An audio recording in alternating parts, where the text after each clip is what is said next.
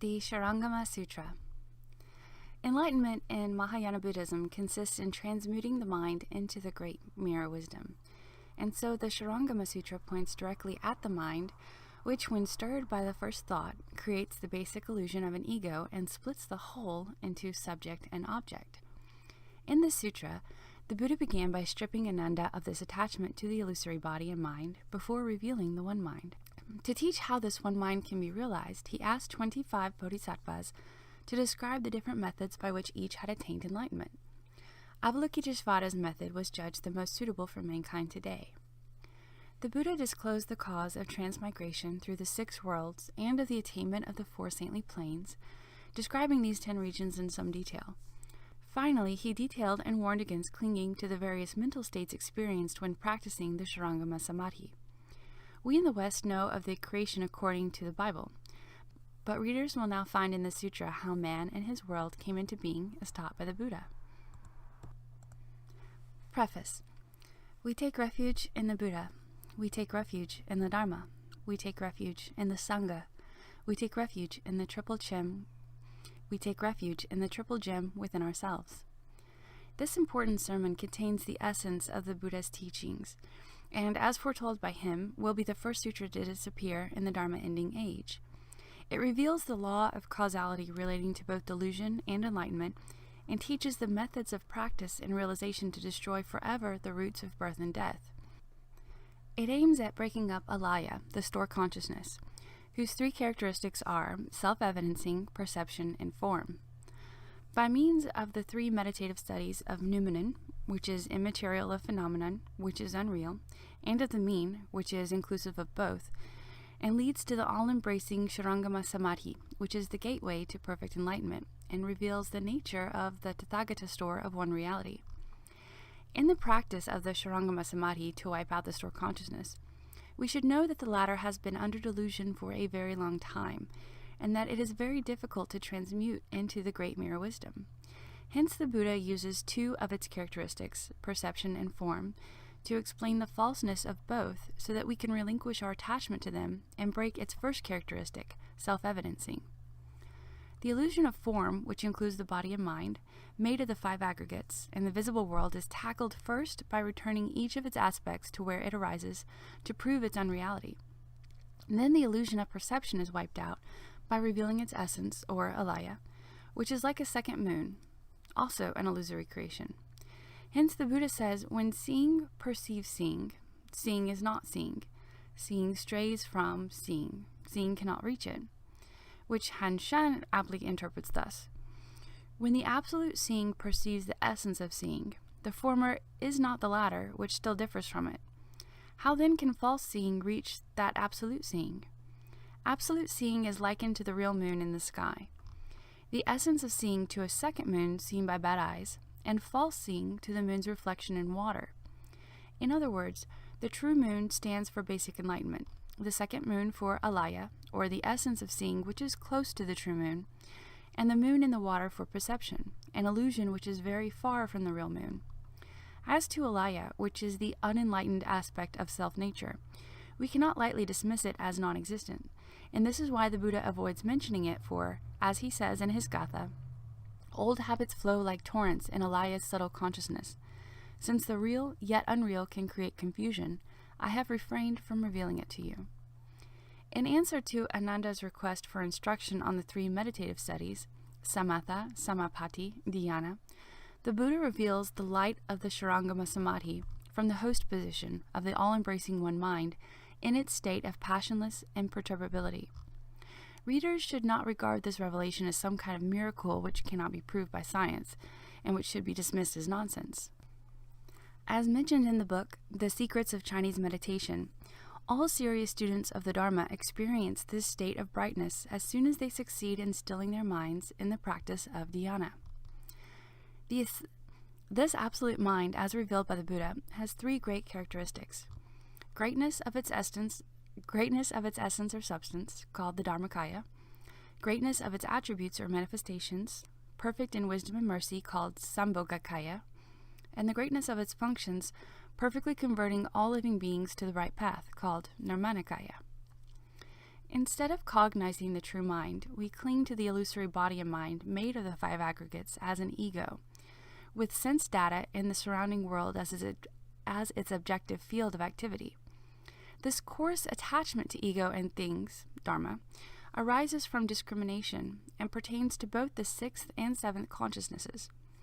The subtle attachment to ego and dharma is inborn. It arises from the seventh consciousness clinging to alaya's perception as an inner ego and its realization of sainthood as dharma. Only after wiping out both the discriminative and inborn attachments can we reach the source of the one mind and attain enlightenment. Hence the three meditative studies which aim at destroying both coarse and subtle clingings. It is much easier to relinquish the discriminative clinging that the inborn attachment, and few practicers succeed in overcoming the latter. This pass is the most difficult one to get through, and only 1 or 2% of practicers can succeed in negotiating it, as said by Han Shan in The Secrets of Chinese Meditation.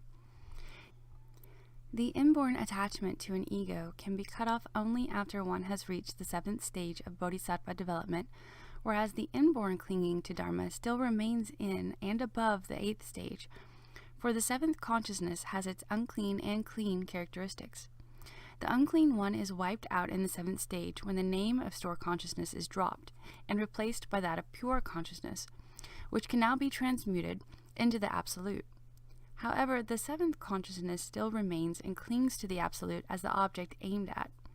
This is the subtle attachment to dharma. Hence the Buddha says, the idea that bodhi mind is created after the samsaric mind has been annihilated pertains to samsara. For this clinging to the absolute that can be attained also implies the duality of subject and object, that is, attachment to dharma. Only after this last attachment has been cut off can enlightenment be realized. These two coarse and subtle attachments do not go beyond the 8th consciousness and its created 5 aggregates, the breaking up of which is the aim of the teaching in this sutra. This sermon deals with basic ignorance caused by the first dim thought of self-awareness as subject and its counterpart, dull emptiness, as object. The dimness so created by mind's separateness is called primordial darkness by non-Buddhist philosophers in the East and is the origin of creation according to the Buddhist teaching, which then explains the 3 subtle causes of unenlightenment: basic ignorance, subject and object, and its 6 coarse conditions: knowledge, responsiveness, attachment, assigning names to objects, karmic activity, and suffering. These 6 conditions result in the manifestation of different forms, such as the world and living beings in the store consciousness. Here begins the law of continuity, that of the physical world resting on the 4 wheels of wind, water, metal, and space, which spring from the illusion thus created, that of living beings of the 4 types of birth, and that of karmic retribution caused by carnality, killing and stealing, the 3 cardinal conditions of birth and death. The Buddha orders the 25 enlightened ones in the assembly to disclose the various means by which they have attained enlightenment, so that others can learn something from them. After their statements of their realization by means of the 6 sense data, 6 sense organs, 6 consciousnesses, and 7 elements of fire, earth, water, wind, space, consciousness, and perception, the world-honored one asks Manjushri for his opinion on these 25 methods. Manjushri praises Avalokiteshvara Bodhisattva for the latter's method by means of the organ of hearing, which is the most suitable for human beings. The Buddha then teaches the assembly the Shurangama mantra and rituals for avoiding all obstructions on the path to enlightenment. The Buddha goes on to explain why living beings are caught in the net of samsara through the 12 types of birth, and how to escape by practicing the 55 gradual stages of bodhisattva development to realize complete enlightenment. As asked by Ananda, he described the realms of hells, the 10 realms each of hungry ghosts, animals, human beings, and seers, the 6 deva realms of desire, the 18 deva realms of form, the 4 deva realms beyond form, and the 4 realms of titans.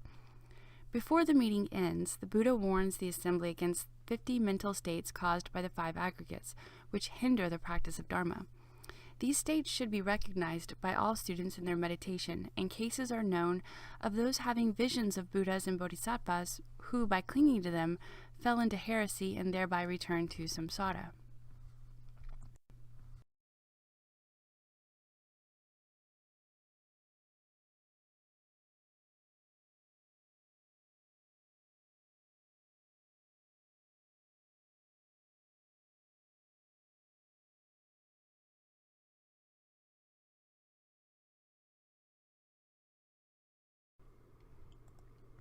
Shurangama Sutra, Chapter 1. Thus I have heard. At one time the Buddha dwelt at the city of Shravasti, in sublime abode of the Jeta Grove, with a gathering of great bhikshus, 1,250 in all. All were great arhats without outflows, disciples of the Buddha who dwelt in and maintained the Dharma. They had fully transcended all existence and were able to perfect the majestic deportment wherever they went. They followed the Buddha in turning the wheel and were wonderfully worthy of the bequest. Stern and pure in the Vinaya, they were great exemplars in the three realms.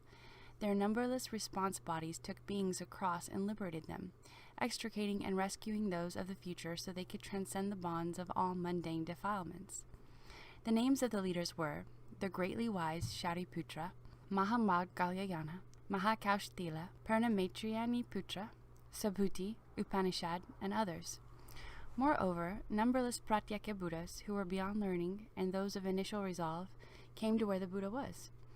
All the bhikshus were there as well, having the pravarana at the close of summer retreat. And there were also bodhisattvas from the 10 directions who desired counsel in order to resolve their doubts. All were respectful and obedient to the compassionate and stately one as they prepared to seek the secret meaning.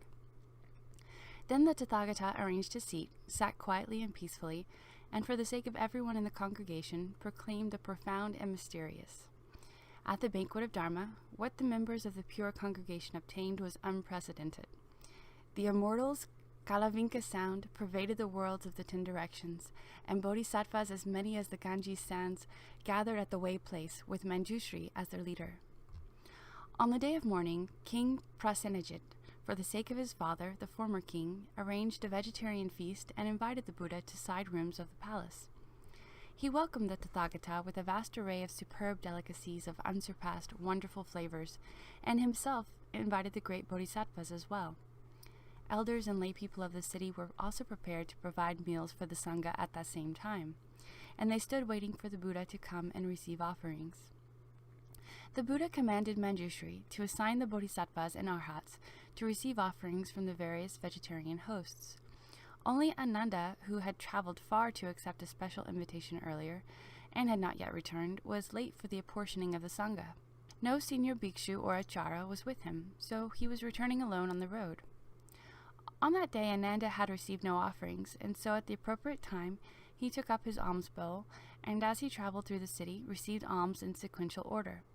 As he set out to receive alms from the first to the last donors, his vegetarian hosts, he thought not to question whether they were pure or impure, whether they were kshtriyas of honorable name or chandalas. While practicing equality and compassion, he would not select merely the lowly, but was determined to perfect all beings' limitless merit and virtue. Ananda was aware that the Tathagata, the Bhagavan, world-honored one, had admonished Subhuti and Mahakashyapa for being arhats whose minds were not fair and equal. He revered the Tathagata's instructions on impartiality for saving everyone from doubt and slander. Having crossed the city moat, he walked slowly through the outer gates, his manner stern and proper as he strictly respected the rules for obtaining vegetarian food. At that time, because Ananda was receiving alms in sequential order, he passed by a house of prostitution and was waylaid by a powerful artifice. On the strength of Kapila's mantra, which came from the Brahma heaven, the daughter of Matanji drew him onto an impure mat. With her licentious body she caressed him until he was on the verge of destroying the precept substance.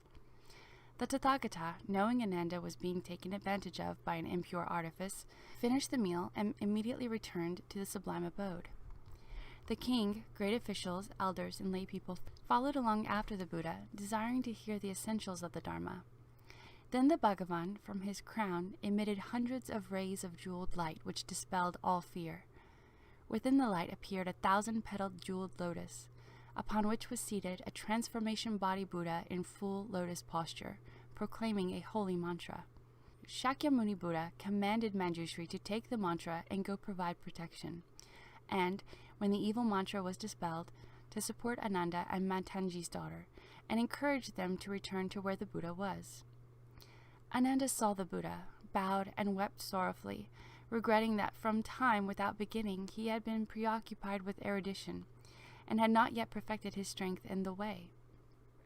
He respectfully and repeatedly requested an explanation of the initial expedients of the wonderful shamatha, samapati, and dhyana, by means of which the Tathagatas of the 10 directions had realized Bodhi. At that time, bodhisattvas as numerous as Ganges sands, great arhats, pratyeka Buddhas, and others from the 10 directions were also present. Pleased at the opportunity to listen, they withdrew quietly to their seats to receive the sagely instruction. The Buddha said to Ananda, "You and I are of the same family and share the affection of this natural relationship.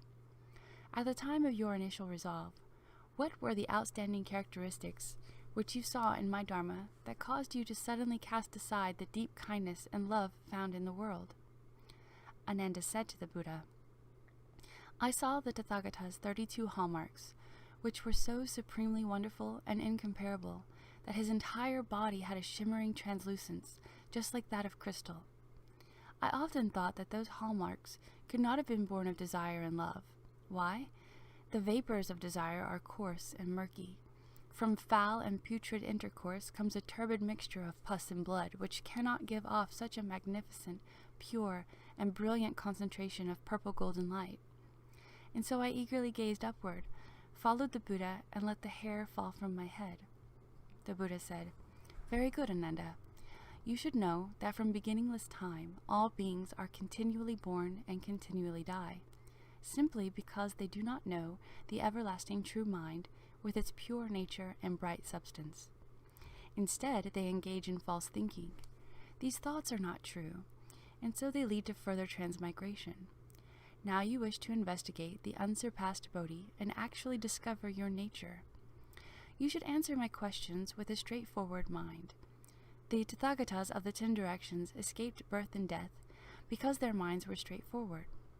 Since their minds and words were consistently in that way, from the beginning through the intermediate stages to the end, they were never in the least evasive. Ananda, I now ask you, at the time of your initial resolve, which arose in response to the Tathagata's 32 hallmarks, what was it that saw those characteristics, and who delighted in them?" Ananda said to the Buddha, "World-honored one, this is the way I experienced the delight. I used my mind and eyes, because my eyes saw the Tathagata's outstanding hallmarks. My mind gave rise to delight. That is why I became resolved and wished to extricate myself from birth and death."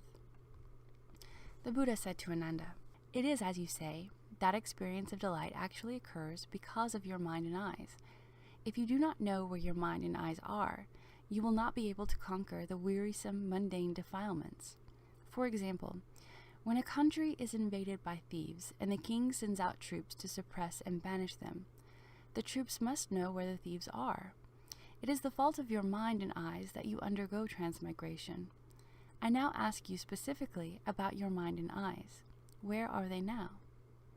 Ananda answered the Buddha, "Bhagavan, all the 10 kinds of beings in the world alike maintain that the mind consciousness dwells within the body, and as I regard the Tathagata's eyes that resemble blue lotuses, they are on the Buddha's face. I now observe that these prominent organs, 4 kinds of defiling objects, are on my face, and my mind consciousness actually is within my body." The Buddha said to Ananda, "You are now sitting in the Tathagata's lecture hall. Where is the Jeta grove that you are gazing at?" "Bhagavan, this great many-storied pure lecture hall is in the garden of the benefactor of the solitary. At present, the Jeta grove is, in fact, outside the hall." Ananda, as you are now in the hall, what do you see first?" "Bhagavan, here in the hall I first see the Tathagata. Next I see the public, and from there I gaze outward. I see the grove and garden." "Ananda, how are you able to see the grove and garden?" "Bhagavan, since the doors and windows of this great lecture hall have been thrown open wide, I can be in the hall and see into the distance." Then, in the midst of the great assembly, the Bhagavan extended his golden arm, rubbed Ananda's crown, and said to Ananda and the public, "There is a samadhi called the King of the Foremost Shurangama at the great Buddha's crown replete with the myriad practices. It is a path wonderfully adorned, and the single door through which the Tathagatas of the 10 directions gain transcendence. You should now listen attentively. Ananda bowed down to receive the compassionate instruction humbly. The Buddha said to Ananda, "It is as you say. When one is in the lecture hall and the doors and windows are open wide, one can see far into the garden and the grove. Could someone in the hall not see the Tathagata and yet see outside the hall?" Ananda answered, "Bhagavan, to be in the hall and not see the Tathagata and yet see the grove and fountains is impossible." Ananda, you are like that too. Your mind is capable of understanding everything thoroughly. Now if your present mind, which thoroughly understands everything, were in your body, then you should first be aware of what is inside your body. Could there be beings who first see the inside of their bodies before observing external phenomena? Even if you cannot see your heart, liver, spleen, and stomach, still you should be able to clearly perceive the growing of your nails and hair, the twist of your sinews, and the throb of your pulse. Why don't you perceive these things? If you cannot perceive your internal organs, how could you perceive what is external to you? Therefore, you should know that declaring that the aware and knowing mind is inside the body is an impossible statement. Ananda bowed his head and said to the Buddha, "Upon hearing the Tathagata proclaim this explanation of Dharma, such a Dharma sound as the Tathagata has proclaimed, I realize that my mind is actually outside my body. How is that possible? For example, a lamp lit in a room will certainly illumine the inside of the room first, and only then will its light be streamed through the doorway to reach the recesses of the hall. Beings not being able to see within their bodies, but only see outside them, is analogous to having a lighted lamp placed outside the room, so that it cannot illumine the room. This principle is clear and beyond all doubt. It is identical with the Buddha's complete meaning, isn't it?" The Buddha said to Ananda, "All these bhikshus, who just followed me to the city of Shravasti to go on sequential alms rounds to obtain balls of food, have returned to the Jeta Grove. I have already finished eating. Observing the bhikshus, do you think that by one person eating, everyone gets full?" Ananda answered, "No, Bhagavan. Why, although these bhikshus are arhats, their physical bodies and lives differ. How could one person's eating enable everyone to be full?" The Buddha told Ananda, "If your mind, which is aware, knows, and sees were actually outside your body and mind would be mutually exclusive and would have no relationship to one another. The body would be unaware of what the mind perceives, and the mind would not perceive the awareness within the body. Now as I show you my hand, which is soft like tula cotton, does your mind distinguish it when your eyes see it?" Ananda answered, "Yes, Bhagavan." The Buddha told Ananda, "If the two have a common perception, how can the mind be outside the body? Therefore, you should know that declaring that the mind, which knows, understands, and is aware, is outside the body, is an impossible statement." Ananda said to the Buddha, "Bhagavan, it is as the Buddha has said. Since I cannot see inside my body, my mind does not reside in the body. Since my body and mind have a common awareness, they are not separate, and so my mind does not dwell outside my body. As I now consider the matter, I know exactly where my mind is." The Buddha said, "So, where is it now?" Ananda said, "Since the mind which knows and understands does not perceive what is inside, but can see outside, upon reflection, I believe it is concealed in the organ of vision. This is analogous to a person placing crystal lenses over his eyes. The lenses would cover his eyes, but would not obstruct his vision. The organ of vision would thus be able to see, and discriminations could be made accordingly, and so my mind is aware and knows, understands, and is aware does not see within because it resides in the organ. It can gaze outside clearly without obstruction for the same reason. It is concealed in the organ."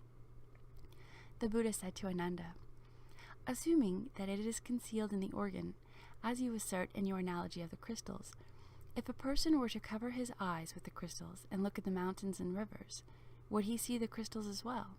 "Yes, world-honored one, if that person were to cover his eyes with the crystals, he would in fact see the crystals." The Buddha said to Ananda, "If your mind is analogous to the eyes covered with the crystals, then when you see the mountains and rivers, why don't you see your eyes? If you could see your eyes, your eyes would not be part of the external environment. But that is not the case.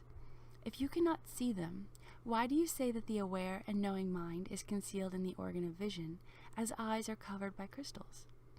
Therefore, you should know that you state the impossible when you say that the mind which knows, understands, and is aware is concealed in the organ of vision in the way that the eyes are covered by crystals. Ananda said to the Buddha, Bhagavan, I now offer this reconsideration. Viscera and bowels lie inside the bodies of living beings, while the apertures are outside. There is darkness within where the bowels are, and light at the apertures. Now as I face the Buddha and open my eyes, I see light. That is seeing outside. When I close my eyes and see darkness, that is seeing within. How does that principle sound? The Buddha said to Ananda, when you close your eyes and see darkness, does the darkness you experience lie before your eyes or not? If it did lie before your eyes, then the darkness would be in front of your eyes. How could that be said to be within? If it were within, then when you were in a dark room without the light of sun, moon, or lamps, the darkness in the room would constitute your vital organs and viscera. If it were not before you, how could you see it? If you assert that there is an inward seeing that is distinct from seeing outside, then when you close your eyes and see darkness, you would be seeing the inside of your body. Consequently, when you open your eyes and see light, why can't you see your own face? If you cannot see your face, then there can be no seeing within. If you could see your own face, then your mind, which is aware and knows, and your organ of vision as well, would have to be suspended in space. How could they be inside? If they were in space, then they would not be part of your body. Otherwise, the Tathagata who now sees your face should be part of your body as well. In that case, when your eyes perceive something, your body would remain unaware of it. If you press the point and insist that the body and eyes each have an awareness, then you should have two perceptions, and your body should eventually become two Buddhas. Therefore, you should know declaring that to see darkness is to see within is an impossible statement. Ananda said to the Buddha, I have often heard the Buddha instruct the four assemblies that since the mind arises, every kind of dharma arises, and that since dharmas arise, every kind of mind arises. As I now consider it, the substance of that very consideration is truly the nature of my mind. Wherever it joins with things, the mind exists in response. It does not exist in any of the three locations, inside, outside, and in between. The Buddha said to Ananda, Now you say that because dharmas arise, every kind of mind arises. Wherever it joins with things, the mind exists in response. But it has no substance. The mind cannot come together with anything. If having no substance, it could yet come together with things, that would constitute a 19th realm brought about by union with the 7th defiling object. But there is no such principle. If it had substance, when you pinch your body with your fingers, would your mind which perceives it come out from the inside or in from the outside? If it came from the inside, then once again, it should be able to see within your body. If it came from the outside, it should see your face first. Ananda said, Seeing is done with the eyes, mental perception is not. To call mental perception seeing doesn't make sense. The Buddha said, Supposing the eyes did the seeing, that would be like being in a room where the doors could see. Also, when a person has died, but his eyes are still intact, his eyes should see things. But how could one be dead if one can still see? Furthermore, Ananda, if your aware and knowing mind in fact had substance, then it would be of a single substance or of many substances. Would its substance perceive the body in which it resides, or would it not perceive it? Supposing it were a single substance, then when you pinched one limb with your fingers, the four limbs would be aware of it. If they were all aware of it, the pinch could not be at any one place. If the pinch is located in one place, then the single substance you propose could not exist. Supposing it was composed of many substances, then you would be many people. Which of those substances would be you? Supposing it were composed of a pervasive substance, the case would be the same as before in the instance of pinching. But supposing it were not pervasive, then when you touched your head and touched your foot simultaneously, The foot would not perceive being touched if the head did. But that is not how you are. Therefore, you should know that declaring that wherever it comes together with things, the mind exists in response is an impossible statement. Ananda said to the Buddha, Bhagavan, I have also heard the Buddha discuss reality with Manjushri and the other disciples of the Dharma King. Bhagavan also said the mind is neither inside nor outside. As I now consider it, it cannot be inside since it cannot see within, and it cannot be outside since in that case there would be no shared perception. Since it cannot see inside, it cannot be inside, and since the body and mind do have shared perception, it does not make any sense to say it is outside. Therefore, since there is a shared perception, and since there is no seeing within, it must be in the middle. The Buddha said, You say it is in the middle. That middle must not be haphazard or without a fixed location. Where is this middle that you propose? Is it an external place, or is it in the body? If it were in the body, the surface of the body cannot be counted as being in the middle. If it were in the middle of the body, that would be the same as being inside. If it were in an external place, would there be some evidence of it or not? If there would not be any evidence of it, that amounts to it not existing at all. If there were some evidence of it, then it would have no fixed location. Why not? Suppose that middle were indicated by a marker. When seen from the east, it would be to the west, and when seen from the south, it would be to the north. Just as such a tangible marker would be unclear, so too the location of the mind would be chaotic. Ananda said, The middle I speak of is neither one of those. As Bhagavan has said, the eyes and forms are the conditions which create the eye consciousness. The eyes make discriminations, forms have no perception, but a consciousness is created between them. That is where my mind is. The Buddha said, If your mind were between the eyes and their object, would such a mind substance combine with the two or not? If it did combine with the two, then objects and the mind substance would form a chaotic mixture.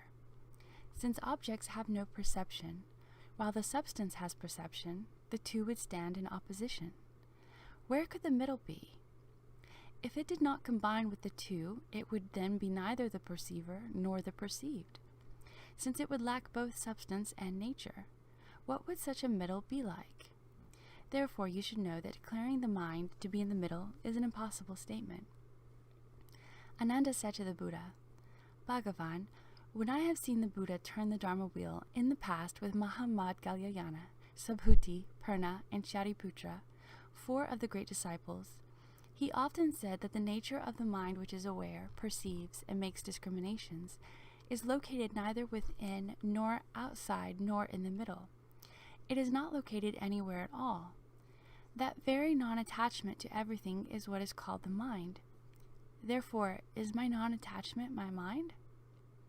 The Buddha said to Ananda, You say that the mind, with its aware nature that perceives and makes discriminations, is not located anywhere at all. Everything existing in the world consists of space, the waters and the land, the creatures that fly and walk, and all external objects. Would your non-attachment also exist? If it did not exist, it would be the same as fur on a tortoise or horns on a rabbit. Just what would that non-attachment be? If non-attachment did exist, it couldn't be described as a negation. The absence of attributes indicates negation. Anything not negated has attributes. Anything with attributes exists. How could that define non-attachment? Therefore, you should know that to declare the aware, knowing mind is non-attachment to anything is an impossible statement. Then Ananda rose from his seat in the midst of the great assembly, uncovered his right shoulder, placed his right knee on the ground, respectfully put his palms together, and said to the Buddha, I am the Tathagata's youngest cousin. I have received the Buddha's compassionate regard and have left the home life, but I have been dependent on his affection, and as a consequence have pursued erudition, and am not yet without outflows. I could not overcome the Kapila mantra. I was swayed by it and almost went under in that house of prostitution, all because I did not know how to reach the realm of reality. I only hope that Bhagavan, out of great kindness and sympathy, will instruct us in the path of shamatha, to guide the ichantikas and overflow the malekas. After he finished speaking, he placed his 5 limbs on the ground, and then, along with the entire great assembly, stood in anticipation, waiting eagerly and respectfully to hear the instructions. Then the Bhagavan radiated from his face various kinds of lights as dazzlingly brilliant as hundreds of thousands of suns. The Buddha realms quaked pervasively in 6 ways, and thus lands as many as atoms of the universe throughout the 10 directions appeared simultaneously. The Buddha's stateliness and sacrosanctity caused all the realms to unite into a single one. In these realms, all the great bodhisattvas, while remaining in their own countries, put their palms together and listened. The Buddha said to Ananda, "From beginningless time onward, all living beings, and in all kinds of upside-down ways, have created seeds of karma which naturally run their course, like the aksha cluster. The reason that cultivators cannot accomplish unsurpassed bodhi, but instead reach the level of hearers, or of those enlightened to conditions, or become accomplished in externalist ways as heaven dwellers, or as demon kings, or as members of the demons' retinues, is that they do not know the 2 fundamental roots, and so are mistaken and confused in their cultivation. They are like one who cooks sand in the hope of creating savory delicacies. They may do so for as many eons as there are atoms in the universe, but in the end they will not obtain what they want. What are the 2? Ananda, the first is the root of beginningless birth and death, which is the mind that seizes upon conditions, and that you and all living beings now make use of, taking it to be your own nature. The second is the primal pure substance of beginningless bodhi nirvana. It is the primal bright essence of consciousness that can bring forth all conditions. Due to these conditions, you consider it to be lost. Having lost sight of that original brightness, although beings use it to the end of their days, they are unaware of it and unintentionally enter the various destinies. Ananda, you now wish to know about the path of shamatha with the hope of quitting birth and death. I will now question you further." Then the Tathagata raised his golden-colored arm and bent his 5 webbed fingers as he asked Ananda, "Do you see?" Ananda said, "I see." The Buddha said, "What do you see?" Ananda said, "I see the Tathagata raise his arm and bend his fingers into a fist of light which dazzles my mind and eyes." The Buddha said, "What do you see it with?" Ananda said, "The members of the Great Assembly and I each see it with our eyes." The Buddha said to Ananda, "You have answered me by saying that the Tathagata bends his fingers into a fist of light which dazzles your mind and eyes. Your eyes are able to see, but what is the mind that is dazzled by my fist?" Ananda said, "The Tathagata is asking where the mind is located. Now that I use my mind to search for it thoroughly, I propose that precisely that which is able to investigate is my mind." The Buddha exclaimed, "Hey, Ananda, that is not your mind."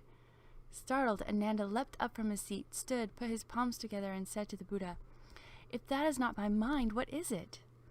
The Buddha said to Ananda, "It is your perception of false appearances based on external objects, which causes your true nature to be diluted, and has caused you from beginningless time to present your life, to take a thief for your son, to lose your eternal source, and to undergo transmigration."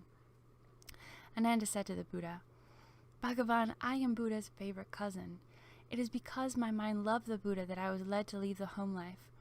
With my mind I not only make offerings to the Tathagata, but also in passing through lands as many as the grains of sand in the Ganges River, to serve all Buddhas and good, wise advisors, and in marshalling great courage to practice every difficult aspect of the Dharma, I always use my mind. Even if I were to slander the Dharma and eternally sever my good roots, it would also be because of this mind. If this is not my mind, then I have no mind, and I am the same as a clod of earth or a piece of wood, because nothing exists apart from the awareness and knowing. Why does the Tathagata say this is not my mind? I am startled and frightened, and not one member of the Great Assembly is without doubt. I only hope that Bhagavan will regard us with compassion and instruct those who have not yet awakened." Then the Bhagavan gave instruction to Ananda and the Great Assembly, wishing to cause their minds to enter the state of patience with the non-existence of beings and dharmas. From the lion's seat he rubbed Ananda's crown and said to him, "The Tathagata has often said that all dharmas that arise are only manifestations of the mind. All causes and effects, the worlds as many as atoms of universe, take on substance because of the heart. Ananda, if we regard all the things in the world, including blades of grass as strands of silk, examining them at their fundamental source, each is seen to have a nature. Even an empty space has a name and an appearance. And so how could the clear, wonderful, pure, bright mind, the essence of all thought, itself be without substance? If you insist that the nature which is aware, observes, and knows is the mind, then apart from all forms, smells, tastes, and tangibles, apart from the workings of all the defiling objects, that mind should have its own complete nature. And yet now, as you listen to my Dharma, it is because of sound that you are able to make distinctions. Even if you could put an end to all seeing, hearing, awareness, and knowing, and maintain an inner composure, the shadows of your discrimination of dharmas would remain. I do not insist that you grant that it is not the mind, but examine your mind in minute detail to see whether there is a discriminating nature apart from the sense objects. That would truly be your mind. If the discriminating nature you discover has no substance apart from objects, then that would make it just a shadow of discriminations of mental objects. The objects are not eternal, and when they pass out of existence, such a mind would be like fur on a tortoise or horns on a rabbit. In that case, your Dharma body would come to an end along with it.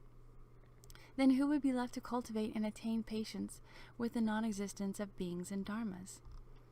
At that point, Ananda and everyone in the great assembly was speechless and at a total loss. The Buddha said to Ananda, "There are cultivators in the world who, although they realize the 9 successive stages of samadhi, do not achieve the extinction of outflows or become arhats, all because they are attached to birth and death and false thinking, and mistake these for what is truly real. That is why now, although you were highly erudite, you have not realized sagehood." When Ananda heard that, he again wept sorrowfully, placed his 5 limbs on the ground, knelt on both knees, put his palms together, and said to the Buddha, "Since I followed the Buddha and left home, I have relied on the Buddha's stateliness and sacrosanctity. I have often thought, there is no reason for me to toil at cultivation, expecting that the Tathagata would bestow samadhi upon me. I never realized that he could not stand in for me in body or mind. Thus I lost my original mind, and although my body has left the home life, my mind has not entered the way. I am like the poor son who renounced his father and roamed around.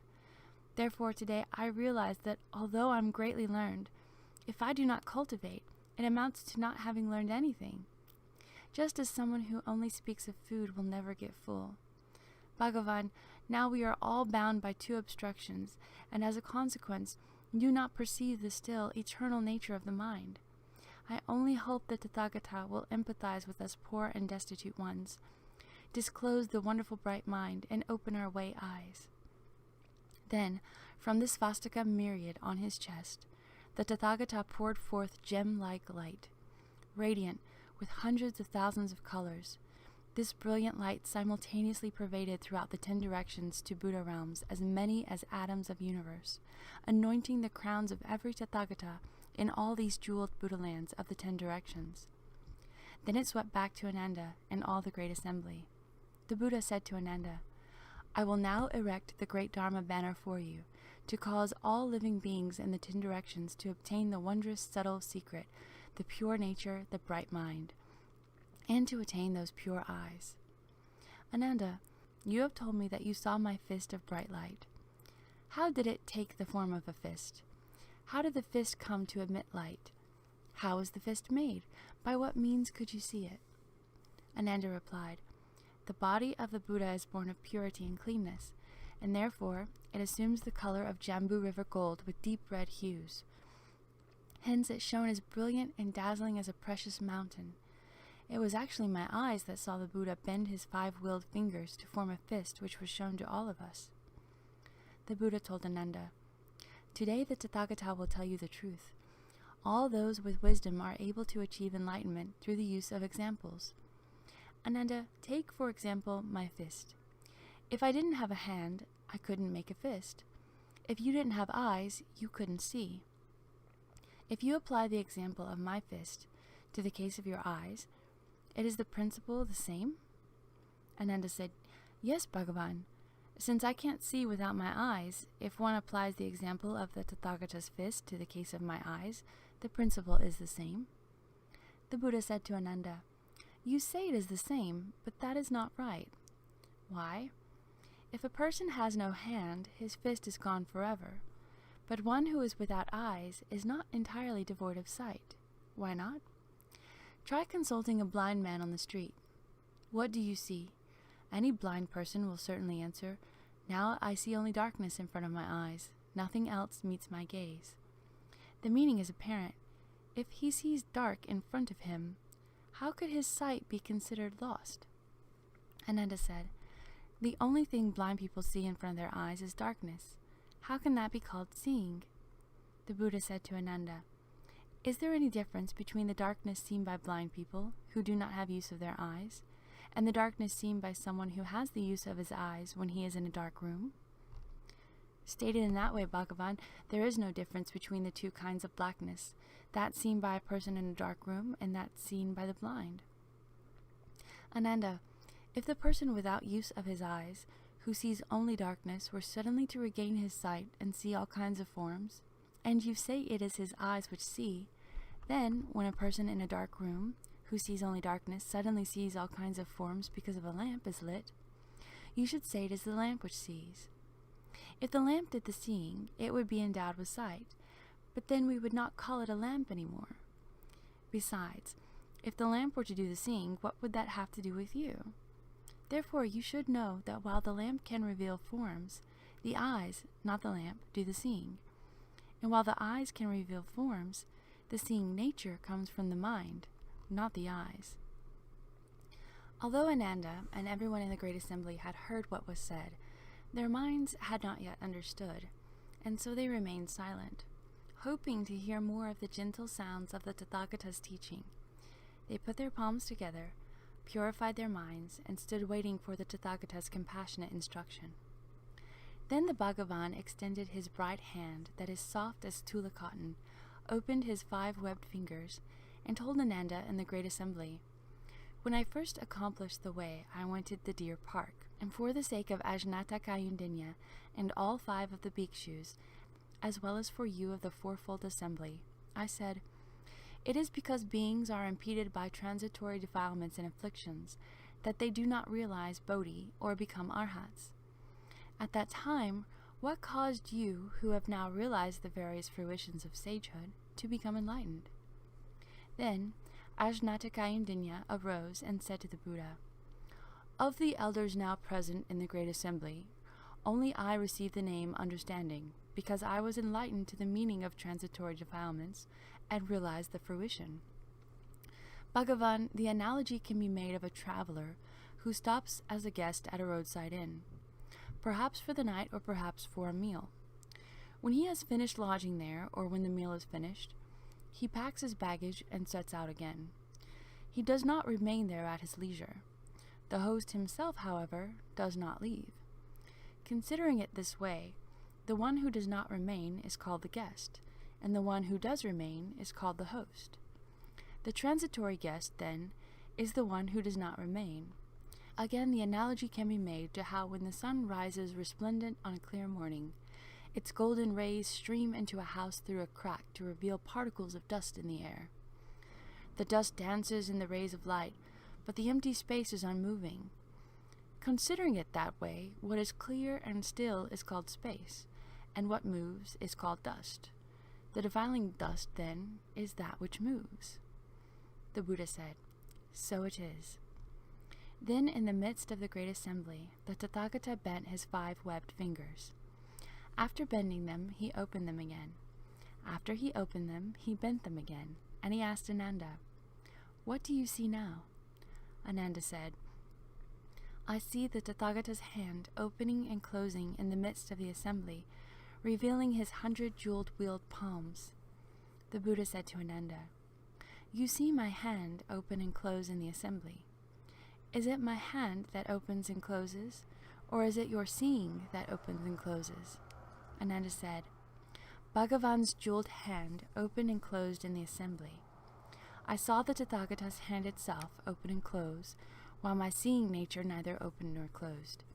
The Buddha said, "What moved and what was still?" Ananda said, "The Buddha's hand did not remain at rest, and since my seeing nature is beyond even stillness, how could it not be at rest?"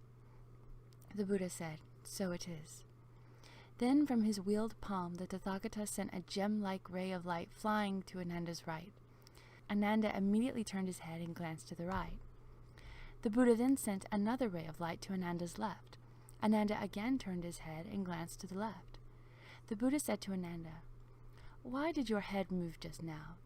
Ananda said, "I saw the Tathagata emit a wonderful gem-like light, which flashed by my left and right, so I looked left and right. My head moved by itself." Ananda, when you glanced at the Buddha's light and moved your head left and right, was it your head that moved or your seeing that moved? Bhagavan, my head moved itself. Since my seeing nature is beyond even cessation, how could it move? The Buddha said, "So it is." Then the Tathagata told everyone in the assembly, "Normally beings would say that the defiling dust moves and that the transitory guest does not remain. You have observed that it was Ananda's head moved, and yet his seeing did not move.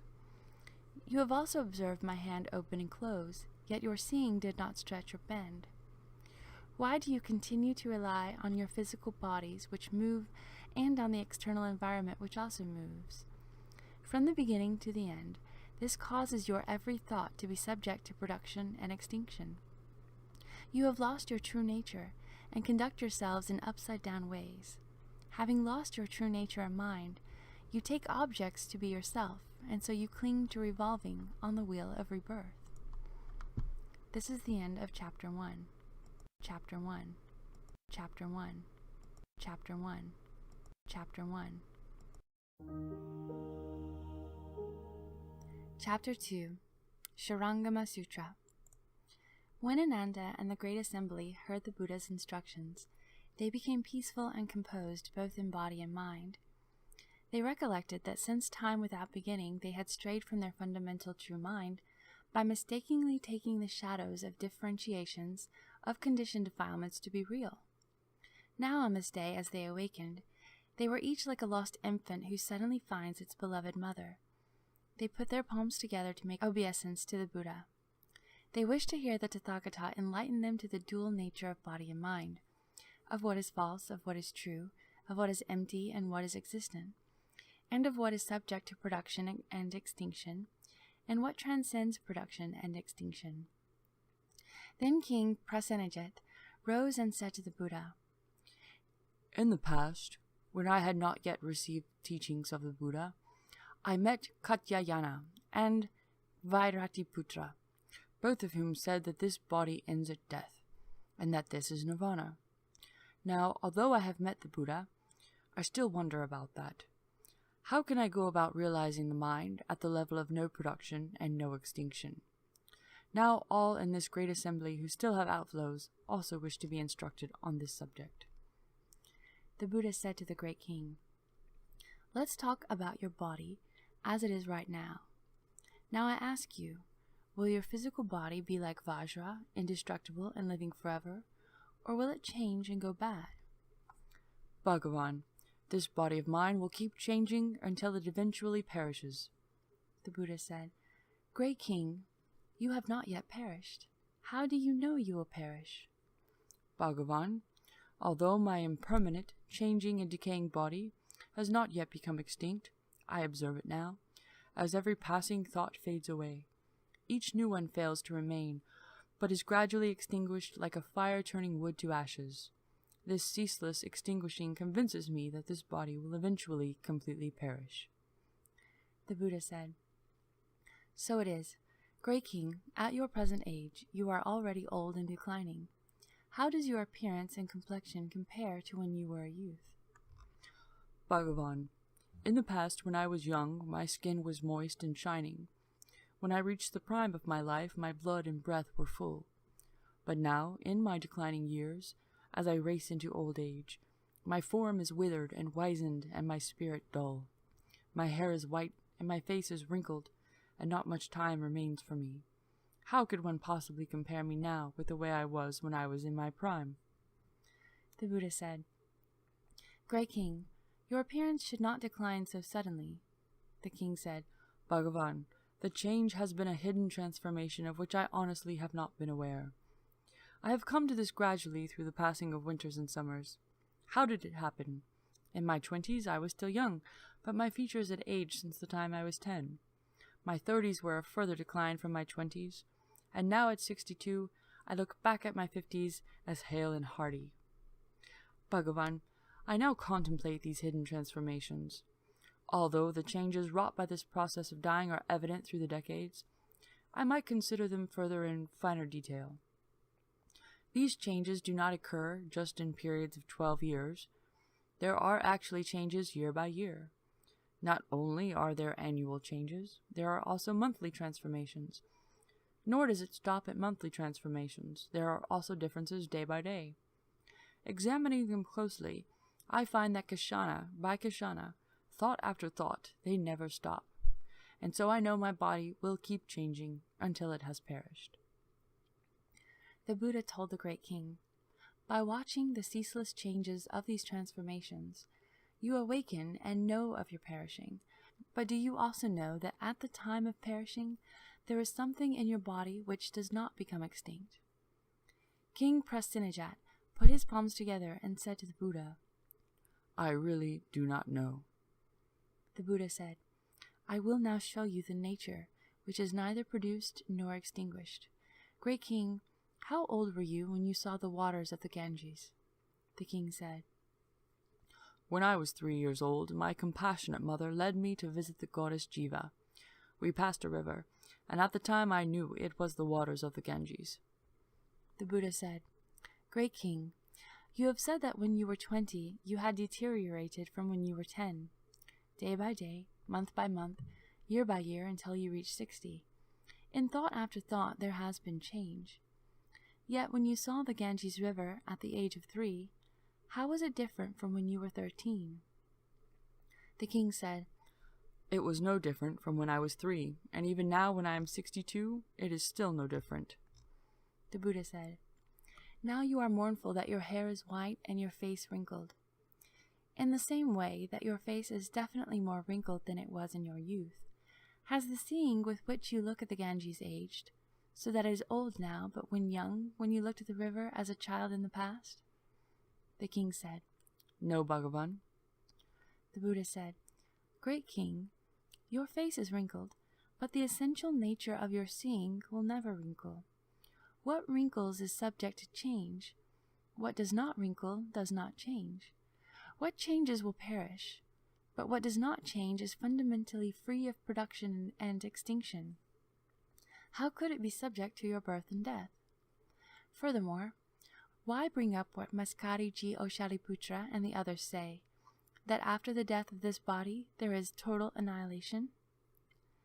The king heard these words, believed them, and realized that when the life of this body is finished, there will be rebirth. He and the entire great assembly were greatly delighted at having obtained what they never had before. Ananda then arose from this seat, made obeisance to the Buddha, put his palms together, knelt on both knees, and said to the Buddha, "Bhagavan, if this seeing and hearing are indeed neither produced nor extinguished, why did Bhagavan refer to us people as having lost our true natures, and as going about things in an upside-down way? I hope that Bhagavan will give rise to great compassion and wash my dust and defilement away." Then the Tathagata let his golden-colored arm fall so his webbed fingers pointed downward, and demonstrating this to Ananda, he said, "You see the position of my hand. Is it right side up or upside down?" Ananda said, "Beings in the world take it to be upside down. I myself do not know what is right side up and what is upside down." The Buddha said to Ananda, "If the people of the world take this as upside down, what do the people of the world take to be right side up?"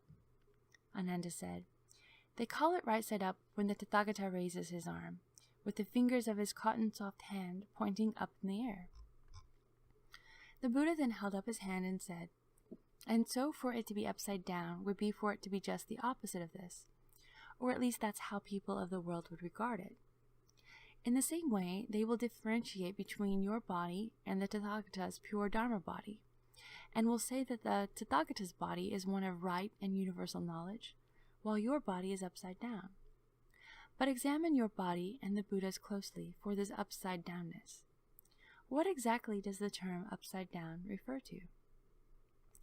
Thereupon, Ananda and the entire Great Assembly were dazed and stared unblinking at the Buddha. They did not know in what way their bodies and minds were upside down. The Buddha's compassion arose as he empathized with Ananda and all in the Great Assembly, and he spoke to the Great Assembly in a voice that swept over them like the ocean tide. All of you good people, I have often said that all conditions that bring about forms, and the mind as well as dharmas pertaining to the mind, and all the conditioned dharmas are manifestations of the mind only. Your bodies and your minds all appear within the wonder of the bright, true, essential, magnificent mind. Why do I say that you have lost track of what is fundamentally wonderful, the perfect, wonderful, bright mind, and that in the midst of your gem-like, bright, and wonderful nature, you wallow in confusion while being right within enlightenment? Mental dimness turns into emptiness. This emptiness, in the dimness, unites with darkness to become form. Form mixes with false thinking, and the thoughts take shape and become the body. As causal conditions come together, there are perpetual internal disturbances which tend to gallop outside. Such inner turmoil is often mistaken for the nature of the mind. Once that is mistaken to be the mind, a further delusion determines that it is located in the physical body. You do not know that the physical body, as well as the mountains, the rivers, empty space, and the great earth, are all within the wonderful, bright, true mind. Such a delusion is like ignoring hundreds of thousands of clear, pure seas, and taking notice of only a single bubble, seeing it as the entire ocean, as the whole expanse of the great and small seas. Refuting the false perception to eliminate the fourth aggregate and reveal the non-existence of the seventh consciousness, Ananda's wrong view. You people are doubly deluded among the deluded. Such delusion does not differ from that caused by my lowered hand. The Tathagata says you are pathetic. Having received the Buddha's compassionate rescue and profound instruction, Ananda wept, folded his hands, and said to the Buddha, I have heard these wonderful sounds of the Buddha and have awakened to the primal perfection of the wonderful bright mind as being the eternally dwelling mind ground. But now in awakening to the Dharma sounds that the Buddha is speaking, I know that I have been using my conditioned mind to regard and revere them. Having just become aware of that mind, I dare yet claim to recognize that fundamental mind ground. I pray that the Buddha will be compassionate and with his perfect voice explain to us in order to pull our doubts out by the roots and enable us to return to the unsurpassed way. Unreality of illusory causes. The Buddha told Ananda, you and others like you still listen to the Dharma with the conditioned mind, and so the Dharma becomes conditioned as well, and you do not obtain the Dharma nature. This is similar to a person pointing his finger at the moon to show it to someone else. Guided by the finger, the other person should see the moon. If he looks at the finger instead and mistakes it for the moon, he loses not only the moon, but the finger also. Why? Because he mistakes the pointing finger for the bright moon.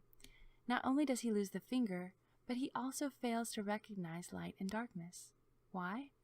He mistakes the solid matter of the finger for the bright nature of the moon, and so he does not understand the two natures of light and darkness. The same is true of you. If you take what distinguishes the sound of my speaking Dharma to be your mind, then that mind itself, apart from the sound which is distinguished, should have a nature which makes distinctions.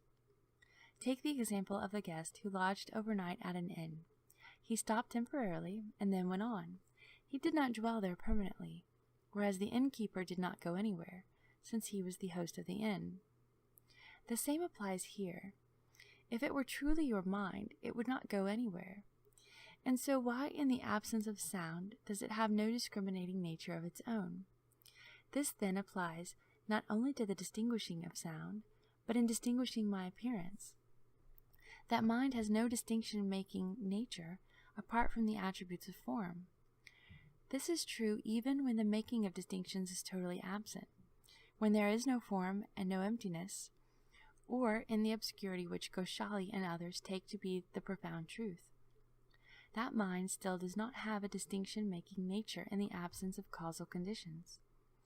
How can we say that the nature of that mind of yours plays the part of host, since everything perceived by it can be returned to something else?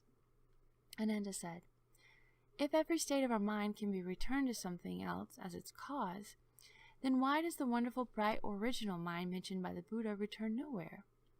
We only hope that the Buddha will empathize with us and explain this for us. The Buddha said to Ananda, as you now look at me, the essence of your seeing is fundamentally bright.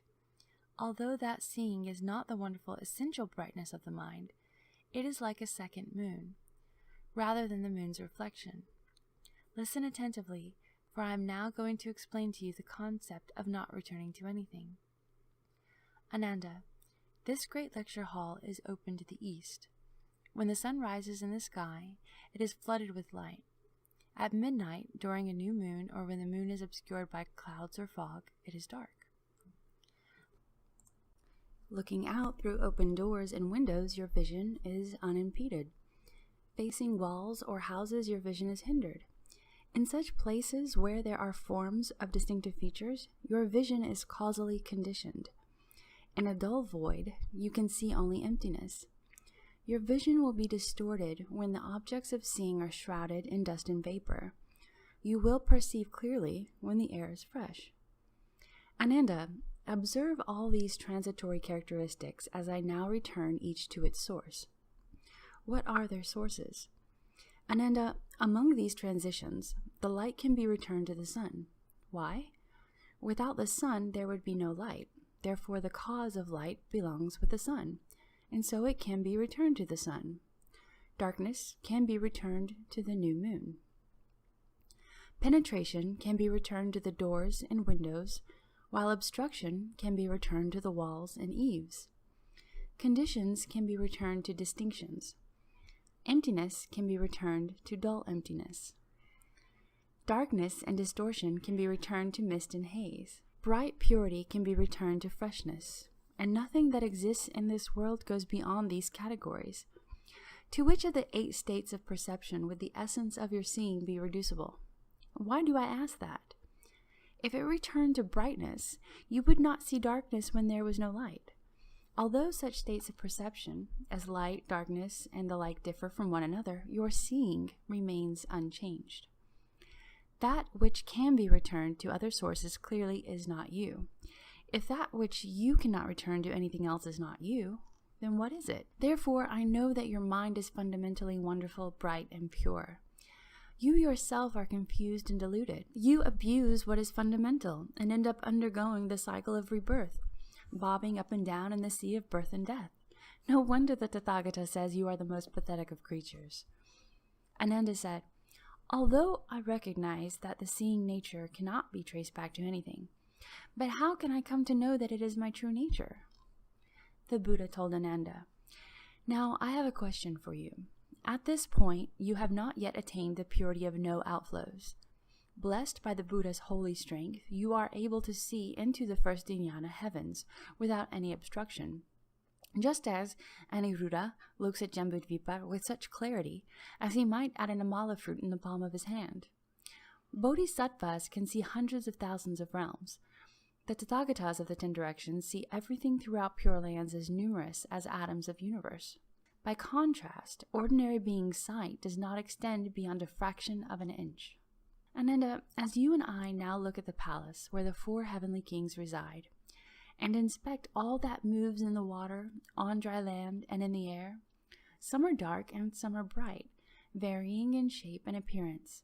And yet all of these are nothing but the dust before us, taking solid form only through our own distinction making. Among them you should distinguish which is self and which is other. I ask you now to select from within your seeing which is the substance of the self and which is the appearance of things. Ananda, if you take a good look at everything, everywhere, within the range of your vision extending from the palaces of the sun and moon to the 7 gold mountain ranges, all that you see is phenomena of different features and degrees of light. At closer range, you will gradually see clouds floating, birds flying, wind blowing, dust rising, trees, mountains, streams, grasses, seeds, people, and animals, all of which are phenomena, but none of which are you. Ananda, all phenomena, near and far, have their own nature. Although each is distinctly different, they are seen with the same pure essence of seeing. Thus, all the categories of phenomena have their individual distinctions. But the seeing nature has no differences. That essential, wonderful brightness is most certainly your seeing nature. If seeing were a phenomenon, then you should also be able to see my seeing. If we both looked at the same phenomenon, you would also be seeing my seeing. Then, when I'm not seeing, why can't you see my not seeing? If you could see my not seeing, it clearly would not be the phenomenon that I am not seeing. If you cannot not see my not seeing, then it is clearly not a phenomena. How could it not be you? Besides that, if your seeing a phenomena was like that, then when you saw things, things should also see you. With substance and nature mixed together, you and I and everyone in the world would no longer be distinguishable from each other. Ananda, when you see, it is you who sees, not me. The seeing nature pervades everywhere. Whose is it if not yours? Why do you have doubts about your own true nature and come to me seeking verification, thinking your nature is not true? Ananda said to the Buddha, Bhagavan, given that this seeing nature is certainly mine and no one else's, when the Tathagata and I regard the hall of the 4 heavenly kings, with its supreme abundance of jewels, or stay at the palace of the sun and moon, this seeing completely pervades the lands of the Saha world. Upon returning to the sublime lecture hall, the seeing only observes the monastic grounds, and once inside the pure central hall, it only sees the eaves and corridors. Bhagavan, that is how the seeing is. At first its substance pervaded everywhere throughout the one realm, but now in the midst of this room it fills one room only. Does the seeing shrink from great to small, or do the walls and eaves press in and cut it off? Now, I do not know where the meaning of this lies and hope the Buddha will extend his vast compassion and proclaim it for me thoroughly. The Buddha told Ananda, all the aspects of everything in the world, such as big and small, inside and outside, amount to the dust before you. Do not say the seeing stretches and shrinks. Consider the example of a square container in which a square of emptiness is seen. I ask you further, is the square emptiness that is seen in the square container a fixed square shape? Or is it not fixed as a square shape? If it is a fixed square shape, when it is switched to a round container, the emptiness would not be round. If it is not a fixed shape, then when it is in the square container, it should not be a square-shaped emptiness. You say you do not know where the meaning lies. The nature of the meaning being thus, how can you speak of its location? Ananda, if you wished there to be neither squareness nor roundness, you would only need to remove the container. The essential emptiness has no shape, and so do not say that you would also have to remove the shape from the emptiness. If, as you suggest, your seeing shrinks and becomes small when you enter a room, then when you look up at the sun, shouldn't your seeing be pulled out until it reaches the sun's surface? If walls and eaves can press in and cut off your seeing, then why, if you were to drill a small hole, wouldn't there be evidence of the seeing reconnecting? And so that idea is not feasible. From beginningless time until now, all beings have mistaken themselves for phenomena, and, having lost sight of their original mind, are influenced by phenomena, and end up having the scope of their observations defined by boundaries large and small. If you can influence phenomena, then you are the same as the Tathagata. With body and mind perfect and bright, you are your own unmoving wayplace. The tip of a single fine hair can completely contain the lands of the 10 directions. Ananda said to the Buddha, Bhagavan, if this seeing essence is indeed my wonderful nature should not be right in front of me. The seeing being truly me, what then are my present body and mind? Yet it is my body and mind which make distinctions, whereas the seeing does not make distinctions and does not discern my body. If it were really my mind which caused me to see now, then the seeing nature would actually be me, and my body would not be me. How would that differ from the question that Tathagata asked about phenomena being able to see me? I only hope the Buddha will extend his great compassion and explain for those who have not yet awakened.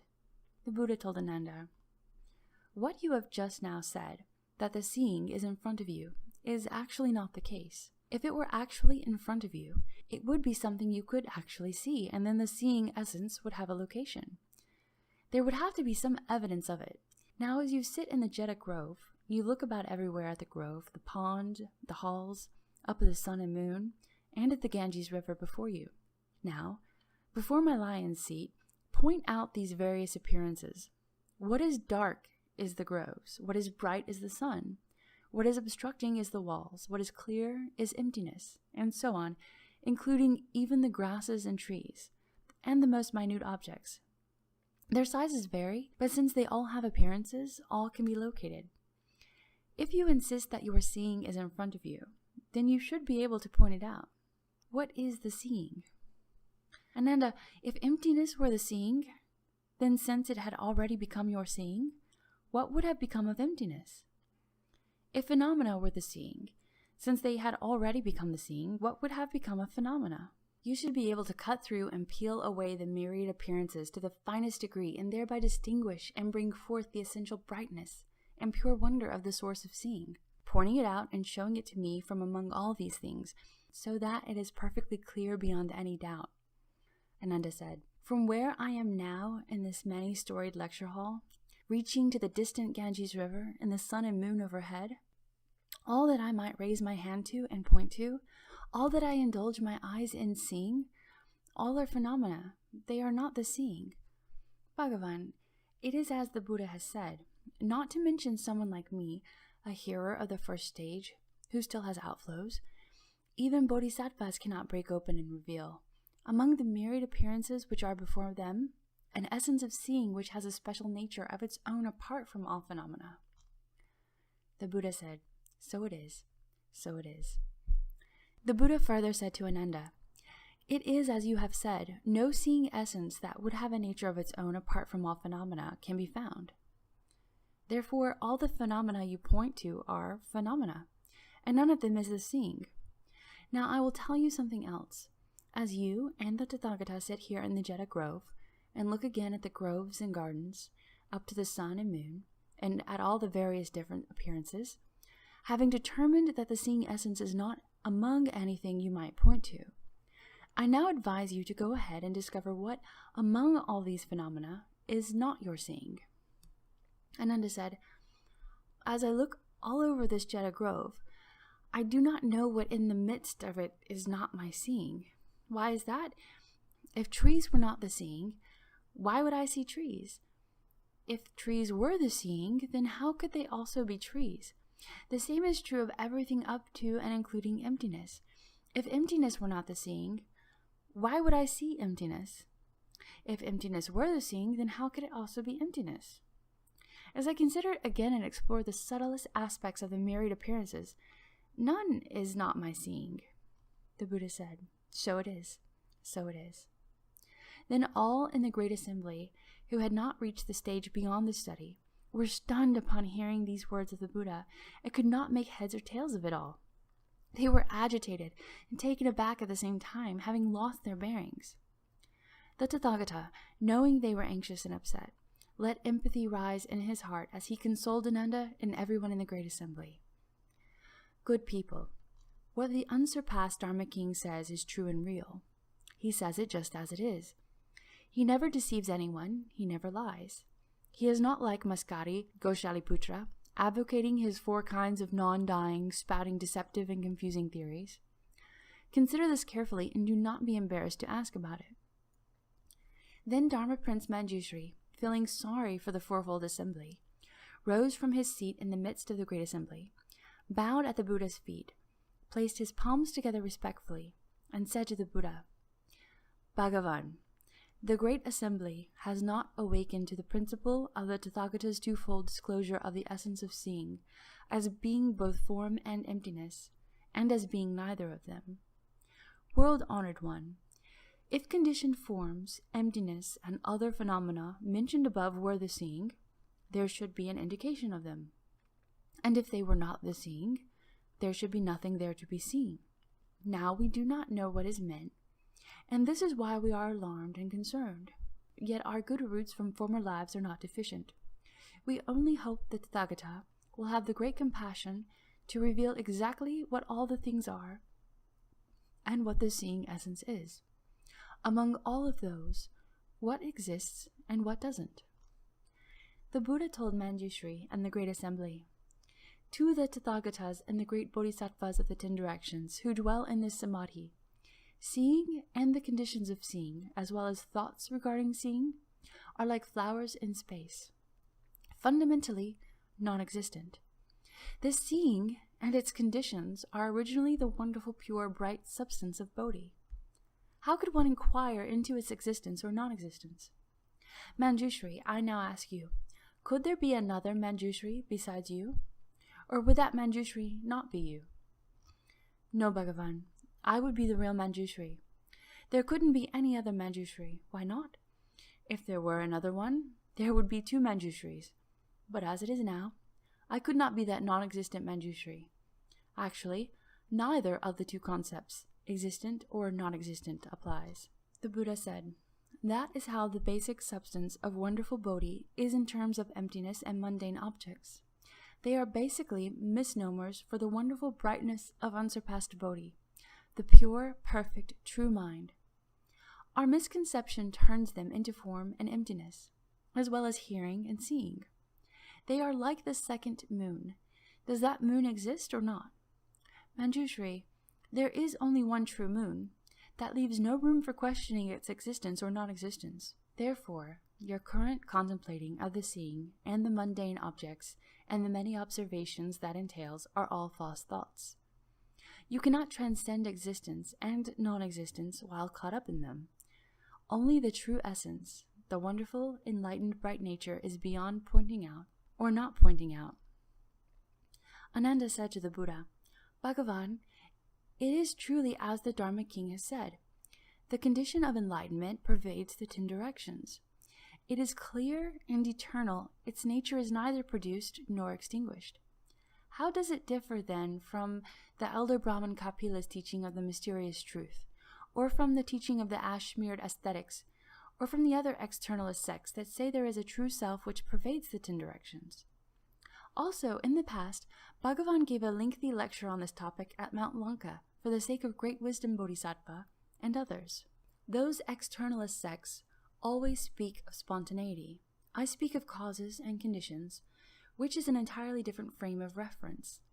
Now, as I contemplate original enlightenment in its natural state, as being neither produced nor extinguished, and as apart from all empty falseness and inversion, it seems to have nothing to do with your causes and conditions or the spontaneity advocated by others. Would you please enlighten us on this point so we can avoid joining those deviant views, thus enabling us to obtain the true mind, the bright nature of wonderful enlightenment? The Buddha told Ananda, Now I have instructed you with such expedients in order to tell you the truth.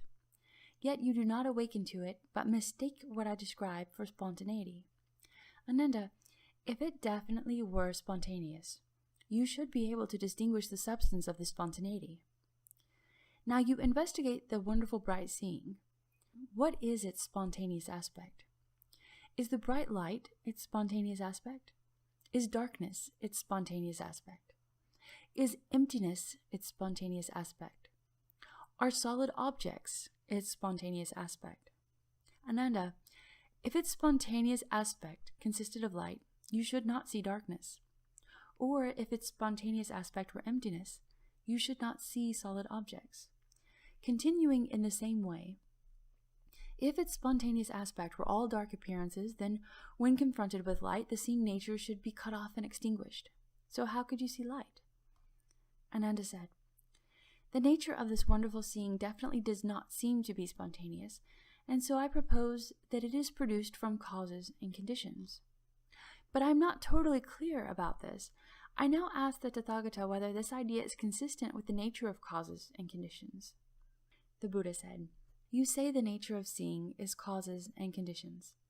I ask you about that because you are now seeing. The seeing nature manifests. Does this seeing exist because of light?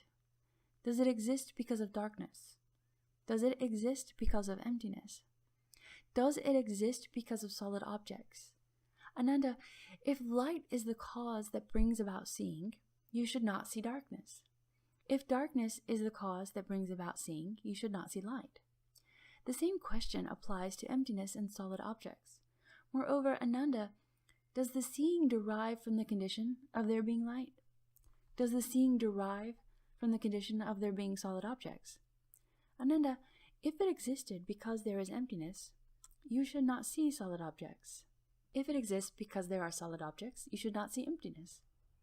It would be the same with light or darkness as it would be with emptiness or solid objects. Thus you should know that the essential, enlightened, wonderful brightness is due to neither causes nor conditions, nor does it arise spontaneously, nor is it the negation of spontaneity. It is neither a negation nor the denial of a negation. All dharmas are defined as being devoid of any attributes. Now in the midst of them, how can you use your mind to make distinctions that are based on clever debate and technical jargon? To do that is like grasping at empty space. You only end up tiring yourself out. How could empty space possibly yield to your grasp?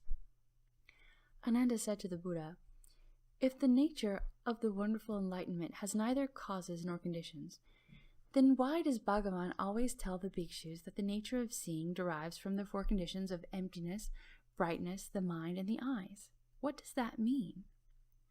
The Buddha said, Ananda, what I have spoken about causes and conditions in the mundane sense does not describe the primary meaning. Ananda, I ask you again, people in the world say, I can see. What is that seeing, and what is not seeing?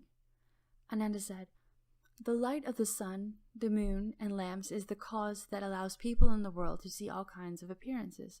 That is called seeing. Without these three kinds of light, they would not be able to see. Ananda, if you say there is no seeing in the absence of light, then you should not see darkness. If in fact you do see darkness, which is just a lack of light, how can you say there is no seeing?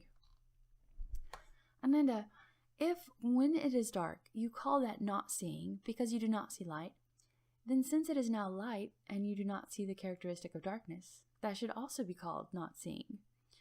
Thus both aspects would be called not seeing.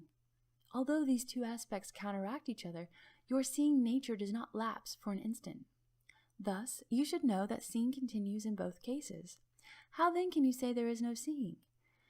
Therefore, Ananda, you should know that when you see light, the seeing is not the light. When you see darkness, the seeing is not the darkness. When you see emptiness, the seeing is not the emptiness.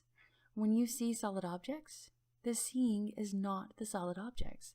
And by extension of these four facts, you should also know that when you see your seeing, the seeing is not that seeing. Since the former seeing is beyond the latter cannot reach it. Such being the case, how can you describe it as being due to causes and conditions or spontaneity, or that it has something to do with mixing and uniting? You narrow-minded hearers are so inferior and ignorant that you are unable to penetrate through the purity of ultimate reality. Now I will continue to instruct you. Consider well what is said. Do not become weary or negligent on the wonderful road to Bodhi. Ananda said to the Buddha, Bhagavan, we have still not understood what the Buddha, the Bhagavan, has explained for me and for others like me about causes and conditions, spontaneity, the attributes of mixing and uniting, and the absence of mixing and uniting. And now to hear further that seeing that can be seen is not the seeing adds yet another layer of confusion. Humbly, I hope that with your vast compassion you will bestow upon us the great wisdom eye, so as to show us the bright, pure, enlightened mind. After saying this, he wept, made obeisance, and waited to receive the sacred instruction. Then the Bhagavan, out of pity for Ananda and the great assembly, began to explain extensively the wonderful path of cultivation for all samadhis of the great Dharani, and said to Ananda, although you have a keen memory, it only benefits your extensive learning, but your mind has not yet understood the subtle secret contemplation and illumination of shamatha. Listen attentively now as I explain it for you in detail, and cause all those of future who have outflows to obtain the fruition of Bodhi. Ananda, All living beings turn in the cycle of rebirth in this world because of two upside-down discriminating false views. Wherever these views arise, they cause one to revolve through the cycle in accord with their corresponding karma. What are the two views? The first consists of the false view based on living beings' individual karma. The second consists of the false view based on living beings' collective karma. What is meant by false views based on individual karma? Ananda, take for example someone who has cataracts on his eyes, so that at night he alone sees around the lamp a circular reflection composed of layers of 5 colors. What do you think? Are the colors that compose the circle of light that appears around the lamp at night created by the lamp, or are they created by the seeing? Ananda, if the colors were created by the lamp, why is it that someone without the disease does not see the same thing, and only the one who is diseased sees the circular reflection? If the colors were created by the seeing, then the seeing would have already become colored. What then should the circular reflection that the diseased person sees to be called? Moreover, Ananda, if the circular reflection were a thing in itself, apart from the lamp, then it should be seen around the folding screen, the curtain, the table, and the mats. On the other hand, if it had nothing to do with the seeing, the eyes should not see it. So why does the man with cataracts see the circular reflections with his eyes? Therefore you should know that in fact the colors originate from the lamp, and the disease of the seeing brings about the reflection. Both the circular reflection and the faulty seeing are the result of the cataract, but that which sees the diseased film is not sick. Thus you should not say that the cause is the lamp or the seeing, or neither the lamp nor the seeing. Consider the example of which is neither substantial nor a reflection. This is because the double image of the moon is merely a result of applying pressure on the eyeball.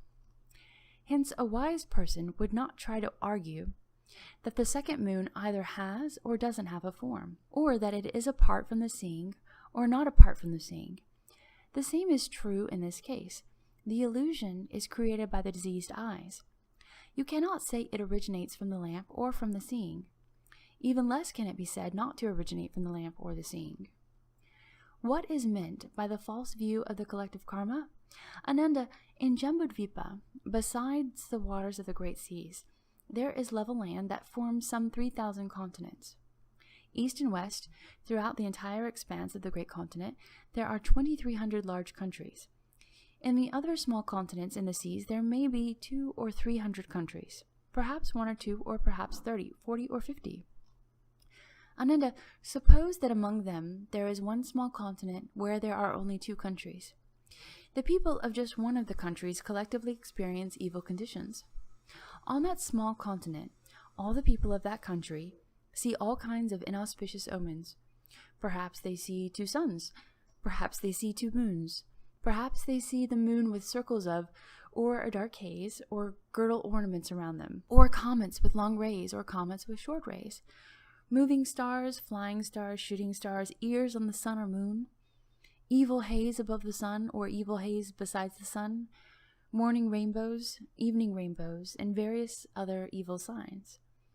Only the people in that country see them. The beings in the other country never do see or hear anything unusual. Ananda, I will now summarize and compare these 2 cases for you, to make both of them clear. Ananda, let us examine the case of the being's false view involving individual karma. He saw the appearance of a circular reflection around the lamp. Although this appearance seemed to be real, in the end, what was seen came about because of the cataracts on his eyes.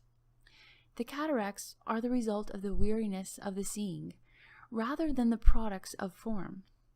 However, what perceives the cataracts is free from all defects. By the same token, you now use your eyes to look at the mountains, the rivers, the countries, and all the living beings, and they are all brought about by the disease of your seeing contracted since time without beginning. Seeing, and the conditions of seeing, seem to reveal what is before you. Originally, our enlightenment is bright. The cataracts influence the seeing and its conditions, so that what is perceived by the seeing is affected by the cataracts. But no cataract affects the perception and the conditions of our fundamentally enlightened, brightened mind. The perception that perceives the cataracts is a perception not affected by the cataracts. That is the true perception of seeing. Why name it other things like awareness, hearing, knowing, and seeing?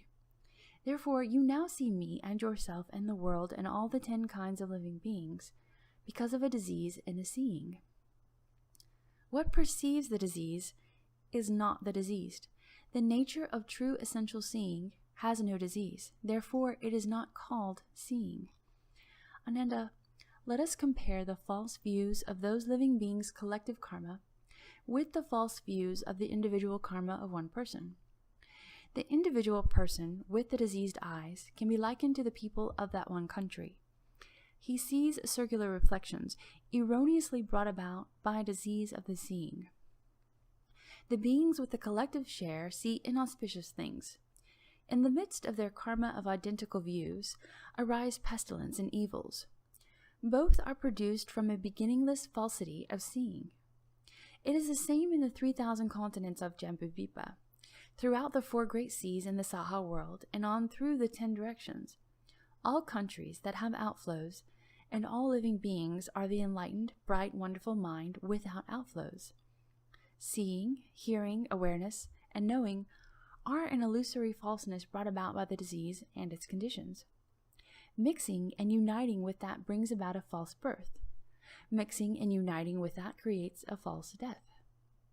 If you can leave far behind all conditions which mix and unite as well as those which do not mix and unite, then you can also extinguish and cast out the causes of birth and death, and obtain perfect bodhi, the nature of which is neither produced nor extinguished.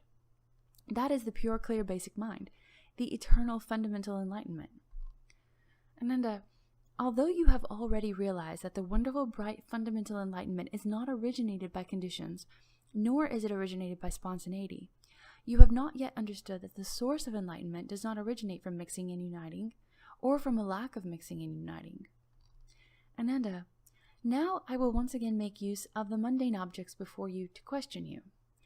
You now hold that false thoughts mix and unite with the causes and conditions of everything in the world. And you wonder if the Bodhi heart one realizes might arise from mixing and uniting. To follow that line of thinking right now, does the wonderful pure seeing essence mix with light? Does it mix with darkness? Does it mix with penetration? Or does it mix with obstructions?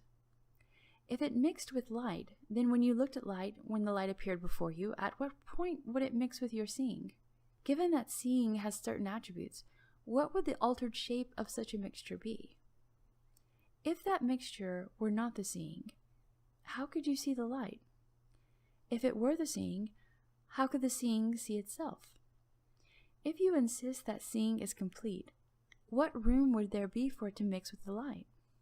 And if the light were complete in itself, it could not unite and mix with the seeing. If the seeing were different from light, then when mixed together, both its qualities and the light would lose their identity.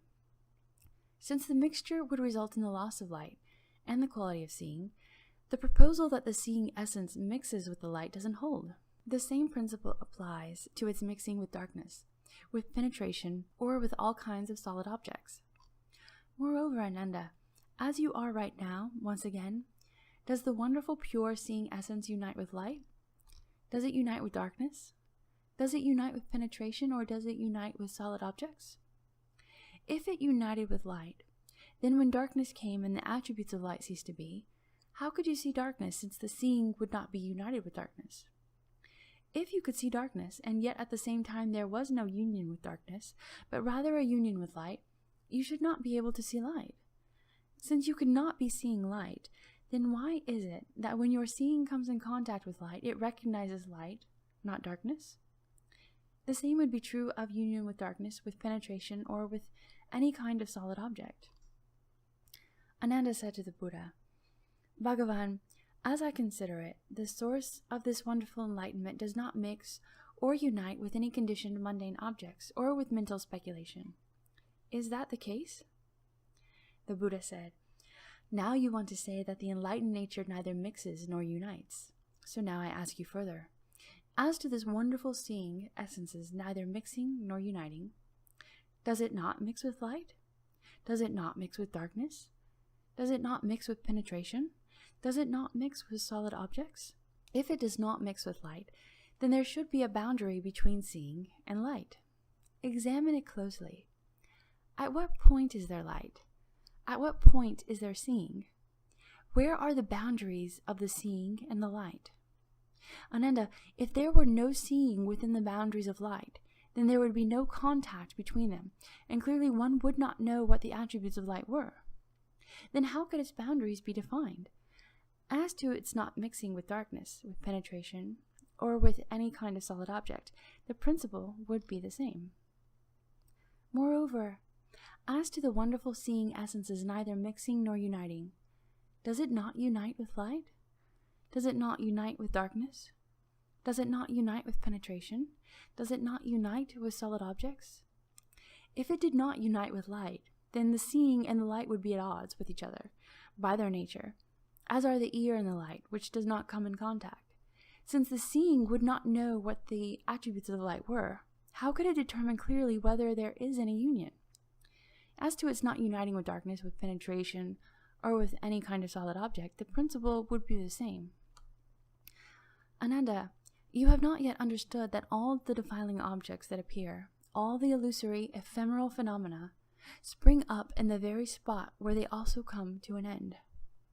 Their phenomena aspects are illusory and false, but their nature is in truth the bright substance of wonderful enlightenment. Thus it is throughout, up to the 5 skandhas and the 6 entrances, to the 12 places and the 18 realms. The union and mixture of various causes and conditions account for their illusory and false existence, and the separation and dispersion of the causes and conditions result in their illusory and false extinction.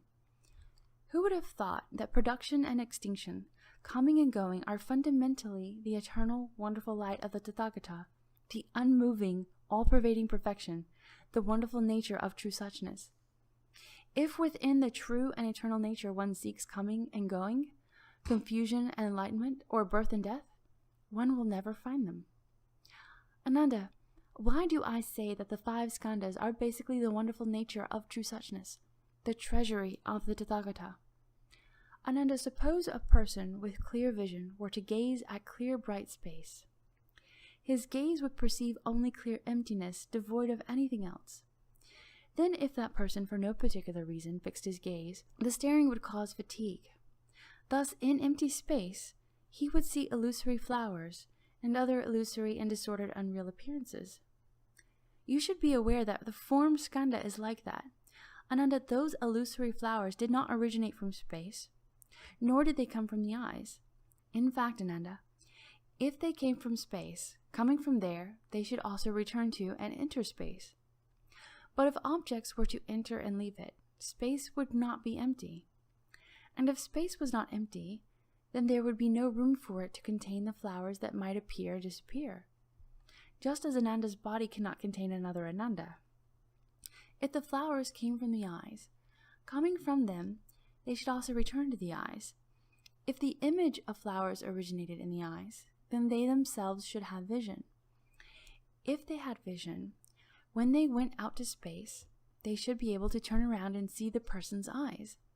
If they didn't have vision, then in going out, they would obscure space, and in returning, they would obscure the eyes. But when the person saw the flowers, his eyes should not have been obscured. But on the contrary, isn't it when we see clear space that our vision is said to be clear? From this you should understand that the form skandha is empty and false. Fundamentally, its nature cannot be attributed to either causes and conditions or spontaneity. Ananda, suppose a person's hands and feet were relaxed, and his entire body was in balance. He was unaware of his life processes to the point that he experienced neither pain nor pleasure. Then for no particular reason that person might rub his hands together, creating the illusory sensation of friction and smoothness, cold and warmth, and other sensations. You should be aware that the feeling skandha is like that. Ananda, that imaginary contact did not originate in the surrounding air, nor did it originate in the palms. In fact, Ananda, if it had come from the air, since the contact affected the palms, why didn't it affect the rest of the body? Nor should the air select what it comes in contact with. If the sensation came from the palms, there would be no need to rub the palms together to experience it. Besides, if it came from the palms would experience it when joined. But when they were not joined, the sense of contact should return into the palms. And in that case, the arms, wrists, bones, and marrow should also be aware of its course of entry. If you insist that the mind would be aware of its leaving and entering, then the contact would be a thing in itself that came and went with the body. What need would there be to wait for the palms to be joined to experience it and identify it as contact? From this you should understand that the feeling skandha is empty and false. Fundamentally, its nature cannot be attributed to either causes and conditions or spontaneity. Ananda, suppose a person's mouth watered at the mention of sour plums, or at the soles of his feet tingled when he thought about walking along a precipice. You should be aware that the thinking skandha is like that. Ananda, the mouth's watering caused by the mention of plums did not originate from the plums, nor does it originate from the mouth. In fact, Ananda, if the mouth's watering came from the plums should speak for themselves. Why wait for someone to mention them? If it came from the mouth itself should hear, so what need would there be to wait for the ear's perception? If the ear alone heard, then why doesn't it produce the saliva? Thinking about walking along a precipice can be explained in the same way. From this you should understand that the thinking skandha is empty and false. Fundamentally, its nature cannot be attributed to either causes and conditions or spontaneity. Ananda, suppose a swift rapids had waves that follow upon one another in orderly succession, the ones behind never overtaking the ones in front. You should be aware that the activity skandha is like that. Ananda, that flowing does not arise because of emptiness, nor does it come into being because of water. It is not identical to the water, and yet it is not separate from either the emptiness or the water. In fact, Ananda, if the flow arose because of emptiness, then the inexhaustible emptiness throughout the 10 directions would become an unending flow, and all the worlds would inevitably be drowned. If the swift rapids existed because of water, then they would have to differ from water, and the location and attributes of their existence should be apparent. If the rapids were identical to water, then when the rapids disappeared and became still and clear, the water should also disappear. Suppose the rapids were separate from both the emptiness and the water, but there isn't anything beyond emptiness, and without water, there couldn't be any flow. From this you should understand that the activity skandha is empty and false. Fundamentally, its nature cannot be attributed to either causes and conditions or spontaneity. Ananda, suppose a man picked up a Kalavinka pitcher, up its 2 holes, lifted the pitcher filled with emptiness, and walking some 1,000 miles away, presented it to another country. You should be aware that the consciousness skandha is like that.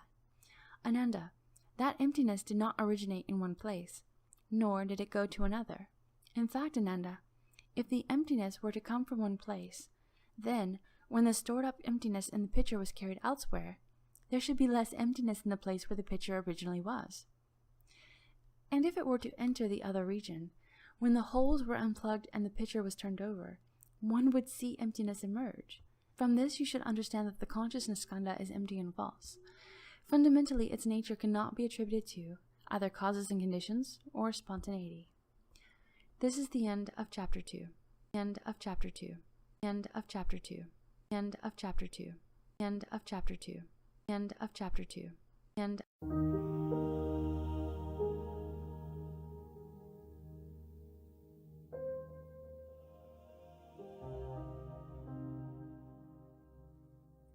Chapter 3. Furthermore, Ananda, why do I say that the 6 entrances are basically the wonderful nature of true suchness, the treasury of the Tathagata? Ananda, although the eye's staring causes fatigue, both the eye and the fatigue originate in bodhi. The attributes of the fatigue come from a staring. Because of the 2 false defiling attributes of light and dark, a sense of seeing is stimulated, which in turn draws in those 2 defiling attributes. That is called the ability to see. Apart from these 2 defiling attributes of light and dark, this seeing is ultimately without substance. In fact, Ananda, you should know that seeing does not originate from light or dark, nor from the sense organ, nor from emptiness. Why not? If it is originated from light, then it would be extinguished when there was darkness, and you would not see darkness. If it came from darkness, then it would be extinguished when there was light, and you would not see light. If the essence of seeing came from the sense organ, which is obviously devoid of light and dark, then in that case, basically no seeing could take place. If it came from emptiness, then looking ahead it would see the shapes of mundane phenomena. Looking back, it should see the eye itself. Moreover, if emptiness itself did the seeing, what would that have to do with your eye? From this you should understand that the eye entrance is empty and false. Fundamentally, its nature cannot be attributed to either causes or conditions or spontaneity. Ananda. Suppose a person suddenly stops up his ears with his fingers. Because the sense organ of hearing becomes fatigued, he hears a sound in his head. However, both the ear and its fatigue originate in bodhi. The attribute of fatigue comes from the monotony. Because of the two false defiling attributes of motion and stillness, a sense of hearing is stimulated, which in turn draws in those two defiling attributes. That is called the ability to hear. Apart from the two defiling attributes of motion and stillness, this hearing is ultimately without substance. In fact, Ananda, you should know that hearing does not originate from motion and stillness, nor from the sense organ, nor from emptiness. Why not? If it came from stillness, it would be extinguished when there was motion, and you would not hear motion. If it came from motion, then it would be extinguished when there was stillness, and you would not be aware of the stillness. If the capacity to hear came from the sense organ, which is obviously devoid of motion and stillness, then in that case, basically the hearing would not have a nature of its own. Suppose it came from emptiness, then emptiness would become hearing and would no longer be empty. Moreover, if emptiness itself did the hearing, what would that have to do with your ear? From this you should understand that the ear entrance is empty and false. Fundamentally, its nature cannot be attributed to either causes and conditions or spontaneity.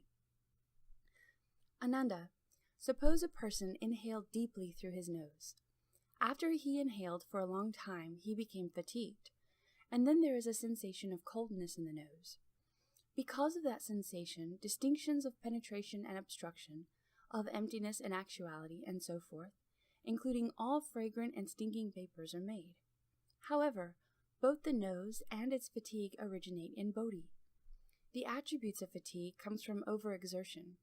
Because of the two false defiling attributes of penetration and obstruction, a sense of smelling is stimulated, which in turn draws in those two defiling attributes. That is called the ability to smell. Apart from the two defiling attributes of penetration and obstruction, this smelling is ultimately without substance. You should know that smelling does not come from penetration and obstruction, nor from the sense organ, nor from emptiness. Why not? If it came from penetration, the smelling would be extinguished when there was obstruction, and then how could it experience obstruction? If it existed because of obstruction, then where there was penetration, there would be no smelling. In that case, how would the awareness of fragrance, stench, and other sensations come into being?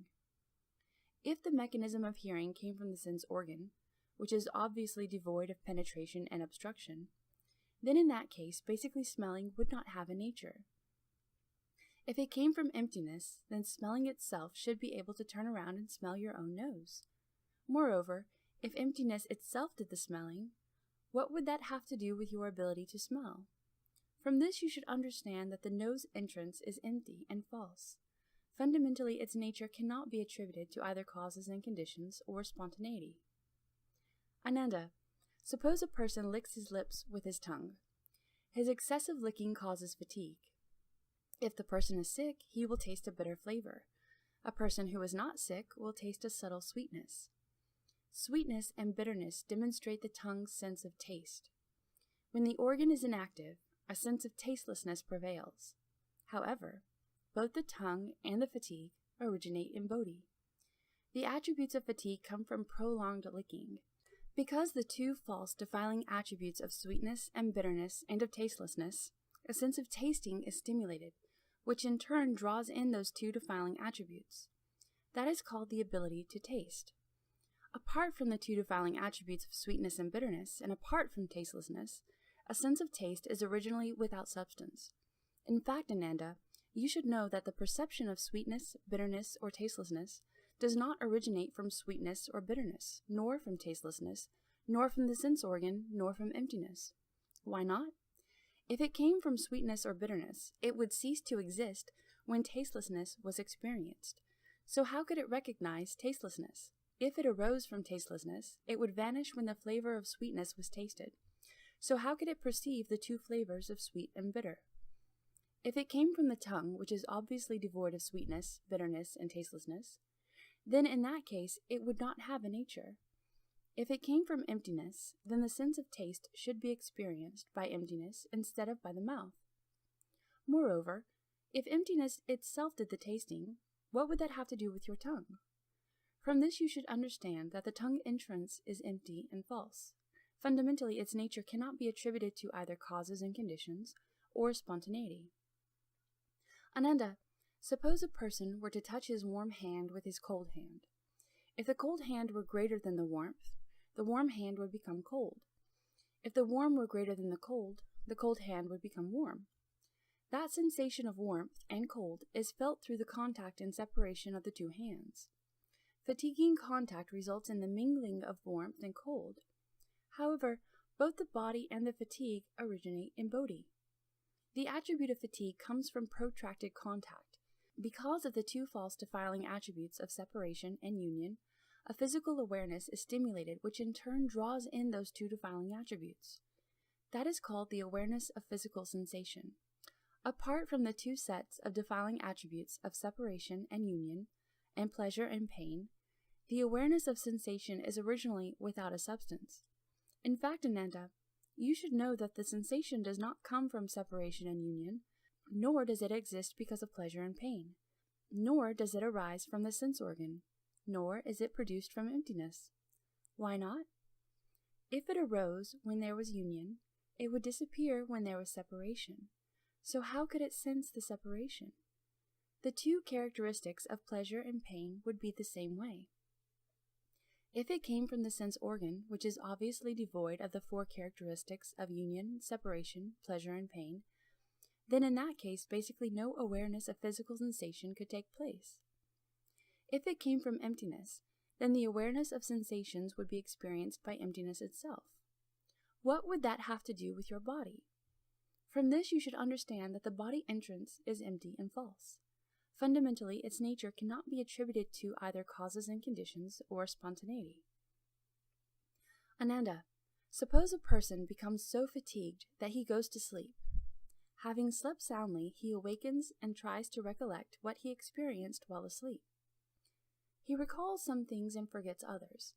Thus his upside-downness goes through production, dwelling, change, and extinction, which are taken in and processed through the mind's central system habitually, each following the next without ever being overtaken. That is called the ability to know. The mind and its fatigue are both bodhi. The attributes of fatigue come from persistent thinking. The two defiling attributes of arising and ending stimulate a sense of knowing, which in turn grasps these inner sense data, reversing the flow of seeing and hearing. The place beyond the reach of this flow is known as the faculty of intellect. Apart from the two sets of defiling attributes of waking and sleeping, and of arising and ceasing, the faculty of intellect is originally without substance. In fact, Ananda, you should know that the faculty of intellect does not come from waking, sleeping, arising, or ceasing, nor from the mind organ, nor from emptiness. Why not? If it came from waking, it would disappear during sleep. So how could it experience sleep? If it came from arising, it would cease to exist at the time of ceasing. So how could it experience ceasing? If it came from ceasing, it would disappear at the time of arising. So how could it experience arising?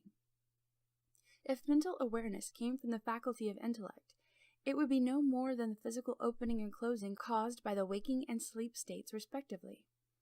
Apart from these two movements, the faculty of intellect would be as insubstantial as flowers in space. And in that case, basically no cognition could exist.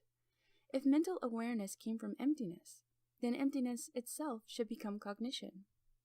What would that have to do with the mind entrance? From this you should understand that the mind entrance is empty and false. Fundamentally, its nature cannot be attributed to either causes and conditions or spontaneity. Moreover, Ananda, why do I say that the 12 places are basically the wonderful nature of true suchness, the treasury of the Tathagata? Ananda, look again at the trees in the Jeta Grove and the river and pools. What do you think? Do these things come into being because the forms arise, and thus the eyes see them, or because the eyes produce the attributes of form? Ananda, if the eyes were to produce the attributes of forms, then when the eyes looked at empty space, the forms should be obliterated. Once they were obliterated, everything that had manifested would disappear. Since the attributes of forms would then be absent, who would be able to recognize emptiness? The same principle applied to emptiness. If, moreover, forms arose and the eye saw them, then seeing should perish upon looking at space, which has no form. Once seeing perished, everything would disappear, and then who would be able to recognize either emptiness or form? From this you should understand that neither seeing, nor form, nor emptiness can be located, and thus the two places of form and seeing are empty and false. Fundamentally, their natures cannot be attributed to either causes and conditions or spontaneity. Ananda, listen again to the drum being beaten in the Jeta garden when the food is ready. The assembly gathers as the bell is struck. The sounds of the bell and the drum follow one another in succession. What do you think? Do these things come into existence because the sound arrives in the vicinity of the ear, or because the ear's hearing extends to the source of the sound? Ananda, once again, if the sound arrived in the vicinity of the ear, then that would be like when I go on alms rounds to the city of Shravasti. I am no longer in the Jeta Grove. And so, if the sound definitely arrived in the vicinity of Ananda's ear, then neither Madhyayana nor Kashyapa would hear it, much less the 1,250 Shramanas who, upon hearing the sound of the bell, come to the dining hall at the same time. Again, if the ear arrived in the vicinity of the sound, that would be like when I returned to the Jeta Grove. I am no longer in the city of Shravasti. When you hear the sound of the drum, your hearing would already have gone to the place where the drum was being beaten.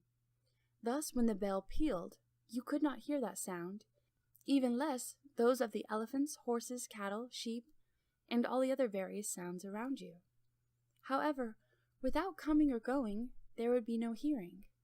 From this you should understand that neither hearing nor sound can be located, and thus the two places of hearing and sound are empty and false. Fundamentally, their natures cannot be attributed to either causes and conditions or spontaneity. Moreover, Ananda, you smell the chandana in the censer. When one particle of this incense is lit, it can be smelled simultaneously through 40 miles around the city of Shravasti. What do you think? Is this fragrance produced from the chandana wood? Is it produced in your nose, or does it arise with emptiness? Ananda, once again, if the fragrance were produced from your nose, what is said to be produced from the nose should come forth from the nose. Your nose is not chandana, so how can your nose have the fragrance of chandana? When you say you smell a fragrance, it should enter your nose. Smelling is not defined as the nose emitting fragrance. If it were produced from within emptiness, since the nature of emptiness is eternal and unchanging, the fragrance should be constantly present. Why should the presence of the fragrance be contingent on the burning of dry wood in the censer? If it were produced from the wood, since the nature of this incense is such that it gives off smoke when it is burned, then when the nose smelled it, the nose should be filled with smoke, which does not happen. The smoke rises into the air, and before it has reached the distance, how can the fragrance already be smelled at a distance of more than 10 miles? From this you should understand that neither the fragrance nor the nose's smelling can be located, and thus the two places of smelling and fragrance are empty and false. Fundamentally, their natures cannot be attributed to either causes and conditions or spontaneity. Ananda, twice every day you take up your bowl, along with the rest of the assembly, and among what you receive may be fine-tasting foods, such as curds, buttermilk, and clarified butter. What do you think? Are these flavors produced from emptiness? Do they come forth from the tongue, or does the food produce them? Ananda, once again, if the flavors came from your tongue, since you have only one tongue in your mouth, when that tongue had already tasted the flavor of curds, then it would not change if it encountered some dark rock candy. If it did not change, then it cannot be said to be aware of tastes. Yet if it did change, since the tongue is made up of many substances, how could the one tongue know so many tastes? If the taste were produced from the food, since food does not have consciousness, how could it know tastes? Moreover, if the food itself were to recognize them, that would be the same as someone else eating. Then what connection would that have with what is called your recognition of tastes? If the taste were produced in emptiness, then when you eat emptiness, what flavor does it have? Suppose that emptiness had the flavor of salt. Then since your tongue was salty, your face should also be salty, and likewise everyone in the world would be like fish in the sea. Since you would be constantly influenced by salt, you would never know tastelessness. Yet if you did not recognize tastelessness, you could not be aware of the saltiness. You would not know anything at all. How could that be called taste? From this you should understand that neither the flavors nor the tongue's tasting can be located, and thus the two places of tasting and flavors are empty and false. Fundamentally, their natures cannot be attributed to either causes and conditions or spontaneity. Ananda, early every morning you rub your head with your hand. What do you think? When the sensation of rubbing occurs, what does the touching? Does the head or the hand do the touching? If the ability to touch were in the hand, then the head should have no knowledge of it. How could we then say that the head was touched? If it were in the head, then the hand would be useless. And how could it be said to have touched? If each had the ability to touch, then you, Ananda, should have two bodies. If between the head and the hand only one touch took place, then the hand and the head would be of one substance. If they were one substance, then no touch would be possible. If they were two substances, to which would the touch belong? The one that was capable of touch would not be the one that was touched. The one that was touched would not be the one that was capable of touch. Nor should it be that the touch came into being between you and emptiness. From this you should understand that neither the sensation of touch nor the body can be located, and thus the two places of body and touch are empty and false. Fundamentally, their natures cannot be attributed to either causes and conditions or spontaneity. Ananda, your mind is always conditioned by the three qualities of good, bad, and indeterminate, which produce patterns of dharmas. Are these dharmas produced by the mind, or do they have a special place apart from the mind? Ananda, if they were the mind, the dharmas would not be its defiling objects. Since they would not be conditions of the mind, how could you say that they had a location? If they were to have a special place apart from the mind, then would dharmas themselves be able to know? If they had a sense of knowing, they would be called a mind. Being something other than you, and yet not defiling objects, they would be someone else's mind. Being the same as you, they would be your own mind. But how could your mind exist apart from you? If they had no sense of knowing, and yet these defiling objects were not forms, sounds, smells, or tastes, neither cold nor warmth nor emptiness, where would they be located? They are not represented in form or emptiness, nor is it likely that they exist somewhere in the human realm beyond emptiness. For if they did, the mind could not be aware of them. From where, then, would they arise? From this you should understand that neither dharmas nor the mind can be located, and thus the two places of mind and dharmas are empty and false. Fundamentally, their natures cannot be attributed to either causes and conditions or spontaneity. Moreover, Ananda, why do I say that the 18 realms are basically the wonderful nature of true suchness, the treasury of the Tathagata? Ananda, as you understand it, the eyes and forms create the conditions that produce the eye consciousness. Is this consciousness produced because of the eyes, such that the eyes are its realm? Or is it produced because of forms, such that forms are its realm?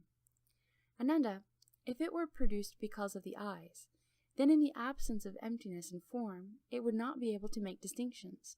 And so, even if you had a consciousness, of what use would it be? Moreover, your seeing is neither green, yellow, red, nor white. There is virtually nothing in which it is represented. Therefore, from what would the realm be established? If it were produced because of form, then when no forms were present in emptiness, your consciousness would cease to be. Then, why is it that the consciousness recognizes emptiness? If the form changes, you are also conscious of the form's changing appearance, but your eye consciousness does not change. Where is the boundary established? If the eye consciousness did change when form changed, then such a realm would have no attributes.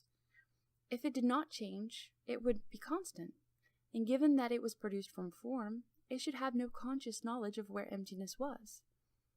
If they were combined, then there would be a crack in between. If they were separate, then half of your eye consciousness would possess awareness and half of it would lack awareness. With such chaotic and disordered substances and natures, how could they comprise a realm?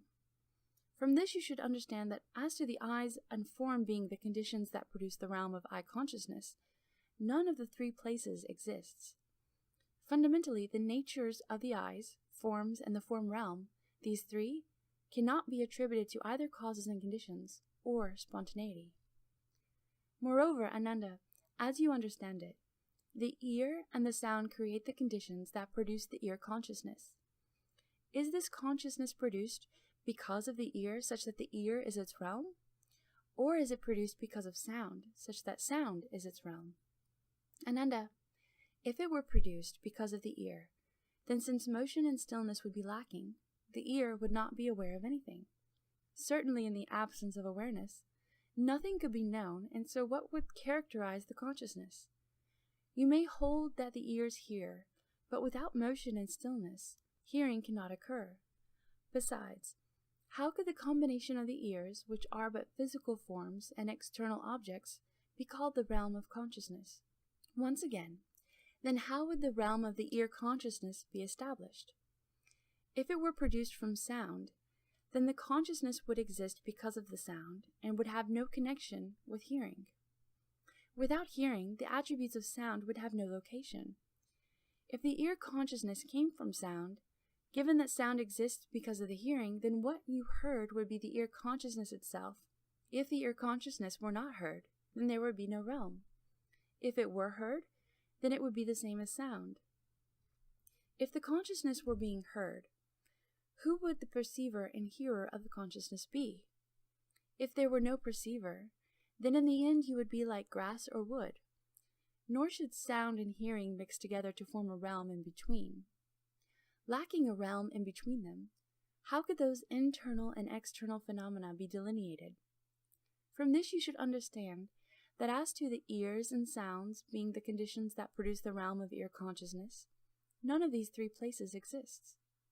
Fundamentally, the natures of the ears, sounds, and the realm of awareness of sounds, these three, cannot be attributed to either causes and conditions or spontaneity. Moreover, Ananda, as you understand it, the nose and smells create the conditions that produce the nose consciousness. Is this consciousness produced because of the nose such that the nose is its realm? Or is it produced because of smells such that smells are its realm? Ananda, if you were produced because of the nose, then in your mind, what do you take to be the nose? Do you hold that it takes the form of two fleshy claws? Or do you hold that it is an inherent ability of the nature which perceives smells as a result of motion? If you hold that the nose is fleshy claws, the flesh is an integral part of your body and the body's perception is touch. Then it should be called body instead of nose, and its objects would be those of touch. Since it would not even be called a nose, how could a realm be established for it? If you hold that the act of smelling is perceived, then, in your opinion, what is the perceiver? Were the flesh the perceiver, basically what the flesh perceived is objects of touch, which have nothing to do with the nose. Were emptiness the perceiver, then emptiness would perceive by itself, and the flesh would have no awareness. If that were the case, then empty space would be you, and since your body would be without perception, Ananda would not exist. If the smells were the perceiver, perception itself would lie with the smells. What would that have to do with you? If you insist that smells of both fragrance and stench are produced from your nose, then these two wafting smells of fragrance and stench would not arise from the wood of either Airavana or Chandana.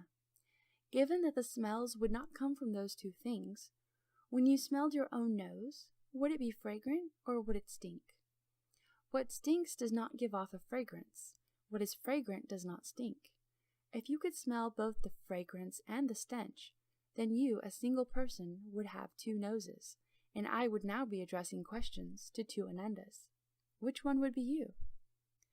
If you only have one nose, then fragrance and stench would not have two separate identities. Since stench would be fragrance and fragrance would be stench, thereby lacking two distinctive natures, what would make up the realm? If the nose consciousness were produced because of smells, it would exist because of smells. Just as the eyes can see but are unable to see themselves, so too, if the nose consciousness existed because of smells, it should not be aware of smells. If it had no awareness, it could not be a consciousness. If the consciousness were not aware of smells, then the realm could not be established from smells. If the consciousness was not aware of smells, then the realm could not be established due to smells, since no realm of consciousness would exist between them. Then how could any of the internal or external phenomena exist either? A nature of smelling like that would be ultimately empty and false. From this you should understand that as to the nose and smells being the conditions that produce the realm of nose consciousness, none of these three places exist. Fundamentally, the natures of the nose, smells, and the realm of smelling, these three, cannot be attributed to either causes and conditions or spontaneity. Moreover, Ananda, as you understand it, the tongue and flavors create the conditions that produce the tongue consciousness.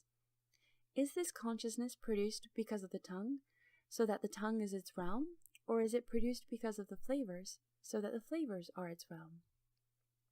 Ananda, if it were produced because of the tongue, then all the sugar cane, black plums, huanling, salt, sing-sing, ginger, and cassia in the world would be entirely without flavor. Also, when you tasted your own tongue, would it be sweet or bitter?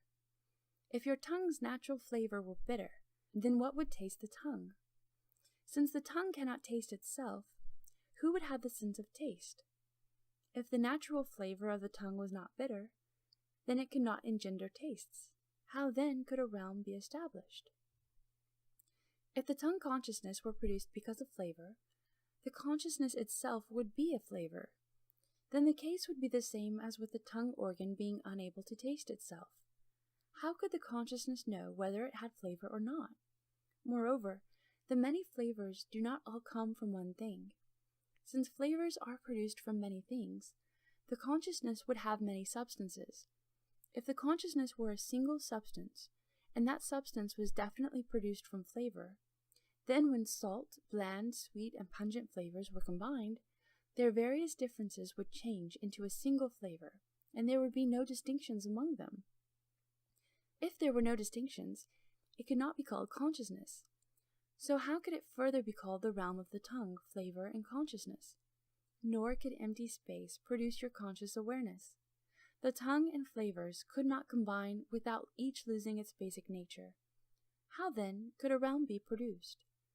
From this you should understand that as to the tongue and flavors being the conditions that produce the realm of tongue consciousness, none of these three places exists. Fundamentally, the natures of the tongue, flavors, and the realm of the tongue consciousness, these three, cannot be attributed to either causes and conditions or spontaneity. Moreover, Ananda, as you understand it, the body and objects of touch create the conditions that produce the body consciousness. Is this consciousness produced because of the body, such that the body is its realm, or is it produced because of objects of touch, such that objects of touch are its realm? Ananda, if it were produced because of the body alone cannot generate the awareness of contact or separation. What would the body be conscious of? If it were produced because of objects of touch, then your body should not be necessary. But who can perceive contact with something other than the body? Ananda, things do not perceive objects of touch. The body does. What the body knows is objects of touch, and what is aware of objects of touch is the body. Objects of touch are not the body, and the body is not objects of touch. these two entities of body and objects of touch basically have no location. If it were the body consciousness that came in contact with the body, then it would be the body's own substance and nature. If the body consciousness were separate from the body, then it would be like empty space, since the internal and external aspects can't be established. How can something be set up between them? Since no such middle can be set up, the internal and external aspects are by nature empty. From what, then, would your consciousness be produced? From this you should understand that as to the body and objects of touch being the conditions that produce the realm of body consciousness, none of these three places exists. Fundamentally, the body, objects of touch, and the realm of body consciousness, these three cannot be attributed to either causes and conditions or spontaneity. Moreover, Ananda, as you understand it, the mind and dharmas create the conditions that produce the mind consciousness. Is this consciousness produced because of the mind, such that the mind is its realm? Or is it produced because of dharmas, such that dharmas are its realm? Ananda, if it were produced because of the mind, in your mind there certainly must be thoughts that give expression to your mind. If there were no dharmas before you, the mind would not give rise to anything. Apart from conditions, it would have no shape. Thus, of what use would this consciousness be? Moreover, is your mind consciousness the same as your mind organ, with its thought processes and discriminations, or is it different? If it were the same as the mind, then it would be the mind. How could something be produced from it? If it were different from the mind, it shouldn't have any consciousness. If it didn't have any consciousness, how could it be produced from the mind?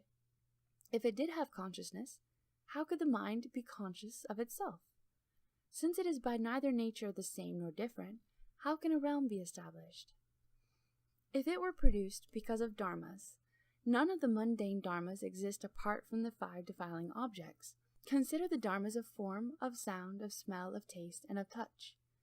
Each has a clearly distinguishable appearance and is matched with one of the five organs. They are not what the mind takes in. If your consciousness were indeed produced through a reliance on dharmas, then take a look at them now. What does each and every dharma look like? Apart from the attributes of form and emptiness, motion and stillness, penetration and obstruction, unity and separation, and arising and ceasing, there is nothing at all. When there is arising, then form, emptiness, and all dharmas arise. When there is ceasing, then form, emptiness, and all dharmas cease to be. Since the objective causes do not exist, then what does the consciousness with those causes produce look like? If there is nothing discernible about consciousness, how can a realm be established for it? From this you should understand that as to the mind and dharmas being the conditions that produce the realm of mind consciousness, none of these three places exist. Fundamentally, the mind, dharmas, and the realm of mind consciousness, these three, cannot be attributed to either causes and conditions or spontaneity. Ananda said to the Buddha, Bhagavan, in discussing the dharmas of mixing and uniting and of causes and conditions, the Tathagata has often said that the transformations of all mundane phenomena can be discovered in the mixing and uniting of the four elements. Why does the Tathagata now reject causes and conditions and spontaneity as well? I do not know what your meaning pertains to. Please be so compassionate as to instruct us beings and dharmas that adhere to the complete meaning of the middle way and are not philosophical speculations. At that time, the Bhagavan said to Ananda, You have already renounced the small vehicle dharmas to the hearers and those enlightened to conditions, and have resolved to diligently seek the unsurpassed Bodhi. Because of that, I will now explain the complete meaning of the middle way to you. Why do you still bind yourself up in mundane philosophical speculations and false thoughts about causes and conditions? Although you are very learned, you are like someone who can discuss medicines but cannot recognize a real medicine when it is placed before you. The Tathagata says that you are truly pitiable. Listen attentively now as I explain this point in detail, to enable you and those of the future who cultivate the Mahayana to penetrate to the ultimate reality. Ananda was silent and awaited the Buddha's sagely instruction. Ananda, According to what you say, the mixing and uniting of the four elements can be discovered in the myriad transformations of all mundane phenomena. Ananda, if the natures of those elements did not mix and unite, then they could not combine with other elements, just as empty space cannot combine with forms. If the natures of those elements do not mix and unite, they are themselves transformations in a never-ending process of bringing each other into being. The continuation of comings into being and ceasings to be, of births and deaths, of deaths and births, is like the unbroken wheel of flame that appears when a torch is spun in a circle. Ananda, the process is like water becoming ice, and ice turning into water again. Consider the nature of earth. Its coarsest aspect is the earth itself. Its subtlest aspect is a mote of dust, which at its smallest would be a particle of dust bordering on emptiness. If one divided one of those particles of dust, that is barely formed to begin with, into 7 parts, and then split one of those parts, emptiness itself would be arrived at. Ananda, if a particle of dust bordering on emptiness can be divided to arrive at emptiness, it should be that emptiness can give rise to form. Just now you asked if mixing and uniting doesn't bring about all mundane transformations. You should carefully consider how much emptiness mixes and unites with itself to arrive at a single particle of dust bordering on emptiness. Such a particle cannot be composed of other particles of dust bordering on emptiness. Moreover, since particles of dust bordering upon emptiness can be reduced to emptiness, of how many particles of such form would emptiness be composed? When those particles of form mass together, a mass of form does not make emptiness. When emptiness is massed together, a mass of emptiness does not make form. Besides, although form can be divided, how can emptiness be massed together? You still have not realized that in the treasury of the Tathagata, the nature of form is true emptiness, and the nature of emptiness is true form. That fundamental purity pervades the Dharma realm. Beings' minds absorb it according to their capacity to know. Whatever manifests does so in compliance with karma. Ignorant of that fact, people of the world are so deluded as to assign its origin to causes and conditions, or to spontaneity. These mistakes, which arise from the discriminations and reasoning processes of the mind, are nothing but the play of empty and meaningless words. Ananda, the nature of fire is devoid of identity, being dependent upon various causes and conditions for its existence. Consider a family in the city that has not yet eaten. When they wish to prepare food, they hold up a brass mirror to the sun seeking fire. Ananda, speaking of mixing and uniting, you and I and the 1,250 bhikshus unite to form a community. However, a careful analysis of the community reveals that every member composing it has his own body, family name, clan, and name. For instance, Shariputra is a Brahmin, Uruvilva is of the Kashyapa clan, and you, Ananda, come from the Gautama family. Ananda, if fire existed because of mixing and uniting, then when your hand holds up the mirror to the sun to seek fire, does the fire come out of the mirror? Does it come out of the moksha tinder? Or does it come from the sun? Ananda, if the fire came from the sun, then only would it burn the moksha tinder in your hand. But as it came across the grooves of the trees, it should burn them up as well. Suppose it came from the mirror. Since it would come out to the mirror to ignite the moksha tinder, why doesn't the mirror melt? Yet as your hand that holds the mirror feels no heat, how could the mirror melt? If the fire came from the moksha tinder, then why would fire be generated only when the bright mirror came into contact with the dazzling light? Furthermore, on closer examination, you will find that the mirror is held in your hands, the sun is high in the sky, and moksha is grown from the ground. So where does the fire come from? The sun and the mirror cannot mix and unite since they are far apart, nor can it be that the fire arises spontaneously without an origin. You still have not realized that in the treasury of the Tathagata, the nature of fire is true emptiness, and the nature of emptiness is true fire. That fundamental purity pervades the Dharma realm. Beings' minds absorb it according to their capacity to know. Ananda, you should know that fire can be generated any place where a mirror is held up to the sunlight. If mirrors were held up to the sunlight everywhere in the Dharma realm, fire would be generated everywhere. Since fire can come forth throughout the whole world, can there be any fixed place to which it is confined? Whatever manifests does so in compliance with karma. Ignorant of that fact, people in the world are so deluded as to assign its origin to causes and conditions, or to spontaneity. These mistakes, which arise from the discriminations and reasoning processes of the mind, are nothing but the play of empty and meaningless words. Ananda, the nature of water is immutable. Its flowing and stopping are erratic.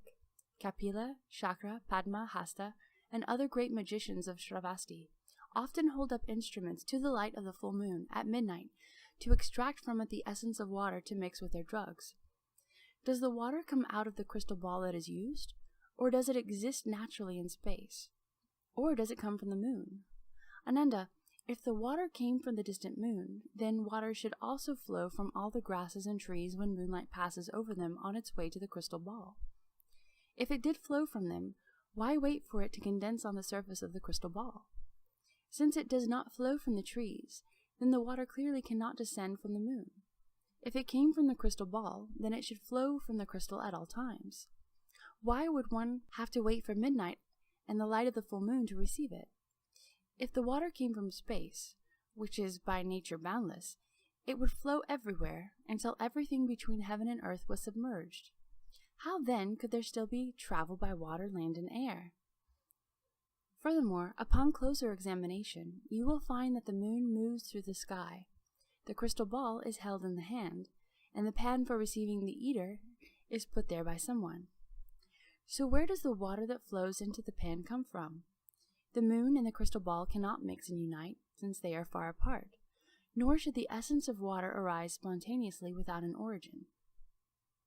You still have not realized that in the treasury of the Tathagata the nature of water is true emptiness, and the nature of emptiness is true water.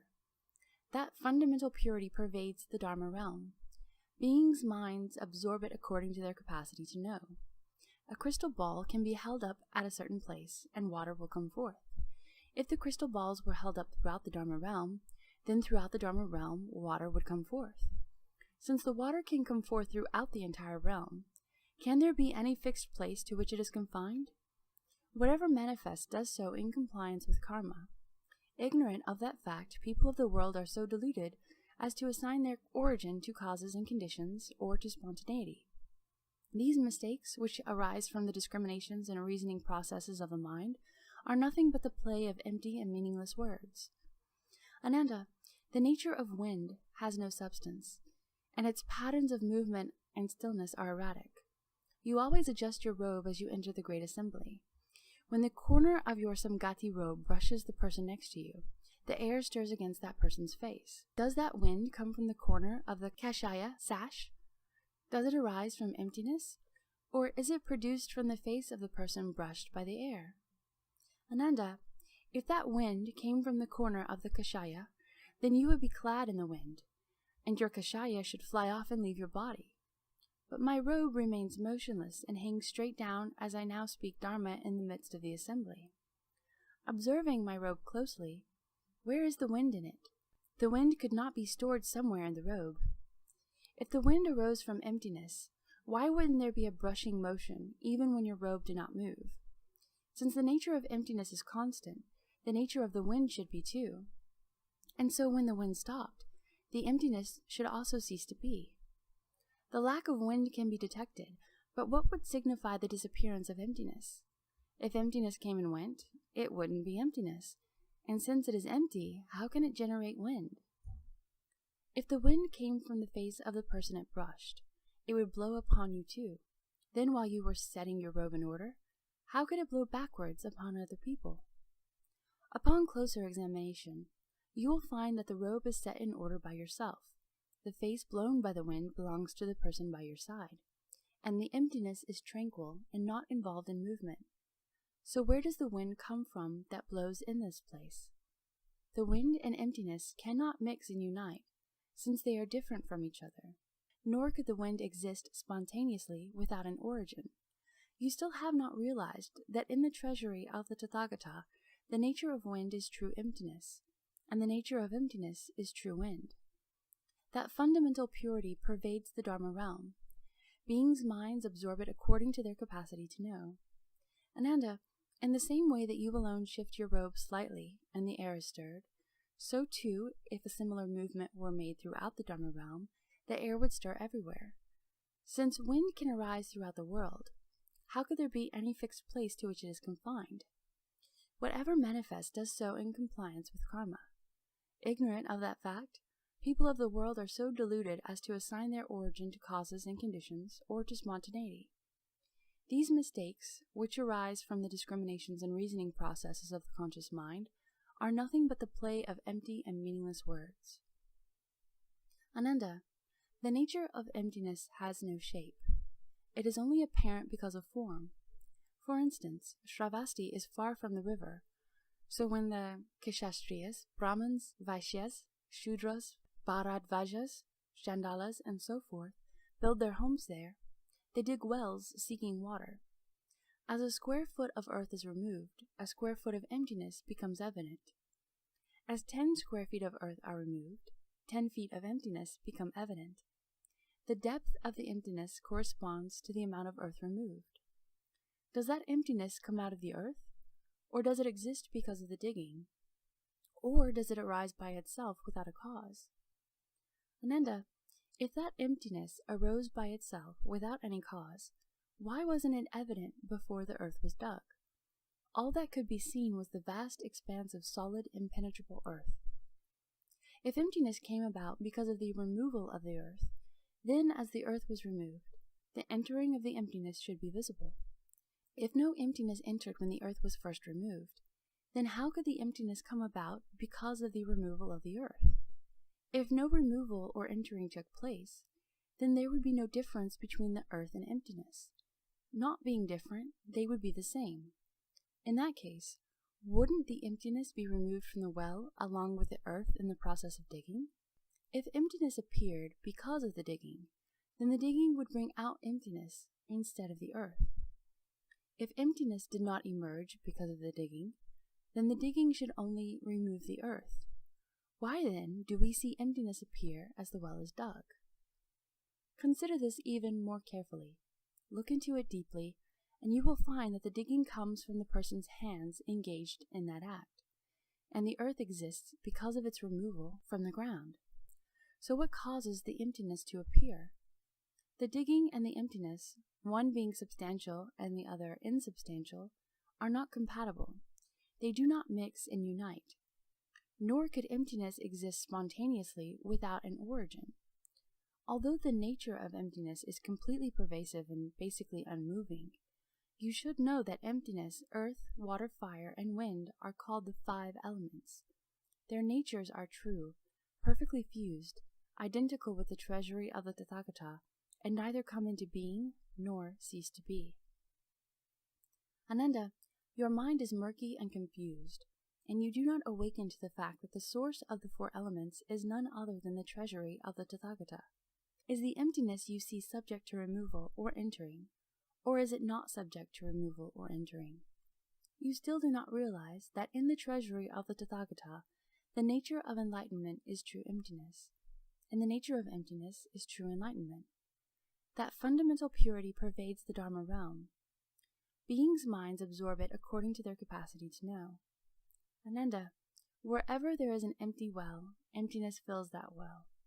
The same is true of emptiness in the 10 directions. Since emptiness fills the 10 directions, how could there be any fixed place in which it was found? Whatever manifests does so in compliance with karma.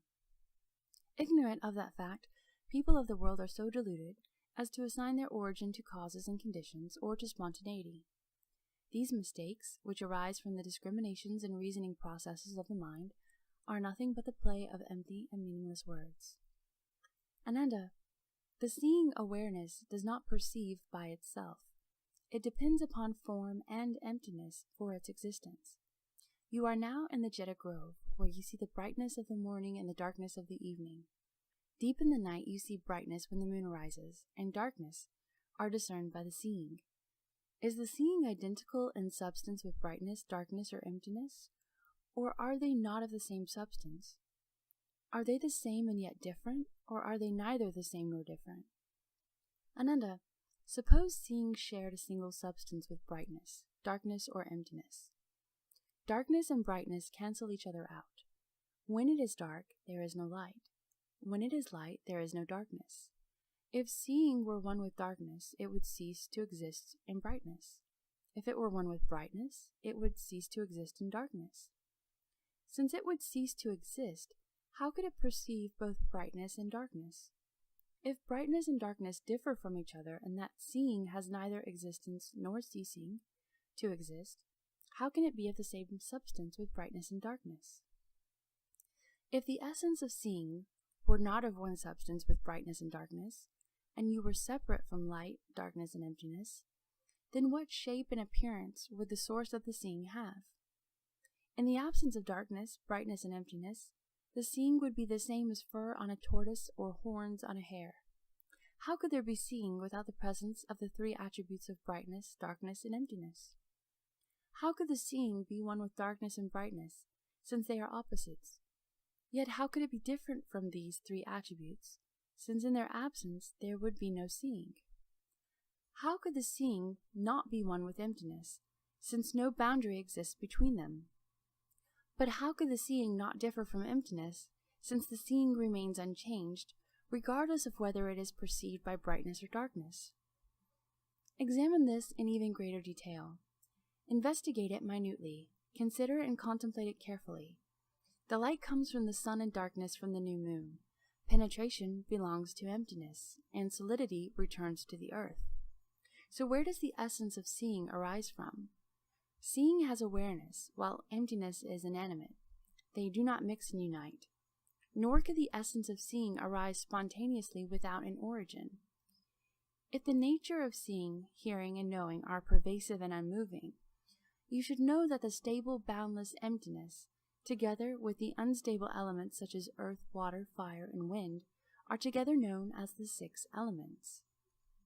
Their natures are true, perfectly fused, identical with the treasury of the Tathagata, and fundamentally devoid of coming into being and ceasing to be.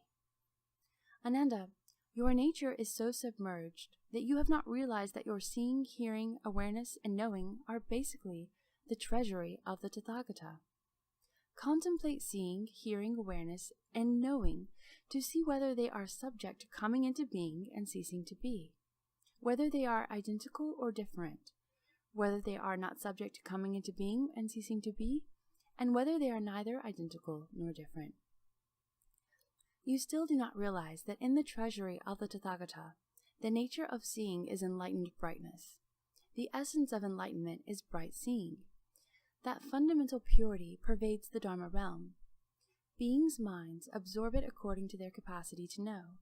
Just as the eye's capacity to see pervades the Dharma realm, so too do those capacities to hear, smell, taste, make contact, and know. All those capacities are glorious, magnificent qualities. Since they pervade the Dharma realm and fill all emptiness in the 10 directions, how could they be found in any fixed location? Whatever manifests does so in compliance with karma. Ignorant of that fact, people of the world are so deluded as to assign its origin to causes and conditions or to spontaneity. These mistakes, which arise from the discriminations and reasoning processes of the conscious mind, are nothing but the play of empty and meaningless words. Ananda, the nature of consciousness has no source, but is a false manifestation based on the 6 organs and their corresponding objects. Now take a look at the entire sagely assembly gathered here. The observations made by your eyes are similar to reflections in a mirror, both being devoid of distinction-making. However, your consciousness will systematically identify what is seen. That is Manjushri, that is Purna, there is Maudgalyayana, there is Subhuti, and that one is Shariputra. Does the consciousness which is aware and knows comes from seeing, from forms, from emptiness, or does it arise suddenly without a cause? Ananda, if your consciousness came from seeing, then in the absence of the 4 attributes of brightness, darkness, form, and emptiness, you would not be able to see. Since those attributes would not exist, where would your consciousness come from? If your consciousness arose from form rather than form seeing, it would see neither brightness nor darkness. In the absence of brightness and darkness, it would not see form or emptiness either. Since those attributes would not exist, where would your consciousness come from? If it came from emptiness, it would be neither an appearance nor the seeing. Without seeing, it could not function, being unable to discern brightness, darkness, forms, or emptiness by itself. Without appearances, there would be no external conditions, and thus no location where seeing, hearing, awareness, and knowing could be established. Being located at neither of those two places, the consciousness would be empty, as if non-existent. If it did exist, it would not be a phenomenon. Even if you could exercise a consciousness, how would it discern anything? If it suddenly comes forth without a cause, why can't you discern the moonlight within the sunlight? Investigate this even more carefully. Discriminate it in detail and look into it. The seeing belongs to your eyes. The appearances are considered to be the environment. What has an appearance exists. What lacks appearance does not. What, then, are the conditions that cause consciousness to come into being? The consciousness moves and the seeing is still. They do not mix and unite. Smelling, hearing, awareness, and knowing are the same way. Nor could the condition of consciousness exist spontaneously without an origin. If the consciousness pertaining to the mind did not come from anywhere, the same would be true of the natures of seeing, hearing, awareness, and knowing, which are all complete and tranquil and do not come from anywhere. They together with emptiness, earth, water, fire, and wind are together called the seven elements. Their natures are true, perfectly fused, identical with the treasury of the Tathagata, and fundamentally devoid of coming into being and ceasing to be. Ananda, your mind is coarse and shallow, and so you do not perceive that seeing, hearing, and the resulting awareness are treasury of the Tathagata. Contemplate these 6 locations of consciousness to see whether they are identical or different, empty or existent, neither identical nor different, or neither empty nor existent. You still do not realize that in the treasury of the Tathagata, the nature of consciousness is bright knowing. Enlightened brightness is the true consciousness. Wonderful enlightenment is tranquil and pervades the Dharma realm. It encompasses the emptiness of the 10 directions and issues forth from it. How could it have a location? Whatever manifests does so in compliance with karma. Ignorant of that fact, people of the world are so deluded as to assign its origins to causes and conditions or to spontaneity. These mistakes, which arise from the discriminations and reasoning processes of the conscious mind, are nothing but the play of empty and meaningless words. At that time, Ananda and the Great Assembly, filled with the subtle, wonderful instruction of the Buddha, the Tathagata, experienced unhindered physical and mental peace.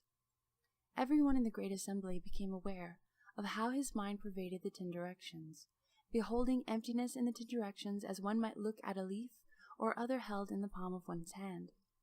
All mundane phenomena became the wonderfully bright primal mind of Bodhi. The essence of the mind became completely pervasive, containing the 10 directions. Each person regarded his physical body as being like a particle of dust blown about in the emptiness of the 10 directions, sometimes visible, sometimes not, or as being lie in a single bubble floating on the clear, vast sea, appearing from nowhere and disappearing into oblivion. Each person comprehended and knew personally the fundamental wonderful mind possessed by all as being eternal and never ceasing to be. They bowed to the Buddha and placed their palms together, having gone through this unprecedented experience. Then, before the Tathagata, Ananda spoke a gatha in praise of the Buddha. Shurangama vows, the wonderful and recondite Dharani, the moveless, honored one, the foremost Shurangama king, is unique in the world. It dissolves away my inverted thoughts that gathered through billions of eons, so I needn't endure asamkhya eons to consummate the Dharma body. I wish now to achieve the result and become an honored king, who then returns to save beings, as many as the Ganges sands. I give this deepmost heart to all worlds, as many as atoms of universe, to repay the kindness given to me by Buddhas. Humbly, I ask the Bhagavan to certify my vow to come back to the 5 turbid evil realms, and as long as even one being has not yet become a Buddha, I will never enter nirvana. Great hero, with great strength, great kindness and compassion, please further search out and dispel my subtlest doubts. Cause me to quickly attain the supreme enlightenment and sit in way places in worlds of the 10 directions. Were even the nature of emptiness to entirely melt away, this Vajra mind will never waver. This is the end of Chapter 3. Chapter 3. Chapter 3. Chapter 3. Chapter 3.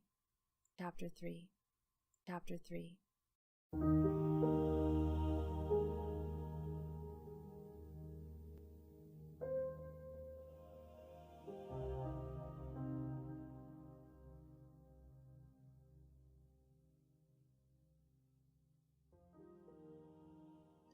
Chapter 4.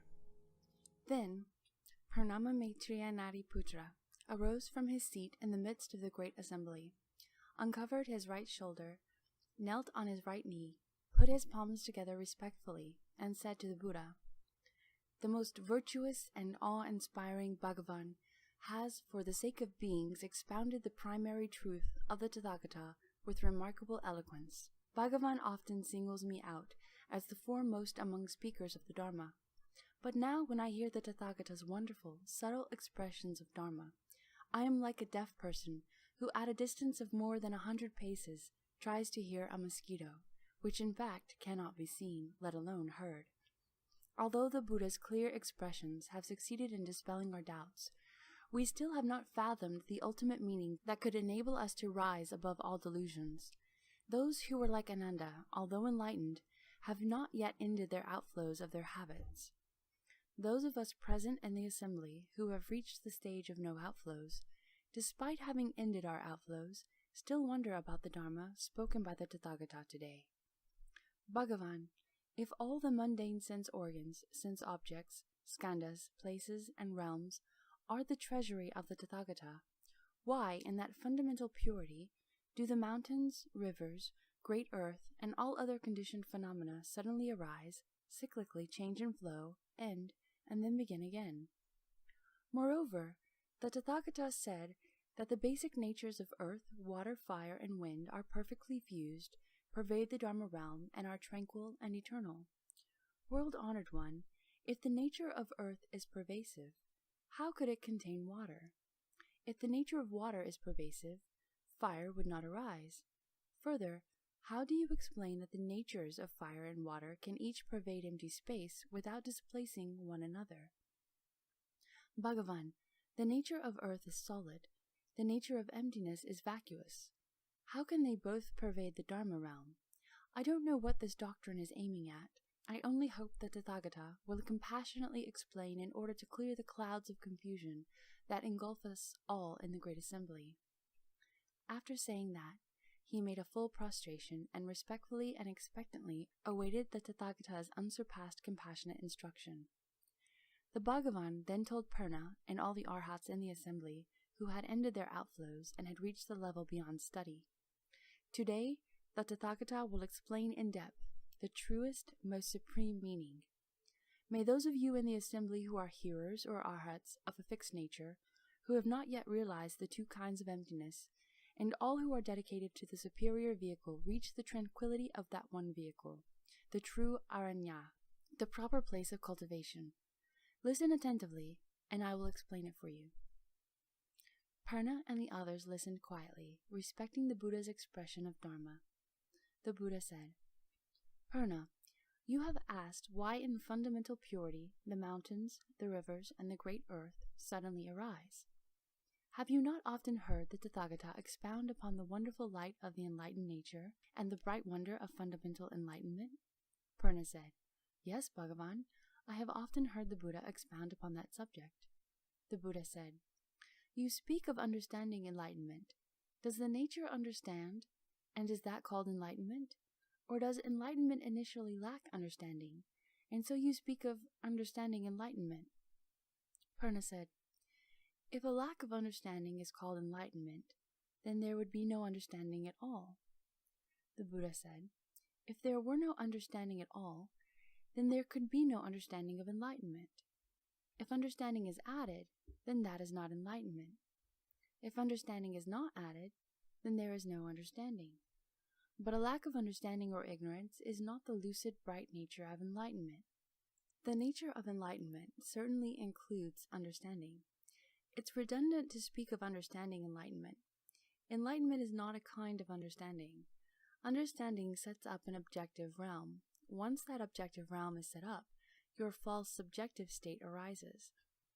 Where there was neither sameness nor difference, suddenly difference appears. What differs from that difference becomes sameness. Once sameness and difference mutually rise, and due to them, what is neither the same nor different is created. This turmoil eventually brings about weariness. Prolonged weariness produces defilement. The combination of these in a murky turbidity creates afflictions with respect to wearisome defilements. The world comes about through this arising. The lack of any arising becomes emptiness. Emptiness is sameness, the world difference. Those that have neither difference nor sameness become conditioned dharmas. The understanding added to enlightenment creates a light that stands in mutual opposition with the darkness of emptiness. As a result, wind wheels that support the world come into being. The tension between emptiness and that light creates movement. The false, persistent light congeals into a solidity that becomes metal. A lack of enlightenment nurtures that persistence and causes metal wheels to secure all lands. That tenacious, unenlightened state creates metal, while the fluctuations of light cause the wind to rise. The friction between wind and metal creates fire, which is mutable in nature. Metal produces moisture, which causes flame to rise from the fire. Thus the wheel of water that encompasses all realms in the 10 directions comes about. Fire rises and water falls, and the combination becomes tenacious. What is wet becomes the oceans and seas. What is dry becomes the continents and islands. Because of this, fire often rises up in the oceans, and on the continents the streams and rivers ever flow. When the power of water is less than that of fire, high mountains result. That is why mountain rocks give off sparks when struck, and become liquid when melted.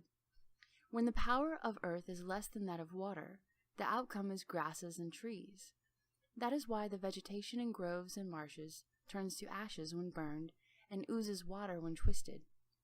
The interaction of that false dichotomy in turn creates these elements as seeds, and from these causes and conditions comes the continuity of the world. Moreover, Purna, the false understanding is none other than the mistake of adding understanding to enlightenment. After the falseness of the objective realm is established, the subjective understanding cannot transcend it. Due to that, hearing does not go beyond sound, and seeing does not surpass form. Forms, smells, tastes, object of touch, and the others of the 6 falsenesses are realized. Because of them, there is a division into seeing, sensation, hearing, and knowing. Similar karma binds beings together. Union and separation bring about their transformations. The manifestation of light is caused by false view and ignorance. Competitive views generate hatred. Compatible views create love. The flow of love becomes a seed. The potential fetus is taken in and conception occurs. When intercourse takes place, beings with similar karma are drawn in. From these causes and conditions, the Kalaka, our Buddha, and the other fetal stages evolve. The womb-born, egg-born, moisture-born, and transformation-born beings come about in response.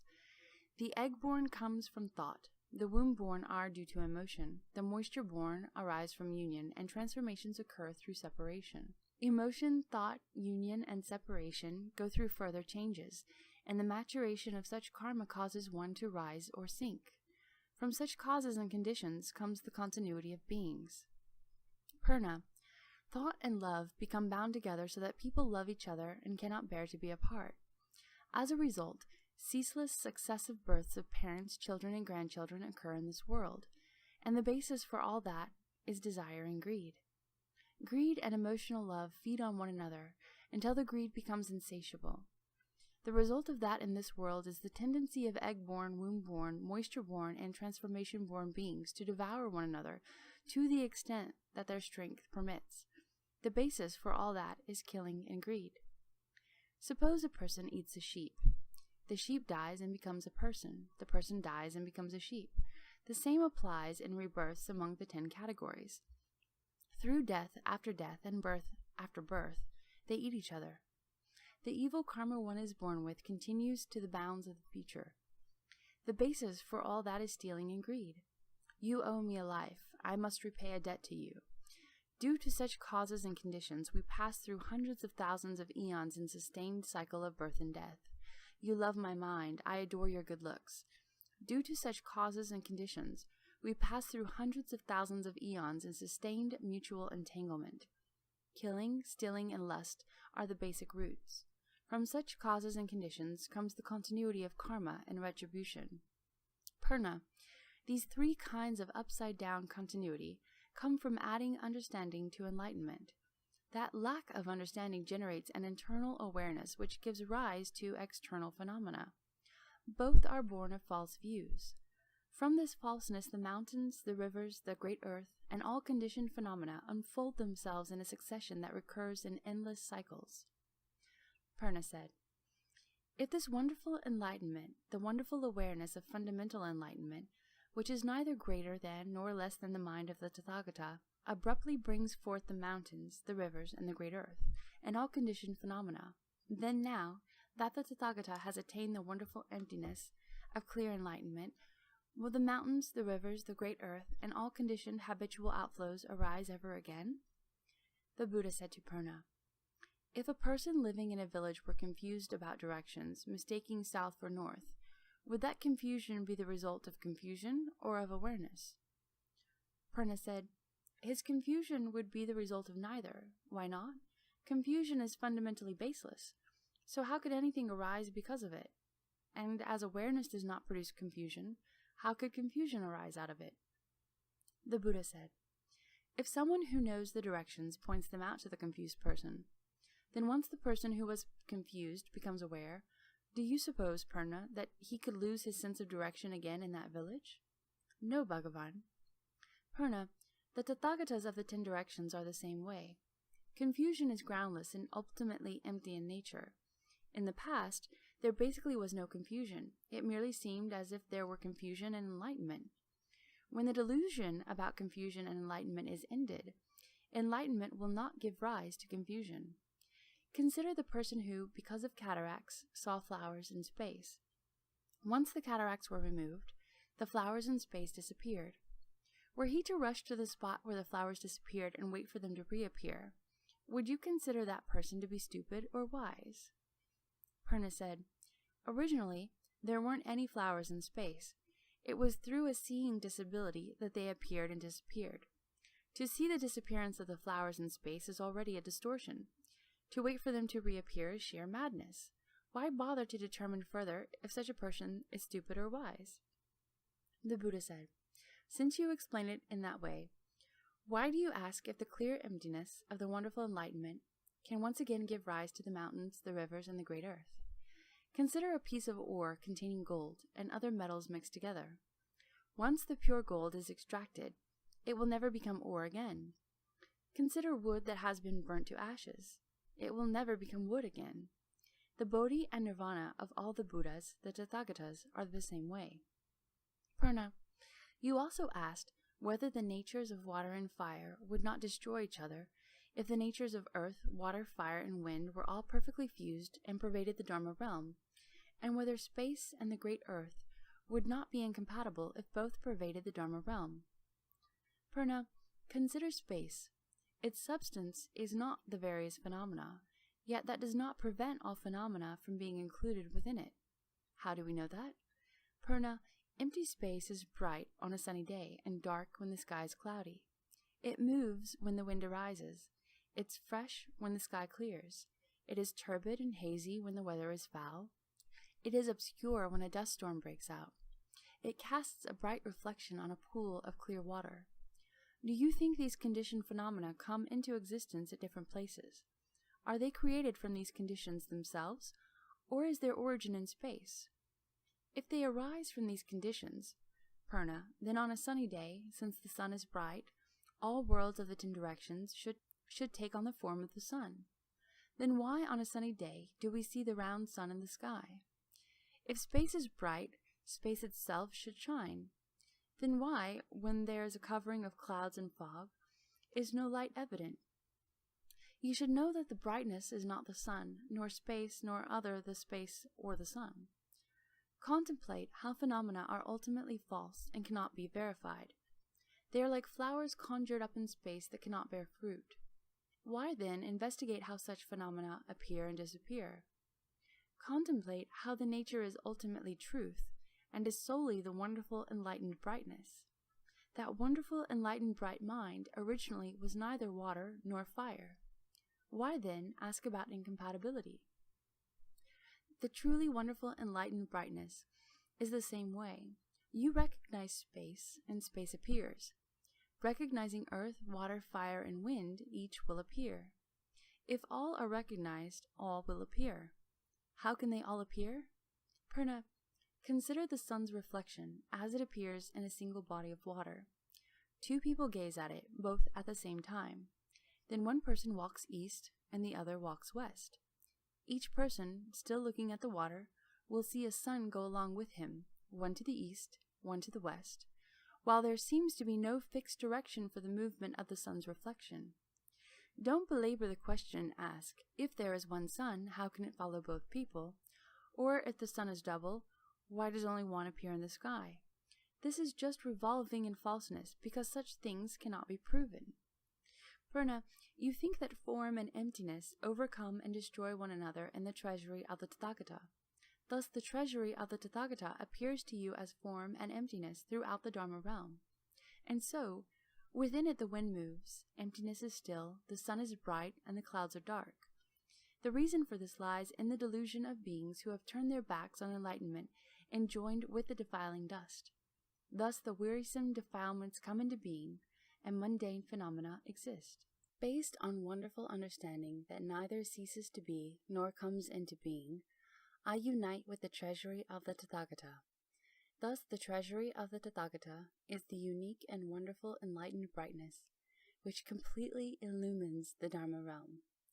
That is why within it the one is limitless, the limitless is one. In the small appears the great, and the great appears the small, unmoving in the Bodhimanda, yet pervading the 10 directions. My body contains the 10 directions and endless emptiness. On the tip of a single hair appear the lands of the jeweled kings. Sitting in a mote of dust, I turn the great Dharma wheel, put an end to defiling dust, and unite with enlightenment, so that true suchness, the wonderful enlightened bright nature, comes into being. The treasury of the Tathagata is the fundamental, wonderful, perfect mind. It is not the mind, nor emptiness, nor earth, nor water, nor wind, nor fire. It is not the eyes, nor the ears, the nose, the tongue, the body, or the mind. It is not form, nor sounds, smells, taste, objects of touch, or dharmas. It is not the realm of eye consciousness, nor any other, up to and including the realm of mind consciousness. It is not understanding nor ignorance, nor the ending of understanding or ignorance, nor any other, up to and including old age and death, and the ending of old age and death. It is not suffering, nor accumulation, nor extinction, nor the way. It is neither knowing nor attaining. It is not dana, nor shila, nor virya, nor kashanti, nor dhyana, nor prajna, nor paramita, nor any other. It is not the Tathagata, nor the Arhats, nor Samyak Sambodhi, nor Parinirvana, nor eternity, nor bliss, nor true self, nor purity.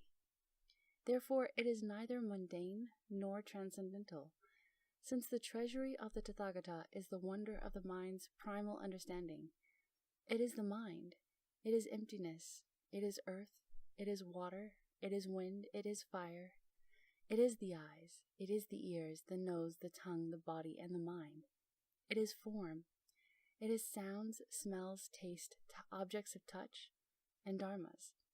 It is the realm of I consciousness and so forth, up to and including the realm of mind consciousness. It is understanding and ignorance, and the ending of understanding and ignorance, and so forth, up to and including old age and death, and the ending of old age and death. It is suffering, it is accumulation, it is extinction, and it is the way. It is knowing and attaining. It is dana, and it is shila, it is virya, it is kishanti, and it is dhyana. It is prajna, and it is paramita, and so forth, up to and including the Tathagata, the Arhats, Samyak Sambodhi, Parinirvana, eternity, bliss, true self, and purity. It is both mundane and transcendental, since the treasury of the Tathagata is the wonderful understanding of the primal mind. It is apart from identity and negation. It is identity and negation.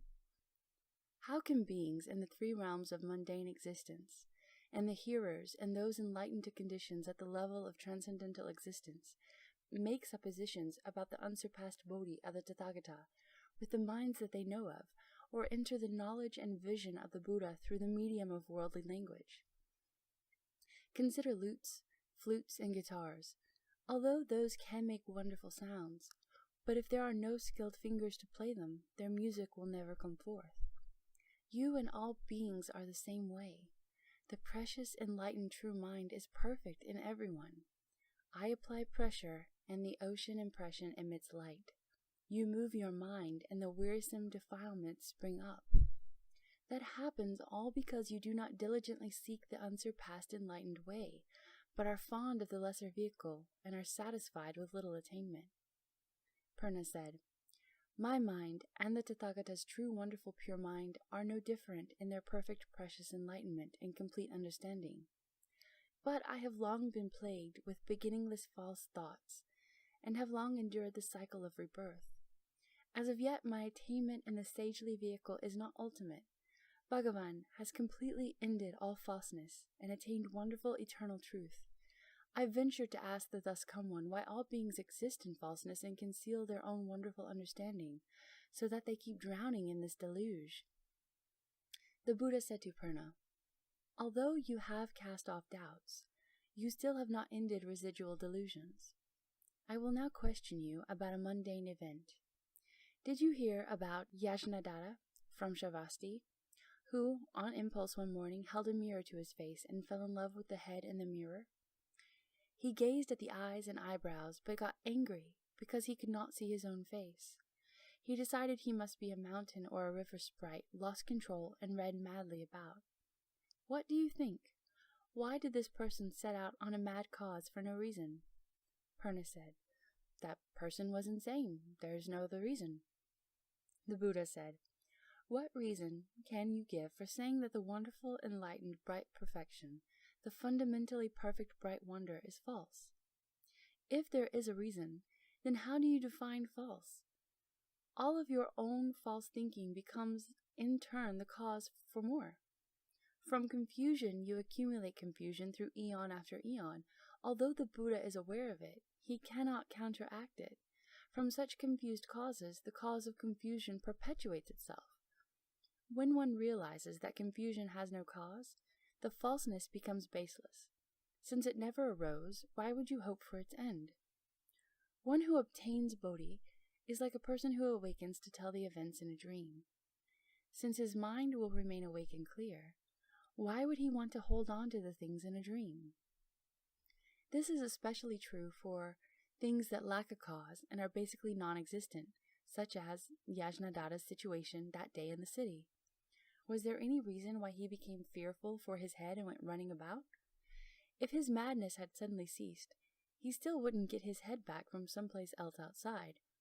And so before his madness ceased, how could his head have been lost?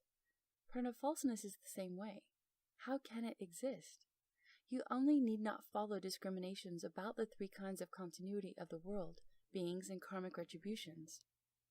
By cutting off those three conditions, the causes will not arise. Then the madness, like Yajnadatta's, will cease by itself. Once it ceases, Bodhi appears. The supreme, pure, bright mind originally pervades the Dharma realm. It is not something obtained from anyone else. Why then toil at cultivation, making yourself bone-tired trying to gain certification? Consider a person who has a wish-fulfilling pearl sewn into his clothing but does not know it. Poverty-stricken and ragged, he roams around begging for food and always on the move. Although he is indeed destitute, the pearl is never lost. Suddenly, a wise person points out the pearl. Then all his wishes are fulfilled. He obtains great wealth, and he realizes that the pearl did not come from somewhere outside. Then from among the great assembly, Ananda bowed at the Buddha's feet, stood, and said to the Buddha, Bhagavan has just explained about the karma of killing, stealing, and lust. When the three conditions are cut off, the three causes do not arise. Then the madness, like Yajnadatta's, will cease by itself, and once it ceases, Bodhi appears. It is not something obtained from anyone else. Those clearly are causes and conditions. Why then does the Tathagata abruptly reject causes and conditions? My enlightenments have come about through causes and conditions. Bhagavan, that is not only true of those of us who are young in years, or who are hearers still in the process of learning. Mahamaldgayana, Shariputra, and Subhuti, and others who followed the elder Brahmins, became enlightened and obtained no outflows upon hearing the Buddha expound upon causes and conditions. Now you say the Bodhi does not come from causes and conditions. That would make the spontaneity that Maskari, Goshaliputra, and the others advocated in Rajagriha the primary meaning. I only hope the greatly kind one will dispel my confusion. The Buddha said to Ananda, Let us take the case of Yajnadatta in the city.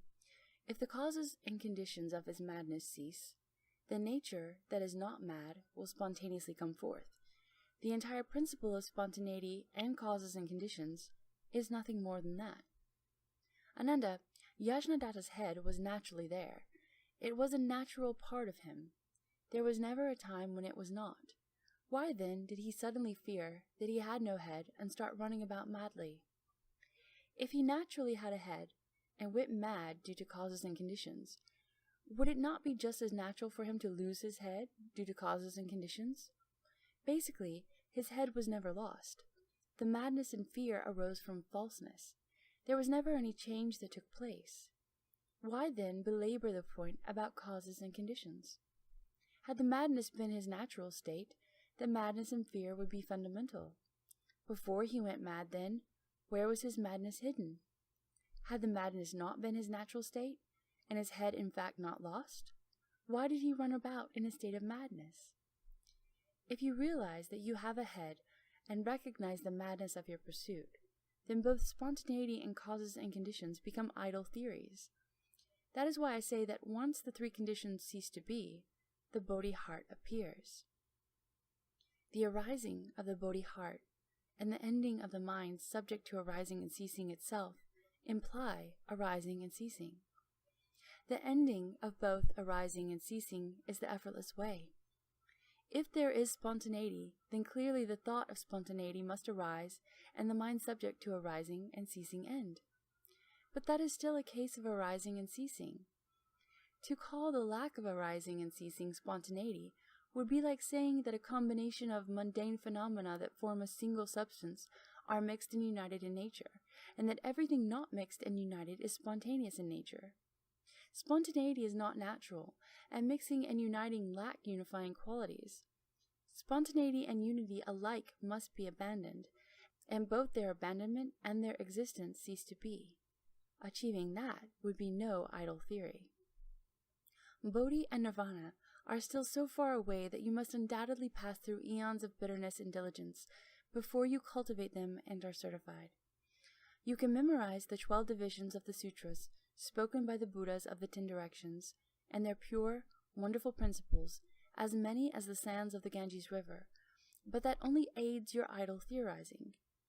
Although you can discuss causes and conditions and spontaneity and understand them perfectly clearly, and people refer to you as one of the foremost in learning, still, the eons upon eons you have spent saturating yourself with learning did not help you avoid the trouble with Matanji's daughter. Why did you have to wait for me to use the holy mantra of the Buddha's crown to put out the fire of lust in Matanji's daughter's heart, causing her to attain the position of an anagaman and join a vigorous group in my Dharma assembly? drying up the river of emotional love in her and setting you free.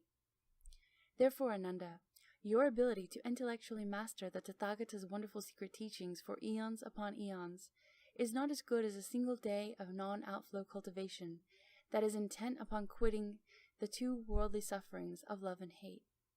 In Mantanji's daughter, a former prostitute, emotional love and desire were dispelled by the holy power of the mantra. Now her Dharma name is Bhikshuni nature.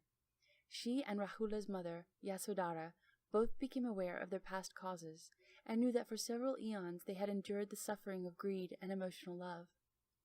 Due to their single-mindedness, they became permeated with the cultivation of non-outflow goodness.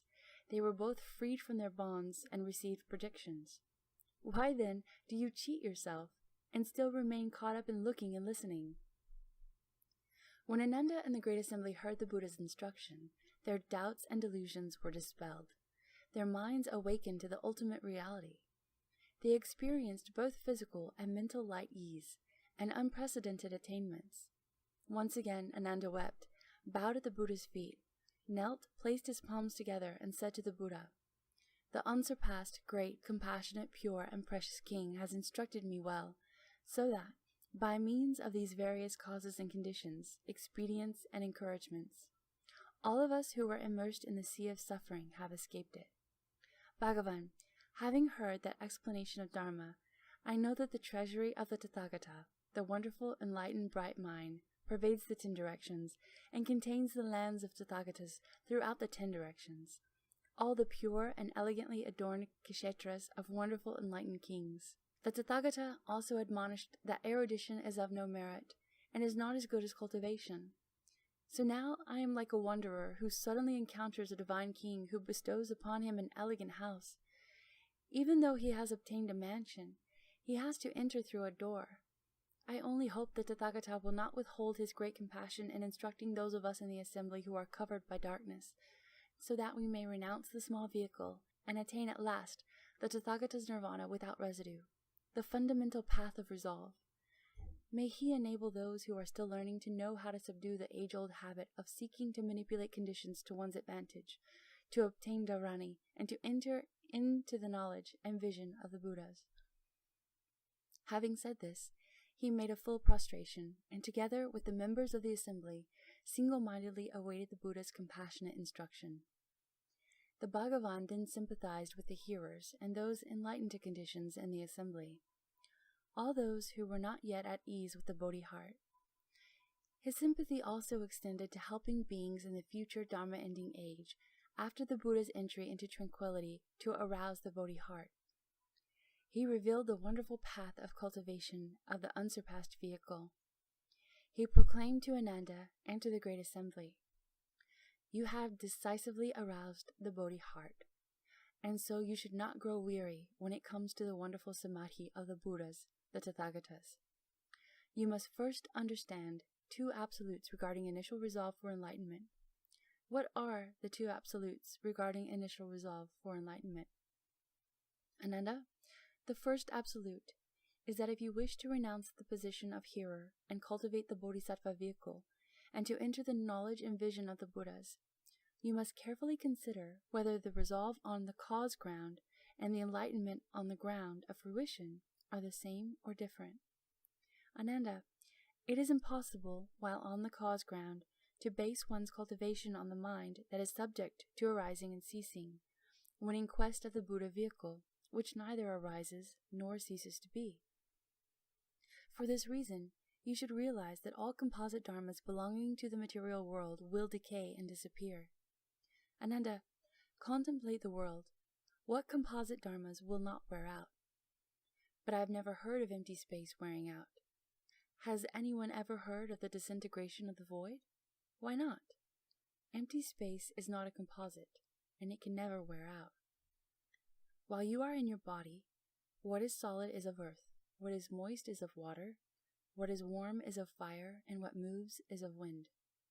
Because of these 4 bonds, you are tranquil and perfect, wonderfully enlightened, bright mind divides into seeing, hearing, sensation, and cognition. From its beginning to its end, you are immersed in the 5 layers of turbidity. What is meant by turbidity? Ananda, pure water, for instance, is fundamentally clear and clean, whereas dust, dirt, ashes, silt, and the like are basically solid substances. Such are the properties of the two, their natures are not compatible. Suppose someone takes some dirt and tosses it into pure water. The dirt loses its solidity, and the water is deprived of its transparency. The resulting cloudiness is called turbidity.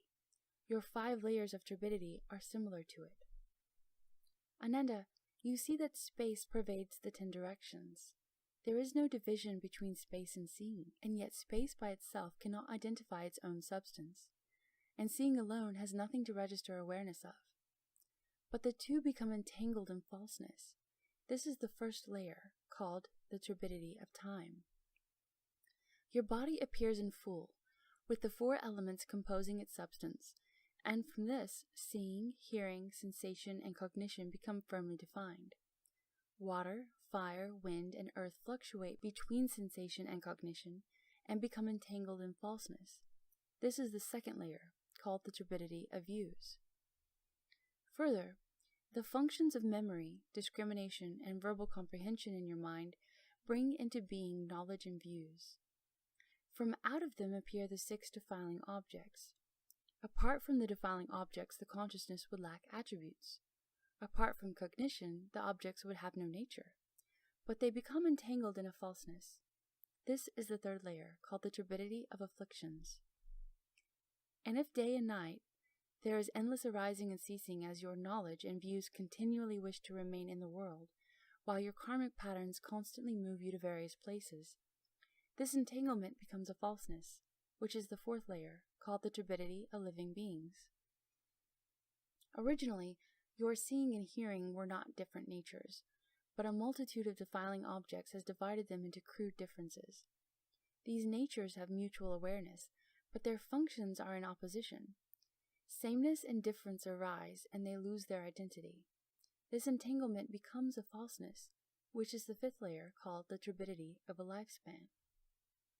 Ananda, you now want to cause your seeing, hearing, sensation, and cognition to return to and tally with the eternity, bliss, true self, and purity of the Tathagata.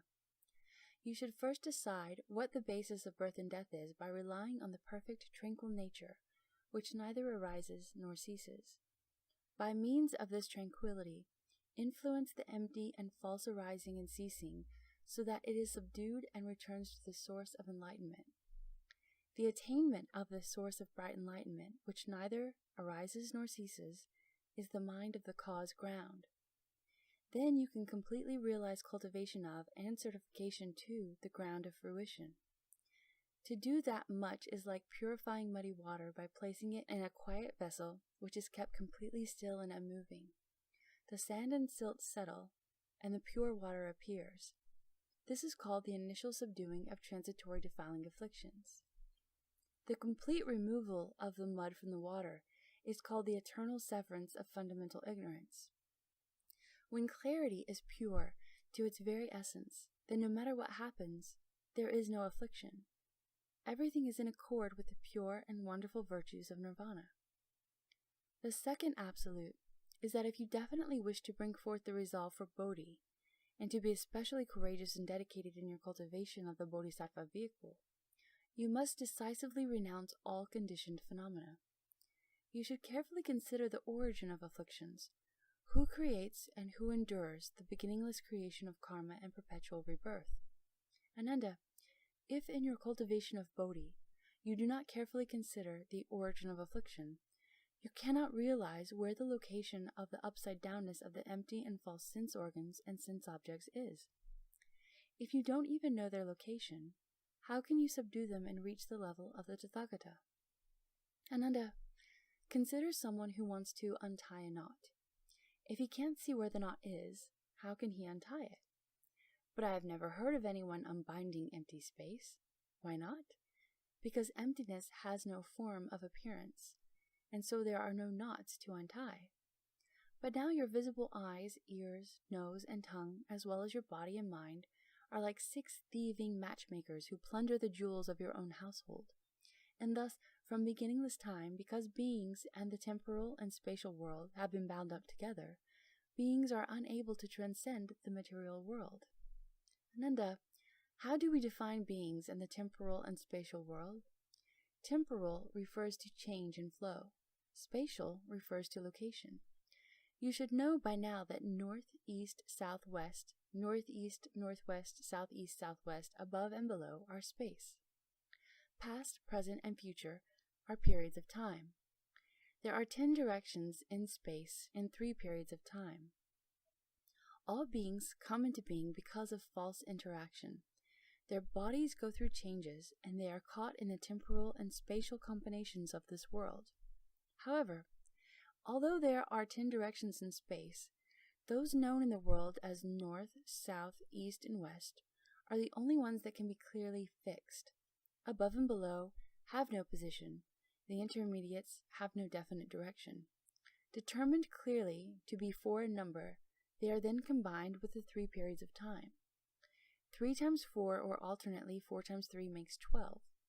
Increase this to the 3rd place. From the tens through the hundreds to the thousands, the greatest possible efficacy of each of the 6 organs is 1,200.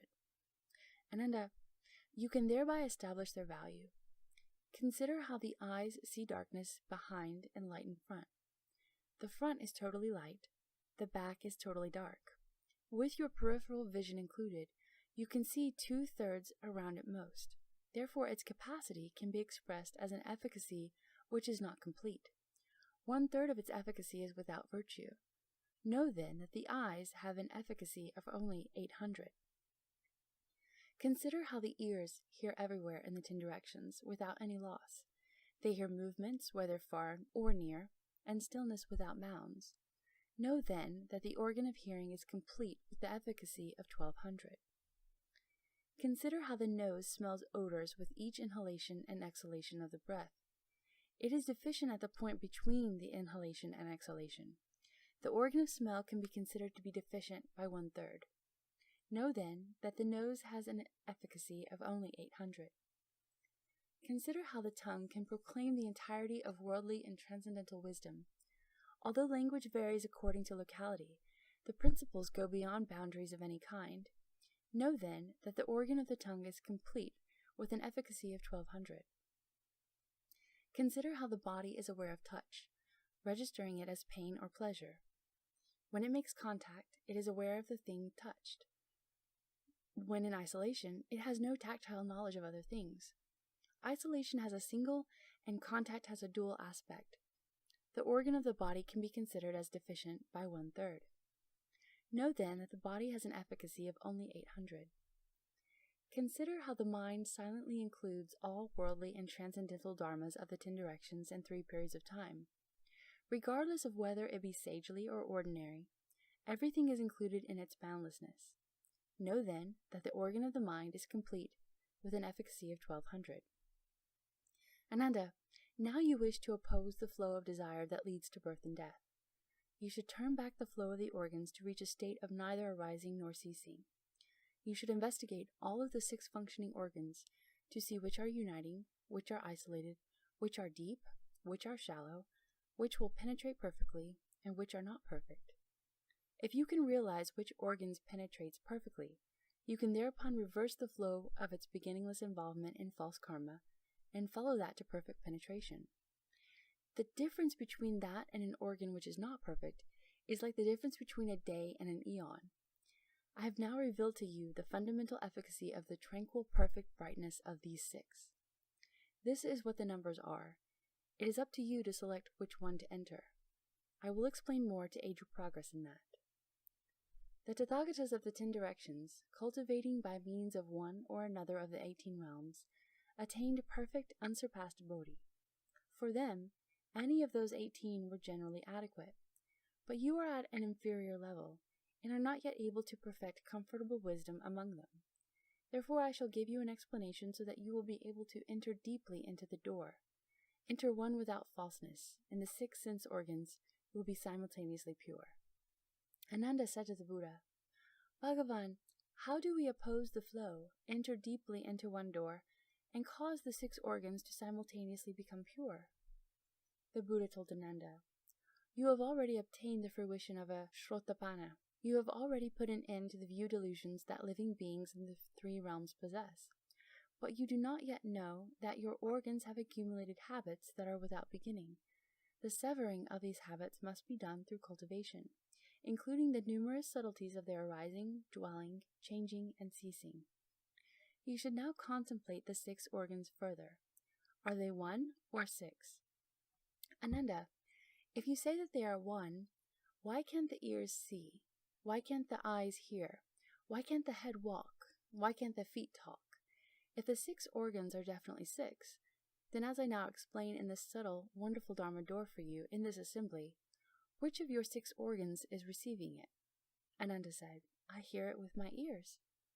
The Buddha said, your ears hear by themselves? What then does that have to do with your body and mouth? And yet you ask about the principles with your mouth, and your body displays veneration. Therefore you should know that if they are not 1, then they are 6, and if they are not 6, they must be 1. But you can't say that your organs are basically 1 and 6. Ananda, you should know that these organs are neither 1 nor 6. It is from being upside down and sinking into involvements throughout time, without beginning, that the theory of 1 and 6 has become established. As a Shrotapana, you have dissolved the 6, but you still have not done away with the 1.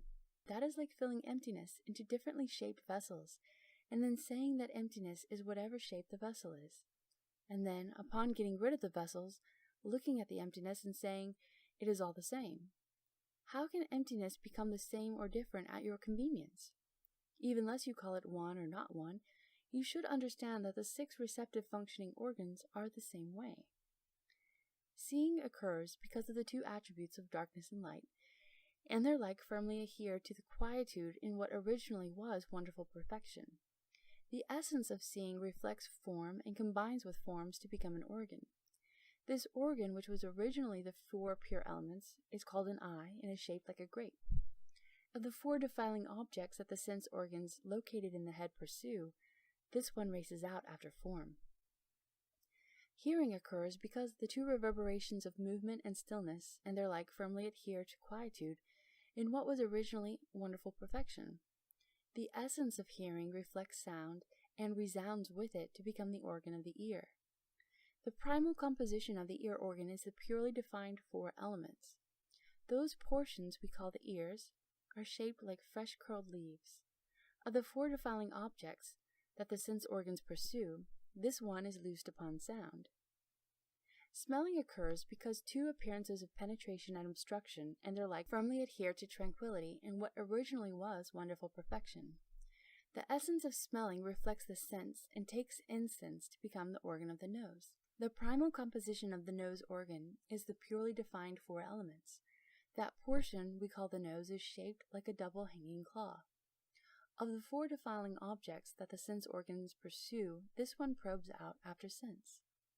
Tasting occurs because the 2 blends of blandness and variety of flavor, and their like firmly adhere to the quietude in what was originally wonderful perfection. The essence of tasting reflects flavors and becomes entwined with flavors to become the organ of the tongue. The primal composition of the tongue organ is purely defined 4 elements. That portion we call the tongue is shaped like a crescent moon. Of the 4 defiling objects that the sense organs pursue, this one craves flavors. Sensation occurs because the 2 frictions of separation and union, and their like, firmly adhere to quietude in what originally was wonderful perfection. The essence of sensation reflects contact and seizes upon contact to become the organ of the body. The primal composition of the body organ is in the purely defined 4 elements. The portion we call the body is shaped like a table. Of the 4 defiling objects that the sense organs pursue, this one is compelled by contact.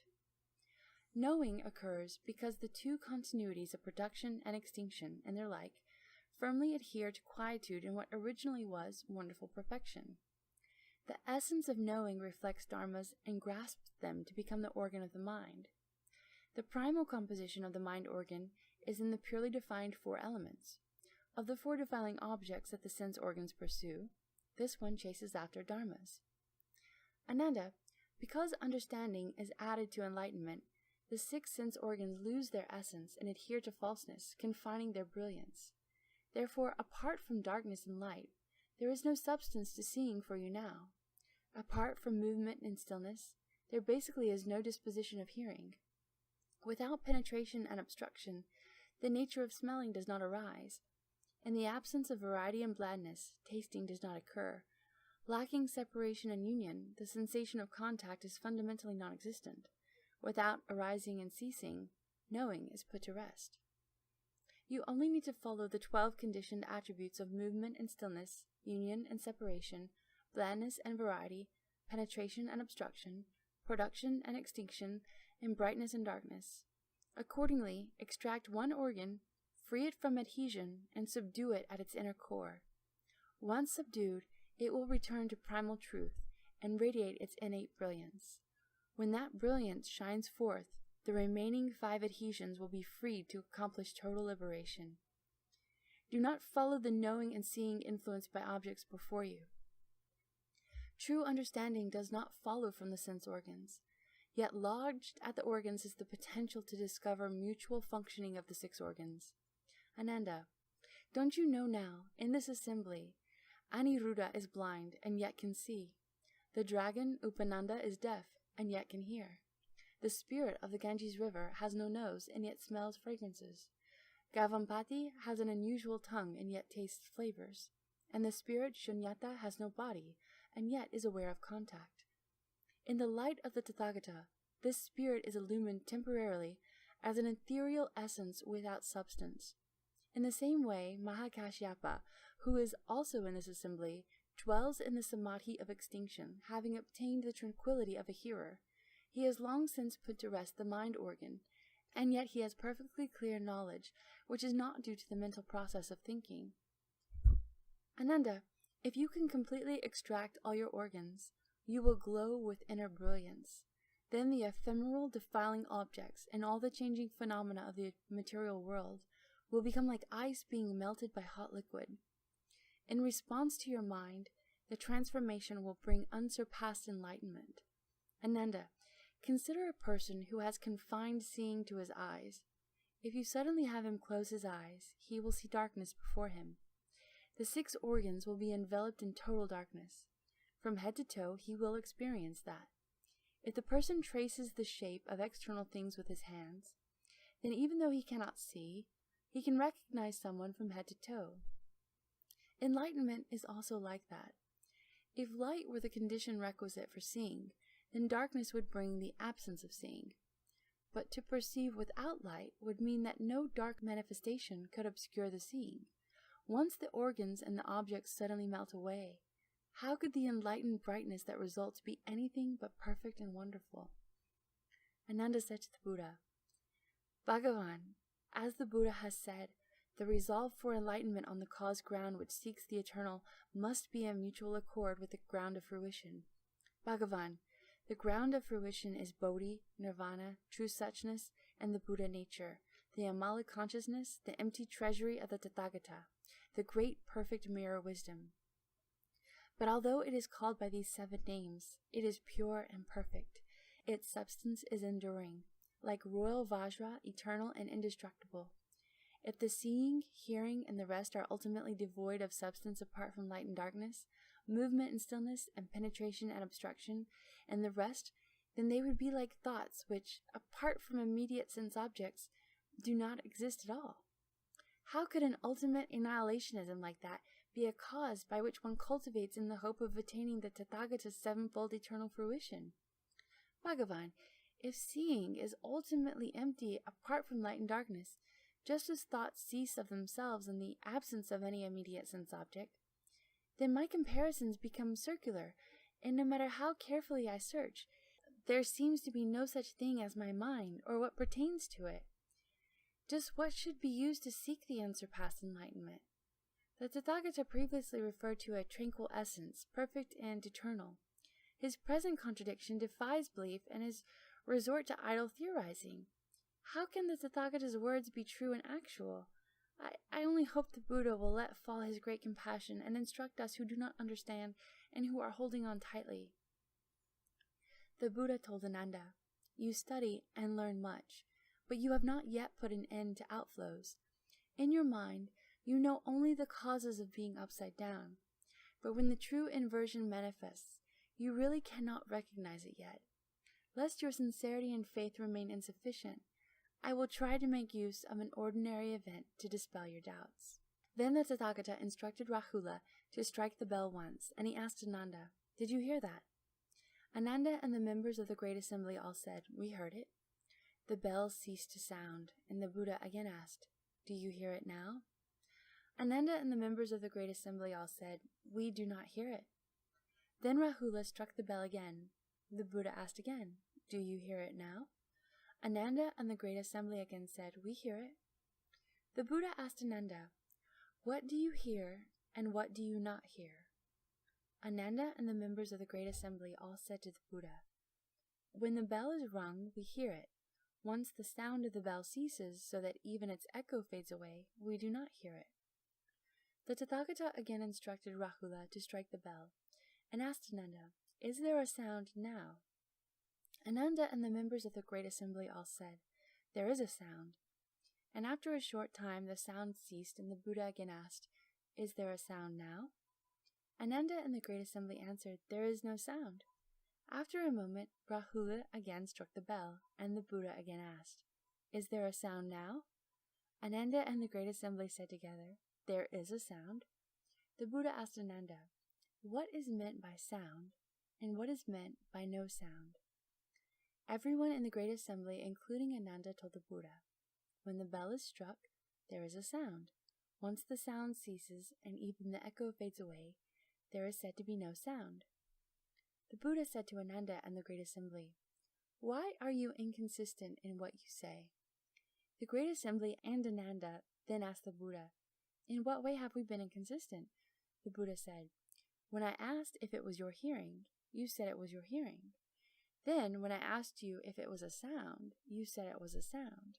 I cannot ascertain from your answers if it is a hearing or if it is a sound. How can you not say that is inconsistent? Ananda, when the sound is gone without an echo, you say there is no hearing. If there really were no hearing, the hearing nature would cease to be. It would be just like dead wood. If then the bell sounded again, how would you know? What you know to be there or not to be there is the defiling object of sound, which seems to come into being and cease to be. But how could the hearing nature be there or not be there? And if the hearing really were, as you contend, not there, who would know it was not there? And so, Ananda, the sounds that you hear are what rise and cease. Your hearing nature does not come into being and cease to be based on the rising and ceasing of the sounds you hear. You are so upside down that you mistake sound for hearing. No wonder you are so confused that you take what is eternal to be annihilationism. Ultimately, you cannot say that there is no hearing nature apart from movement and stillness, from obstruction and penetration and the rest. Consider a person who falls into a deep sleep while napping on his bed.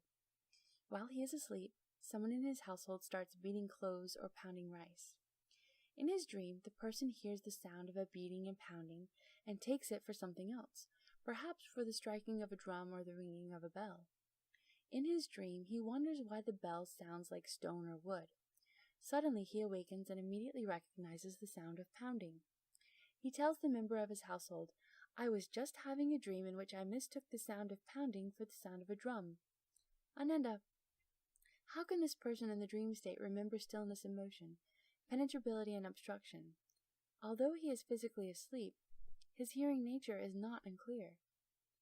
Even when your physical existence melts away and your life force changes and dwindles, how could that nature melt away and be gone from you? But because beings from time without beginning have pursued forms and sounds, and have followed their thoughts as they turn and flow, they are still not enlightened to the wonderful, eternal, pure nature. They do not accord with what is eternal, but chase after things that are subject to arising and ceasing. That is what causes them to be born again and again, flowing and turning in defilement. But if they reject arising and ceasing, and uphold the eternal truth, an enduring light will appear, and with that, the sense organs, defiling objects, and consciousness will disappear. Then you must maintain your distance from the defilements of the manifestations of thinking, and the emotional states of consciousness. Then your Dharma eye will accordingly become pure and bright. And how can you fail to realize unsurpassed enlightenment? This is the end of Chapter 4.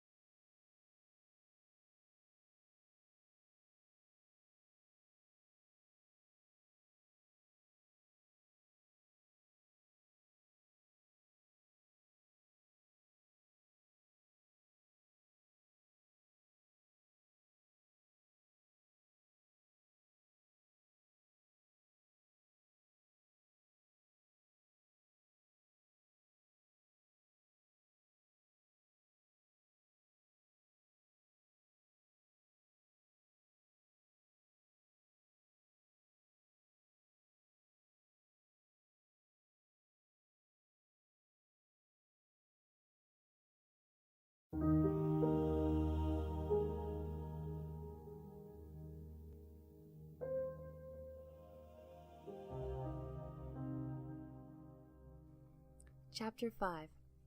Ananda said to the Buddha, Bhagavan, although Tathagata has explained this second absolute, as I now regard someone who wants to untie a knot, if he cannot find its center, he will never get the knot undone. Bhagavan, I and all the other hearers in the great assembly who are not beyond study are the same way. From time without beginning, we have been accompanied in birth and death by ignorance. We have obtained these good roots of erudition, and are said to have left the home life, yet in fact we act like someone with recurrent malaria. I only hope, greatly compassionate one, that you will take pity on us who are sinking and drowning. What are the knots in our body and mind, and how do we untie them? Your explanation will also enable future beings who are in suffering and difficulty to avoid the cycle of rebirth, and keep them from falling into the three realms of existence. After saying that, he and everyone in the great assembly made full prostrations. He wept profusely, and with sincere anticipation awaited the unsurpassed instruction of the Buddha, the Tathagata. Then the Bhagavan took pity on Ananda and those in the assembly with something left to study, as well as on beings of the future who have the potential to transcend the world and to develop insight. He rubbed the crown of Ananda's head with his hand that shone with Jambunanda purple golden light. Instantaneously, all the Buddha lands of the 10 directions quaked in 6 ways. Tathagatas as numerous as atoms of universe, each dwelling in his respective world, emitted a precious light from the crowns of his head. At one and the same time, their light went from their own countries to the Jeta Grove and anointed the crown of the Tathagata's head. All in the assembly received unprecedented benefits. Then Ananda and everyone in the great assembly heard the Tathagatas as numerous as atoms of universe throughout the 10 directions speak to Ananda with different mouths, but with a single voice. Good indeed, Ananda.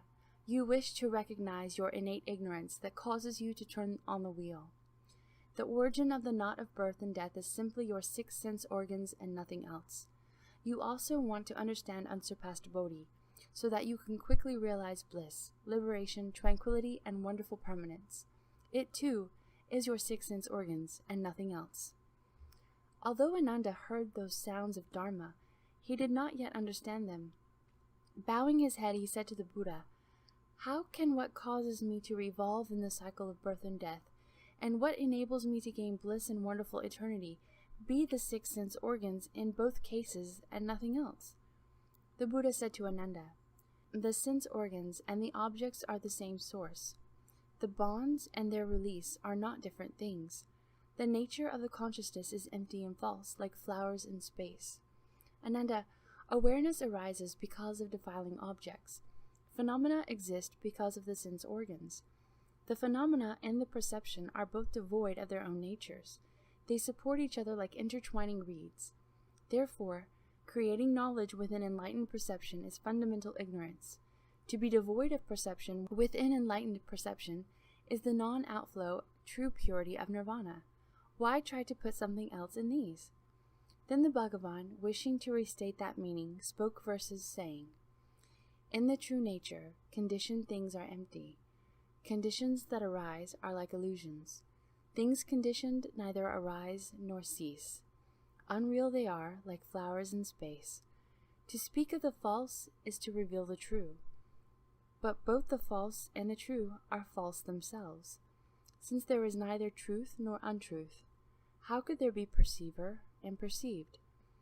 Between the two no real nature exists. Thus they are likened to entwining reeds.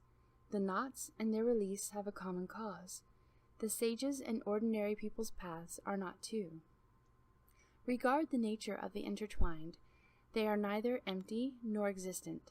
Dark confusion is simply ignorance. Bringing it to light is liberation. The knots must be untied successively. When the 6 are released, even the one ceases to be. Select an organ preferred for perfect penetration. Enter the flow and realize proper enlightenment. Extremely subtle, the Adana consciousness makes patterns of habit that flow on in torrents. Fearing you will confuse the truth with what is not, I rarely tell you all of this. With your own mind, you grasp at your own mind. What is not illusory turns into illusion. Do not grasp, and nothing will not be illusion. Since even non-illusion does not arise, how can illusory dharmas be established? This is called the wonderful lotus flower, the regal Vajra gem of enlightenment. And this samapati, that is likened to illusion, transcend to the level beyond learning. This abhidharma, incomparable, is the single pathway through nirvana's gates, taken by Bhagavans in all the 10 directions. When Ananda and the Great Assembly heard the unsurpassed compassionate instruction of the Buddha, the Tathagata, this harmonious and brilliant Gaya verse, with its clear and penetrating wonderful principles, their hearts and eyes were opened, and they exclaimed that this Dharma was unprecedented. Ananda put his palms together, bowed, and said to the Buddha, having heard the Buddha's unrestrained, greatly kind, true and actual expression of Dharma that is pure in nature and wonderfully eternal, I still have not understood the sequence for releasing the knots, so that when the 6 are untied, the one is gone also. I only hope that you will be compassionate and once again empathize with this assembly and those of the future by offering us explanation of the Dharma to wash and rinse away our deep-rooted defilements. Then, upon the lion's throne, the Tathagata straightened his nirvana robes, arranged his samgatik sash, took hold of the table inlaid with the 7 gems, reached out onto the table and picked up an exquisitely beautiful cloth given to him by a god from the Suyama heaven. Then, as the assembly watched, he tied it into a knot and showed it to Ananda, asking, "What is this called?" Ananda and the Great Assembly answered together, "It is called a knot." Then the Tathagata tied another knot in the beautiful cloth and asked Ananda again, "What is this called?" Ananda and the Great Assembly once again answered together, "It, too, is called a knot." He continued this pattern until he had tied 6 knots in the beautiful cloth. As he made each knot, he held it up to Ananda and asked, "What is this called?" And each time Ananda and the Great Assembly answered the Buddha in the same way, "It is called a knot." The Buddha said to Ananda, "When I first tied the cloth, you called it a knot. Since the beautiful cloth is basically a single strip, how could you give the same answer for the 2nd and 3rd time?" Ananda said to the Buddha, "Bhagavan, this beautiful cloth is just one piece, but the way I understand it, when the Tathagata makes one tie, it is called a knot. If he were to make 100 ties, they would be called 100 knots. And so now that exactly 6 knots, not 5 or 7, have been tied in the cloth, why does the Tathagata only allow me to speak of 1 knot and not of 2 or 3? The Buddha told Ananda, "You know that this precious cloth is basically 1 strip. But when I made 6 ties in it, you said it had 6 knots. Carefully consider the substance of the cloth. It remains unchanged except for the knots in it. What do you think? You identified the first knot as I tied number 1. Now I am ready to tie the 6th knot. Will you also call it number 1? No, Bhagavan. If there are 6 knots, the 6th knot can never be called the first one. Even if I exhausted all my intelligence and eloquence in life after life, I could reverse the sequence of these 6 knots. The Buddha said, So it is. The 6 knots are not identical. Consider their origin. They are created from the one cloth and were tied in a certain order. It would be impossible to scramble that sequence. Your 6 sense organs are also like that. From what was identical, decisive differences arise, the Buddha said to Ananda. Assuming you do not want these 6 knots and would like there to be just one cloth, how could you achieve that end? Ananda said, As long as these knots remain, dispute about what they are and what they are not will arise. Their very existence will lead to such distinctions as this knot not being that knot, and that knot not being this one. But if the Tathagata were to untie them all right now so that none remained, then there would be no this or that. There would not even be anything called one, how much the less 6.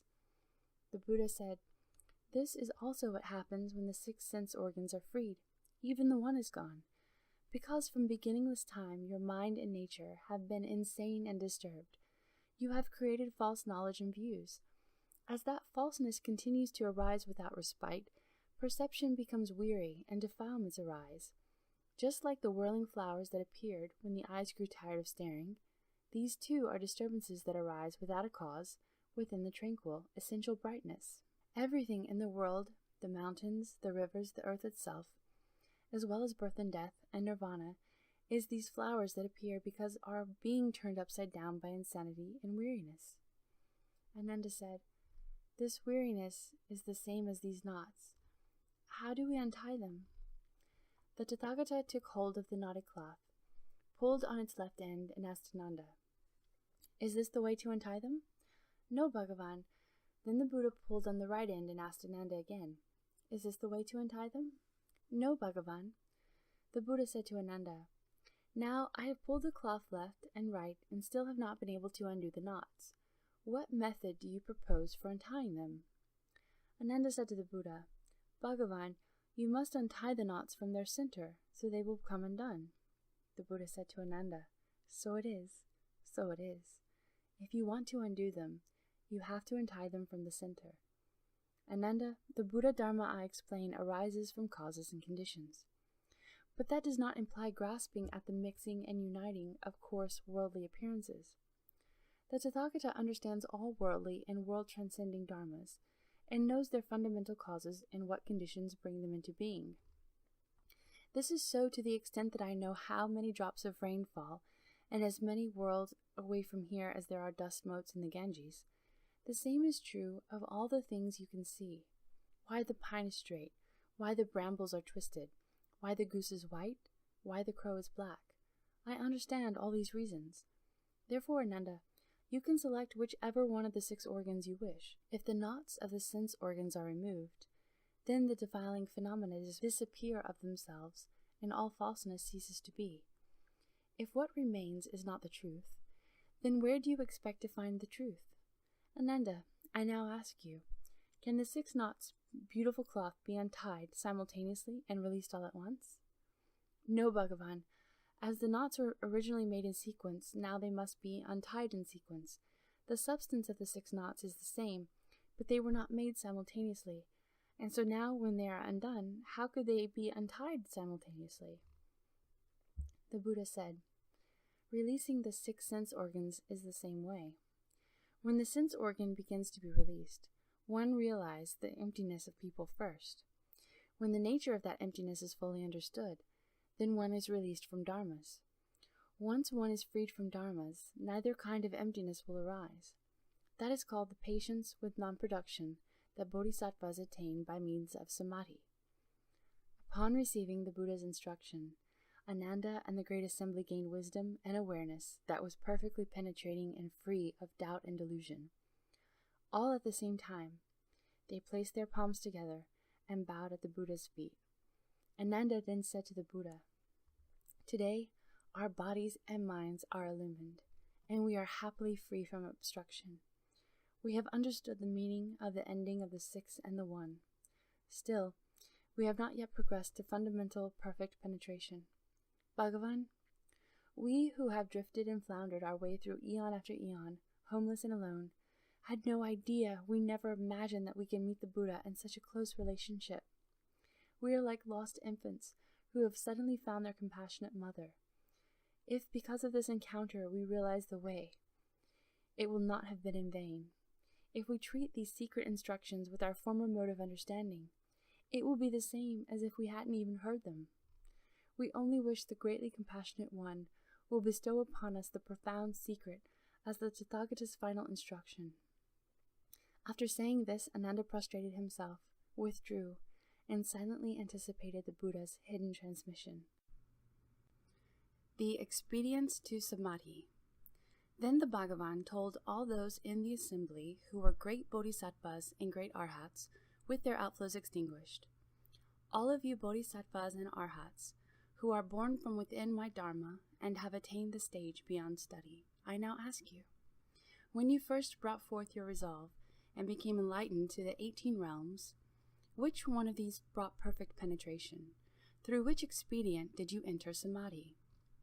Kayandinya, with the others of the first 5 bhikshus, arose from his seat, bowed at the Buddha's feet, and said to the Buddha, When I was in the deer park and the pheasant garden, I observed the Tathagata immediately after his accomplishment of the way. Upon hearing the Buddha's voice, I understood the 4 truths. The Buddha is questioning us bhikshus. As I was the first to understand, the Tathagata certified me and named me Ajnata.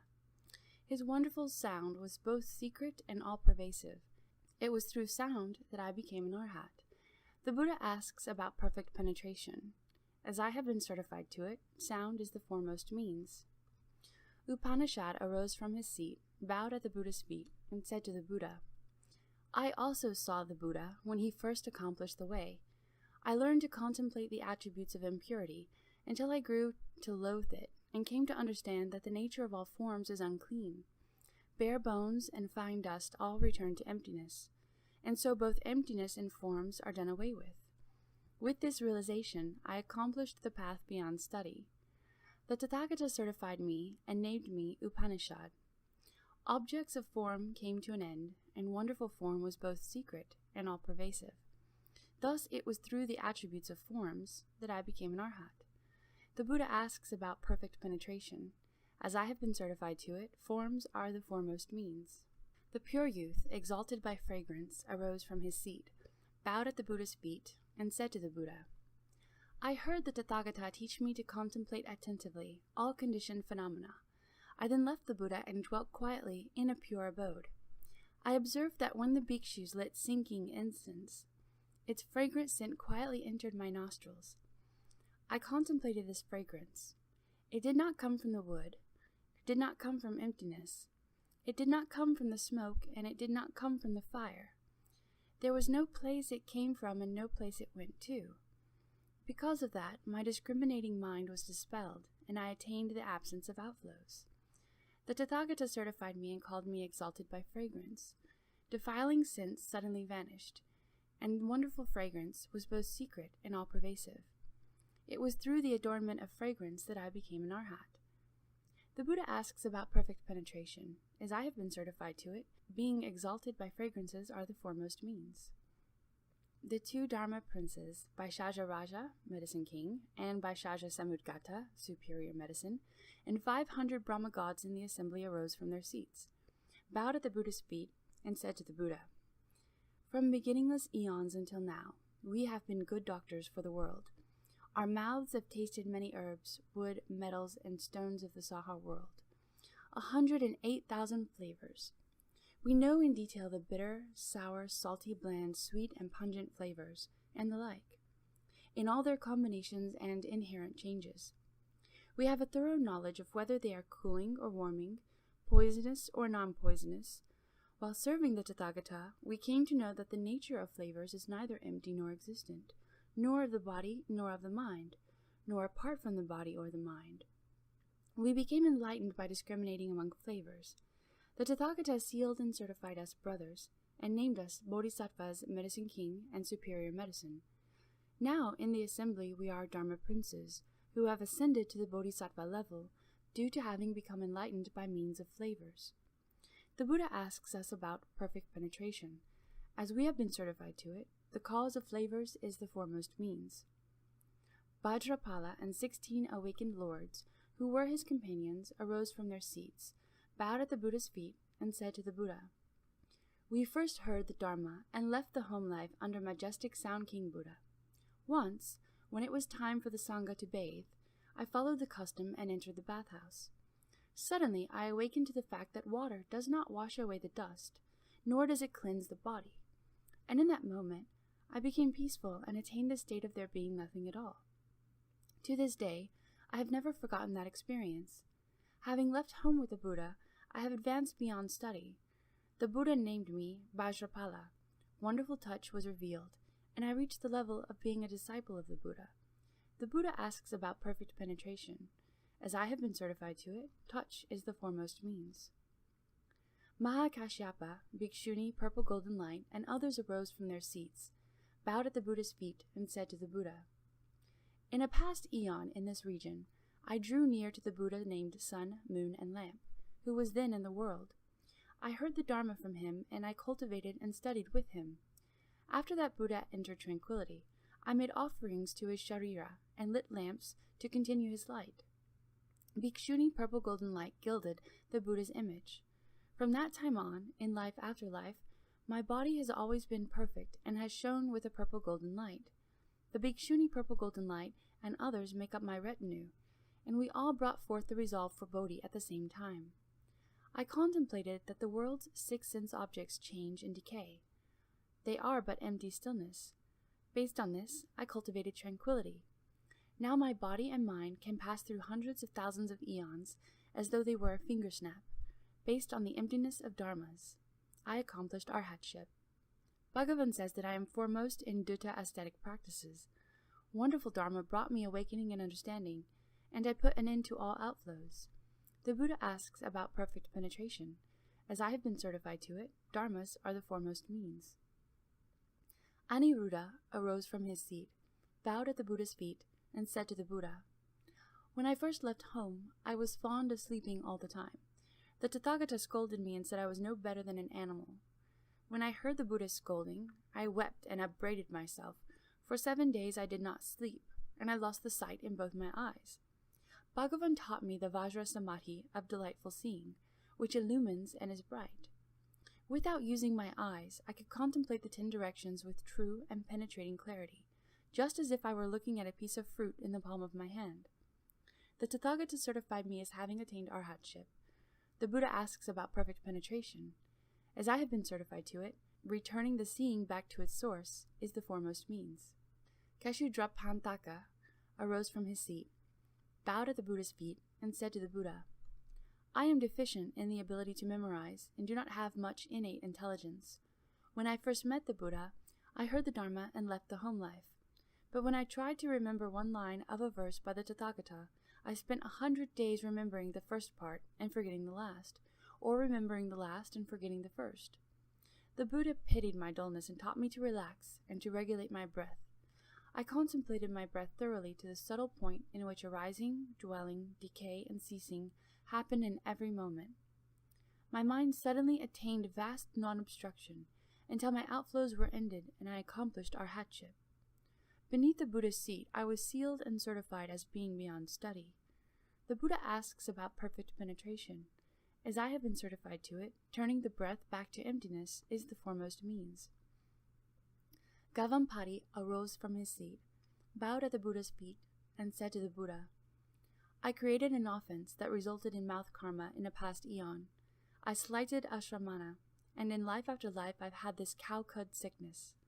The Tathagata taught me the mind-ground dharma door of the purity of a single flavor.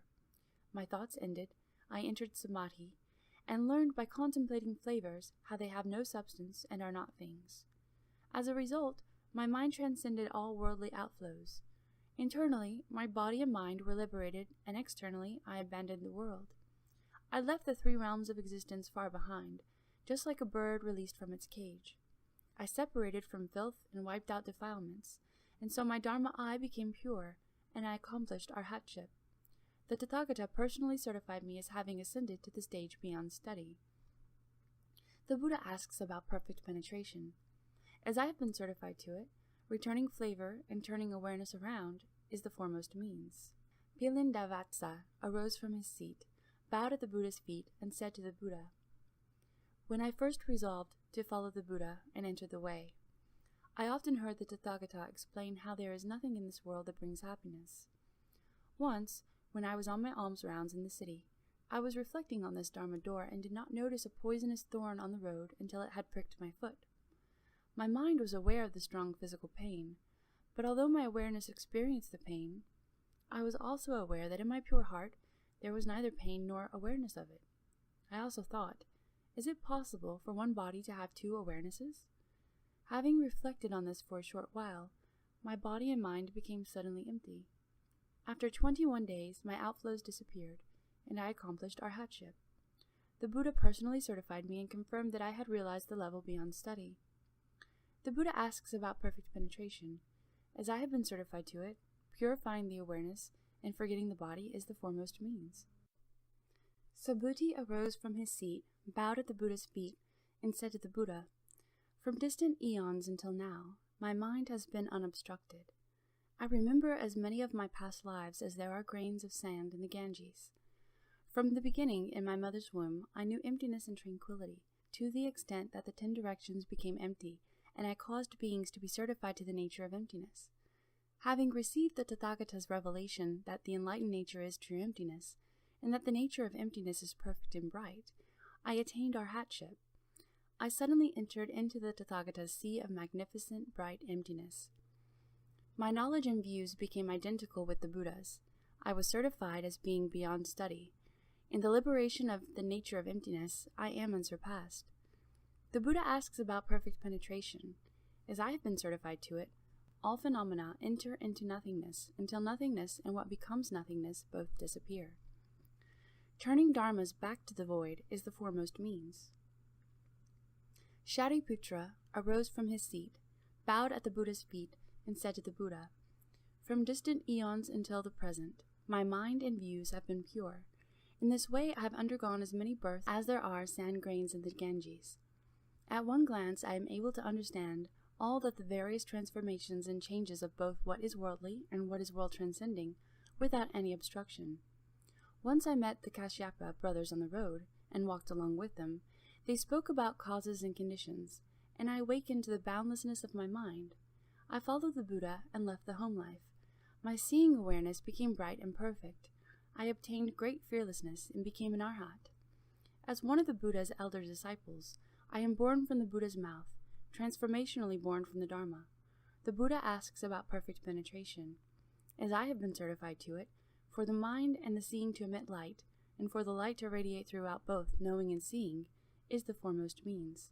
Samantabhadra, universal worthy Bodhisattva, arose from his seat, bowed at the Buddha's feet, and said to the Buddha, "I have been a Dharma prince, with as many Tathagatas as there are sand grains in the Ganges. The Tathagatas of the 10 directions tell their disciples, who have the roots of a Bodhisattva, to cultivate the universal worthy conduct, which is named after me. Bhagavan, I use my mind to listen and distinguish the knowledge and views of beings. In other regions, as many realms away as there are sand grains in the Ganges, for each being who resolves to practice the conduct of universal worthy, I immediately mount my 6-tusked elephant and create hundreds of thousands of reduplicated bodies which go to those places. Although their obstacles may be so heavy that they cannot see me, I secretly rub their crowns, protect and comfort them, and help them succeed." The Buddha asks about perfect penetration.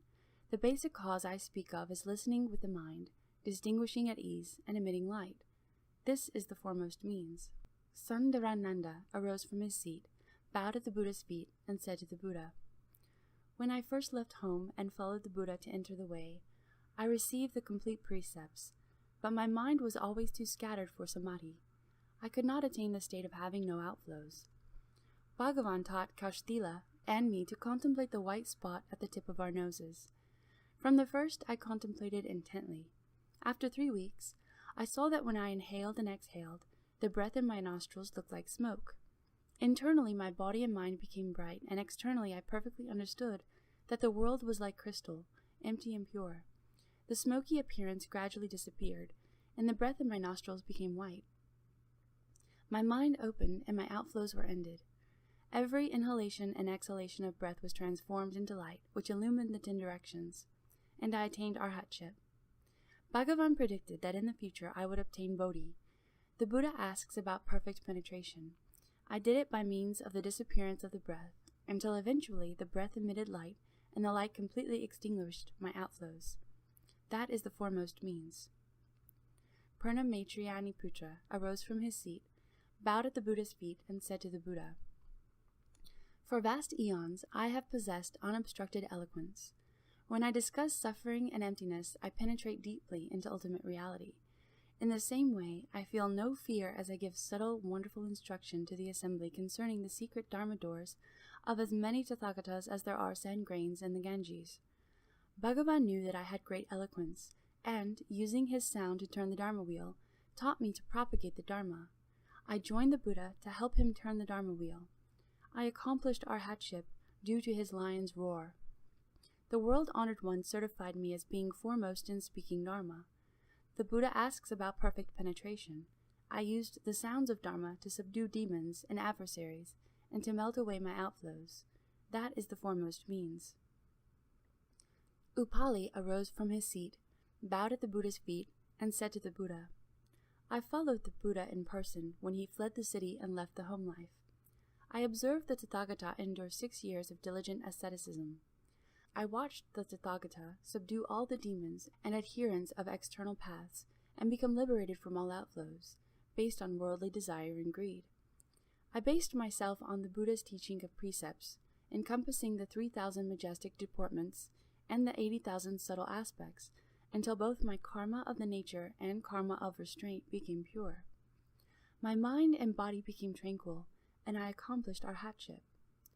In the Tathagata's assembly, I record the rules governing discipline. The Buddha himself certified my mind's upholding of the precepts and my genuine cultivation of them. I am considered a leader of the assembly. The Buddha asks about perfect penetration. I disciplined the body until it attained ease and comfort. Then I disciplined the mind until it attained penetrating clarity. After that, both body and mind experienced keen and thorough absorption. That is the foremost means." Mahamudgayana arose from his seat, bowed at the Buddha's feet, and said to the Buddha, "Once when I was out on the road doing alms rounds, I met the 3 Kashyapa brothers, Uruvilva, Gaya, and Nadi, who proclaimed for me the Tathagata's profound principle of causes and conditions. I immediately brought forth the resolve, and obtained a great understanding. The Tathagata accepted me. I was spontaneously clad in the kashaya, and my hair and beard fell out by themselves. I roamed the 10 directions, having no impeding obstructions. My spiritual penetrations, which are esteemed as unsurpassed, and I accomplished arhatship. Not only the Bhagavan, but the Tathagatas of the 10 directions praise my spiritual powers as being perfectly clear and pure, masterful and fearless. The Buddha asks about perfect penetration. By means of unrelenting attention to the profound, the light of my mind was revealed. Just as water becomes clear when the mud settles, eventually my mind became pure and lustrous. That is the foremost means." Ukushma came before the Buddha, put his palms together, bowed at the Buddha's feet, and said to him, "I can still remember how many eons ago I was filled with excessive greed and desire. The Buddha, named King of Emptiness, was in the world, and he said that people with too much lustful desire turn into a raging mass of fire. He taught me to contemplate the coolness and warmth found throughout my entire body. Then the spiritual light coalesced inside me and transformed my thoughts of excessive lust into the fire of wisdom. After that, all the Buddhas referred to me by the name Firehead. Due to the strength of this firelight samadhi, I accomplished arhatship. I made a great vow that when any Buddha accomplishes the way, I will be a powerful knight and personally subdue the demon's enmity." The Buddha asks about perfect penetration. I used attentive contemplation of the effects of heat in my body and mind until it became unobstructed and penetrating, and all my outflows were consumed. I produced a blazing brilliance and ascended to enlightenment. That is the foremost means. The Bodhisattva maintaining the earth arose from his seat, bowed at the Buddha's feet, and said to the Buddha, "I remember when Universal Light Tathagata appeared in the world in the past.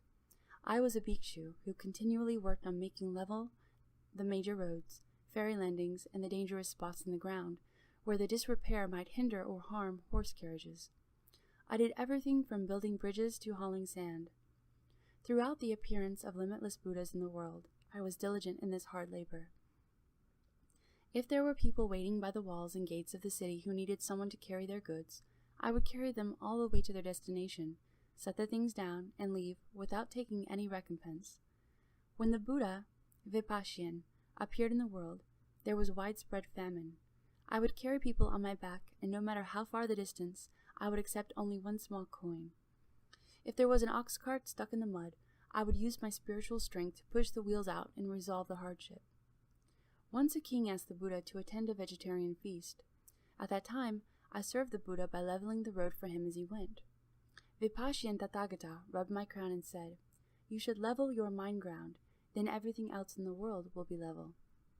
Immediately my mind opened up, and I saw how the particles of earth composing my own body were no different from all the particles of earth that made up the world. These particles of dust do not conflict with our nature, to the point that not even the blade of a sword could harm it. Within the Dharma nature, I awakened to the patience of the non-production of dharmas and accomplished arhatship. My mind has returned, and I have now entered the ranks of the bodhisattvas. Hearing that Tathagata proclaimed the wonderful lotus flower, the level of the Buddha's knowledge and vision, I have already been certified as having understood, and am a leader in the assembly. The Buddha asks about perfect penetration. Upon attentive contemplation of the body and the environment, I saw that these two defiling dusts are exactly the same. Fundamentally, everything is the treasury of the Tathagata, but then falseness arises and creates the defiling dust. When the defiling dust is eliminated, wisdom is perfected, and one accomplishes the unsurpassed way. That is the foremost means. The pure youth, Moonlight, arose from his seat, bowed at the Buddha's feet, and said to the Buddha, "I remember that long ago, beyond eons as many as there are sand grains in the Ganges, there was a Buddha in the world named Water God, who taught all the bodhisattvas to cultivate the contemplation of water and enter samadhi. I reflected upon how throughout the body the essence of water is not in discord. I started with mucus, phlegm, saliva, marrow, and blood, and went through to urine and excrement. As it circulated through my body, the nature of water remained the same. I saw that the water in my body was not at all different from that in the world outside, even in the royal lands of the floating banners, with all their seas of fragrant waters. At that time, when I first succeeded in the contemplation of water, I could see only water. I still had not gotten beyond my physical body. I was a bhikshu then, and once when I was in dhyana repose in my room, a disciple of mine peeked in the window and saw only clear water filling the entire room. He saw nothing else. The lad was young, and not knowing any better, he picked up a tile and tossed it into the water. It hit the water with a plunk. He gazed around and then left. When I came out of concentration, I was suddenly aware of a pain in my heart, and I felt like Shariputra must have felt when he met that cruel ghost. I thought, I am already an arhat, and have since long abandoned conditions that bring on illness. Why do I suddenly have this pain in my heart? Am I about to lose the position of non-retreat? Just then, the young lad came promptly to me and related what had happened. I quickly said to him, "When you see the water again, open the door, wade into the water, and remove the tile." The boy was obedient, so when I re-entered samadhi, he again saw the water, and the tile as well, opened the door, and took it out. When I came out of concentration, my body was as it had been before. I encountered limitless Buddhas, and cultivated in that way until the coming of the Tathagata, king of masterful penetrations of mountains and seas. Then I finally had no body. My nature and the seas of fragrant waters throughout the 10 directions were identical with true emptiness, without any duality or difference. Now I am joined with the Tathagata, and am known as pure youth, and I have joined the assembly of bodhisattvas. The Buddha asks about perfect penetration. By means of the nature of water, I penetrated through to the flow of a single flavor, obtained patience with the non-production of dharmas, and reached the perfection of bodhi. That is the foremost means. The Dharma Prince, Vaidurya Light, arose from his seat, bowed at the Buddha's feet, and said to the Buddha, "I can still remember back through eons, as many as sand grains in the Ganges, to the time of a Buddha named Limitless Sound, who instructed the bodhisattvas that fundamental enlightenment is wonderful and bright. He taught them to contemplate this world and all the beings' physical bodies as being false conditions propelled by the power of wind. At that time, I contemplated the position of the world. I regarded the passage of time in the world. I reflected on the motion and stillness of my body. I considered the arising of thoughts in my mind. There was no difference among all these kinds of motion. They were all the same. I then understood that the nature of movement does not come from anywhere, nor does it go anywhere. Every single material particle throughout the 10 directions, and every deluded being, is of the same empty falseness.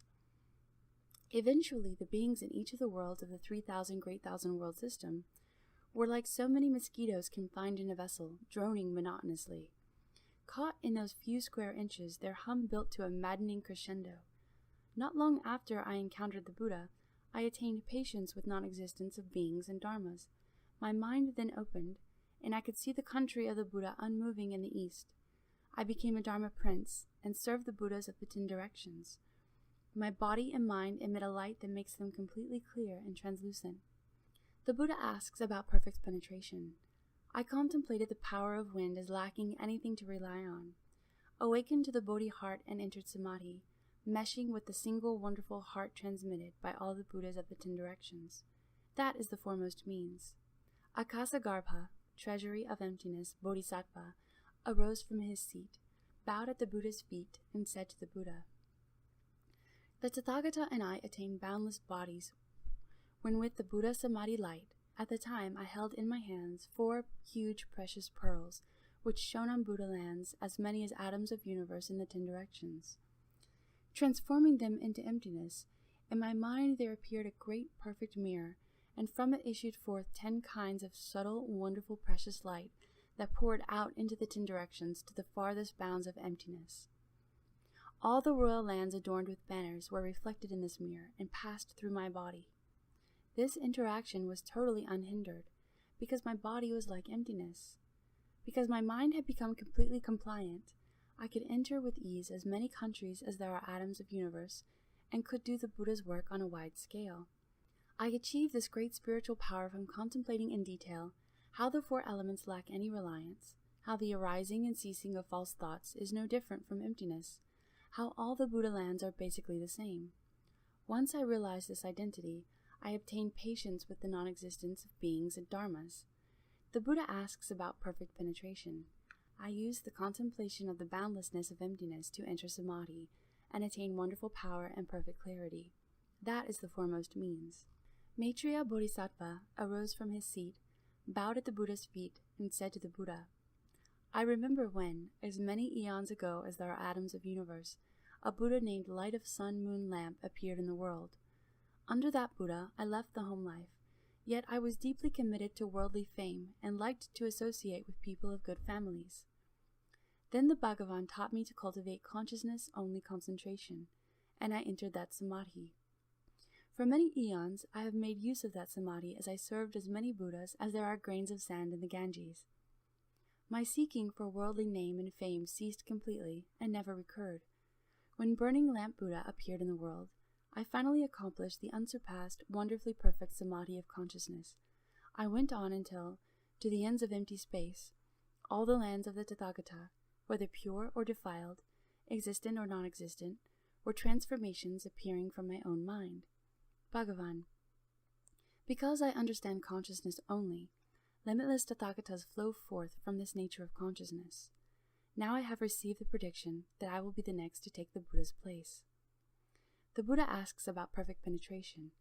I intensely contemplated the 10 directions as originating only from consciousness.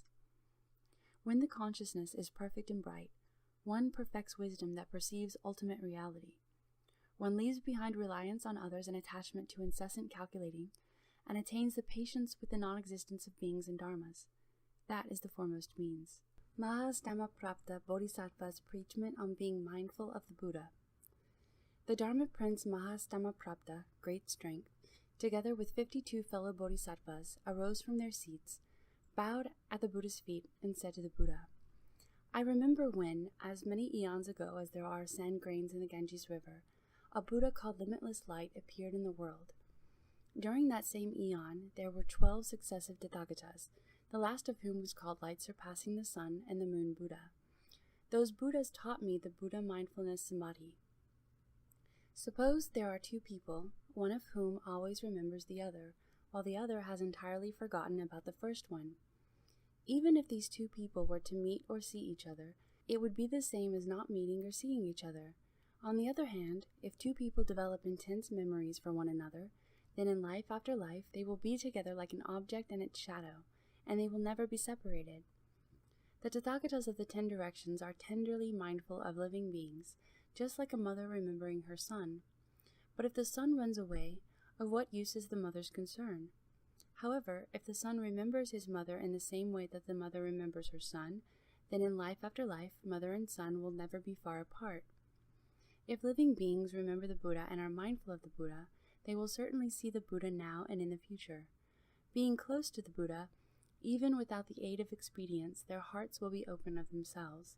That is like a person who, once perfumed by incense, carries the fragrance on his body.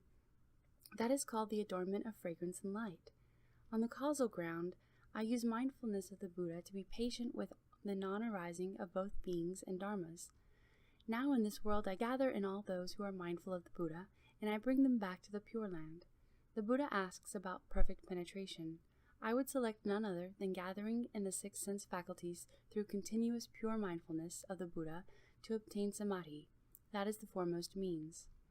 If living beings remember the Buddha and are mindful of the Buddha, they will certainly see the Buddha now and in the future. Being close to the Buddha, even without the aid of expedients, they will awaken by themselves. That is like a person who, once perfumed by incense, carries the fragrance on his body. That is called the adornment of fragrance and light. On the causal ground, by virtue of the mindfulness of the Buddha, I have achieved the uncreated forbearance. Now in this world I gather in all those who are mindful of the Buddha, and I bring them back to the Pure Land. The Buddha asks about the perfect penetration. I would select none other than gathering in the sense 6 faculties through continuous pure mindfulness of the Buddha to obtain samadhi. That is the foremost means. This is the end of Chapter 5.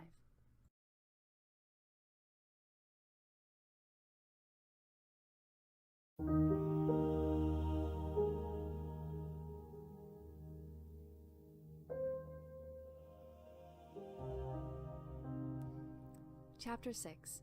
Avalokiteshvara's Dharma Gate, enlightened through the gateway of the ear.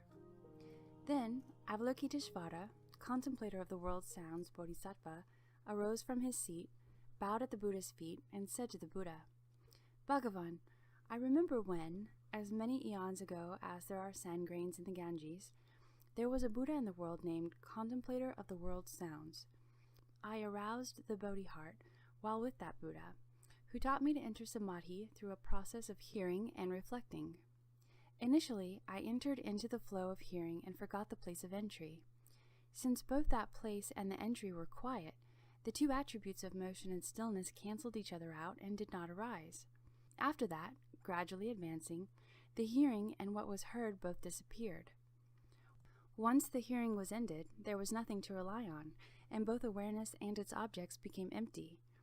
When the emptiness of awareness was ultimately perfected, emptiness and what was being emptied then also ceased to be.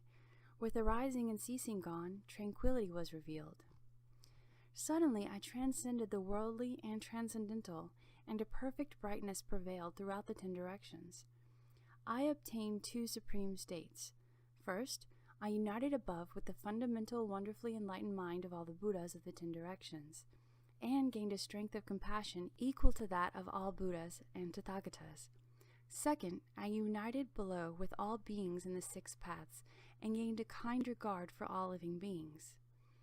Bhagavan, because I served and made offerings to the Tathagata, contemplator of sounds, I received from that Tathagata a transmission of the Vajra Samadhi of all being like an illusion as one becomes permeated with hearing and cultivates hearing. Because I gained a strength of compassion equal to that of all Buddhas, the Tathagatas, I attained 32 response bodies and entered all lands.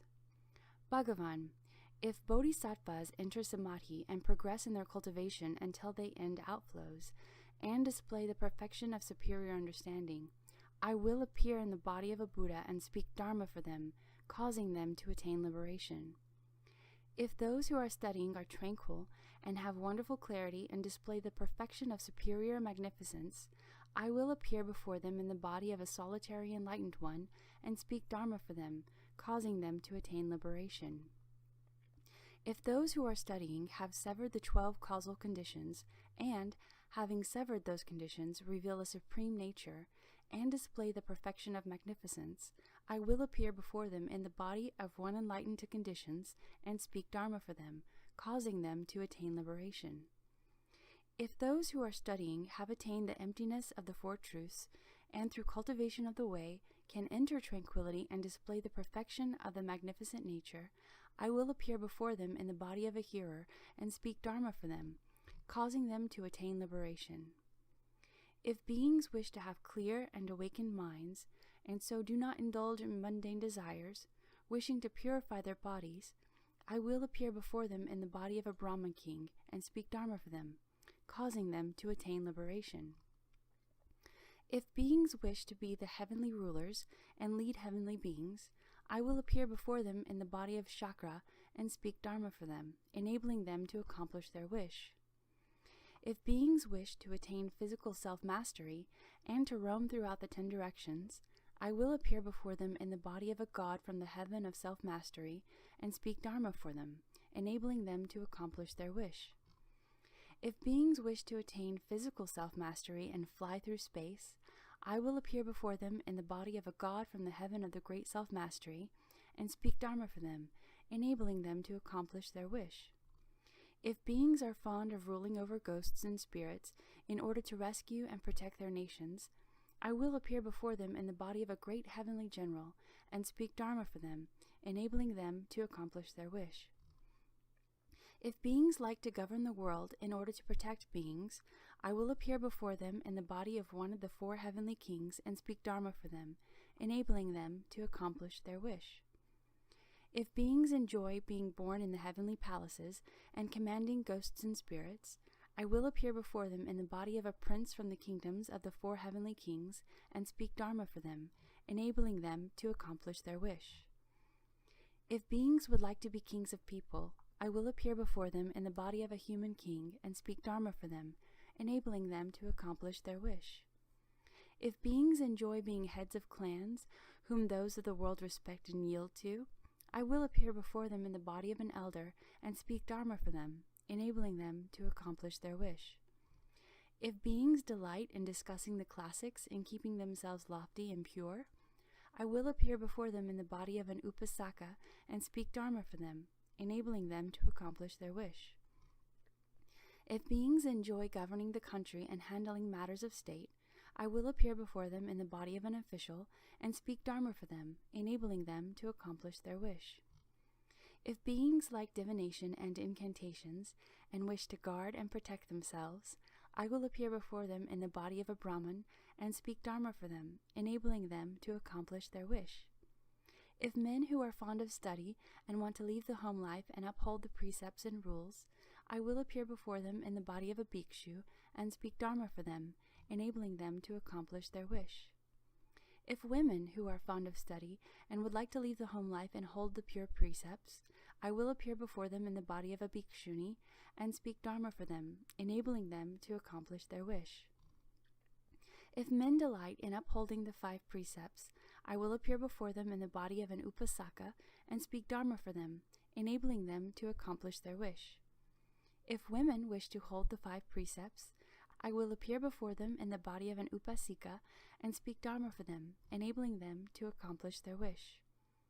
If women want to govern internal affairs of household or country, I will appear before them in the body of a queen, noblewoman, or a tutor of court ladies, and speak Dharma for them, enabling them to accomplish their wish. If young men wish to remain pure, I will appear before them in the body of a virgin youth and speak Dharma for them, enabling them to accomplish their wish. If maidens want to remain virgins and do not wish to marry, I will appear before them in the body of a virgin maiden and speak Dharma for them, enabling them to accomplish their wish. If heavenly beings wish to escape their heavenly destiny, I will appear before them in the body of a god and speak Dharma for them, enabling them to accomplish their wish. If dragons want to quit their lot of being dragons, I will appear before them in the body of a dragon and speak Dharma for them, enabling them to accomplish their wish. If yakshas want to get out of their present fate, I will appear before them in the body of a yaksha and speak Dharma for them, enabling them to accomplish their wish. If Gandharvas wish to be freed from their destiny, I will appear before them in the body of a Gandharva and speak Dharma for them, enabling them to accomplish their wish. If Asuras wish to be liberated from their destiny, I will appear before them in the body of an Asura and speak Dharma for them, enabling them to accomplish their wish. If Kinnaras wish to transcend their fate, I will appear before them in the body of a Kinnara and speak Dharma for them, enabling them to accomplish their wish.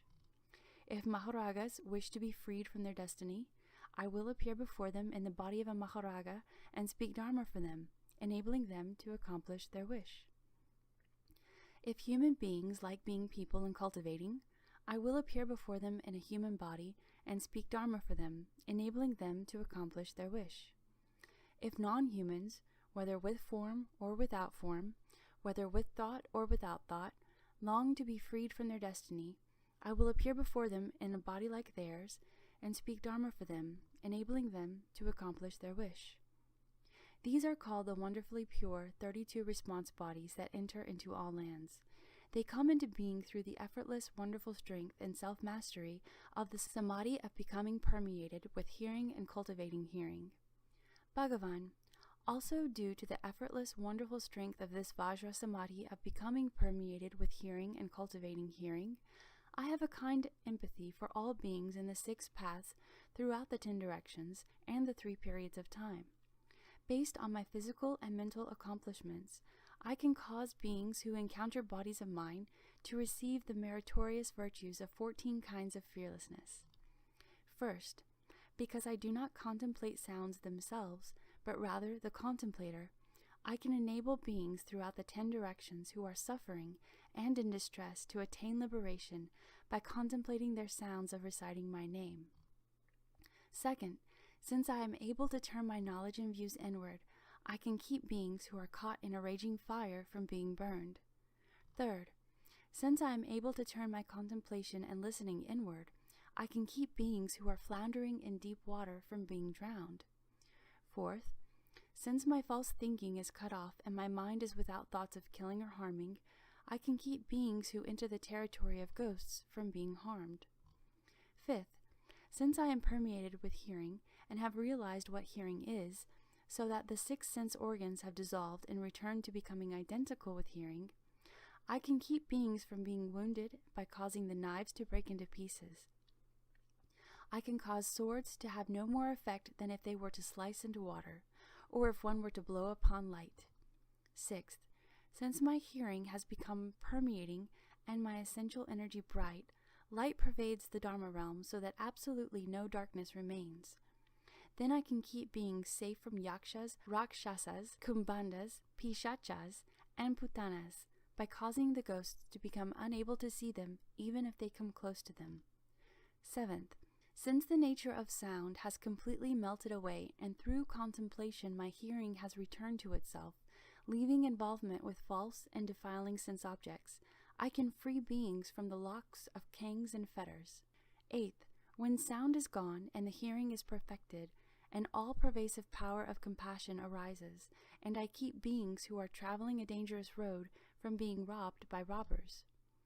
Ninth, when hearing permeates, a separation from defiling objects occurs so that forms no longer act as thieves. Then I can enable with lust to leave greed and desire far behind. 10th, when sound is so pure that there is no defiling object, the sense organ and the external state are perfectly fused, and nothing is matched to anything else. Then I can enable beings who are full of rage and hate to stop being hateful. 11th, when the defiling objects have gone, a light spirals, and the Dharma realm and the body and mind are like crystal, transparent and unobstructed. Then I can enable all dark and dull-witted beings whose natures are obstructed, all Adyantikas, to forever be free from stupidity and darkness. 12th, when form dissipates and returns to the hearing, then unmoving within the unmoving Bodhimanda, I can travel among beings without disturbing anything in their worlds. I can go through the 10 directions, making offering to as many Buddhas, Tathagatas, as there are atoms of universe. Beside each Buddha, I become a Dharma prince, and I can enable childless beings throughout the Dharma realm who wish to have sons to be blessed with meritorious, virtuous, and wise sons. 13th, with perfect penetration of the 6 sense organs, the light and what is illumined are not two. Encompassing the 10 directions, a great perfect mirror stands in the empty treasury of the Tathagata. I inherit the secret Dharma doors of as many Tathagatas as there are atoms of universe throughout the 10 directions, receiving them without loss. I can enable childless beings throughout the Dharma realm who seek daughters to be blessed with lovely daughters who are upright, virtuous, and compliant, and whom everyone cherishes and respects. 14th, in this 3,000 great thousand world system with its billions of suns and moons, as many Dharma princes as there are grains of sand in the 62 Ganges rivers appear in the world, cultivate the Dharma, and act as models in order to teach and transform beings. They comply with beings by means of expedience and wisdom, in different ways for each. However, because I have obtained the perfect penetration of the sense organ and have discovered the wonder of the ear entrance, after which my body and mind subtly and miraculously included all of the Dharma realm, I can enable beings who uphold my name to obtain as much merit and virtue as would be obtained by a person who upheld the names of all those Dharma princes, as many as the grains of sand in 62 Ganges rivers. Bhagavan, the merit of my one name is the same as those many other names, because from my cultivation I have obtained true and perfect penetration. These are called the 14 powers of bestowing fearlessness. With them I bless living beings. Moreover, Bhagavan, because I obtained perfect penetration and cultivated the unsurpassed path to certification, I also became endowed with 4 inconceivable and effortless wonderful virtues. First, due to my attaining the miraculous wonder of hearing the mind, the essence of mind was liberated from the organ in states of hearing. Therefore, there was no distinction among seeing, hearing, sensation, knowing, and so forth. The enlightenment became a single, perfect fusion, pure and precious enlightenment. For that reason, I am able to manifest many wonderful appearances and can proclaim boundless secret holy mantras. Among these, I may appear with 1 head, 3 heads, 5 heads, 7 heads, 9 heads, 11 heads, and so forth, including 108 heads, 1,000 heads, 10,000 heads, or 84,000 Vajra heads, 2 arms, 4 arms, 6 arms, 8 arms, 10 arms, 12 arms, 14, 16, 18 arms, or 20 arms, 24 arms, and so forth, until there may be 108 arms, 1,000 arms, 10,000 arms, or 84,000 mudra arms, 2 eyes, 3 eyes, 4 eyes, 9 eyes, and so forth, including 108 eyes, 1,000 eyes, 10,000 eyes, or 84,000 pure and precious eyes, sometimes compassionate, sometimes awesome, sometimes in samadhi, sometimes displaying wisdom to rescue and protect living beings so that they may attain great self-mastery. Second, due to my hearing and consideration having escaped the 6 defiling objects, just as a sound passes over a wall, they could no longer be hindered. For that reason, I have the wonderful ability to manifest shape after shape and to recite mantra upon mantra. These shapes and these mantras dispel the fears of living beings. Therefore, throughout the 10 directions, in lands as many as atoms of universe, I am known as one who bestows fearlessly. Third, due to my cultivation of fundamental, wonderful, perfect penetration and purification of the sense organ, anywhere I go in any world I can inspire beings to offer up their lives and valuables to seek my sympathy. Fourth, due to my obtaining the Buddha's mind and being certified as having attained the ultimate end, I can make offerings of rare treasures to the Tathagatas of the 10 directions and to beings in the 6 paths throughout the Dharma realm. If beings seek a spouse, they can obtain a spouse. If they seek children, they can have children. Seeking samadhi, they obtain samadhi. Seeking long life, they obtain long life, and so forth, to the extent that if they seek the great nirvana, they obtain the great nirvana. The Buddha asks about perfect penetration. From the gateway of the ear, I obtained a perfect and illumining samadhi that allowed me to respond at ease to beings' minds. By entering the flow back to the nature and obtaining samadhi, I accomplished bodhi. That is the foremost means. Bhagavan, that Buddha, the Tathagata, praised me as having obtained the Dharma door of perfect penetration. In the great assembly, he bestowed a prediction upon me and the name Contemplator of the World's Sounds. Due to my contemplation and listening being perfectly clear throughout the 10 directions, the name Contemplator of the World's Sounds pervades all the realms of the 10 directions. Then the Bhagavan, upon his lion's throne, emitted simultaneously from his 5 extremities a radiant light which shone far throughout the 10 directions to anoint the crowns of as many Tathagatas and Dharma Prince Bodhisattvas as there are motes of dust. All those Tathagatas also emitted from their 5 extremities radiant lights which were as numerous as atoms of universe and which came from the various directions to anoint the crown of the Buddha, as well as the crowns of all the great Bodhisattvas and Arhats in the assembly. Groves, trees, pools, and ponds all proclaimed the sound of Dharma. The lights blended and crisscrossed like a jeweled silken net. Everyone in the great assembly experienced this unprecedented event and attained the Vajra Samadhi. Then the heavens rained down hundreds of precious lotus flowers of variegated combinations of blue, yellow, red, and white. All the space in the 10 directions turned the colors of the 7 gems. This Saha world, the great earth itself, along with the mountains and rivers, disappeared totally, and all that could be seen were lands as numerous as atoms of universe, coming together as one realm. Pure praises in song and chant were spontaneously heard everywhere in celebration. Then the Tathagata said to Dharma Prince Manjushri, "You should now contemplate these 25 great bodhisattvas and arhats who are beyond study. Each has explained the initial expedient in his accomplishment of the way. All say they have cultivated to true and actual perfect penetration.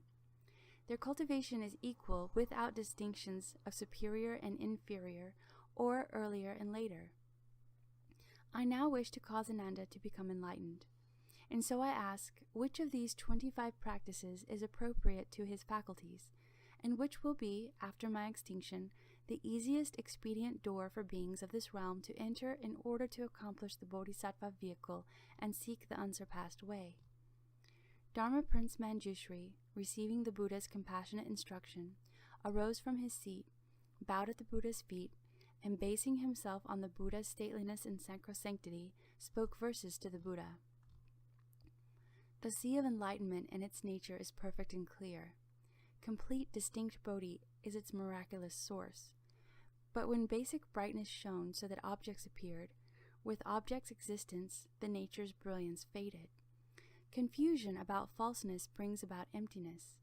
Relying on emptiness, worlds come into being. Thoughts settle, forming countries.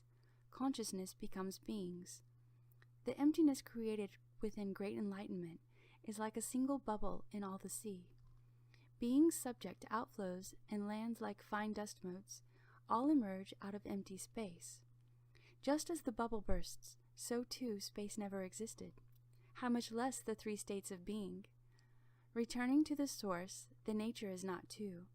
Many are the entrances through expedience. The sagely nature permeates them all. Whether compliant or adverse, all situations are expedient. Those who initially resolve to enter samadhi progress slow or fast according to the method selected. Forms are defiled objects created from thought. They cannot be discerned by the essence of mind. How can something not clearly discernible be used to gain perfect penetration?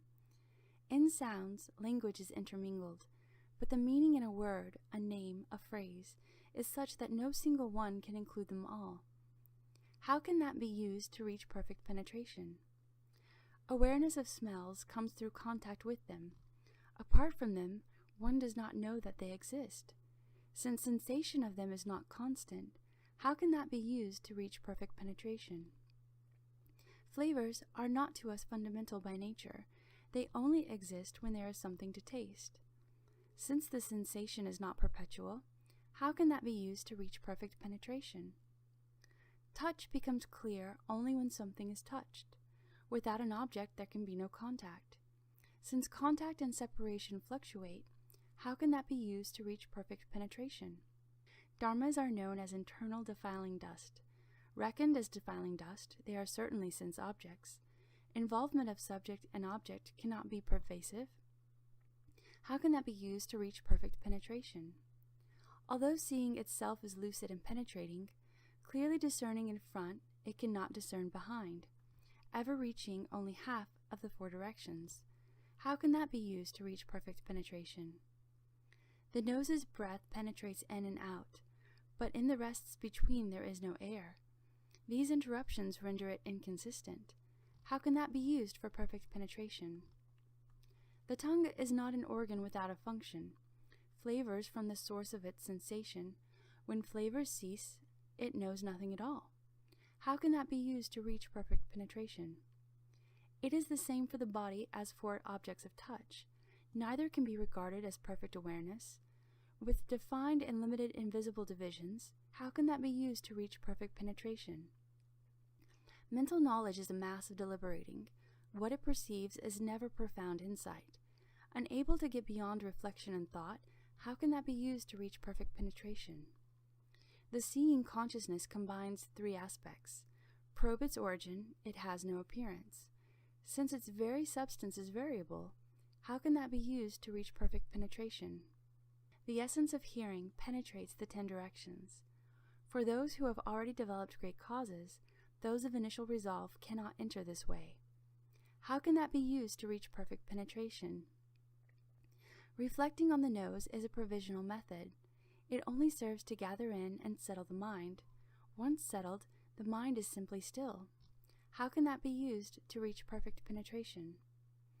Those of former accomplishment enlightened by speaking Dharma through the medium of language, but since words and phrases are not free of outflows, how can that be used to reach perfect penetration? Refraining from transgressions only controls the body. For one lacking a body, there is nothing to restrain. Since its source is not all-pervasive, how can that be used to reach perfect penetration? Spiritual penetrations are based on past causes. What connection have they with distinguishing dharmas? Conditioned thought is not apart from things. How can that be used to reach perfect penetration? One may contemplate the nature of earth, but it is firm and solid, not penetrable. Whatever is conditioned is not the sagely nature. How can that be used to reach perfect penetration? One may contemplate the nature of water, but such mental reflection is not the true and real. This state of suchness is not an enlightened view. How can that be used to reach perfect penetration? One may contemplate the nature of fire, but admitting dislike is not true renunciation. This expedient cannot be one for beginners. How can that be used to reach perfect penetration? One may contemplate the nature of wind, but movement and stillness are not non-dual. Duality cannot bring highest enlightenment. How can that be used to reach perfect penetration? One may contemplate the nature of emptiness, but its aspect is murky and dull, lacking awareness. Whatever is unaware is different from bodhi. How can that be used to reach perfect penetration? One may contemplate the nature of consciousness, yet one is regarding a consciousness that is not eternal. Even the thought of it is empty and false. How can that be used to reach perfect penetration? All activities are impermanent. So too, mindfulness has its origin in arising and ceasing. Since at any given time the factors propelling cause and effect differ, how can that be used to reach perfect penetration? I now inform the Bhagavan, the Buddha appearing in the Saha world. In this land, the true substance of teaching resides in hearing the sounds purely. If one wants to attain samadhi, hearing is the best way to enter. Apart from suffering, liberation is found. How excellent is he who contemplates the world's sounds. Throughout eons as numerous as Ganges sands, he enters Buddha lands as many as fine dust motes. Obtaining great power of self-mastery, he bestows fearlessness on living beings. Wonderful is the sound of contemplator of the world's sounds, a pure sound like the ocean's roar. He saves the world and brings peace to all within it. He has transcended the world, and his attainment is eternal. I now evaluate, Tathagata, what the contemplator of sounds has just explained. Consider someone in a quiet place who, when drums are rolled throughout the 10 directions, can hear at once the sounds from all the 10 locations. That is actual true perfection. The eyes cannot see through solid forms. The mouth and nose are much the same. The body registers awareness only through contact. The mind, tangled in thoughts, lacks clear connections. Sounds can be heard even through solid walls. The ears can listen to things both near and far. None of the other 5 organs can match this. It, then, is penetrating, true, and real. The nature of sounds is based in motion and stillness. One hears according to whether there is sound. With no sound, there is said to be no hearing, but this does not mean that the hearing nature is gone. In the absence of sound, the nature is not ended, nor does it arise in the presence of sound. Entirely beyond arising and ceasing, it is then truly eternal. Ever present, even in dream thinking, it does not disappear when conditions and thought are gone. Enlightened, this contemplation transcends cognition, reaching beyond both the body and the mind. Now, in the Saha world, the theory of sounds has been proclaimed and understood. Yet beings are confused about the source of hearing. They follow sounds and so turn and flow. Ananda's power to remember was exceptional, yet he fell prey to a deviant plot. Was it not from heeding sounds that he was nearly lost? By turning back the flow, one will be above falseness. Ananda, listen attentively. I rely upon the Buddha's mighty power in describing to you the Vajra King, a samadhi inconceivable that is like an illusion. It is the true mother of all Buddhas. You may hear the secret Dharma doors of Buddhas as numerous as atoms of universe, but without first renouncing desire and outflows, you may amass learning and still make mistakes. You exploit learning to uphold the Buddhahood of the Buddhas. Why don't you try to hear your own hearing? Hearing does not arise spontaneously. It gets its name due to sounds. But when hearing returns and is free of sound, what does one call that which is set free? As soon as one sense organ returns to the source, all the 6 are liberated. Sight and hearing are like an illusory covering. The triple realm, a vision of flowers in space. When hearing reverts, the covering of the sense organs is gone. The defiling dust gives way to pure and perfect insight. With ultimate purity, the light is penetrating. A stillness shines and includes within it all of emptiness. Looking at the world from this point of view, everything that happens is just like a dream. Mantanji's daughter, too, is part of the dream. Who is able, then, to physically detain you? Consider a shadow puppeteer at work, making the dolls seem as real as people. Although one sees them move freely, they are really governed by a set of strings. Cease operating the controls, and they become still. The entire illusion was never really there. The 6 sense organs are also thus. At first, there was one essential brightness, which split into 6-fold combination. If but one part ceases and returns, all 6 functions will stop as well. Responding to a thought, defiling objects vanish, becoming pure and wonderful perfect brightness. If there is residual defilement, one must still study. When the brightness is ultimate, one becomes a Tathagata. Ananda and everyone in the great assembly, turn around your mechanism for hearing. Return the hearing to hear your own nature. The nature will become the supreme way. That is what perfect penetration really means. That is the gateway entered by Buddhas as many as dust motes. That is the one path leading to nirvana. Tathagatas of the past perfected this method. Bodhisattvas now merge with this total brightness. People of the future who study and practice will also rely on this Dharma. Through this method, I too have been certified. Contemplator of the world's sounds, Bodhisattva was not the only one. The Buddha, the Bhagavan, inquired of me which expedient would save those in the final eon who seek to escape the mundane world and perfect the mind of nirvana. The best way is to contemplate the sounds of the world. All the other kinds of expedients require the stateliness and sacrosanctity of the Buddha. In some cases, they bring immediate transcendence, but they are not the customary means of practice. Spoken for those of shallow and deep roots alike, I bow to the Tathagatas and the Tripitaka, and to those inconceivable ones with no outflows, trusting they will aid those in the future, so that no one will doubt this method. It is an expedient easy to master, and appropriate teaching for Ananda, and for those floundering in the final age. They should use the ear organ to cultivate a perfect penetration surpassing all others. That is the way to the true mind. Thereupon, Ananda and all in the great assembly experienced a clarity of body and mind upon receiving such profound instruction. They contemplated the Buddha's Bodhi and parinirvana like someone who, having traveled far on business, knows that he is on the road home, although he has not yet returned completely. Throughout the entire assembly, the gods, dragons, and all the eightfold division, those of the two vehicles who were not yet beyond study, as well as all the bodhisattvas of initial resolve, as numerous as the sands in the 10 Ganges rivers, found their fundamental mind, and, far removed from dust and defilement, attained the purity of the Dharma eye. The bhikshuni nature attained arhatship after hearing this verse, and limitless beings aroused the matchless, unequaled heart of Anuttara Samyak Sambodhi. The 4 clear and decisive instructions on purity. Ananda straightened his robes and then, in the middle of the assembly, placed his palms together and bowed.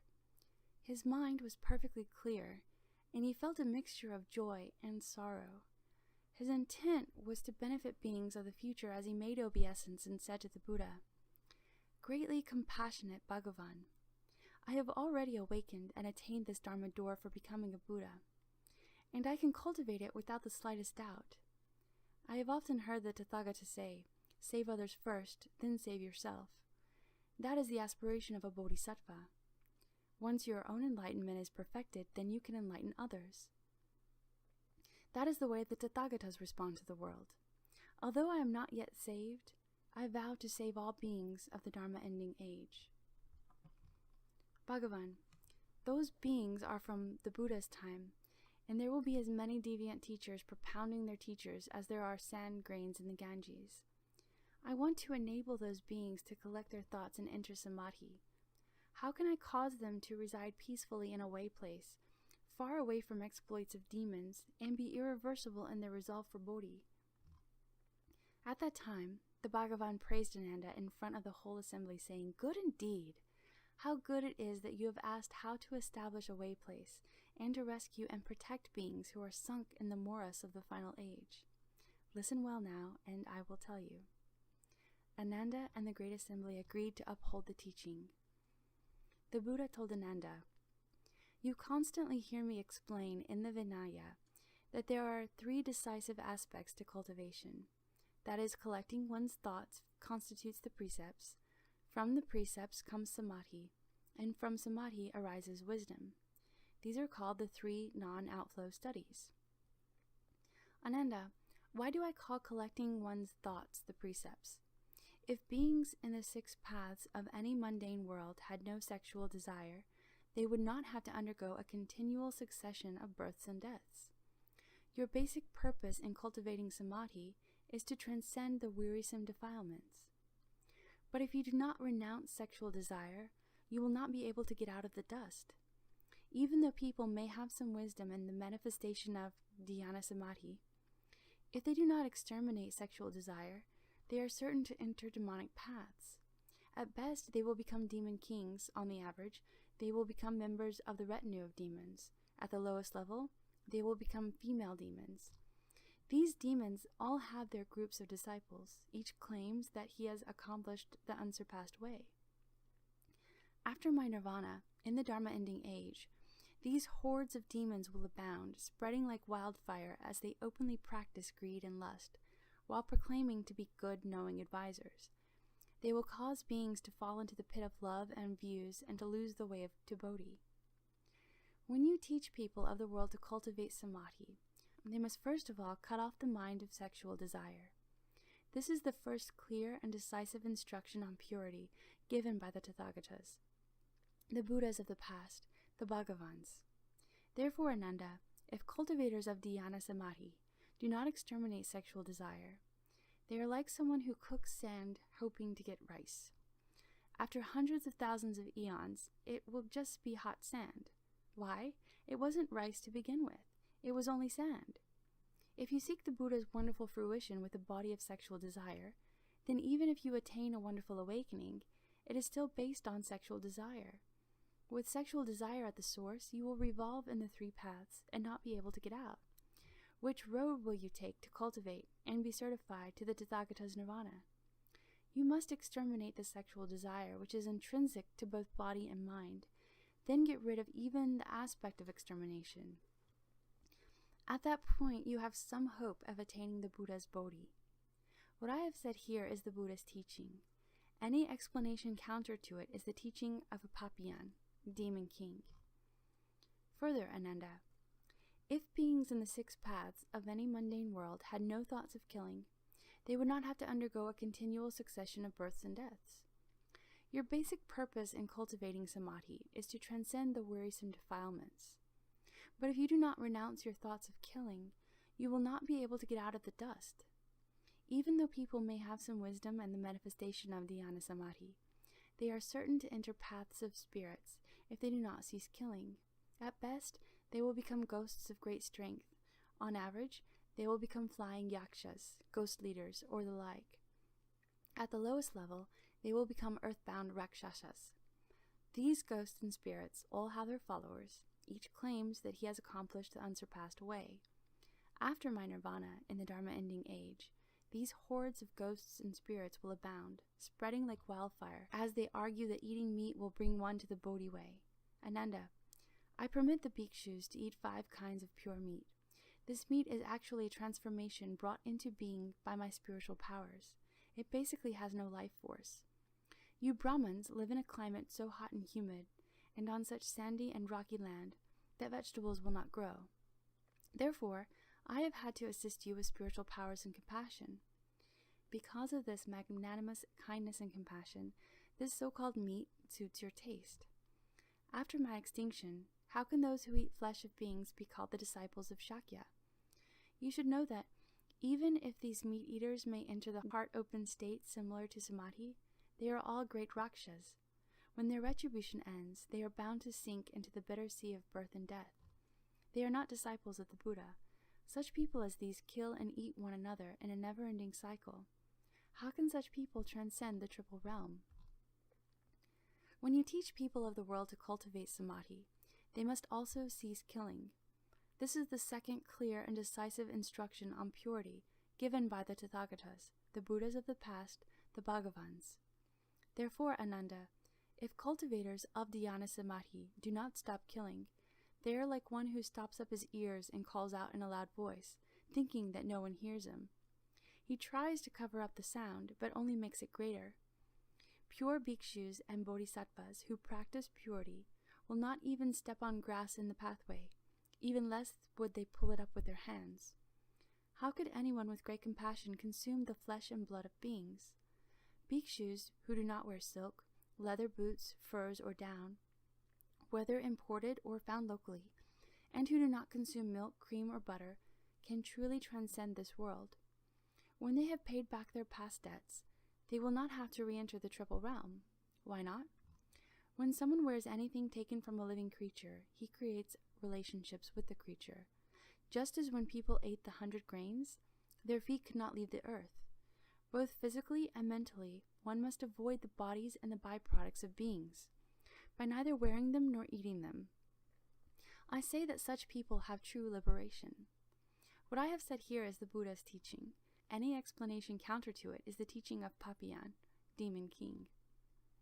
Further, Ananda, if beings in the 6 paths of any mundane world had no thoughts of stealing, they would not have to undergo a continuous succession of births and deaths. Your basic purpose in cultivating samadhi is to transcend the wearisome defilements. But if you do not renounce your thoughts of stealing, you will not be able to get out of the dust. Even though people may have some wisdom and the manifestation of dhyana samadhi, they are certain to enter a deviant path if they do not cease stealing. At best, they will become spirits. On the average, they will become evil ghosts. At the lowest level, they will become deviant people who are possessed by various sprites. These deviant hordes all have their followers. Each claims that he has accomplished the unsurpassed way. After my nirvana in the Dharma-ending age, these evil and deviant entities will abound, spreading like wildfire as they surreptitiously cheat others. Calling themselves good-knowing advisors, they will each claim that they have attained the unsurpassed Dharma. Enticing and deceiving the ignorant, or frightening people out of their wits, they disrupt and lay waste to households wherever they go. I teach the bhikshus to beg for their food according to where they are, in order to help them renounce greed and accomplish the Bodhi way. The bhikshus do not prepare their own food, so that at the end of this life of transitory existence in the triple realm, they can show themselves to be once returners who go and do not return. How could thieves put on my robes and sell the Tathagata, saying that all manner of karma one creates is just the Buddha Dharma? They slander bhikshus who have left the home life and taken the complete precepts, saying that they belong to the path of Hinayana, the small vehicle.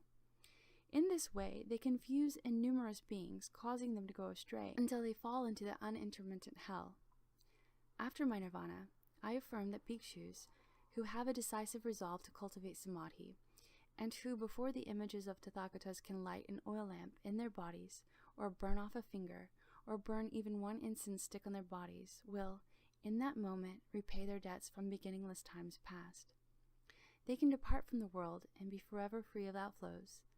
Though they may not have instantly understood the unsurpassed enlightenment, they will already have firmly set their minds on the Dharma. If one does not practice any of these token renunciations of the body on the causal level, then even if one realizes the unconditioned, one will still have to come back as a person to repay one's past debts, exactly as I had to undergo the retribution of having to eat the grain mint for the horses. When you teach people of the world to cultivate samadhi, they must also cease stealing. This is the third clear and decisive instruction on purity given by the Tathagatas, the Buddhas of the past, the Bhagavans. Therefore, Ananda, if cultivators of dhyana samadhi do not cease stealing, they are like someone who pours water into a leaking cup hoping to fill it. He may continue for as many eons as there are atoms of universe, but in the end, the cup will still not be full.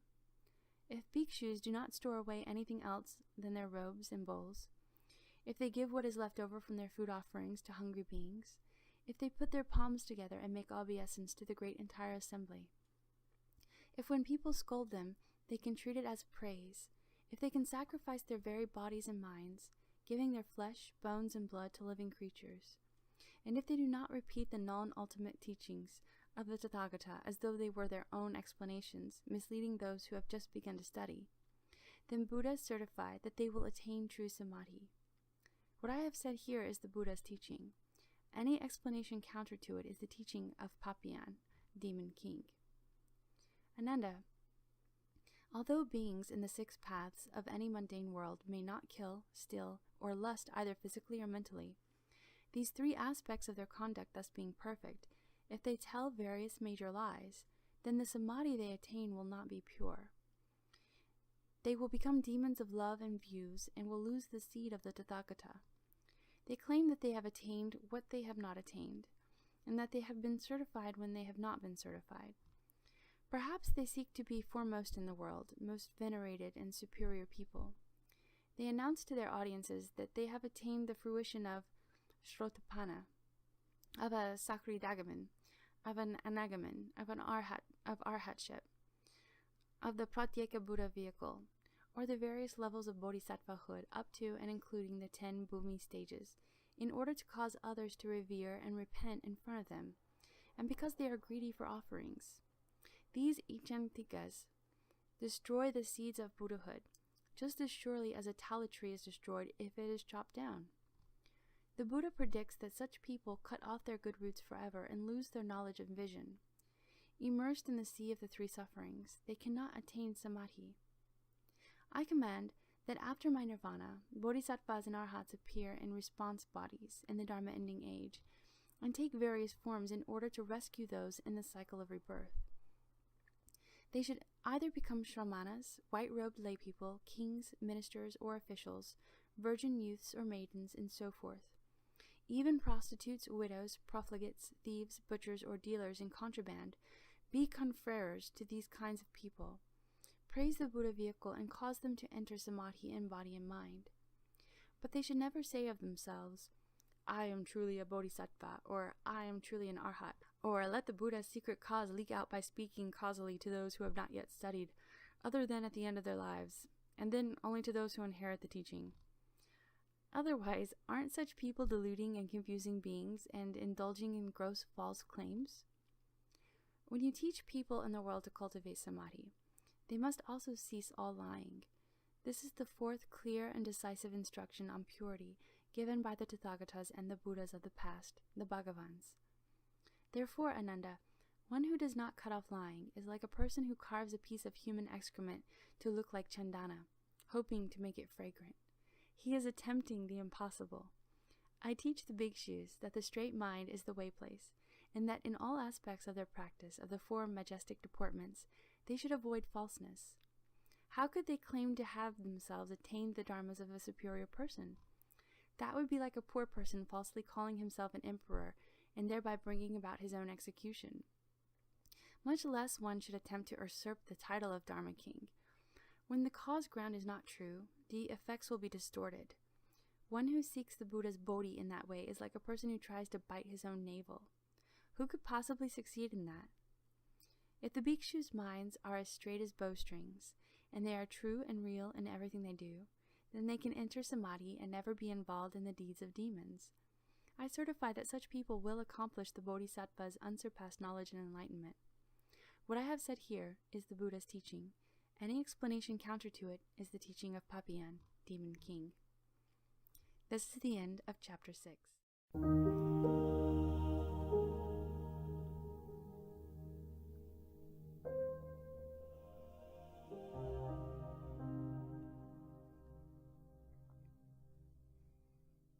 Chapter 7. Ananda, you asked about collecting one's thoughts. I have now begun to explain the wonderful method of cultivation for entrance into samadhi in order to seek the bodhisattva way. First, one must be as pure as glistening frost in keeping these 4 rules of deportment. One must refrain from all superfluous behavior, and then the 3 evils of the mind and the 4 of the mouth will have no cause to come forth. Ananda, if one does not neglect these 4 matters, and further, does not pursue forms, fragrances, tastes, objects of touch, and the like, then how can any demonic deeds arise? If people cannot put an end to their habits from the past, you should teach them to single-mindedly recite my light atop the Buddha's crown unsurpassed holy mantra, Maha Sitata Patra. It is the none can see the top hallmark atop the crown of the Tathagatas' heads.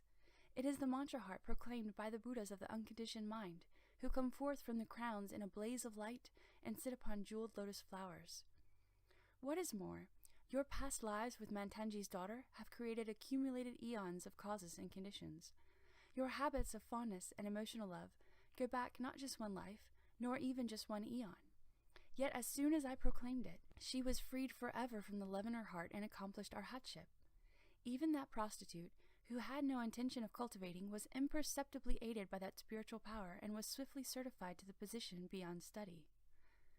Then what about you hearers in the assembly, who seek the most supreme vehicle and are resolved to realize Buddhahood? For you it should be as easy as tossing dust into a favorable wind. What, then, is the problem? Those in the final age who wish to sit in a way place must first hold the pure precepts of a bhikshu. To do so, they must find as their teacher a foremost shramana who is pure in the precepts. If they do not encounter a member of the sangha who is truly pure, then it is absolutely certain that their deportment in precepts and rules cannot be accomplished. Having kept the precepts well, they should put on fresh, clean clothes, light incense in a place where they are alone, and recite this holy mantra spoken by the Heart Buddha 108 times. After that, they should secure the boundaries and establish the way place. Then they should beseech the unsurpassed Tathagatas abiding in their lands throughout the 10 directions to emit a light of great compassion that anoints the crowns of the cultivators' heads. Ananda, when any such pure bhikshus, bhikshunis, or white-robed donors in the Dharma-ending age, who can get rid of greed and lust even at the mental level, hold the Buddha's pure precepts in a way place, make the vows of a bodhisattva, and can bathe upon entering and exiting each time, continuing that practice of the way day and night for 3 weeks without sleep, I will appear before these people in a physical form and rub the crowns of their heads to comfort them and enable them to become enlightened. Ananda said to the Buddha, Bhagavan, enveloped in the Tathagata's unsurpassed, compassionate instruction, my mind has already gained an awakening, and I now know how to cultivate and be certified to the way beyond study. But how do those who cultivate in the final age and want to establish a way place secure the boundaries in accord with the rules of purity of the Buddhas, Bhagavans? The Buddha said to Ananda, if there are people in the Dharma-ending age who wish to establish a way place, they should first find a powerful white cow in the snowy mountains, one which eats the lush and fertile sweet-smelling grasses of the mountains. Since such a cow also drinks only the pure water of the snowy mountains, its dung will be very fine. They can take that cow dung, mix it with chandana, and plaster the ground with it. If not from the snowy mountains, the cow dung will smell bad and cannot be used to smear on the ground.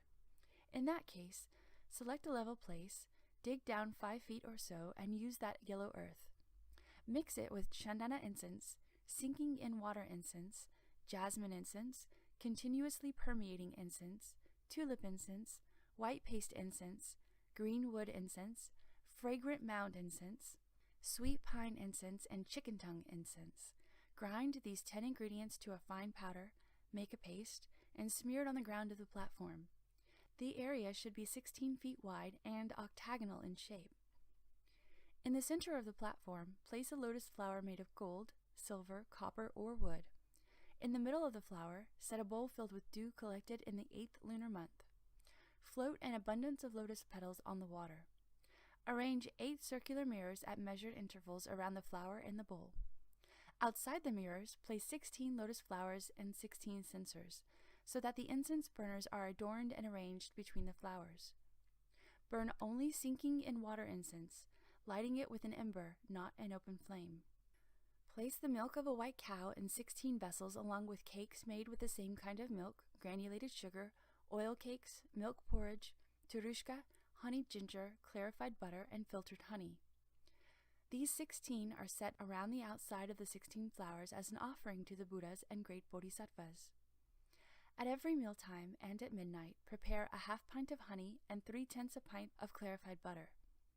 Set up a small incense burner in front of the platform. Decoct the fragrant liquid from the turushka incense and use it to cleanse the coals. Light them so that the blaze bursts forth, and toss the clarified butter and honey into the flaming censer. Let it burn until the smoke disappears, and present it to the Buddhas and Bodhisattvas. Drape flags and flower garlands on the 4 outer walls, and within the room where the platform is located. Arrange images of the Tathagatas and Bodhisattvas of the 10 directions on the 4 walls. In the most prominent place, display images of Vairochana Buddha, Shakyamuni Buddha, Maitreya Bodhisattva, Akshobhya Buddha, Amitabha Buddha, and all the magnificent transformations of Avalokiteshvara, contemplator of the world sounds Bodhisattva. To the left and right, place the Vajra treasury Bodhisattvas. Beside them, display the Lord Chakra and Brahma, Ukushma and the Blue Durga, as well as Kundalin and Brukuti, and all 4 heavenly kings, with Vinayaka to the left and right of the door. Then suspend 8 mirrors in the space around the platform so that they are exactly opposite the mirrors on the platform. This will allow the reflections in them to interpenetrate infinitely. During the first 7 days, bow sincerely to the names of the Tathagatas of the 10 directions and the great Bodhisattvas, and the names of the Arhats. Throughout the 6 periods of the day and night, continually recite the mantra while circumambulating the platform. Practice the way with a sincere mind, reciting the mantra 108 times in each session. During the week, make the vows of a bodhisattva with unwavering, ceaseless intent. In my Vinaya, I have already taught about vows. During the 3rd week, hold the Buddha's Patra mantra for 12 hours at a time with a single intent. And on the 7th day, the Tathagatas of the 10 directions will appear simultaneously. Their light will interreflect in the mirrors, illumining the entire area, and they will rub the crowns of the practitioners' heads. Cultivating samadhi like this in a way place, even in the Dharma-ending age, one can study and practice until one's body and mind are as pure and clear as Vaidura. Ananda, if any one of the bhikshu's precept transmitting masters, or any one of the 10 bhikshus in the same assembly is not pure, the way place as described will not be successful. After 3 weeks, sit upright and still for 100 days. Those with sharp roots will not arise from their seats and will become shrotapanas. Although their bodies and minds have not yet attained the ultimate fruition of sagehood, they know for certain, beyond question, that they will eventually realize Buddhahood. You have asked how the way place is established. That is the way it is done. Ananda bowed at the Buddha's feet and said, "After I left the home life, I relied on the Buddha's affectionate regard. Because I sought erudition, I still have not been certified to the unconditioned. When I encountered that Brahma heaven mantra, I was captured by the deviant spell. Though my mind was aware, I had no strength to free myself. I had to rely on Manjushri Bodhisattva to liberate me. Although I was blessed by the Tathagata's holy mantra of the Buddha's crown and imperceptibly received its strength, I still have not heard it myself. I only hope that the greatly compassionate one will proclaim it again to kindly rescue all the cultivators in this assembly, and those of the future in the paths of rebirth, so they may become liberated in body and mind by relying on the Buddha's secret sounds." At that moment, everyone in the congregation bowed as one, and stood waiting to hear the Tathagata's secret phrases. At that time, hundreds of sacrosanct light welled forth from the flesh mound, Usnisa, at the crown of the Bhagavan's head. 1,000-petaled precious lotus then welled forth from amidst those rays. Upon the precious flowers sat a Nirmana, a miraculously created Tathagata. From the crown of his head, 10 beams of light radiated forth. Each ray is composed of hundreds of treasure rays. In each of those glowing rays, there were 10 Ganges River Sands Vajra secret trace deities, each holding aloft a mountain and wielding a pestle, occupying the whole universe. The great assembly, gazing upward, felt fearful admiration and sought the Buddha's kind protection. Single-mindedly, they listened to the holy mantra that proclaimed by the Tathagata in the glorious radiant light of the none can see the top hallmark of the Buddha.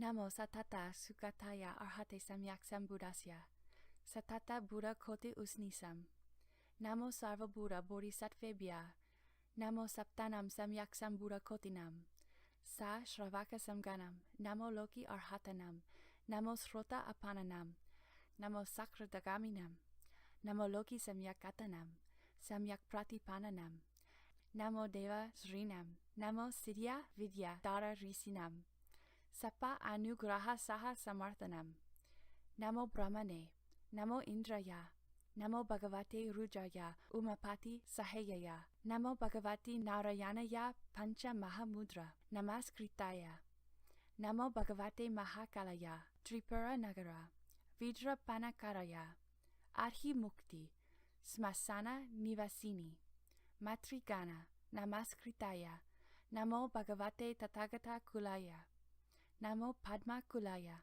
Namo Vajra Kulaya Namo Mani Kulaya Namo Gaja Kulaya Namo Bhagavate Dura Sura Sena Praharana Rajaya Tathagataya Namo Bhagavate Amitabhaya Tathagataya Arhate Samyak Sambuddhaya Namo Bhagavate Akshobhyaya Tathagataya Arhate Samyak Sambuddhaya Namo Bhagavate Vaishaja Guru Vaidura Prabha Rajaya Tathagataya Arhate Samyak Sambuddhaya Namo Bhagavate Sampushpita Salindra Rajaya Tathagataya Arhate Samyak Sambuddhaya Namo Bhagavate Sakyamuniye Tathagataya Arhate Samyak Sambuddhaya Namo Bhagavate Ratna Ketu Rajaya Tathagataya Arhate Samyak Sambuddhaya Tebhyo Namaskritva Imam Bhagavans Tathagata Usnisam Sitata Patram Namo Apa Rajitam Prati Yangiram Sarva Bhuta Graha Nigrahaka Kari Hani Para Vidya Chedanam Akalamritu Pari Chayana Kari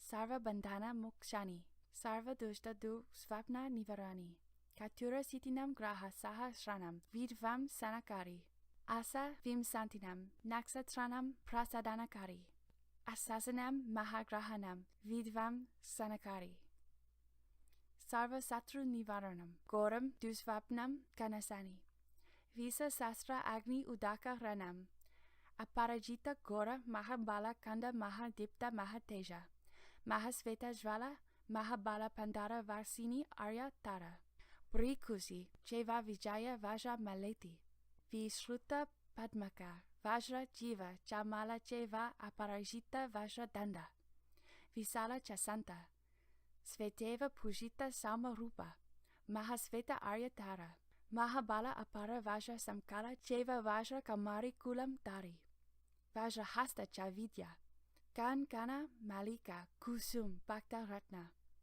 Vairochana Kuliyaya Artha Usnisa, Vizrumba Mani Ka Vajra Kanaka Prabha Lokana, Vajra Tundicha Svetacha Kamalaksa Siasi Prabha, Iti Mudra Gana Sarva Raksam Kurvantu Iman Mama Asya, Om Risigana Prasastas Tathagata Usnisa, Hum Trum Jabana, Hum Trum Stabana, Hum Trum Para Vijay Sambakshana Kara, Hum Trum Sarva Dusha Nam Stabana Kara, Hum Trum Sarva Yaksa Raksasha Grahanam Vidvam Sanakara, Hum Trum Sarva Yaksa Raksasa Grahanam Vidvam Sanakara, Hum Trum Katura Sitinam Graha Sahasranam Vidvam Sanakara, Hum Trum Asa Vimsatinam Naksatranam Prasadanakara, Hum Trum Asanam Mahagrahanam Vidvasanakara, Hum Trum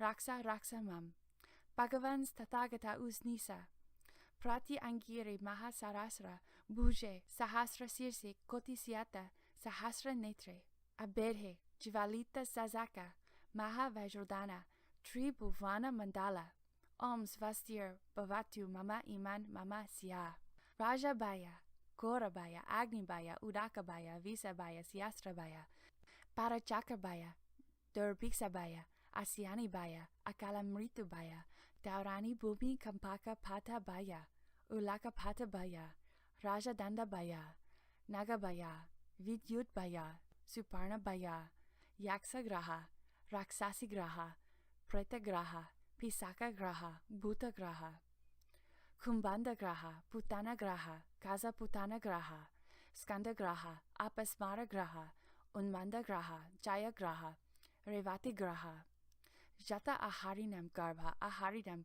Rudira Aharinam, Mamsa Aharinam, Meda Aharinam, Maja Aharinam, Jata Aharinam, Javita Aharinam, Pita Aharinam, Vanda Aharinam, Asukya Aharinam, Sita Aharinam, Tesam, Sarvasam, Sarvagrahanam, Vidyam Chedayami Kilayami, Pari Vrajaka Kritam, Vidyam Chedayami Kilayami, Dakini Kritam, Vidyam Chedayami Kilayami, Maha Pashupati Rudra Kritam, Vidyam Chedayami Kilayami, Narayana Kritam, Vidyam Chedayami Kilayami, Tattva Garuda Kritam, Vidyam Chedayami Kilayami, Maha Kalamatri, Gana Kritam, Vidyam Chedayami Kilayami, Kapalika Kritam, Vidyam Chedayami Kilayami, Jayakara Madhukara Sarva Artha Sadaka Kritam, Vidyam Chedayami Kilayami, Katur Bhagini Kritam, Vidyam Chedayami Kilayami, Bringi Rizi Nandike Svara Ganapati Sahaya Kritam, Vidyam Chedayami Kilayami, Nagna Sramana Kritam, Vidyam Chedayami Kilayami, Arhanta Kritam, Vidyam Chedayami Kilayami, Vitaraga Kritam, Vidyam Chedayami Kilayami, Vajrapani Guha Kadipati Kritam, Vidyam Chedayami Kilayami, Raksamam Bhagavan Iman Mamasya, Bhagavan Tathagata Usnisa Sitata Patra Namos Dute, Asita Nalarika Prabhas Fusa, Vikasitata Patre, Javala, Dara, Bidara, Chira, Hum, Fat,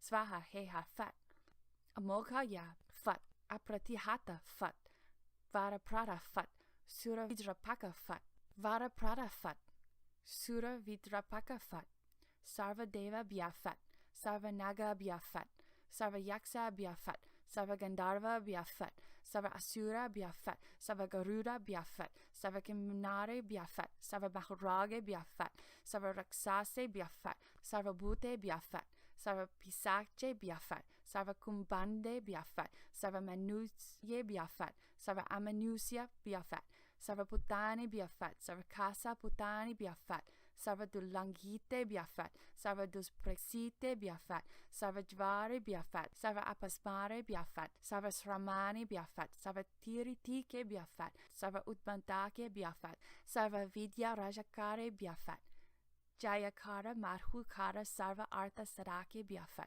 Vidya Achare Biafat, Katurbagiri Biafat, Vajrakamari Kulam Dari Vijra Raje Biafat, Mahaprate Angiri Biafat, Vajra Samkara Yaprati Angira Raja Yafat, Mahakalaya Mahametrigana Namaskritya Fat, Visnavi Yefat, Brahmani Yefat, Agni Yefat, Mahakali Yefat, Kaladandi Yefat, Indra Yefat, Matra Yefat, Raudra Yefat, Kamunda Yefat, Kalarachi Yefat, Kapali Yefat, Adhi Muktaka, Smasana Vasin Yefat, Ye Kechita Sattva Asya, Mama Iman Mama Asya, Dusa Chita, Papa Chita, Rodar Chita, Vidsvesa Chita, Amriti Chita, Utpada Yanti, Kila Yanti, Mantra Yanti, Japanti Juhanti, Oja Ahara, Garbha Ahara, Rudira Ahara, Vasa Ahara, Maji Ahara, Jata Ahara, Jivita Ahara, Balya Ahara,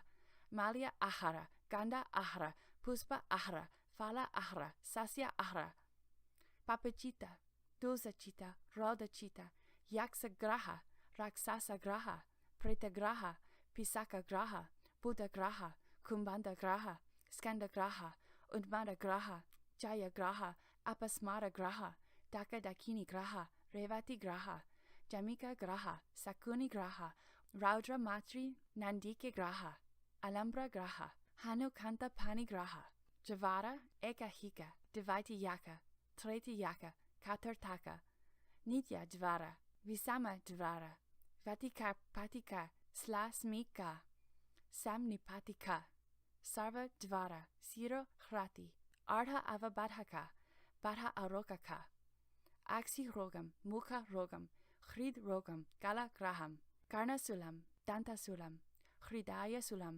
Marman Sulam, Parsva Sulam, Prisya Sulam, Udara Sulam, Kazi Sulam, Vasti Sulam, Uru Sulam, Naka Sulam, Hasta Sulam, Para Sulam, Sarva Anga Pratyanga Sulam, Bhuta Vetara, Dakini Dvara, Dadruka Kandu Kizi Baluta, Vaisarpa Loha Linga, Siastra Sanagara, Visa Yogi, Agne Udaka Mare Varya Kantara, Akala Mrityo, Tri Yambuka Trailasa, Vrishtika, Sarpa Nakula Simha, Viagra Riksa Taraska Mara, Jiviste Sam Sarva Sam, Sitata Patra Mahavajros Nisam, Mahaprati Angiram, Yavad Dva Dasa, Yojana Abhi, Antarena, Sima Bandam Karomi, Vidya Bandam Karomi, Tejo Bandam Karomi, Para Vidya Bandam Karomi, Tadyatha. Om Anali Visare Vira Vajra Dare Banda Bandavi Vajra Pani Fat Hum Trum Fat Swaha. Ananda, it is clear from this cluster of light atop the crown of the Buddha's head, the secret chant, Sitatapatra, with its exquisite, wonderful compilation of phrases, that all the Buddhas of the 10 directions come forth. Because the Tathagatas of the 10 directions use this mantra heart, they realized unsurpassed, proper, and all-pervading knowledge and enlightenment. Because the Tathagatas of the 10 directions take up this mantra heart, they subdue all demons and control all adherents of externalist ways. Because the Tathagatas of the 10 directions avail themselves of this mantra heart, they sit upon jeweled lotus flowers and respond throughout countries as numerous as atoms of universe. Because the Tathagatas of the 10 directions embody this mantra heart, they turn the great Dharma wheel in worlds as numerous as atoms of universe. Because the Tathagatas of the 10 directions hold this mantra heart, they are able to go throughout the 10 directions to rub the crowns of beings' heads and bestow predictions upon them. Anyone in the 10 directions who has not yet realized the levels of sagely fruition can receive predictions from these Buddhas.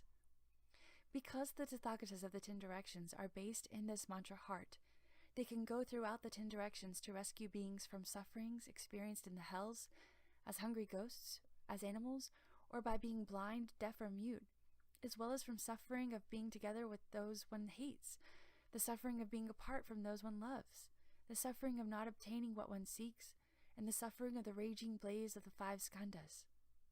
They can simultaneously liberate beings from both major and minor accidents.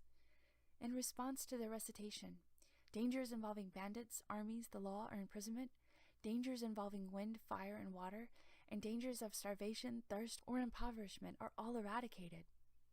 Because the Tathagatas of the 10 directions are in accord with this mantra heart, they can serve good and wise advisors throughout the 10 directions. Abiding in the 4 aspects of majestic deportment, they make absolutely appropriate offerings.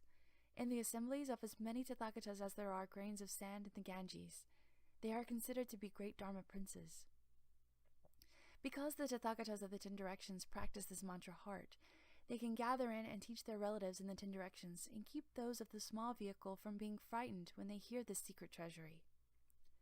Because the Tathagatas of the 10 directions recite this mantra heart, they realized unsurpassed enlightenment while sitting beneath the Bodhi trees and enter parinirvana. Because the Tathagatas of the 10 directions transmit this mantra heart, after their nirvana, those to whom they have bequeathed the Buddha Dharma can dwell in and support it to an ultimate degree. Being strict and pure in the precepts and rules, they can attain total purity. If I were to explain this cluster of light atop the crown of the Buddha's head Patra mantra, from morning till night unceasingly, without ever repeating any syllable or phrase, I could go on for as many eons as there are sand grains in the Ganges, and still never finish. I also will tell you that this mantra is called the crown of the Tathagata. Unless you hold this mantra, all of you with something left to study, or have not yet put an end to the cycle of rebirth, and yet have brought forth sincere resolve to become arhats, will find it impossible to sit in a way place, and be far removed in body and mind from all demonic deeds. Ananda, let any being of any country in any world copy out this mantra in writing on materials native to his region, such as birch bark, patra, plain paper, or white cotton cloth, and store it in a pouch containing incense. If that person wears the pouch on his body, or if he keeps a copy of this mantra in his home, then you should know that even if he understands so little that he cannot recite the mantra from memory, he will not be harmed by any poison during his life. Ananda, I will now tell you more about how this mantra can rescue and protect the world, help people obtain great fearlessness, and bring to accomplishment living beings' transcendental wisdom. You should know that after my extinction, if there are beings in the Dharma-ending age who can recite the mantra themselves or teach others to recite it, such people who recite and uphold it will not be burned by fire, will not be drowned by water, and will not be harmed by mild or potent poisons. Other such things will not happen to them either, including not being possessed by any dragon, gods, ghosts, spirits, weird entities, demonic ghosts, or evil mantras. These people's minds will attain proper reception, so that any spell, any paralyzing sorcery, any poison made of herbs, gold, silver, any plant, tree, insect, or snake, and any of the myriad kinds of poisonous vapors will turn into sweet dew when encountered or ingested. No evil stars, nor any ghost or spirit that harbors malice in its heart and poisons others can work its evil on those people. Vinayaka, as well as all the evil ghost kings and their retinues, will be led by deep kindness to always guard and protect them. Ananda, you should know that the 84,000 Nayutas of Ganges sands of kotis of Vajra treasury king bodhisattvas and their descendants, each with Vajra multitudes in their retinues, are ever in attendance, day and night, upon this mantra. If beings whose minds are scattered and who have no samadhi remember and recite the mantra, the Vajra kings will always surround such good people. That is even more true for those who are decisively resolved upon Bodhi. All the Vajra treasury king bodhisattvas will regard them attentively and secretly hasten the opening of their spiritual awareness. When that response occurs, those people will be able to remember the events of as many eons as there are sand grains in 84,000 Ganges rivers, knowing them all beyond any doubt or delusion. From that eon onward, through every life until the time they take the last body, they will not be born where there are yakshas, rakshasas, putanas, kataputanas, kumbhandas, pishachas, and so forth. Where there is any kind of hungry ghost, or any being possessing or lacking form, possessing or lacking thought, or in any such other evil place. If these good men read, recite, copy, or write out the mantra, if they carry it or treasure it, or if they make offerings to it, then through eon after eon they will not be poor or lowly, nor will they be born in unpleasant places. If these beings have never done any deeds that generate blessings, the Tathagatas of the 10 directions will bestow their own merit and virtue upon these people. Because of that, throughout asamkhayas of ineffable, unspeakable numbers of eons, as many as sand grains in the Ganges, They will always be born in places where there are Buddhas. Their limitless merit and virtue will be threefold, like the Amala fruit cluster, for they stay in the same place, become permeated with cultivation, and never part from the Buddhas. Therefore, the mantra can enable those who have broken the precepts to regain the purity of the precept source. It can enable those who have not received the precepts to receive them. It can cause those who are not vigorous to become vigorous. This mantra can enable those who lack wisdom to gain wisdom. It can cause those who are not pure to quickly become pure. It can cause those who are not vegetarians to become vegetarians naturally.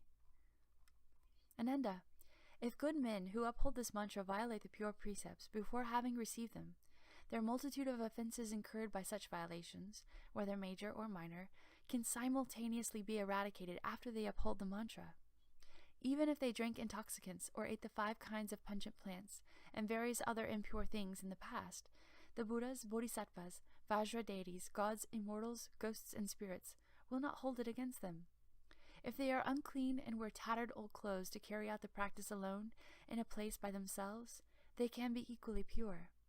Even if they do not set up a platform, do not enter a way place, and do not practice the way, but recite and uphold this mantra, their merit and virtue can still be identical with that derived from entering the platform and practicing the way.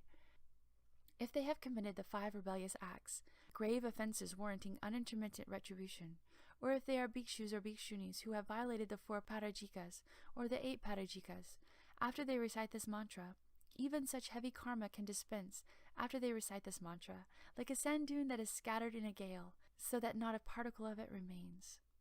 Ananda, if beings who have never repented and reformed any of the obstructive offenses, either heavy or light, that they have committed throughout infinite countless eons past, up to and including those of this very life, can nevertheless read, recite, copy, or write out this mantra, or wear it on their bodies, or place it in their homes, or in their garden houses, then all that accumulated karma will melt away like snow in hot water.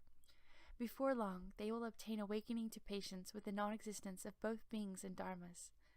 Moreover, Ananda, if women who do not have children and want to conceive can sincerely memorize and recite this mantra, or carry the Siddhata Patra mantra on their bodies, they can give birth to sons or daughters endowed with blessings, virtue, and wisdom. Those who seek long life will obtain long life. Those who seek to quickly perfect their reward will be able to quickly do so. The same is true for those who seek something regarding their bodies, lives, appearance, or strength. At the end of their lives, they will gain the rebirth they hope for in whichever of the lands of the 10 directions they wish. They certainly will not be born in poorly endowed places, or as inferior people. Even less, they will be reborn in some odd form. Ananda, if there is famine or plague in a country, province, or village, or if perhaps there are enemies, brigands, invasions, wars, or any other kind of local threat of danger, then by writing out this holy mantra and placing it on the 4 city gates, or on a chaitya, or on a devaja, by instructing all the people of the country to venerate this mantra, make obeisance to it, revere it, and single-mindedly make offerings to it, by instructing all the citizens to wear it on their bodies or to place it in their homes, and then all such disasters and calamities will completely disappear. Ananda, in each and every country where the people accord with this mantra, the heavenly dragons are delighted, the winds and rains are seasonal, the 5 kinds of crops are abundant, and the people are peaceful and happy. It can also suppress all evil stars which may appear in any of the directions and transform themselves in uncanny ways. Calamities and obstructions will not arise. People will not die accidentally or unexpectedly, nor will they be bound by fetters, cangs, or locks. Day and night they will be at peace, and no evil dreams will disturb their sleep. Ananda, this Saha world has 84,000 changeable and potentially devastating evil stars. 28 great evil stars are the leader, and another 8 great evil stars are their rulers. They take various shape, and when they appear in the world they bring disaster and unexpected calamities down upon beings. But wherever this mantra is kept, they will all be eradicated. A boundary will be secured for 12 yojanas around, and not evil calamity or misfortune will ever encroach upon it. Therefore, the Tathagata proclaims this mantra to be one which will protect all cultivators of the future who have just begun to study, so that they can enter samadhi, be peaceful in body and mind, and attain great tranquility. Even less will any demon, ghost, or spirit, or any enemy, calamity, or misfortune due to former lives that reach back to beginningless time, or any old karma or past debts come to vex and harm them.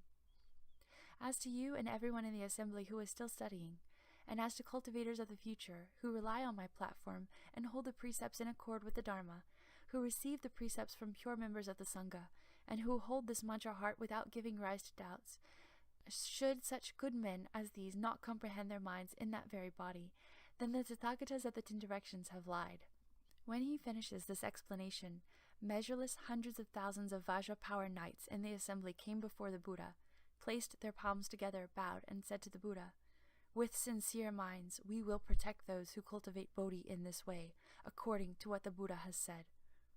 Then the Brahma king, the god Shakra, and the 4 great heavenly kings all came before the Buddha, made obeisance together, and said to the Buddha, "If indeed there are good men who cultivate and study in this way, we will do all we can to earnestly protect them and cause everything to be as they would wish throughout their entire lives."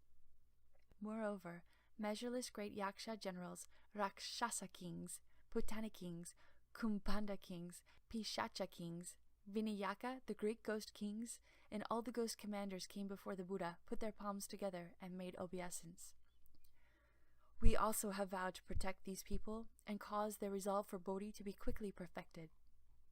Further, measureless numbers of gods of the sun and moon, lords of the rain, lords of the clouds, lords of the thunder, lords of lightning who patrol throughout the year, and all the retinues of stars which were also in the assembly, bowed at the Buddha's feet and said to the Buddha, "We also protect all cultivators, so that their way places are peaceful, and they can attain fearlessness."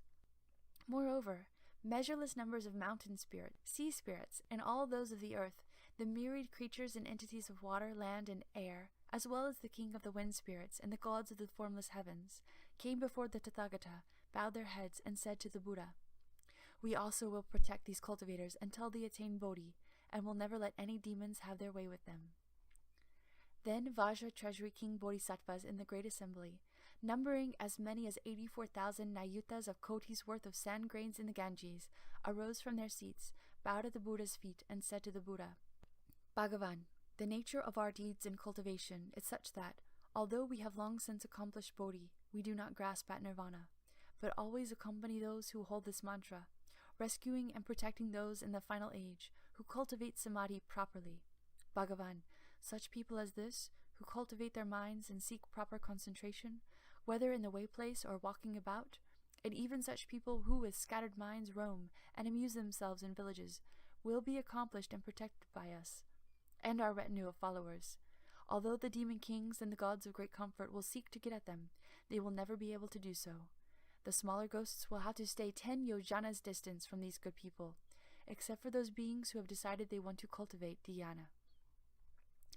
Bhagavan, if such evil demons or their retinues want to harm or disturb these good people, we will smash their heads to smithereens with our Vajra pistols. We will always help these people to accomplish that." Then Ananda rose from his seat, bowed at the Buddha's feet, and said to the Buddha, "Now that we who are dull and slow, who are fond of erudition, but have not sought to stop the outflows of our minds, have received the Buddha's compassionate instructions, and have attained the proper means to become infused with cultivation, we experience joy in body and mind and obtain tremendous benefit. Bhagavan, for one who cultivates in this way, and is certified as having attained the Buddha's samadhi, but who has not yet reached nirvana, what is meant by the level of dry wisdom? What are the 44 minds? What is the sequence in which one cultivates to reach one's goals? What place must one reach to be said to have entered the grounds? And what is meant by the bodhisattva of equal enlightenment?"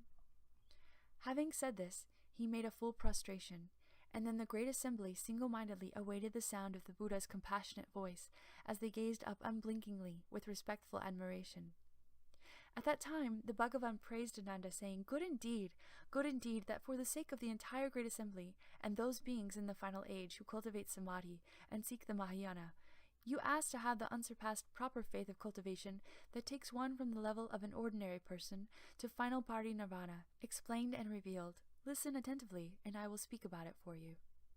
Ananda and everyone in the assembly placed their palms together, cleansed their minds, and silently waited to receive the teaching.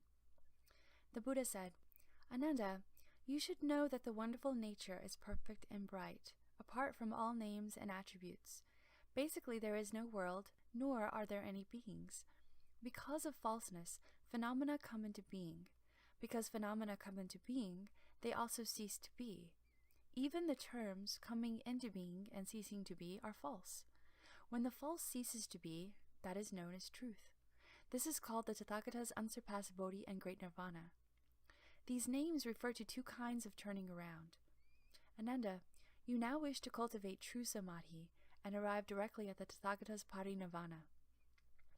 First, you should recognize that the two upside-down causes of living beings and the world, the non-arising of upside-downness, is the Tathagata's true samadhi. Ananda, what is meant by the upside-downness of beings? Ananda, our nature endows the mind with understanding, because the nature itself is the perfection of understanding. By adding understanding, another nature comes into being, and from that the false nature, views arise. From absolute nothingness comes ultimate existence. All that exists comes about in that way. The cause is not an actual cause. Subjective reliance on objective appearances is basically groundless. Thus, the very basis for the existence of the world and beings is fundamentally unreliable.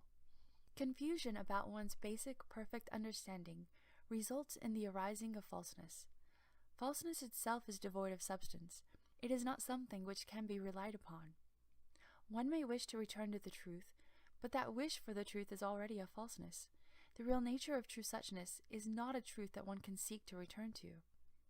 By doing so, one misses the mark. What basically does not arise, what basically does not dwell, what basically is not the mind, and what basically are not dharmas, come into being in turn. As they arise more and more strongly, they form the propensity to create karma. Similar karma sets up a mutual stimulus. Because of the karma thus generated, there is a mutual production and mutual extinction. That is the reason for the upside-downness of beings. Ananda, what is the upside-downness of the world? All that exists and pertains to existence falsely arises in sections and shares. The world is based on that, but this cause is not the actual cause.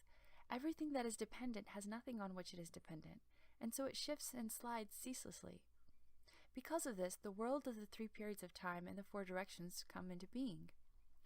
Their union and interaction bring about changes which result in the 12 categories of beings. That is why in this world, movement brings about sounds. Sounds bring about forms. Forms bring about smells. Smells bring about contact. Contact brings about tastes. And tastes bring about awareness of dharmas. The random false thinking resulting from those 6 creates karma. And this continuous revolving becomes the cause of 12 different categories. And so in the world, sounds, smells, tastes, contact, and the like are each transformed throughout the 12 categories to make one complete cycle. Based on that continuously revolving process involving upside-down phenomena, those born from eggs, those born from wombs, those born from moisture, and those born by transformation, beings with form, those without form, those with thought, and those without thought, beings not totally endowed with form, those not totally lacking form, those not totally endowed with thought, and those not totally lacking thought come into being in this world. Ananda, through a continuous process of falseness, the upside-down state of movement occurs in this world. It unites with energy to become 84,000 kinds of random thoughts that either fly up or dive down. From that, eggs come into being and transmigrate throughout the lands as fish, birds, amphibians, and reptiles, so that their kinds abound. Through a continuous process of defilement, the upside-down state of desire occurs in this world. It unites with stimulation to become 84,000 kinds of random thoughts that are either erect or horizontal. From that, embryos in wombs come into being and transmigrate throughout the lands as human beings, animals, dragons, and immortals until their kinds abound. Through a continuous process of attachment, the upside-down state of inclination occurs in this world. It unites with warmth to become 84,000 kinds of random thoughts that are vacillating and inverted. From that, organisms in moisture come into being and transmigrate throughout the lands as insects and crawling invertebrates until their kinds abound. Through a continuous process of change, the upside-down state of borrowing occurs in this world. Based on upside-downness, it unites with contact to become 84,000 kinds of random thoughts of new and old. From that, organisms that undergo transformations come into being and transmigrate through the lands as forms of metamorphic flying and crawling creatures, until their kinds abound. Through a continuous process of restraint, the upside-down state of obstruction occurs in this world. It unites with attachment to become 84,000 kinds of random thoughts of refinement and brilliance. From that, animate entities that possess form come into being and transmigrate throughout the lands as auspicious and inauspicious creatures, until their kinds abound. Through a continuous process of annihilation and dispersion, the upside-down state of delusion occurs in this world. It unites with darkness to become 84,000 kinds of random thoughts of obscurity and hiding. From that, animate entities that are formless come into being and transmigrate throughout the lands as empty, dispersed, annihilated, and submerged beings, until their kinds abound. Through a continuous process of illusory imaginings, the upside-down state of shadows occurs in this world. It unites with memory to become 84,000 kinds of random thoughts that are hidden and bound up. From that, animate entities endowed with thought come into being and transmigrate throughout the lands as spirits, ghosts, and devious beings, until their kinds abound. Through a continuous process of dullness and slowness, the upside-down state of stupidity occurs in this world. It unites with obstinacy to become 84,000 kinds of random thoughts that are dry and attenuated. From that, animate entities lacking thought come into being and transmigrate throughout the lands as their vitality and spirit change into earth, wood, metal, or stone, until their kinds abound. Through a continuous process of parasitic interaction, the upside-down state of simulation occurs in this world. It unites with defilement to become 84,000 kinds of random thoughts of according and relying. From that, animate entities not actually endowed with form take on embryonic forms and transmigrate throughout the lands until their kinds abound, as jellyfish that use shrimp for eyes and the like. Through a continuous process of mutual enticement, an upside-down state of nature occurs in this world. It unites with mantras to become 84,000 kinds of random thoughts of reckoning and summoning. From that, animate entities not actually lacking form become formless beings and transmigrate throughout the lands as hidden beings of mantras and incantations, until their kinds abound. Through a continuous process of false unity, the upside-down state of transgression occurs in this world. It unites with unlike formations to become 84,000 kinds of random thoughts of reciprocal interchange.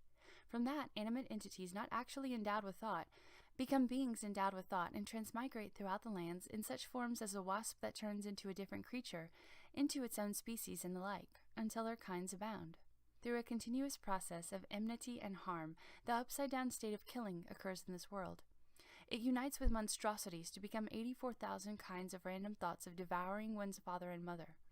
From that, animate entities not actually lacking thought become beings that lack thought and transmigrate throughout the lands, until their kinds abound in such forms as the owl which hatches its young from clods of dirt, and the broken mirror bird, which incubates a poisonous fruit to create its young, whereupon the young of each eat the parents and the like, until their kinds abound. These are the 12 categories of beings. This is the end of Chapter 7.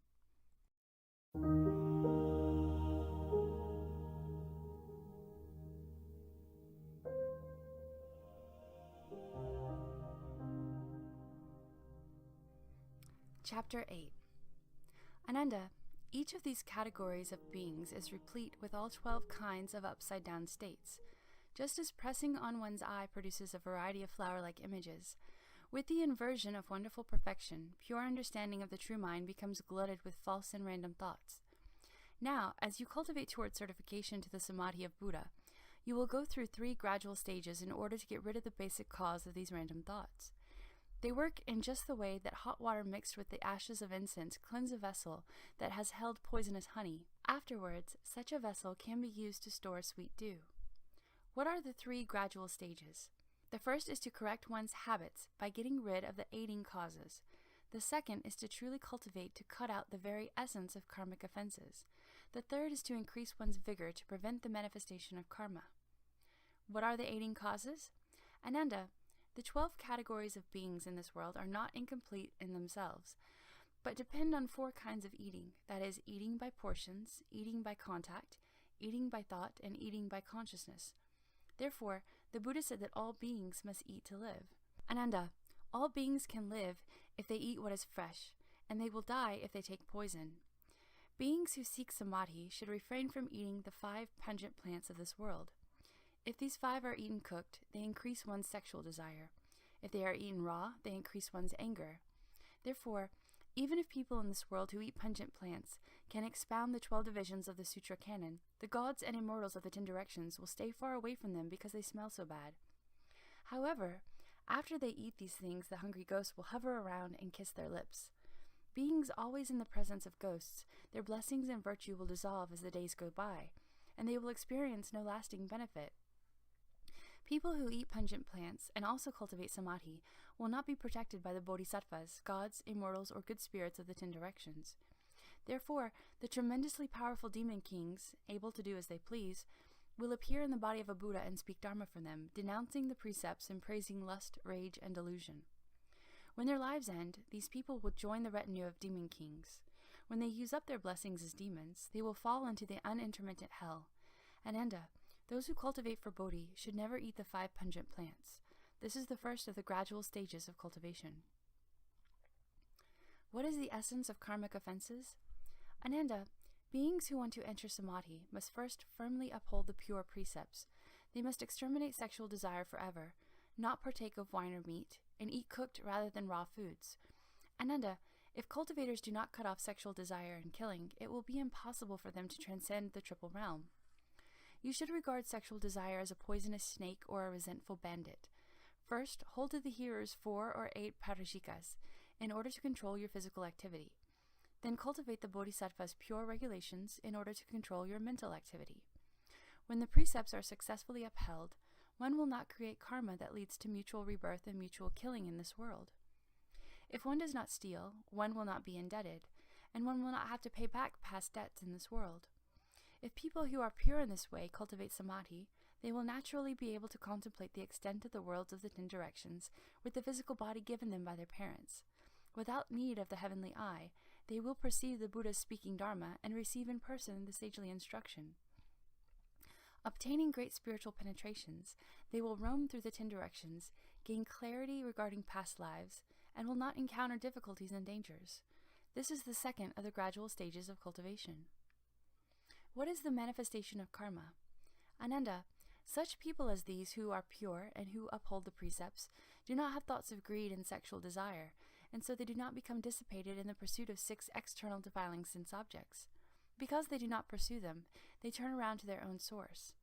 Without the conditions of the defiling objects, there is nothing for the sense organs to match themselves with, and so they reverse their flow, becoming one unit, and are no longer confined to 6 individual functions. All the lands of the 10 directions then become as brilliantly clear and pure as a moon suspended in crystal. Their bodies and minds are blissful as they experience the equality of wonderful perfection, and they attain great peace. The secret perfection and pure wonder of all the Tathagatas appear before them. These people then obtain patience with the non-existence of beings and dharmas. They thereupon gradually cultivate according to their practices until they reside securely in the sagely positions. This is the third of the gradual stages of cultivation. Ananda, these good people's emotional love and desire are withered and dry. The sense organs and sense objects no longer mesh, and so the residual habits do not continue to arise. Recognizing that the attachments of the mind are false, they use only wisdom. That wisdom shines throughout the 10 directions, and this initial wisdom is called the stage of dry wisdom. Although the habits of desire are initially dried up, they still have not merged with the Dharma water that flows from the Tathagatas. Then, with this mind centered on the middle, they enter the flow where wonderful perfection reveals itself. From the truth of that wonderful perfection, there repeatedly arise wonders of truth. They always dwell in the wonder of faith until all false thinking is completely eliminated and the middle way is totally true. This is called the mind that resides in faith. When true faith is clearly understood, then perfect penetration is total, and the 3 aspects of skandhas, places, and realms are no longer obstructions. Then all their habits throughout innumerable eons of past and future, during which they abandon bodies and receive bodies, appear to them now in the present moment. These good people can remember everything and forget nothing. This is called the mind that resides in mindfulness. When the wonderful perfection is completely true, that essential true brings about a transformation. They go beyond the beginningless habits to reach the one essential brightness. Relying solely on this essential brightness, they progress toward true purity. This is called the mind of vigor. The essence of the mind reveals itself as total wisdom. This is called the mind that resides in wisdom. As the wisdom and brightness are held steadfast, a profound stillness pervades everywhere. The stage at which the majesty of the stillness becomes constant and solid is called the mind that resides in samadhi. The light of samadhi emits brightness. When the essence of the brightness enters deeply within, they only advance and never retreat. This is called the mind that is irreversible.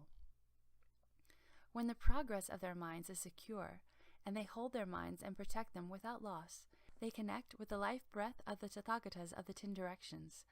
This is called the mind that protects the Dharma. Protecting their light of enlightenment, they can use this wonderful force to return to the Buddha's light of compassion and to come back to stand firm with the Buddha. It is like two mirrors that are set facing one another, so that between them the exquisite images interreflect and enter into one another layer upon layer. This is called the mind that makes transferences. With this secret interplay of light, they obtain the Buddha's eternal solidity and unsurpassed wonderful purity. Dwelling in the unconditioned, they know no loss or dissipation. This is called the mind that resides in precepts. Abiding in the precepts with self-mastery, they can roam throughout the 10 directions, going anywhere they wish. This is called the mind that resides in vows. Ananda, these good people use proper expedients to bring forth those 10 minds. The essence of these minds becomes dazzling, and their 10 functions interconnect to a point of single-mindedness.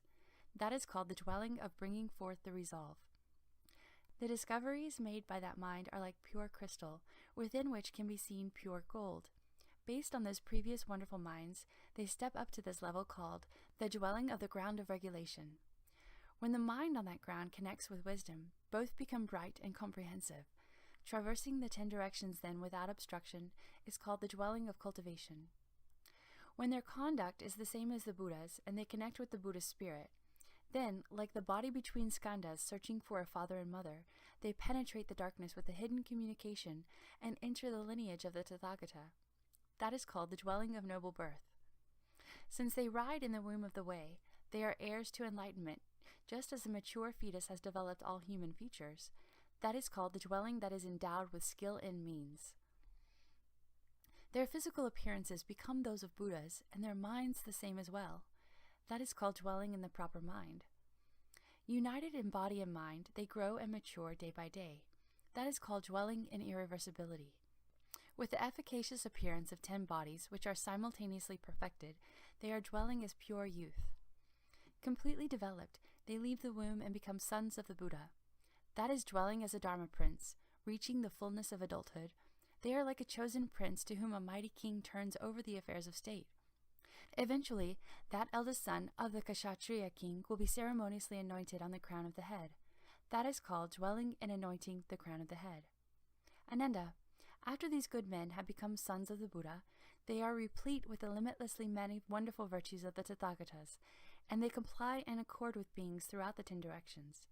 That is called the conduct of happiness. Being well able to accommodate all beings is called the conduct of benefiting. Enlightening themselves and enlightening others without putting forth any resistance is called the conduct free of anger. Then they undergo birth in various forms continuously to the bounds of the future.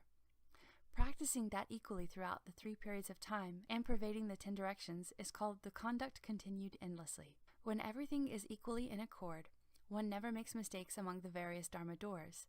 That is called the conduct of freedom from deluded confusion. Then, within what is identical, myriad differences appear. Yet within the different appearances, an identity can be perceived. That is called the conduct of wholesome manifestation. That continues until it includes all particles of dust that fill up empty space throughout the 10 directions. In each and every mote of dust, there appear the worlds of the 10 directions, and yet the appearance of dust motes and the appearance of worlds do not interfere with one another. That is called the conduct of non-attachment. Everything that appears before one becomes a foremost paramita. That is called the conduct of veneration. With such perfect fusion, one can model oneself after all the Buddhas of the 10 directions. That is called the conduct based on wholesome dharmas. As each and every one of those becomes pure and without outflows, they merge into a singular path, unconditioned. That is the essence of nature. That is called the conduct of reality. Ananda, when these good men, replete with spiritual penetrations, have done the Buddha's work and are totally pure and absolutely true, they can remain distant from obstacles and calamities. Then they take beings across without being attached to the idea of taking them across. They direct the unconditioned mind toward the path of nirvana. That is called the transference of saving and protecting living beings while apart from the appearance of living beings. Destroying what should be destroyed and remaining far removed from what should be left behind is called the transference of indestructibility. Fundamental enlightenment is profound indeed, and enlightenment on a level with Buddha's enlightenment, that is called the transference of sameness with all Buddhas. When absolute truth is discovered, their level is like the level of Buddhas. That is called the transference of reaching all places. Worlds and Tathagatas include one another without any obstruction. That is called the transference of a treasury of inexhaustible merit and virtue. Since their level is like the Buddhas, each and every cause they create at that level is pure. Based on the dispersing of such causes, they go straight down the path to nirvana. That is called the transference of the good roots of following what is basically identical. When true roots are set down, then all beings in the 10 directions are my own nature. Not a single being is lost, and this nature is successfully perfected. That is called the transference of following the impartial contemplation of all beings. Being identical with all dharmas, yet apart from all phenomena, they are not attached to either the identity or the separation. That is called the transference of the appearance of true suchness. That which is thus is truly obtained, and there is no obstruction throughout the 10 directions. That is called the transference of the unfettered liberation. When the virtue of the nature is perfectly realized, the boundaries of the Dharma realm are destroyed. That is called the transference of the limitless of the Dharma realm. Ananda, when these good men have completely purified these 41 minds, they further accomplish 4 kinds of wonderfully perfect aiding practices. The enlightenment of a Buddha is just about to become a function of their own minds. It is on the verge of emerging, but has not yet emerged, and so it can be compared to the point just before wood ignites when it is drilled to produce fire. That is called the level of heat. They continue on with their own minds to tread where the Buddhas tread, as if relying and yet not.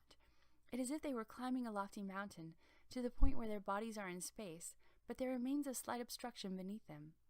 That is called the level of the summit. When the mind and the Buddha are two and yet the same, they have well obtained the middle way. They are like someone who endures something when it seems impossible to either hold it in or let it go. That is called the level of patience. When numbers and limits are gone, no such designations as the middle way or as confusion and enlightenment are made. That is called the level of being first in the world. Ananda, these good men have successfully penetrated through to great Bodhi. Their enlightenment reaches through to the Tathagatas. They have fathomed the state of Buddhahood. That is called the ground of happiness. The differences enter into identity. Even the notion of identity is gone. That is called the ground of leaving filth. At the point of ultimate purity, brightness comes forth. That is called the ground of emitting light. When the brightness becomes ultimate, enlightenment is full. That is called the ground of blazing wisdom. No identity or difference can be attained. That is called the ground of invincibility. With unconditioned true suchness, the nature is spotless, and brightness is revealed. That is called the ground of manifestation. Coming to the farthest limits of true suchness is called the ground of traveling far. The single mind of true suchness is called the ground of immovability. Bringing forth the function of true suchness is called the ground of good wisdom. Ananda, all bodhisattvas beyond this point have completed their cultivation and have perfected their merit and virtue, and so this ground is called the level of cultivation.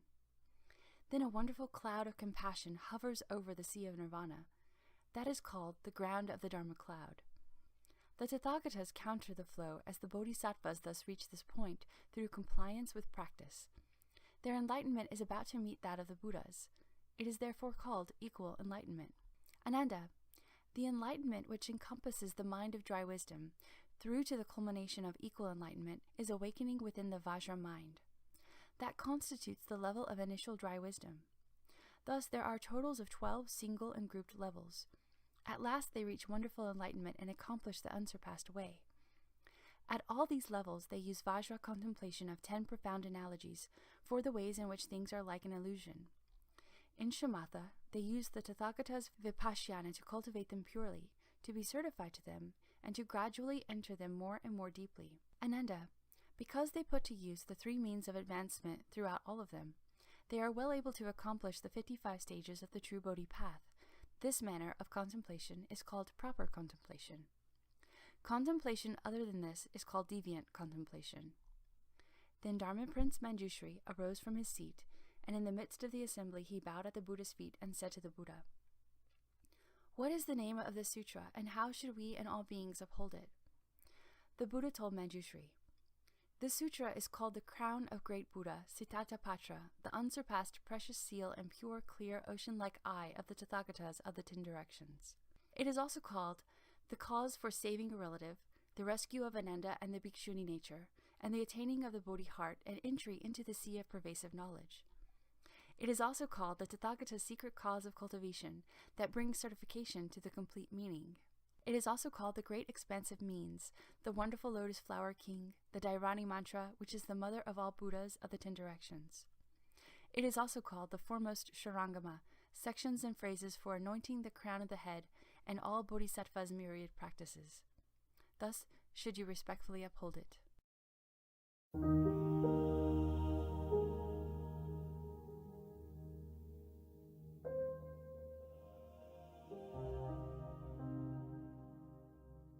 In-depth explanation on causes and retributions.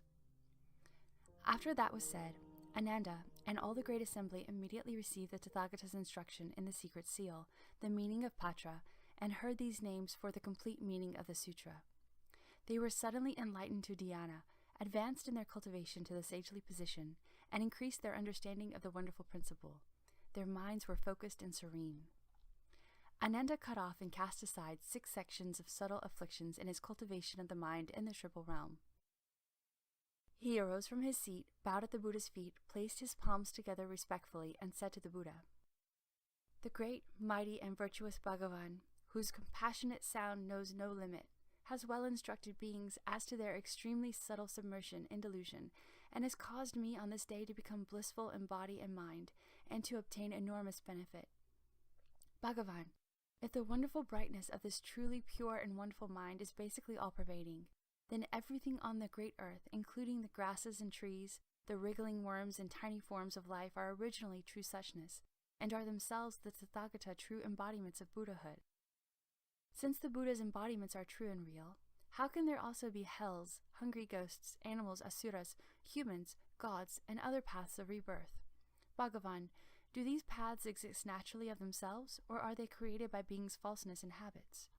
Bhagavan, the Bhikshuni precious lotus fragrance, for example, received the Bodhisattva precepts and then indulged in lustful desire, recklessly saying that sexual acts did not involve killing or stealing, and they carried no karmic retribution. But after saying that, her female organs caught fire, and then the raging blaze spread throughout all her joints as she fell into the unintermittent hell alive. And there were the mighty King Crystal and the Bhikshu Good Stars. Crystal exterminated the Gautama clan, and Good Stars recklessly said that all dharmas are empty. They both sank into the unintermittent hell alive. Are these hells fixed places, or do they arise spontaneously? Is it that each individual undergoes whatever kind of karma he or she creates? I only hope the Buddha will be compassionate and instruct those of us who do not understand this. May he cause all beings who uphold the precepts to receive this definitive instruction with joyful respect upon hearing it, and be careful not to transgress it." The Buddha said to Ananda, "What a good question! You want to keep all living beings from adopting deviant views. You should listen attentively now, and I will explain this matter for you. Actually, Ananda, all beings are fundamentally true and pure. But because of their false views, they give rise to the falseness of habits, which are divided into an internal aspect and an external aspect. Ananda, the internal aspect refers to what occurs inside living beings. Because of love and defilement, they produce the falseness of emotions.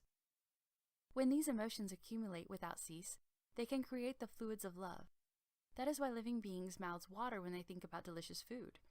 When they think about a deceased person, either with fondness or with anger, tears will flow from their eyes. When they are greedy for wealth, a current of lust will course through their hearts and their skin will become lustrous. When their minds dwell on lustful conduct, spontaneous secretions will come from the male or female organ. Ananda, although the kinds of love differ, their flow and formation is the same. With this moisture, one cannot ascend, but will naturally fall. This is called the internal aspect.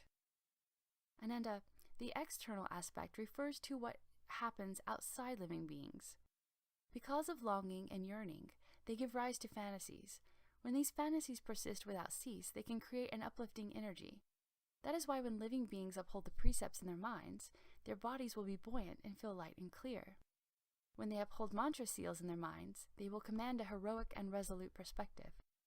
When they have the desire in their minds to be born in the heavens, in their dreams they will have thoughts of flying and ascending. When they cherish the Buddha lands in their minds, then the sagely realms will appear in a shimmering vision, and they will serve the good and wise advisors with little thought for their own lives. Ananda, although the thought varies, the lightness and uplifting nature is the same. With flight and ascension, one will not sink, but will naturally become transcendent. This is called the external aspect. Ananda, beings in the world are caught up in the continuity of birth and death. Birth happens because of their habitual tendencies. Death results in flow and change. When they are on the verge of dying, but when the final warmth has not left their bodies, all the good and evil they have done in that life suddenly and simultaneously manifest.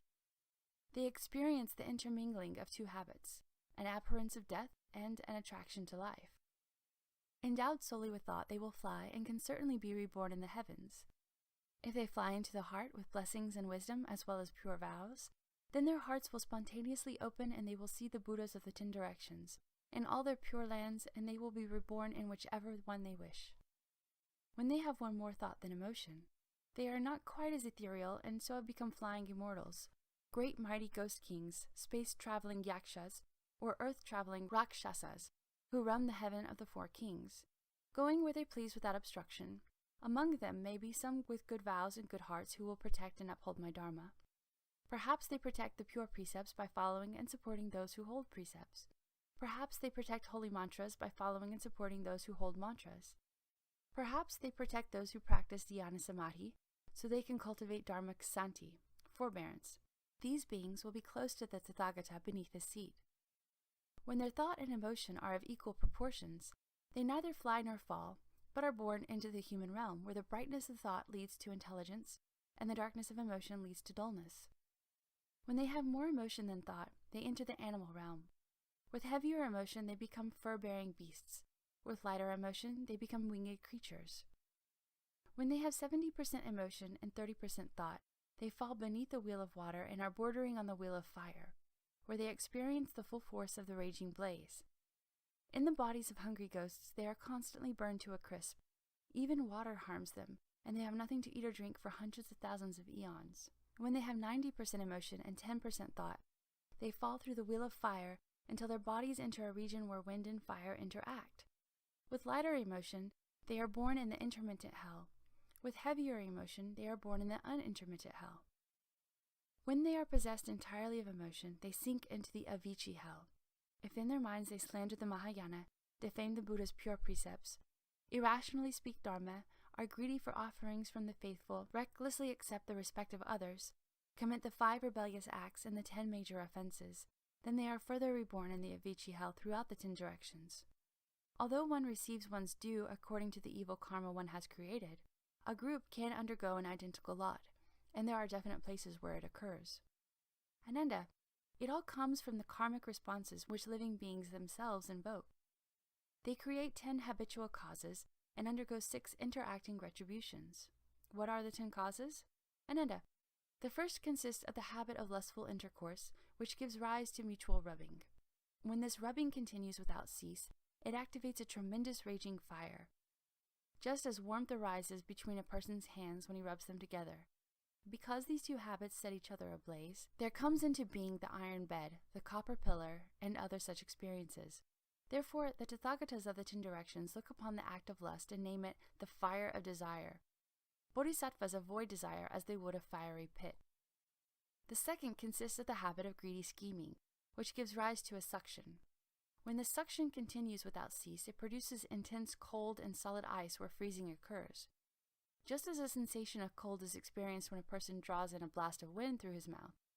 Because these two habits clash together, there comes into being cold hells such as chattering, whimpering, and shuddering, blue, red, and white lotuses, and other such experiences. Therefore, the Tathagatas of the 10 directions look upon excessive seeking and name it the water of greed. Bodhisattvas avoid greed as they would a sea of pestilence. The third consists of habits of arrogance and resulting friction, which gives rise to mutual intimidation. When it accelerates without cease, it produces torrents and rapids which create restless waves of water. Just as water is produced when a person continually works his tongue in an effort to taste flavors.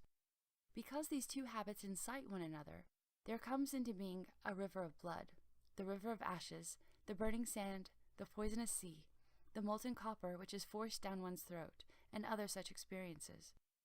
Therefore, the Tathagatas of the 10 directions look upon self-satisfaction and name it drinking the water of stupidity. Bodhisattvas avoid arrogance as they would a huge deluge. The fourth consists of habits of hatred, which give rise to mutual defiance. When this defiance binds one without cease, one's heart becomes so hot that it catches fire, and the molten vapors turn into metal. From it is produced the mountain of knives, the iron cudgel, the tree of swords, the wheel of swords, axes and halberds, and spears and saws. It is like when a person harbors a grudge and the urge to kill surges forth. Because these two habits clash with one another, there comes into being castration and hacking, beheading and mutilation, filing and sticking, flogging and beating, and other such experiences. Therefore, the Tathagatas of the 10 directions look upon hatred and name it sharp knives and swords. Bodhisattvas avoid hatred as they would a massacre. The fifth consists of habits of deception and misleading involvements which give rise to mutual guile. When such maneuvering continues without cease, it produces ropes for strangling and wood for imprisoning. It is like how grass and trees grow in an irrigated field. Because the two habits perpetuate one another, there comes into being handcuffs and fetters, canes and locks, whips and clubs, sticks and cudgels, and other such experiences. Therefore, the Tathagatas of the 10 directions look upon deception and name it a treacherous crook. Bodhisattvas fear deception as they would a savage wolf. The sixth consists of the habit of lying combined with continual fraudulence, which gives rise to mutual cheating. When false accusations continue without cease, one becomes adept at corruption. From this there comes into being such filthy impurities as dirt, excrement, and urine. It is like the obscuring of one's vision when the dust is stirred up by the wind. Because these two habits augment one another, there come into being sinking and drowning, tossing and pitching, flying and falling, floating and submerging, and other such experiences. Therefore, the Tathagatas of the 10 directions look upon lying and name it robbery and murder. Bodhisattvas regard lying as they would treading on a venomous snake. The seventh consists of the habits of enmity and mutual suspicion, which gives rise to grievances. From this there come into being the experiences of being pelted by flying rocks or gravel, being imprisoned in a box car or urn, and being bagged and struck.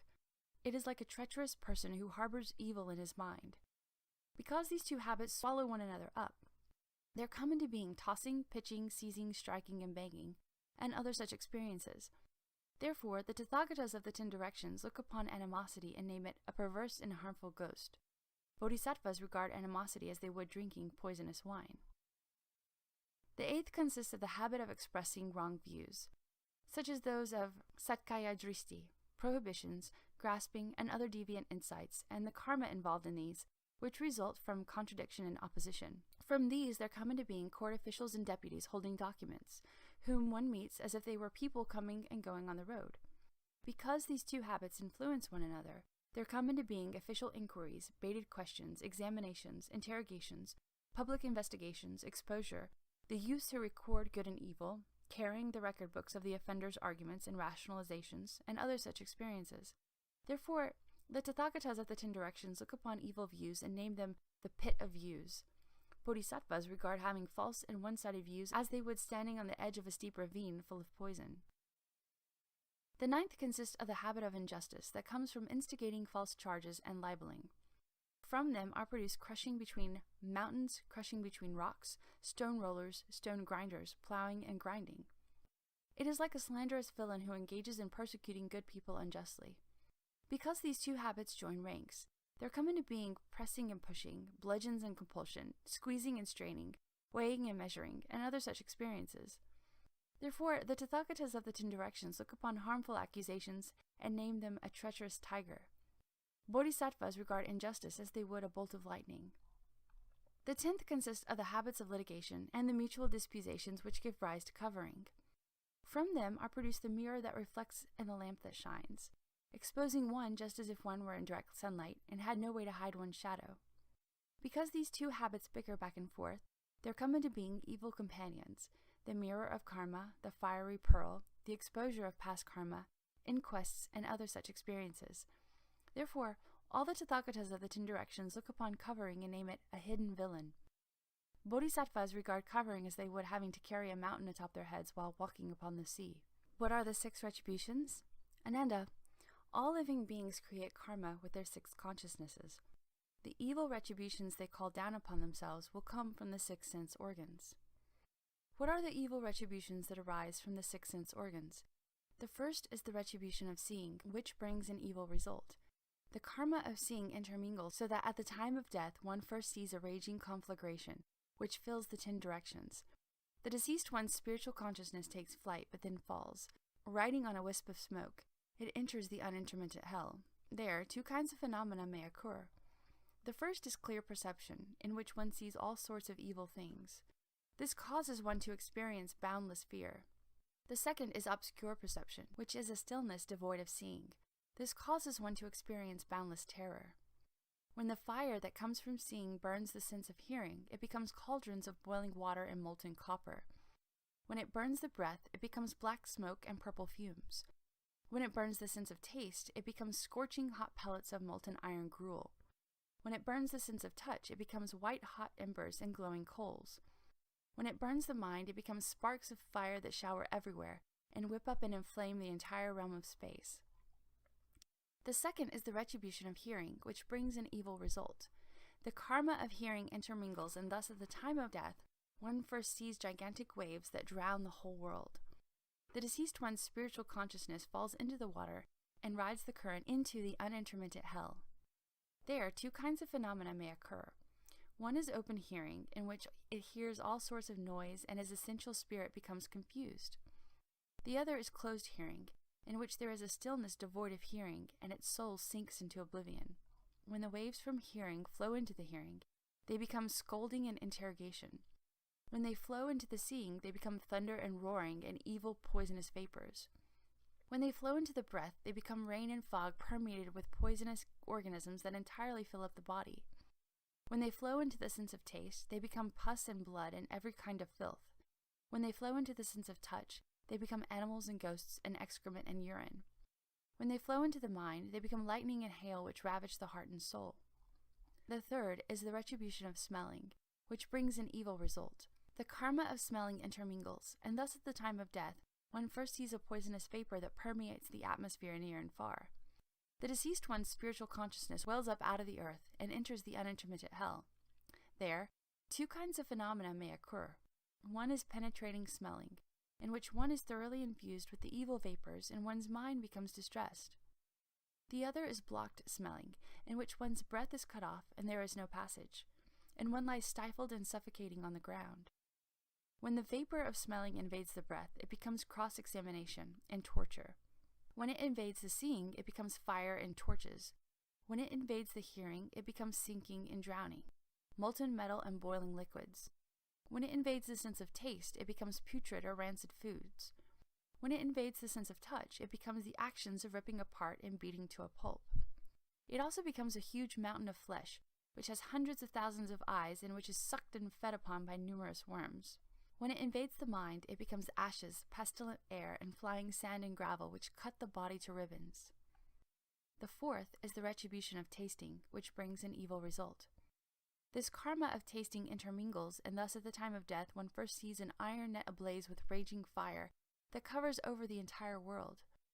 The deceased one's spiritual consciousness passes down through this hanging net, and suspended upside down it enters the unintermittent hell. There, 2 kinds of phenomena may occur. One is a sucking air which congeals into ice so that it freezes the flesh of his body until it bursts open. The other is a spitting blast of air which spews out a raging fire that roasts his bones and marrow to a crisp. When the tasting of flavors passes through the sense of taste, it becomes what must be acknowledged and what must be endured. When it passes through the seeing, it becomes burning metal and stones. When it passes through the hearing, it becomes sharp weapons and knives. When it passes through the sense of smell, it becomes a vast iron cage that encloses the entire land. When it passes through the sense of touch, it becomes bows and arrows, crossbows and darts. When it passes through the mind, it becomes flying pieces of molten iron that rain down from out of space. The fifth is the retribution of touching, which brings an evil result. The karma of touching intermingles, and thus at the time of death, one first sees huge mountains closing in on one from four sides, leaving no path to escape. The deceased one's spiritual consciousness then sees a vast iron city. Fiery snakes and fiery dogs, wolves, lions, ox-headed jail-keepers, and the horse-headed rakshasas, brandishing spears and lances, drive it into the iron city toward the unintermittent hell. There, two kinds of phenomena may occur. One is touch that involves coming together, in which mountains come together to squeeze its body until its flesh, bones, and blood are totally dispersed. The other is touch that involves separation, in which knives and swords attack the body, ripping the heart and liver to shreds. When this touching passes through the sensation of touch, it becomes colliding, striking, stabbing, and piercing. When it passes through the seeing, it becomes burning and scorching. When it passes through the hearing, one hears the sounds on the path to the hells, at the gate of the hells, and in the courts of trial. When it passes through the sense of smell, it becomes enclosures, bags, interrogation, and binding up. When it passes through the sense of taste, it becomes plowing, pinching, chopping, and severing. When it passes through the mind, it becomes falling, flying, frying, and broiling. The sixth is the retribution of thinking, which brings an evil result. The karma of thinking intermingles, and thus at the time of death one first sees a foul wind which devastates the land. The deceased one's spiritual consciousness is blown up into space, and then spiraling downward, it rides that wind straight into the unintermittent hell. There, two kinds of phenomena may occur. One is extreme confusion, which causes it to be frantic and to race about ceaselessly. The other is not confusion, but rather an acute awareness which causes it to suffer from endless roasting and burning, the extreme pain of which is difficult to bear. When this deviant thought combines with thinking, it becomes locations and places. When it combines with seeing, it becomes inspection and testimonies. When it combines with hearing, it becomes huge crushing rocks, ice and frost, dirt and fog. When it combines with smelling, it becomes a great fiery car, a fiery boat, and a fiery jail. When it combines with tasting, it becomes a loud calling, wailing, and regretful weeping. When it combines with touch, it becomes sensations of large and small, where 10,000 births and 10,000 deaths are endured every day, and of lying with one's face to the ground. Ananda, these are called the 10 causes and 6 retributions of hell, which are all created by the confusion and falseness of living beings. If living beings create this evil karma simultaneously, they enter the Avicii hell and endure limitless suffering, passing through limitless kalpas.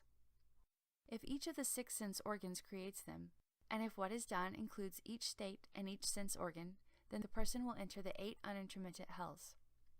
If the 3 karmas of body, mouth, and mind commit acts of killing, stealing, and lust, the person will enter the 18 hells. If the 3 karmas are not involved, and there is perhaps just 1 act of killing and 1 act of stealing, then the person must enter the 36 hells. If the sense organ of sight alone commits just 1 karmic offense, then the person must enter the 108 hells. Because of this, living beings who do certain things create certain karma, and so in the world they enter collective hells, which arise from false thinking and which originally are not there at all. And then, Ananda, after the living beings who have slandered and broken the precepts, violated the bodhisattva precepts, slandered the Buddha's nirvana, and created various kinds of karma, passed through many kalpas of being burned in the inferno, they finally finish paying for their offenses and are reborn as ghosts. If greed for material objects was the original cause that made the person commit offenses, then after he has finished paying for his crimes, he will take shape when he encounters material objects and will become a strange ghost. If it was indulgence in lust that made the person commit offenses, then after he has finished paying for his crimes, he will take shape when he encounters the wind and will become a drought ghost. If it was indulgence in lying that made this person commit offenses, then after he has finished paying for his crimes, he will take shape when he encounters animals and will become a May ghost. If it was hatred that made the person commit offenses, Then after he has finished paying for his crimes, he will take shape when he encounters worms and insects, and will become a goo poison ghost. If it was the harboring of grudges that made the person commit offenses, then after he has finished paying for his crimes, he will take shape when he encounters degeneration and will become a pestilence ghost. If it was arrogance that made the person commit offenses, then after he has finished paying for his crimes, he will take shape when he encounters gases and will become a hungry ghost. If it was injustice to others that made the person commit offenses, then after he has finished paying for his crimes, he will take shape when he encounters darkness and will become a paralysis ghost. If it was attachment to wrong views that made the person commit offenses, then after he has finished paying for his crimes, he will take shape when he encounters essential energy and will become a Wang Liang ghost. If it was deception that made the person commit offenses, then after he has finished paying for his crimes, he will take shape when he encounters brightness and will become a servant ghost. If it was the practice of forming factions that made the person commit offenses, then after he has finished paying for his crimes, he will take shape when he encounters people and will become a messenger ghost. Ananda, such a person's fall is due to his totally emotional level of functioning. When his karmic fire has burned out, he will rise up to be reborn as a ghost. This is occasioned by his own karma of false thinking. If he awakens to Bodhi, then in the wonderful perfect brightness, there isn't anything at all. Moreover, Ananda, when his karma as a ghost is ended, and the consequences of his emotion and thought are over, he comes into the world to meet his creditors and to settle his accounts with them. He is born as an animal to repay his debts from past lives. The retribution of the strange ghost of material objects is finished when the object is destroyed and it is reborn in the world, usually as a species of owl. The retribution of the drought ghost of the wind is finished when the wind subsides and it is reborn in the world, usually as a species of uncanny creature which gives inauspicious prognostications. The retribution of the May ghost of an animal is finished when the animal dies, and it is reborn in the world, usually as a species of fox. The retribution of the goo ghost in the form of worms and insects is finished when the goo is exhausted, and it is reborn in the world, usually as a species of venomous creature. The retribution of a pestilence ghost found in degeneration is finished when the degeneration is complete, and it is reborn in the world, usually as a species of tapeworm. The retribution of a ghost which takes shape in gases is finished. When the gases are gone, it is then reborn in the world, usually as a species of animal used for food. The retribution of ghost of darkness is finished when the darkness ends, and it is then reborn in the world, usually as a species of animal used for clothing or service. The retribution of the ghost which unites with energy is finished when the union dissolves, and it is then reborn in the world, usually as a species of migratory creature. The retribution of the ghost of brightness and intellect is finished when the brightness disappears, and it is then reborn in the world, usually as a species of efficacious creature. The retribution of the ghost that relies on a person is finished when the person dies, and it is then reborn in the world, usually as a species of domestic animal. Ananda, all this is due to the burning out of his karmic fire in payment for his debts from past lives. The rebirth as an animal is also occasioned by his own false and empty karma. If he awakens to Bodhi, then fundamentally none of these false conditions will exist at all. You mentioned precious lotus fragrance, king crystal, and bhikshu good stars. Evil karma such as theirs was created by them alone. It did not fall down out of the heavens or well up from the earth, nor was it imposed upon them by some person. Their own falseness brought it into being, and so they themselves have to undergo it. In the Bodhi heart, it is empty and false, a cohesion of false thoughts. Moreover, Ananda, if while repaying his past debts by undergoing rebirth as an animal, such a living being pays back more than he owed, he will then be reborn as a human to rectify the excess. If the creditor is a person with strength, blessings, and virtue, then he can pay what he collected in excess without having to lose his human form. But if he lacks blessings, then he will be reborn as an animal to pay the outstanding balance. Ananda, if the debt involves money, material goods, or manual labor, and then once it is paid, the debt is resolved. But if in the process of repayment the lives of other beings were taken or their flesh eaten, then it will start a cycle of mutual devouring and slaughtering that will send the debtors and creditors up and down endlessly for as many eons as there are atoms of universe. There is no way to put a stop to it, except through shamatha or through a Buddha's coming to the world. You should know that when the owls and their kind have paid back their debts, they regain their original form and are born as obstinate people. When creatures that are inauspicious have paid back their debts, they regain their original form and are born as abnormal people. When foxes have paid back their debts, they regain their original form and are born as people who are simpletons. When creatures of the venomous category have paid back their debts, they regain their original form and are born as malicious people. When tapeworms and the like have paid back their debts, they regain their original form and are born as lowly people. When edible types of creatures have paid back their debts, they regain their original form and are reborn as weak people. When creatures that are used for clothing or service have paid back their debts, they regain their original form and are reborn as people who do hard labor. When creatures that migrate have paid back their debts, they regain their original form and are reborn as literary people. When efficacious creatures have paid back their debts, they regain their original form and are reborn as intelligent people. When domestic animals have paid back their debts, they regain their original form and are reborn as sophisticated people. Ananda, these are all beings that have finished paying back former debts and are born again in the human realm. They are involved in a beginningless scheme of karma and delusion and spend their lives killing and being killed by one another. They do not get to meet the Tathagata or hear the proper Dharma. They just abide in the wearisome dust, passing through a repetitive cycle. Such people can truly be called pitiful. Furthermore, Ananda, there are people who do not rely on proper enlightenment to cultivate samadhi, but cultivate in some special way that is based on their false thinking. Holding to the idea of perpetuating their physical bodies, they roam in the mountains and forests in places people do not go and become 10 kinds of immortals. Ananda, some living beings with unflagging resolution make themselves strong with specially prepared foods. When they have perfected this method of dieting, they are known as earth-traveling immortals. Some of these beings with unflagging resolution make themselves strong through the use of grasses and herbs. When they have perfected this method of taking herbs, they are known as flying immortals. Some of these beings with unflagging resolution make themselves strong through the use of metal and stone. When they have perfected this method of transformation, they are known as roaming immortals. Some of these beings with unflagging resolution make themselves strong through movement and stillness. When they have perfected their energy and essence, they are known as space-traveling immortals. Some of these beings with unflagging resolution make themselves strong by using the flow of saliva. When they have perfected their virtues of this moisture, they are known as the heaven-traveling immortals. Some of these beings with unflagging resolution make themselves strong with the essence of sun and moon.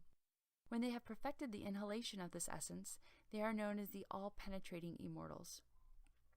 Some of these beings with unflagging resolution make themselves strong through mantras and precepts. When they have perfected these skills, they are known as immortals of the way. Some of these beings with unflagging resolution make themselves strong through the use of thought processes. When they have perfected thought and memory, they are known as illuminating immortals. Some of these beings with unflagging resolution make themselves strong through internal union. When they have perfected the response, they are known as immortals of essence. Some of these beings with unflagging resolution make themselves strong through transformations. When they have perfected their awakening, they are known as immortals of the ultimate level. Ananda, these are all people who smelt their minds but do not cultivate proper enlightenment. They obtain some special principle of life and can live for thousands or tens of thousands of years. They retire deep into the mountains or onto islands in the sea and cut themselves off from the human realm. However, they are still part of the turning wheel because they flow and turn according to their false thinking and do not cultivate samadhi. When their reward is finished, they must still return and enter the various destinies. Ananda, there are many people in the world who do not seek what is eternal, and who cannot yet renounce the love that exists between themselves and their wives, but they have no interest in sexual misconduct, and so their purity develops and their light is revealed. When their life ends, they are born in the heaven of the 4 kings next to the sun and moon. Those whose sexual love for their wives is slight, but who have not yet obtained the complete purity when dwelling in solitude, transcend the light of sun and moon at the end of their lives, and reside at the summit of the human realm.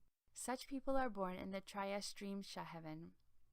Those who become temporarily involved when they meet with desire, but who do not dwell upon it when it is finished, and who, while in the human realm, are active less and quiet more, abide at the end of their lives in light and emptiness, where the illumination of sun and moon does not reach. These beings have their own light, and they are born in the Suyama heaven.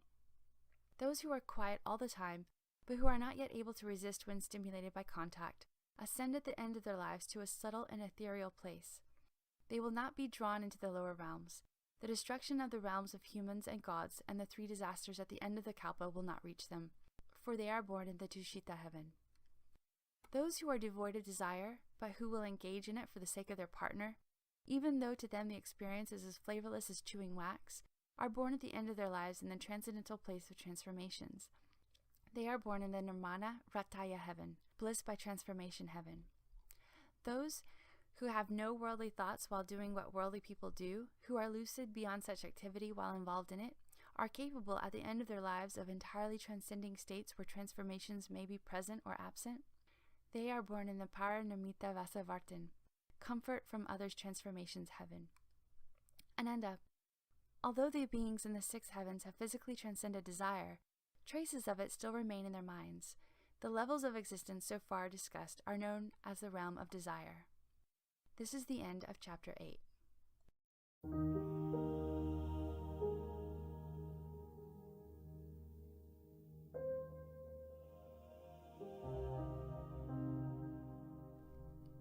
Chapter 9. Ananda, all those in the world who cultivate in their hearts, but do not avail themselves of dhyana, and so have no wisdom, can only control their bodies so as not to engage in sexual desire. Whether walking or sitting, or in their thoughts, they are totally devoid of it. Since they do not give rise to defiling love, they do not remain in the realm of desire. These people, in response to their thought, take on the bodies of Brahma beings. Such beings are in the heaven of the multitudes of Brahma.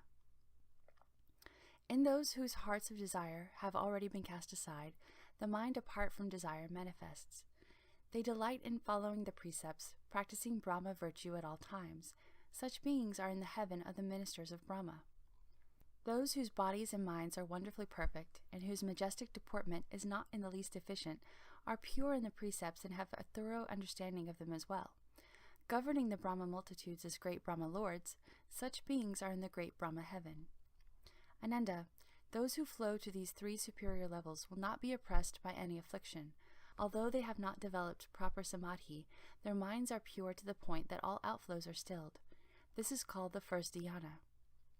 Ananda, those beyond the Brahma heavens govern the Brahma beings, for their Brahma conduct is perfected. With their minds tranquil and unmoving, they emit light in profound stillness. Such beings are in the heaven of the lesser light. Those whose lights illumine each other in an endless dazzling blaze shine throughout the realms of the 10 directions, so that everything becomes like crystal. Such beings are in the heaven of limitless light. Those who sustain the light to perfection accomplish the substance of the teaching, creating and transforming the purity into endless responses and functions. Such beings are in the light sound heaven. Ananda, those who flow to these 3 superior levels will not be oppressed by worries or vexations. Although they have not developed proper samadhi, their minds are pure to the point that they have subdued their coarser outflows. This is called the second dhyana.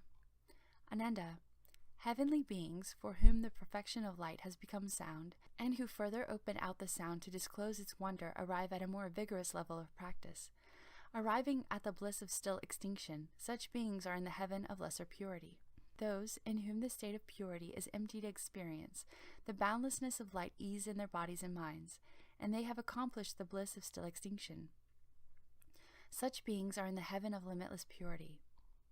Those for whom the world, the body, and the mind are all perfectly pure have accomplished the virtue of purity, and they consider this to be a superior abode in which they can return to the bliss of still extinction. Such beings are in the heaven of pervasive purity. Ananda, those who flow to these 3 superior levels will be replete with great compliance. Their bodies and minds are at peace, and they obtain limitless bliss. Although they have not obtained genuine samadhi, the joy within the tranquility of their minds is total. This is called the third dhyana. Moreover, Ananda, heavenly beings whose bodies and minds are not oppressed, put an end to the cause of suffering and realize that bliss is not permanent, that sooner or later it will come to an end. They resolutely renounce both thoughts of suffering and thoughts of bliss. Their coarse afflictions vanish, and pure blessings arise. Such beings are in the heaven of the birth of blessings.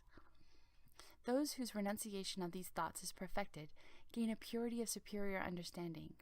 Within these unimpeded blessings they obtain a wonderful compliance that extends to the bounds of the future. Such beings are in the blessed love heaven. Ananda, From that heaven there are 2 ways to go: those who extend the previous thought into limitless pure light, and those who perfect their blessings and virtue, cultivate and are certified to one of these dwellings. Such beings are in the vast fruit heaven. Those who extend the previous thought into a dislike of both suffering and bliss unceasingly intensify their renunciation until they perfect the path of renunciation. Their bodies and minds will become extinct, their thoughts will become like dead ashes. For 500 eons, these beings will perpetuate the cause for production and extinction. Being unable to uncover the nature which is neither produced nor extinguished, during the first half of these eons they will undergo extinction. During the second half, they will experience production. Such beings are in the heaven of no thought. Ananda, those who flow to these 4 superior levels will not be affected by any suffering or bliss in any world. Although this is not the unconditioned of the true ground of non-moving, because they still have the thought of obtaining something, their functioning is nonetheless quite advanced. This is called the 4th dhyana. Beyond these, Ananda, are the 5 heavens of no return. For those who have completely cut off the 9 categories of habits in the lower realms, neither suffering nor bliss exist, and there is no regression to the lower levels. All whose minds have achieved this renunciation dwell in these heavens together. Ananda, those who have put an end to suffering and bliss, and who do not get involved in the contention between such thoughts, are in the heaven of no affliction. When the mind and states are disengaged, even the thought of investigating that involvement is gone. Such beings are in the heaven of no heat. Those whose vision is wonderfully perfect and clear view the realms of the 10 directions as free of defiling appearances and devoid of all dirt and filth. Such beings are in the heaven of good view. Those whose essence of seeing has manifested and are able to transform at will without obstruction, such beings are in the heaven of good manifestation. Those who exhaustively fathom the ultimate principle and the nature of form reach the border of emptiness. Such beings are in the highest heaven of the form realm. Ananda, those in the 4 dhyanas and even the rulers of the gods at those 4 levels can only pay their respects through having heard of the beings in the heavens of no return. They cannot know them or see them, just as ordinary people of the world cannot see the places where the arhats abide in holy way places, deep in the wilderness and in the mountains. Ananda, in these 18 heavens are those who remain solitary and uninvolved, but who have not yet gotten rid of their form. These heavens are called the form realm. Furthermore, Ananda, from this summit of the form realm, there are also 2 roads. Those who are intent upon renunciation bring forth wisdom. The light of their wisdom becomes perfect and penetrating, so that they can transcend the defiling realms, accomplish arhatship, and enter the bodhisattva vehicle. They are called great arhats who have turned their minds around. Those who dwell in the thought of renunciation, and who succeed in renunciation and rejection, realize that their bodies are an obstacle. If they thereupon obliterate the obstacle and enter into emptiness, they are at the station of emptiness. For those who have eradicated all obstacles, there is neither obstruction nor extinction. Then there remains only the alaya consciousness and half of the subtle functions of the manas. These beings are at the station of boundless consciousness. Those who have already done away with emptiness and form eradicate the conscious mind as well. In the extensive tranquility of the 10 directions, there is nowhere at all to go. These beings are at the station of nothing whatsoever. The nature of consciousness is unmoving, yet within extinction they exhaustively investigate it, attempting to put an end to what is endless. Thus, it is as if it existed and yet did not exist, as if it were ended and yet not ended. Such beings are at the station of neither thought nor non-thought. These beings who cultivate the path of sagehood from the heavens of no return by delving exhaustively into emptiness without fathoming the principle of emptiness are known as dull arhats who do not turn their minds around. Just like those in the heaven of non-thought and other externalist heavens who exhaustively investigate emptiness without knowing to turn around, these beings are ignorant and lost in the heavens with outflows. They will accordingly enter the cycle of rebirth again. Ananda, the beings in all these heavens are ordinary beings receiving the fruits of their karmic rewards. Once their rewards are exhausted, they must once again enter rebirth. The lords of these heavens, however, are all bodhisattvas who roam in samadhi. They gradually progress in their practice and make transference to the way cultivated by all sages. Ananda, these are the 4 heavens of emptiness, where the bodies and minds of the inhabitants are extinguished. Concentration emerges, and they are free from the karmic retribution of form. This final group is called the formless realm. The beings in all of them have not understood the wonderfully enlightened bright mind. Their accumulation of falseness brings into being false existence in the triple realm. Within this, they falsely follow along and become immersed in the 7 destinies. As Putgalas, they gather together with their own kind. Furthermore, Ananda, there are 4 categories of asuras in the triple realm. Those in the path of ghosts who, by means of their strength of protecting the Dharma, can ride their spiritual penetrations to enter into emptiness, are asuras born from eggs. They belong to the destiny of ghosts. Those who have fallen in virtue and have been dismissed from the heavens dwell in places near the sun and moon. They are asuras born from wombs and belong to the destiny of humans. There are asura kings who uphold the world with penetrating power and fearlessness. They are able to contend with the Brahma Lord, the God Chakra, and the 4 heavenly kings. These asuras come into being by transformation and belong to the destiny of gods. Ananda, there is another baser category of asuras. They are born in the center of the great seas and live in underwater caves. During the day, they roam in emptiness. At night, they return to their watery realm. These asuras come into being because of moisture and belong to the destiny of animals. Ananda, so it is that when the 7 destinies of hell dwellers, hungry ghosts, animals, people, spiritual immortals, gods, and asuras are investigated in detail, they are all found to be murky and embroiled in conditioned existence. Their births come from false thoughts. Their subsequent karma comes from false thoughts. Within the wonderful perfection of the fundamental mind that is without any doing, they are like strange flowers in space, for there is basically nothing to be attached to. They are entirely vain and false, and they have no source or beginning. Ananda, these living beings who do not recognize the fundamental mind all undergo rebirth for limitless kalpas.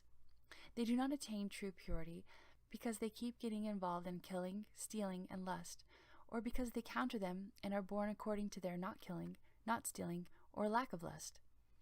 If these 3 karmas are present in them, they are born among the troop of ghosts. If they are free of these 3 karmas, they are born in the destiny of gods. The incessant fluctuation between the presence and absence of these 3 karmas gives rise to the cycle of rebirth.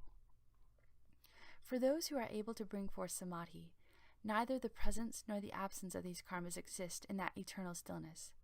Even their non-existence is done away with. Since the lack of killing, stealing, and lust is non-existent, how could there be actual involvement in deeds of killing, stealing, and lust? Ananda, those who do not cut off the 3 karmas each have their own private share. Because each has a private share, private shares come to be accumulated, making collective portions. They are not without a fixed source, for they arise from falseness. Since they arise from falseness, they are basically without a cause, and thus they cannot be traced precisely. You should warn cultivators that they must get rid of these 3 delusions if they want to cultivate bodhi. If they do not put an end to these 3 delusions, then even the spiritual penetrations they may attain are merely a worldly conditioned function. If they do not extinguish these habits, they will fall into the path of demons. Although they wish to cast out the false, they become doubly deceptive instead. The Tathagata says that such beings are pitiful. You have created this falseness yourself. It is not the fault of Bodhi. An explanation such as this is proper speech. Any other explanation is the speech of demon kings.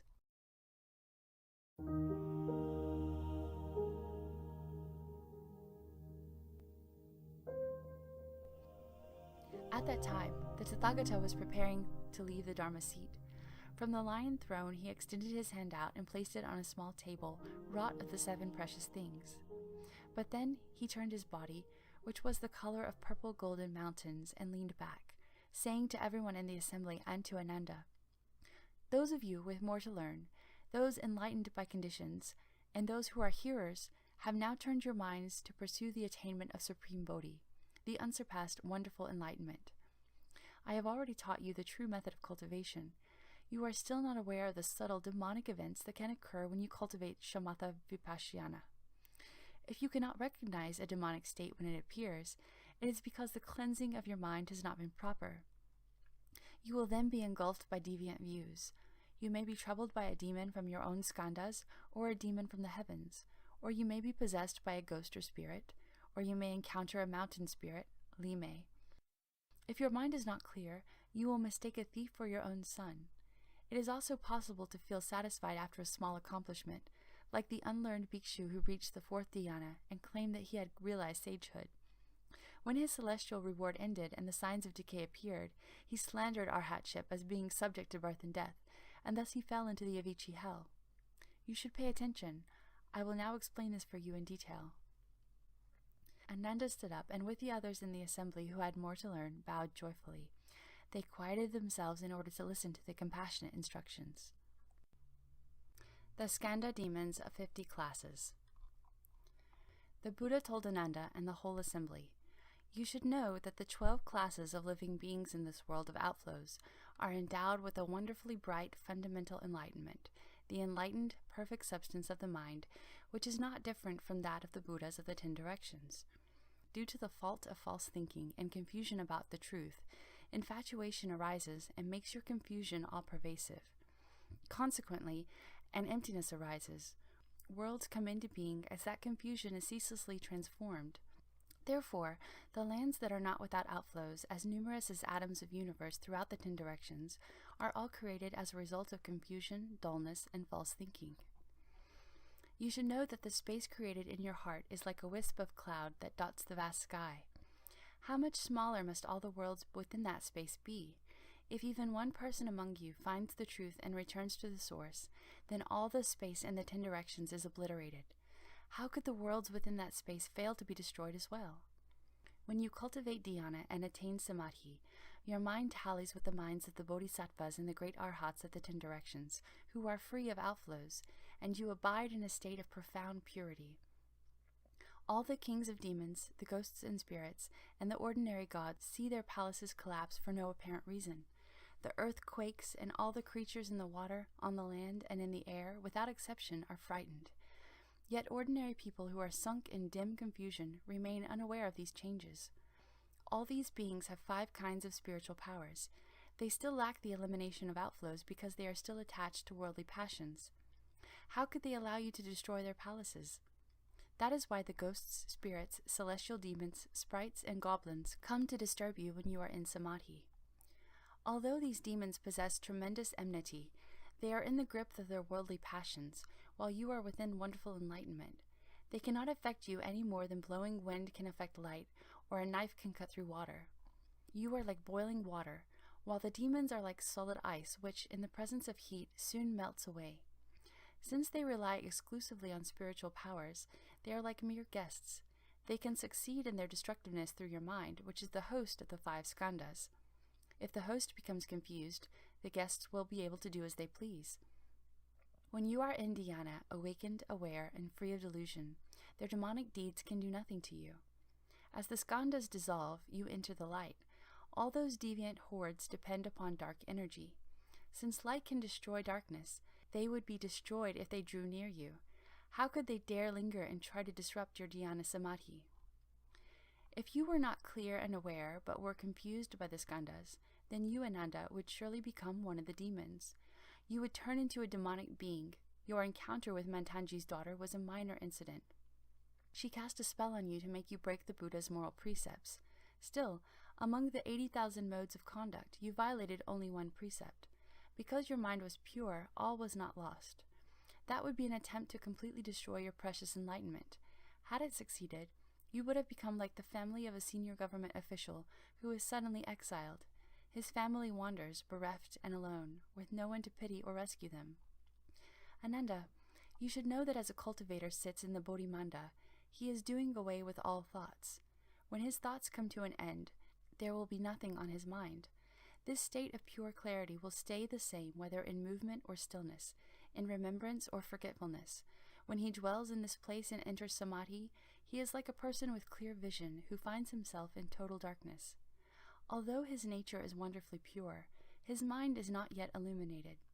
This is the region of the form skandha. If his eyes become clear, he will then experience the 10 directions as an open expanse, and the darkness will be gone. This is the end of the form skandha. He will then be able to transcend the turbidity of time, Contemplating the cause of the form skandha, one sees that false thoughts of solidity are its source. Ananda, at this point, as the person intently investigates that wondrous brightness, the four elements will no longer function together, and soon the body will be able to transcend obstructions. This state is called the pure brightness merging into the environment. It is a temporary state in the course of cultivation and does not indicate sagehood. If he does not think he has become a sage, then this will be a good state. But if he considers himself a sage, then he will be vulnerable to the demon's influence. Further, Ananda, as the person uses his mind to intently investigate that wondrous light, the light will pervade his body. Suddenly he will be able to extract intestinal worms from his own body, yet his body will remain intact and unharmed. This state is called the pure light surging through one's physical body. It is a temporary state in the course of intense practice and does not indicate sagehood. If he does not think he has become a sage, then this will be a good state. But if he considers himself a sage, then he will be vulnerable to the demon's influence. Further, as the person uses his mind to intently investigate inside and outside, his physical and spiritual souls, intellect, will, essence, and spirit will be able to interact with one another without affecting his body. They will take turns as host and guests. Then he may suddenly hear the sounds of Dharma being spoken in space, or perhaps he will hear esoteric truths being pronounced simultaneously throughout the 10 directions. This state is called the essence and souls alternately separating and uniting, and the planting of good seeds. It is a temporary state and does not indicate sagehood. If he does not think he has become a sage, then this will be a good state. But if he considers himself a sage, then he will be vulnerable to the demon's influence. Further, when the person's mind becomes clear, unveiled, bright, and penetrating, an internal light will shine forth and turn everything in the 10 directions into the color of Jambunanda gold. All the various species of beings will be transformed into Tathagatas. Suddenly he will see Vairochana Buddha seated upon a platform of celestial light, surrounded by 1,000 Buddhas who simultaneously appear upon lotus blossoms in 100 million lands. This state is called the mind and soul being instilled with spiritual awareness.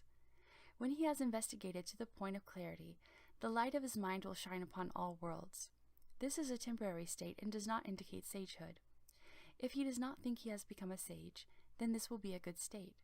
But if he considers himself a sage, then he will be vulnerable to the demon's influence.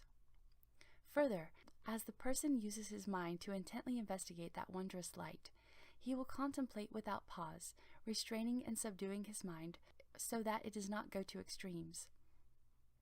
Suddenly the space in the 10 directions may take on the colors of the 7 precious things or the colors of 100 precious things, which simultaneously pervade everywhere without hindering one another. The blues, yellows, reds, and whites will each be clearly apparent.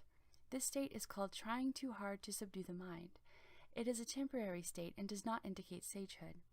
If he does not think he has become a sage, then this will be a good state. But if he considers himself a sage, then he will be vulnerable to demon's influence. Further, as the person uses his mind to investigate with clear discernment until the pure light no longer scatters, he will suddenly be able to see various objects in a dark room at night, just as if it were daytime. Yet the things which were already in the dark room do not disappear. This state is called refining the mind and purifying the vision until one is able to see in the dark. It is a temporary state and does not indicate sagehood. If he does not think he has become a sage, then this will be a good state. But if he considers himself a sage, then he will be vulnerable to the demon's influence. Further, when his mind completely merges with emptiness, his 4 limbs will suddenly become like grass or wood, devoid of sensation, even when burned by fire or cut with a knife. The burning fire will not make his limbs hot, even when his flesh is cut. It will be like wood being whittled. This state is called the merging of external states and the blending of the 4 elements into a uniform substance. It is a temporary state and does not indicate sagehood. If he does not think he has become a sage, then this will be a good state. But if he considers himself a sage, then he will be vulnerable to the demon's influence. Further, when his mind accomplishes such purity that his skill in purifying the mind has reached its ultimate, he will suddenly see the earth, the mountains, and the rivers in the 10 directions turning into Buddha lands replete with the 7 precious things, their light shining everywhere. He will also see Buddhas, Tathagatas, as many as the sands of the Ganges, filling all of space. He will also see pavilions and palaces that are resplendent and beautiful. He will see the hells below and the celestial palaces above, all without obstruction. This state is called the gradual transformation of concentrated thoughts of like and dislike. It does not indicate sagehood. If he does not think he has become a sage, then this will be a good state. But if he considers himself a sage, then he will be vulnerable to the demon's influence. Further, as the person uses his mind to investigate what is profound and far away, he will suddenly be able to see distant places in the middle of the night. He will see city markets and community wells, streets and alleys, and relatives and friends. He may hear their conversations. This state is called, having been suppressed to the utmost, the mind flies out and sees much that has been blocked from view. It does not indicate sagehood. If he does not think he has become a sage, then this will be a good state. But if he considers himself a sage, then he will be vulnerable to the demon's influence. Further, as the person uses his mind to investigate the utmost point, he may see a good and wise advisor whose body undergoes changes. Within a brief interval, various transformations will occur which cannot be explained. This state is called having an improper mind which is possessed by a mountain sprite or celestial demon, and without reason speaking dharma that fathoms wondrous truths. It does not indicate sagehood. If he does not think he has become a sage, then the demonic activities will subside. But if he considers himself a sage, then he will be vulnerable to the demon's influence. Ananda, all 10 of those states may occur in dhyana as one's mental efforts interact with the form skandha. Dull and confused living beings do not evaluate themselves. Encountering such situations, in their confusion they fail to recognize them and say that they have become sages, thereby uttering a great lie. They will fall into the relentless hells. In the Dharma-ending age, after the Tathagata's nirvana, all of you should rely on and proclaim this teaching. Do not let the demons of the heavens have their way. Offer protection so all can realize the unsurpassed way. Ananda, when the good person who is cultivating samadhi and shamatha has put an end to the form skandha, he can see the mind of all Buddhas as if seeing an image reflected in a bright mirror. He seems to have obtained something, but he cannot use it. In this he resembles a paralyzed person. His hands and feet are intact, his seeing and hearing are not distorted, and yet his mind has come under a deviant influence, so that he is unable to move. This is the region of the feeling skandha. Once the problem of paralysis subsides, his mind can then leave his body and look back upon his face. It can go or stay as it pleases without further hindrance. This is the end of the feeling skandha. This person can then transcend the turbidity of views. Contemplating the cause of the feeling skandha, one sees that false thoughts of illusory clarity are its source. Ananda, in this situation, the good person experiences a brilliant light. A feeling arises in his mind as a result of excessive internal pressure. At this point, he suddenly feels such boundless sadness that he looks upon even mosquitoes and gadflies as newborn children. He is overwhelmed with pity and bursts into tears without knowing it. This is called trying too hard to suppress the mind in the course of cultivation. If he understands, then there is no error. This experience does not indicate sagehood. If he realizes that and remains unfocused, then after a time it will disappear. But if he considers himself a sage, then a demon of sadness will enter his mind. Then, as soon as he sees someone, he will feel sad and cry uncontrollably. Lacking proper samadhi, he will certainly fall. Further, Ananda, in this state of samadhi, the good person sees the disintegration of the form skandha and understands the feeling skandha. At that time he has a sublime vision and is overwhelmed with gratitude. In this situation, he suddenly evinces tremendous courage. His mind is bold and keen. He resolves to equal all Buddhas and say that he can transcend 3 asamkheyayas of eons in a single thought. This is called being too anxious to excel in cultivation. If he understands, then there is no error. This experience does not indicate sagehood. If he realizes that and remains unconfused, then after a time it will disappear. But if he considers himself a sage, then a demon of insanity will enter his mind. As soon as he sees someone, he will boast about himself.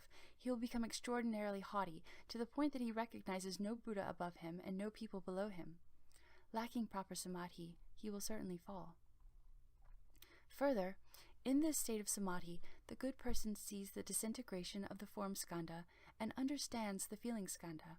With no new realization immediately ahead of him, and having lost his former status as well, his power of wisdom weakens, and he enters an impasse in which he sees nothing to anticipate. Suddenly, a feeling of tremendous monotony and thirst arises in his mind. At all times he is fixated in memories that do not disperse. He mistakes this for a sign of diligence and vigor. This is called cultivating the mind, but losing oneself due to a lack of wisdom. If he understands, then there is no error. This experience does not indicate sagehood, but if he considers himself a sage, then a demon of memory will enter his mind. Day and night it will hold his mind suspended in one place. Lacking proper samadhi, he will certainly fall. Further, in this state of samadhi, the good person sees the disintegration of the form skandha and understands the feeling skandha. His wisdom becomes stronger than his samadhi, and he mistakenly becomes impetuous. Cherishing the supremacy of his nature, he imagines that he is a nishanda, and rests content with his minor achievement. This is called applying the mind, but straying from constant examination and becoming preoccupied with ideas and opinions.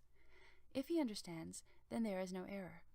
This experience does not indicate sagehood, but if he considers himself a sage, then a lowly demon that is easily satisfied will enter his mind. As soon as he sees someone, he will announce, "I have realized the unsurpassed absolute truth." Lacking proper samadhi, he will certainly fall. Further, in this state of samadhi, the good person sees the disintegration of the form skandha and understands the feeling skandha. He has not yet obtained any results, and his prior state of mind has already disappeared. Surveying the two extremes, he feels that he is in great danger. Suddenly he becomes greatly distraught, as if he were seated on the iron bird, or as if he has taken a poison. He has no wish to go on living, and he is always asking people to take his life so he can be released sooner. This is called cultivating but losing expedience. If he understands, then there is no error. This experience does not indicate sagehood, but if he considers himself a sage, then a demon of chronic depression will enter his mind. He may take up knives or swords and cut his own flesh, happily giving up his own life, or else, driven by constant anxiety, he may flee into the wilderness and be unwilling to see people. Lacking proper samadhi, he will certainly fall. Further, in this state of samadhi, the good person sees the disintegration of the form skandha and understands the feeling skandha. As he dwells in this purity, his mind is tranquil and at ease. Suddenly, a feeling of boundless joy wells up in him. There is such bliss in his mind that he cannot contain it. This is called experiencing lightness and ease, but lacking the wisdom to control it. If he understands, then there is no error. This experience does not indicate sagehood, but if he considers himself a sage, then a demon that likes happiness will enter his mind. As soon as he sees someone, he will laugh. He will sing and dance in the streets. He will say that he has already attained unobstructed liberation. Lacking proper samadhi, he will certainly fall. Further, in this state of samadhi, the good person sees the disintegration of the form skandha and understands the feeling skandha. He says he is already satisfied. Suddenly, a feeling of unreasonable, intense self-satisfaction may arise in him. It may include pride, outrageous pride, haughty pride, overweening pride, and pride based on inferiority, all of which occur at once. In his mind, he even looks down on the Tathagatas of the 10 directions.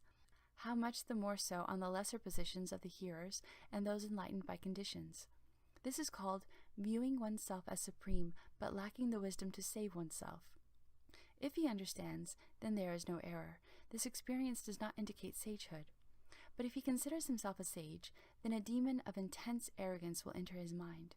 He will not bow to stupas or in temples. He will destroy sutras and images. He will say to the Dhanapatis, "These are gold, bronze, clay, or wood. The sutras are just leaves or cloth. The flesh body is what is real and eternal, but you don't revere it. Instead, you venerate clay and wood. That is truly absurd."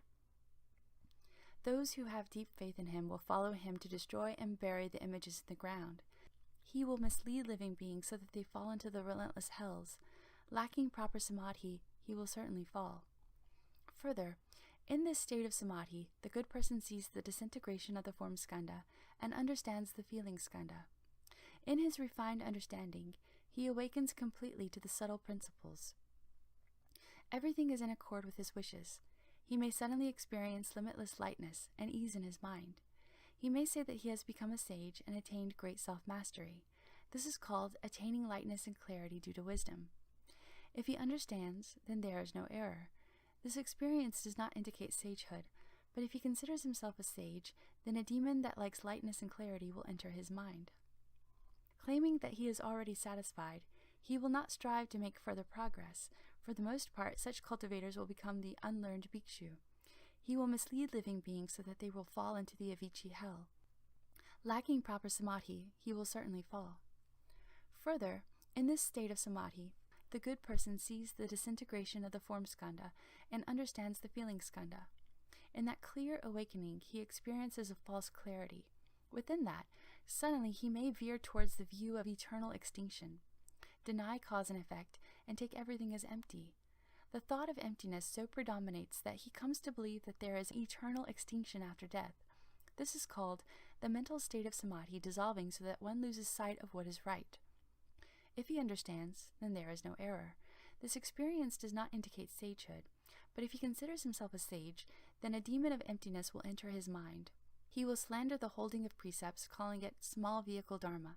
He will say, "Since bodhisattvas have awakened to emptiness, what is there to hold or violate?" This person, in the presence of his faithful Dhanapatis, will often drink wine, eat meat, and engage in wanton lust. The power of the demon will keep his followers from doubting or denouncing him. After the ghost has possessed him for a long time, he may consume excrement and urine or meat and wine, claiming that all such things are empty. He will break the Buddha's moral precepts and mislead people into committing offenses. Lacking proper samadhi, he will certainly fall. Further, in this state of samadhi, the good person sees the disintegration of the form skandha and understands the feeling skandha. He savors the state of false clarity, and it deeply enters his mind and bones. Boundless love may suddenly well forth from his mind. When that love becomes extreme, he goes insane with greed and lust. This is called when an agreeable state of samadhi enters one's mind, lacking the wisdom to control oneself and mistakenly engaging in lustful behavior. If he understands, then there is no error. This experience does not indicate sagehood, but if he considers himself a sage, then a demon of desire will enter his mind. He will become an outspoken advocate of lust, calling it the way to Bodhi. He will teach his lay followers to indiscriminately engage in acts of lust, calling those who commit acts of lust his dharma heirs. The power of spirits and ghosts in the ending age will enable him to attract a following of ordinary, naive people, numbering 100, 200, 500 or 600, or as many as 1,000 or 10,000. When the demon becomes bored, it will leave the person's body. Once the person's charisma is gone, he will run afoul of the law. He will mislead living beings so that they fall into the relentless hells. Lacking proper samadhi, he will certainly fall.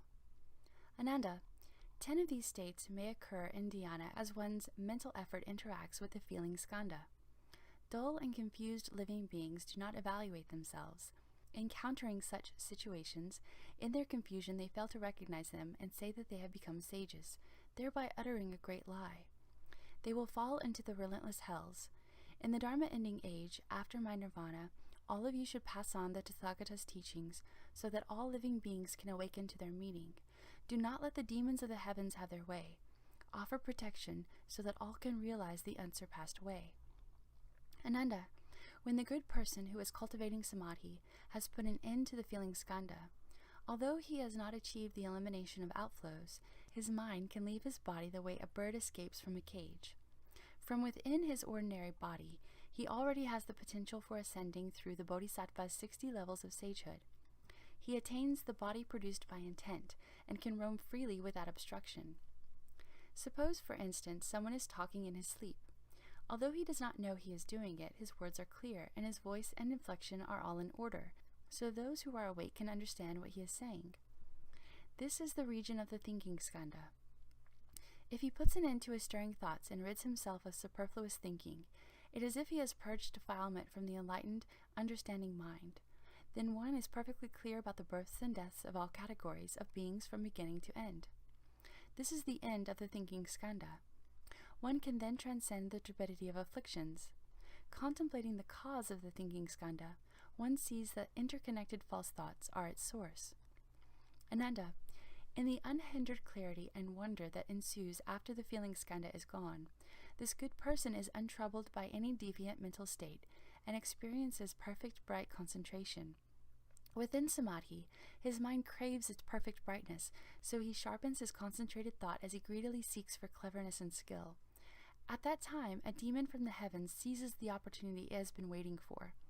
Its spirit possesses another person and uses him as a mouthpiece to expound the sutras and the Dharma. This person, unaware that he is possessed by a demon, claims he has reached unsurpassed nirvana. When he comes to see that good person who seeks cleverness and skill, he arranges a seat and speaks the Dharma. In an instant, he may appear to be a bhikshu, enabling that person to see him as such, or he may appear as Shakra, as a woman, or as a bhikshuni, or his body may emit light as he sleeps in a dark room. The good person is beguiled and fooled into thinking that the other is a bodhisattva. He believes the other's teachings and his mind is swayed. He breaks the Buddha's moral precepts and covertly indulges his greedy desires. The other person is fond of speaking about calamities, auspicious events, and unusual changes. He may say that a Tathagata has appeared in the world at a certain place. He may speak of catastrophic fires or wars, thus frightening people into squandering their family wealth without reason. This is a strange ghost that in its old age has become a demon. It disturbs and confuses the good person. But when it tires of doing so, it will leave the other person's body. Then both the disciples and the teacher will get in trouble with the law. You should be aware of this in advance and do not get caught up in the cycle of transmigration. If you are confused and do not understand, you will fall into the relentless hells. Further, Ananda, in the unhindered clarity and wonder that ensues after the feeling skandha is gone, this good person is untroubled by any deviant mental state and experiences perfect bright concentration. Within samadhi, his mind craves to roam about, so he lets his subtle thoughts fly out as he greedily seeks for adventure. At that time, a demon from the heavens seizes the opportunity it has been waiting for. Its spirit possesses another person and uses him as a mouthpiece to expound the sutras and the Dharma. This person, unaware that he is possessed by a demon, claims he has reached unsurpassed nirvana. When he comes to see that good person who seeks to roam, he arranges a seat and speaks the Dharma. His own body does not change its appearance, but those listening to the Dharma suddenly see themselves sitting on jeweled lotuses and their entire bodies transformed into clusters of purple golden light. Each person in the audience experiences that state and feels he has obtained something unprecedented. The good person is beguiled and fooled into thinking the other is a bodhisattva. Lust and laxity corrupt his mind. He breaks the Buddha's moral precepts and covertly indulges his greedy desires. The other person is fond of saying that Buddhas are appearing in the world. He claims that in a certain place or a certain person is actually a transformation body of a certain Buddha. Or he says that a certain person is such and such a bodhisattva who has come to teach the humankind. People who witness this are filled with admiration. Their deviant views multiply, and their wisdom of modes is destroyed. This is a drought ghost that in its old age has become a demon. It disturbs and confuses the good person. But when it tires of doing so, it will leave the other person's body. Then both the disciples and the teacher will get in trouble with the law. You should be aware of this in advance and not get caught up in the cycle of transmigration. If you are confused and do not understand, you will fall into the relentless hells. Further, in the unhindered clarity and wonder that ensues after the feeling skandha is gone, this good person is untroubled by any deviant mental state and experiences perfect, bright concentration. Within samadhi, his mind craves spiritual oneness, so that he clarifies his concentrated thought as he greedily seeks for union. At that time, a demon from the heavens seizes the opportunity it has been waiting for. Its spirit possesses another person and uses him as a mouthpiece to expound the sutras and the Dharma. This person, unaware that he is actually possessed by a demon, claims he has reached unsurpassed nirvana. When he comes to see that good person who seeks union, he arranges a seat and speaks the Dharma. Neither his own body nor the bodies of those listening to the Dharma go through any external transformations, but he makes the minds of the listeners become quote-unquote enlightened before they listen to the Dharma, so they experience changes in every thought. They may have the knowledge of past lives or the knowledge of others' thoughts. They may see the hells or know all the good and evil events in the human realm. They may speak verses or spontaneously recite sutras. Each person is elated and feels he has obtained something unprecedented. The good person is beguiled and fooled into thinking the other is a bodhisattva. His thoughts become entangled in love. He breaks the Buddha's moral precepts and covertly indulges in greedy desires. He is fond of saying that there are greater Buddhas and lesser Buddhas, earlier Buddhas and later Buddhas, that among them are true Buddhas and false Buddhas, male Buddhas and female Buddhas, and that the same is true of bodhisattvas. When people witness this, their initial resolve is washed away, and they easily get carried away with their wrong understanding. This is a May ghost that in its old age has become a demon.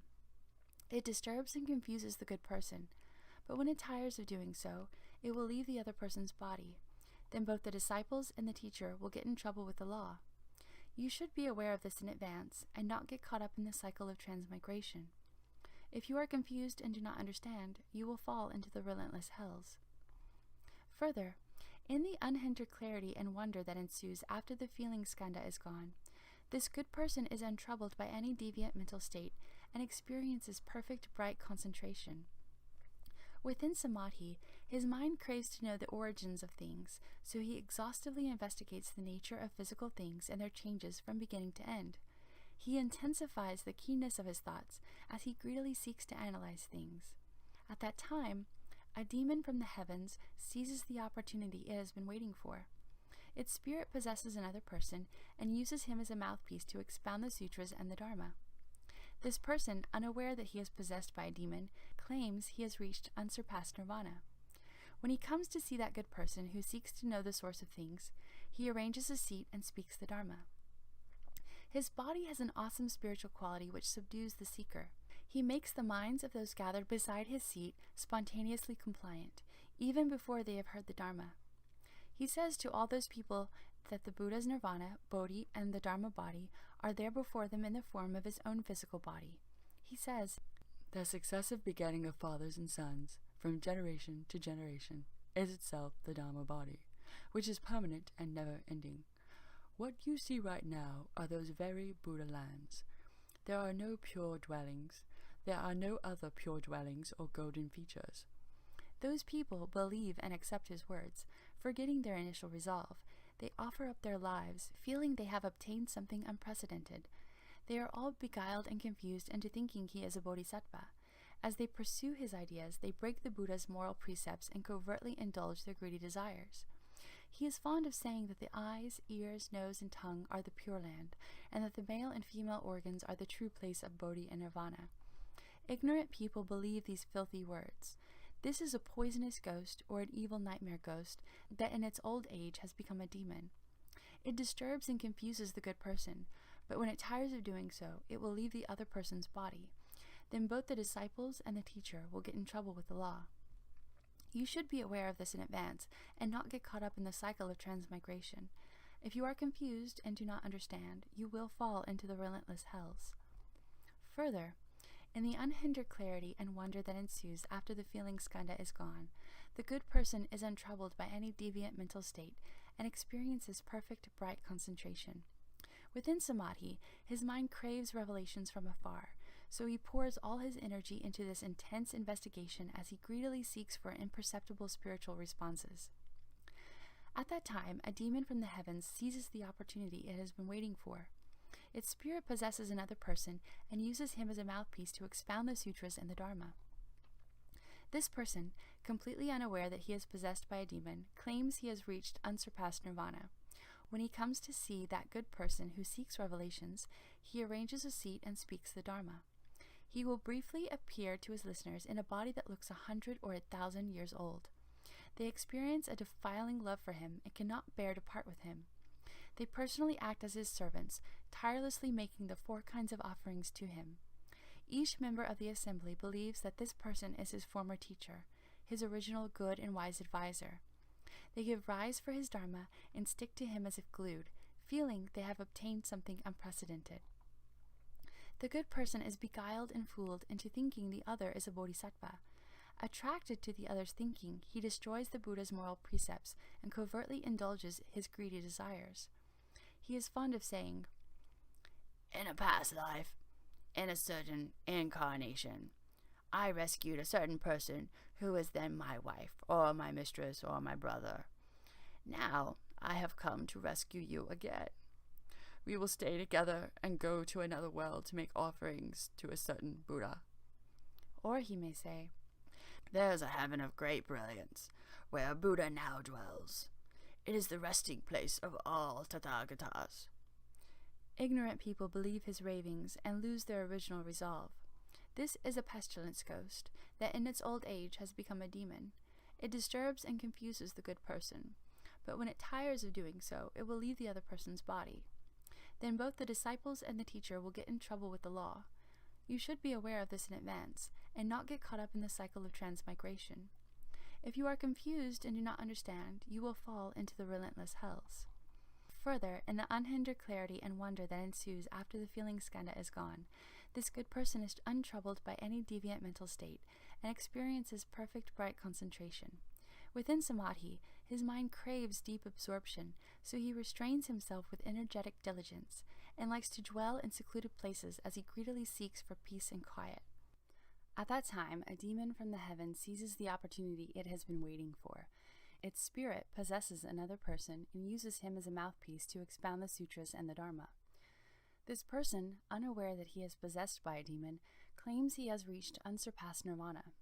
When he comes to see that good person who seeks knowledge, he arranges a seat and speaks the Dharma. He causes all of his listeners to think they know their karma from the past. Or he may say to someone there, "You haven't died yet, but you have already become an animal." Then he instructs another person to step on the first person's tail, and suddenly the first person cannot stand up. At that point, all in the assembly pour out their hearts in respect and admiration for him. If someone has a thought, the demon detects it immediately. He establishes intense ascetic practices that exceed the Buddha's moral precepts. He slanders bhikshus, scolds his assembly of disciples, and exposes people's affairs without fear of ridicule or rejection.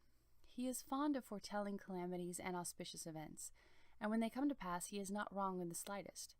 This is a ghost with great powers that in its old age has become a demon. It disturbs and confuses the good person, but when it tires of doing so, it will leave the other person's body. Then both the disciples and the teacher will get in trouble with the law. You should be aware of this in advance and not get caught up in the cycle of transmigration. If you are confused and do not understand, you will fall into the relentless hells. Further, in the unhindered clarity and wonder that ensues after the feeling skandha is gone, this good person is untroubled by any deviant mental state and experiences perfect, bright concentration. Within samadhi, his mind craves more knowledge and understanding, so he diligently toils at examining and probing as he greedily seeks to know past lives. At that time, a demon from the heavens seizes the opportunity it has been waiting for. Its spirit possesses another person and uses him as a mouthpiece to expound the sutras and the Dharma. This person, unaware that he is possessed by a demon, claims he has reached unsurpassed nirvana. When he comes to see that good person who seeks seclusion, he arranges a seat and speaks the Dharma. There, in the Dharma assembly, inexplicably, that person may obtain an erroneous precious pearl.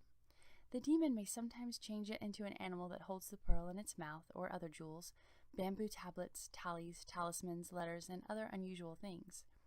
The demon first gives them to the person and afterwards possesses him. Or he may fool his audience by burying the valuables underground and then saying that a moonlight pearl is illuminating the place. Thereupon the audience feels they have obtained something unique. He may eat only medicinal herbs and not partake of prepared food. Or he may eat only 1 sesame seed and 1 grain of wheat a day and still look robust. That is because he is sustained by the power of the demon. He slanders bhikshus and scolds his assembly of disciples without fear of ridicule or rejection. He is fond of talking about treasure troves in other locations, or of remote and hidden places where sages and worthies of the 10 directions dwell. Those who follow him often see strange and unusual people.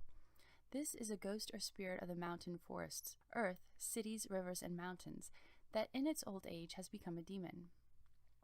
The person it possesses may advocate promiscuity and violate the Buddha's precepts.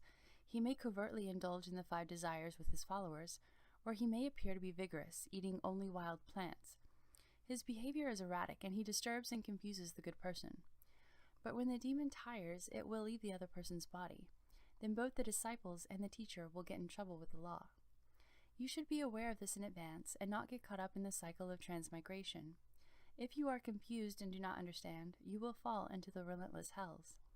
Further, in the unhindered clarity and wonder that ensues after the feeling skandha is gone, this good person is untroubled by any deviant mental state and experiences perfect bright concentration. Within samadhi, his mind craves spiritual powers and all manners of transformations. So he investigates the source of transformations as he greedily seeks for spiritual powers. At that time, a demon from the heavens seizes the opportunity it has been waiting for. Its spirit possesses another person and uses him as a mouthpiece to expound the sutras and the Dharma. This person, truly unaware that he is possessed by a demon, also claims he has reached unsurpassed nirvana. When he comes to see that good person who seeks spiritual powers, he arranges a seat and speaks the Dharma. The possessed person may hold fire in his hands and, grasping a portion of it, put a flame on the head of each listener in the fourfold assembly. The flames on top of their heads are several feet high, yet they are not hot and no one is burned. Or he may walk on water as if on dry land, or he may sit motionless in the air, or he may enter into a bottle or stay in a bag, or he may pass through window panes and walls without obstruction. Only when attacked by weapons does he feel at ease. He declares himself to be a Buddha, and wearing the clothing of a layperson, he receives bows from bhikshus. He slanders dhyana meditation and the moral regulations. He scolds his disciples and exposes people's affairs without fear of ridicule or rejection. He often talks about spiritual powers and self-mastery, and he may cause people to see visions of Buddha lands, but they are unreal and arise merely from the ghost's power to delude people. He praises the indulgence of lust and does not condemn lewd conduct. He uses indecent means to transmit his dharma. This is a powerful nature spirit, a mountain sprite, a sea sprite, a wind sprite, a river sprite, an earth sprite, or a grass and tree sprite that has evolved over long ages. It may be a dragon goblin, or a rishi who has been reborn as a goblin, or again a rishi who, having reached the end of his appointed time, should have died, but whose body does not decay and is possessed by another goblin. In its old age it has become a demon. It disturbs and confuses the good person. But when it tires of doing so, it will leave the other person's body. Then both the disciples and the teacher will get in trouble with the law. You should be aware of this in advance and not get caught up in the cycle of transmigration. If you are confused and do not understand, you will fall into the relentless hells. Further, in the unhindered clarity and wonder that ensues after the feeling skanda is gone, this good person is untroubled by any deviant mental state and experiences perfect bright concentration. Within samadhi, his mind craves to enter cessation, so he investigates the nature of transformations as he greedily seeks for profound emptiness. At that time, a demon from the heavens seizes the opportunity it has been waiting for. Its spirit possesses another person and uses him as a mouthpiece to expound the sutras and the Dharma. This person, unaware that he is possessed by a demon, claims he has reached unsurpassed nirvana. When he comes to see that good person who seeks emptiness, he arranges a seat and speaks the Dharma. In the midst of the great assembly, his physical form suddenly disappears, and no one in the assembly can see him. Then out of nowhere, he abruptly reappears. He can appear and disappear at will, or he can make his body transparent like crystal. From his hands and feet he releases the fragrance of sandalwood, or his excrement and urine may be sweet as thick rock candy. He slanders the precepts and is contemptuous of those who have left the home life. He often says there is no cause and no effect, that once we die, we are gone forever, that there is no afterlife, and that there are no ordinary people and no sages. Although he has obtained a state of empty stillness, he covertly indulges his greedy desires. Those who give in to his lust also adopt his views of emptiness and deny cause and effect. This is an essence that was created during an eclipse of the sun or moon. Having fallen on gold, jade, a rare fungus, a unicorn, a phoenix, a tortoise, or a crane, the essence endowed it with life, so that it did not die for thousands or tens of thousands of years, and eventually became a spirit. It was then born into this land, and in its old age has become a demon. It disturbs and confuses the good person, but when it tires of doing so, it will leave the other person's body. Then both disciples and the teacher will get in trouble with the law. You should be aware of this in advance and not get caught up in the cycle of transmigration. If you are confused and do not understand, you will fall into the relentless hells. Further, in the unhindered clarity and wonder that ensues after the feeling skanda is gone, this good person is untroubled by any deviant mental state and experiences perfect bright concentration. Within samadhi, his mind craves long life, so he toils at investigating its subtleties as he greedily seeks for immortality. He wishes to cast aside the birth and death of the body, and suddenly he hopes to end the birth and death of thoughts as well, so that he can abide forever in a subtle form. At that time, a demon from the heavens seizes the opportunity it has been waiting for. Its spirit possesses another person and uses him as a mouthpiece to expound the sutras and the Dharma. This person, unaware that he is possessed by a demon, claims he has reached unsurpassed nirvana.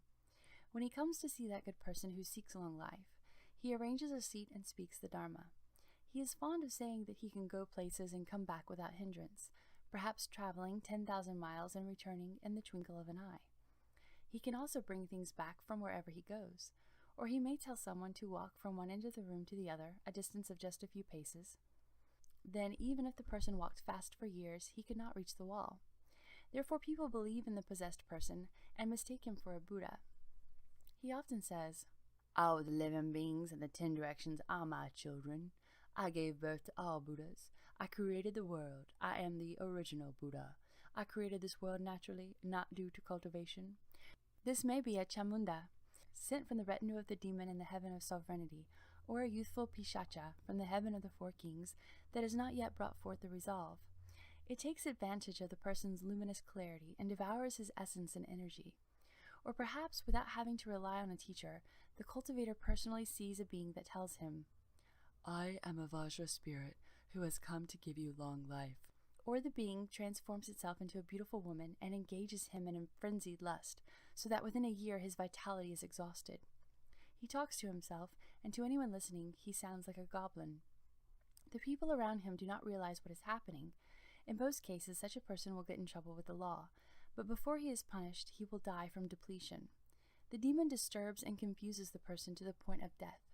You should be aware of this in advance and not get caught up in the cycle of transmigration. If you are confused and do not understand, you will fall into the relentless hells. Ananda, you should know that in the Dharma-ending age, these 10 kinds of demons may lead the home life to cultivate the way within my Dharma. They may possess other people, or they may manifest themselves in various forms. All of them will claim that they have already accomplished proper and pervasive knowledge and awareness. They praise lust and break the Buddha's moral precepts. The evil demonic teachers and their demonic disciples that I just discussed transmit their teaching through licentious activity. Such deviant spirits take over cultivators' minds, and after a few as 9 lives or as many as 100 generations, they turn true practitioners into followers of demons. When their lives are over, they are bound to end up as one of the demonic hordes. They will lose their proper and pervasive knowledge and fall into the relentless hells. You need not enter nirvana yet. Although you are completing your attainment to the level beyond study, hold nonetheless to your vows to enter the Dharma-ending age. Bring forth great compassion to rescue and take across living beings who have proper minds and deep faith. Do not let them become possessed by demons. Help them instead to attain proper knowledge and views. I have already rescued you from birth and death. By venerating the Buddha's words, you will be repaying the Buddha's kindness. Ananda, all 10 of these states may occur in dhyana as one's mental effort interacts with the thinking skandha. Dull and confused living beings do not evaluate themselves. Encountering such situations, in their confusion they fail to recognize them and say that they have become sages, thereby uttering a great lie. They will fall into the relentless hells. In the Dharma-ending age, after my nirvana, all of you should pass on the Tathagata's teachings so that all living beings can awaken to their meaning. Do not let the demons of the heavens have their way. Offer protection so that all can realize the unsurpassed way. This is the end of chapter 9.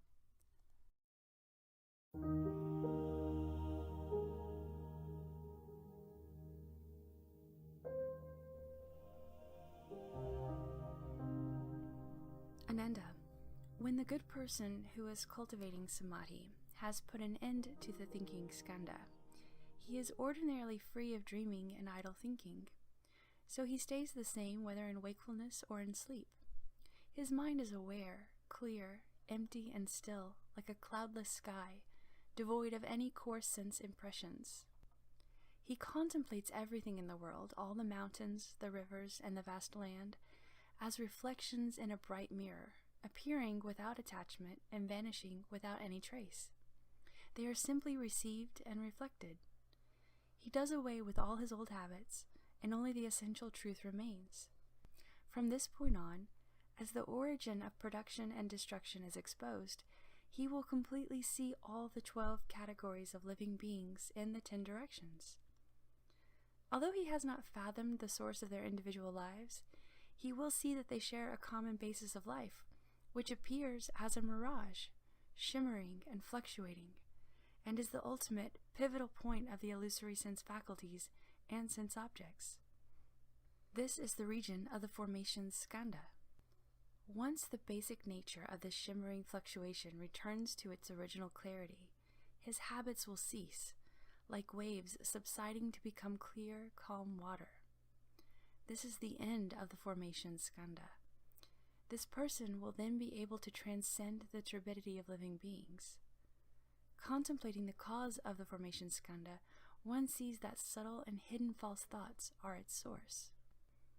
Ananda, you should know that when such a good person has obtained proper knowledge in his practice of shamatha, his mind is unmoving, clear, and proper, and it cannot be disturbed by the 10 kinds of demons from the heavens.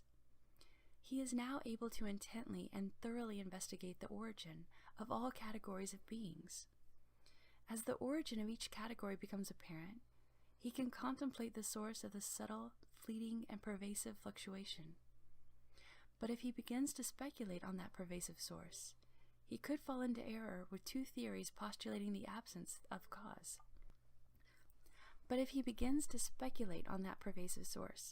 He could fall into error with 2 theories postulating the absence of cause. First, perhaps this person sees no cause for the origin of life. Why? Since he has completely destroyed the mechanism of production, he can, by means of the 800 merits of the eye organ, see all living beings in the swirling flow of karma during 80,000 eons, dying in one place and being reborn in another as they undergo transmigration. But he cannot see beyond 80,000 eons. Therefore, he concludes that for the last 80,000 eons, living beings in the 10 directions of this world and other worlds have come into being without any cause. Because of this speculation, he will lose proper and pervasive knowledge, fall into externalism, and become confused about the Bodhi nature. Second, perhaps this person sees no cause for the end of life. And why? Since he perceives the origin of life, he believes that people are always born as people, and birds are always born as birds, that crows have always been black and swans have always been white, that humans and gods have always stood upright, and animals have always walked on 4 legs, that whiteness does not come from being washed, and blackness does not come from being dyed, and that there have never been, nor will there be any changes for 80,000 eons. He says, "As I now examine to the end of this life, I find the same holds true. In fact, I have never seen Bodhi, so how can there be such a thing as the attainment of Bodhi? You should now realize that there is no cause for the existence of any phenomena."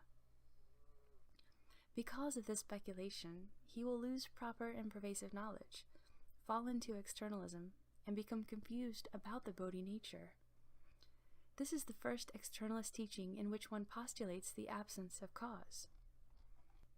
Ananda, in his practice of samadhi, such a good person's mind is unmoving, clear, and proper, and can no longer be disturbed by demons. He can thoroughly investigate the origin of all categories of beings and contemplate the source of the subtle, fleeting, and constant fluctuation. But if he begins to speculate on its pervasive constancy, he could fall into error with 4 theories of pervasive permanence. First, as this person thoroughly investigates the mind and its states, he may conclude that both are causeless. Through his cultivation, he knows that in 20,000 eons, as living beings in the 10 directions undergo endless rounds of production and destruction, they are never annihilated. Therefore, he speculates that the mind and its states are permanent. Second, as this person thoroughly investigates the source of the 4 elements, he may conclude that they are permanent in nature. Through his cultivation, he knows that in 40,000 eons, as living beings in the 10 directions undergo production and destruction, their substances exist permanently and are never annihilated. Therefore, he speculates that this situation is permanent.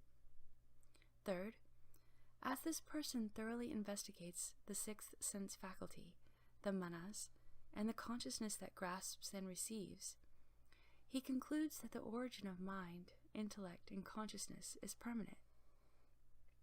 Through his cultivation, he knows that in 80,000 eons, as all living beings in the 10 directions revolve in transmigration, this origin is never destroyed and exists permanently. Investigating this undestroyed origin, he speculates that it is permanent. Fourth, since this person has ended the source of thoughts, there is no more reason for them to arise.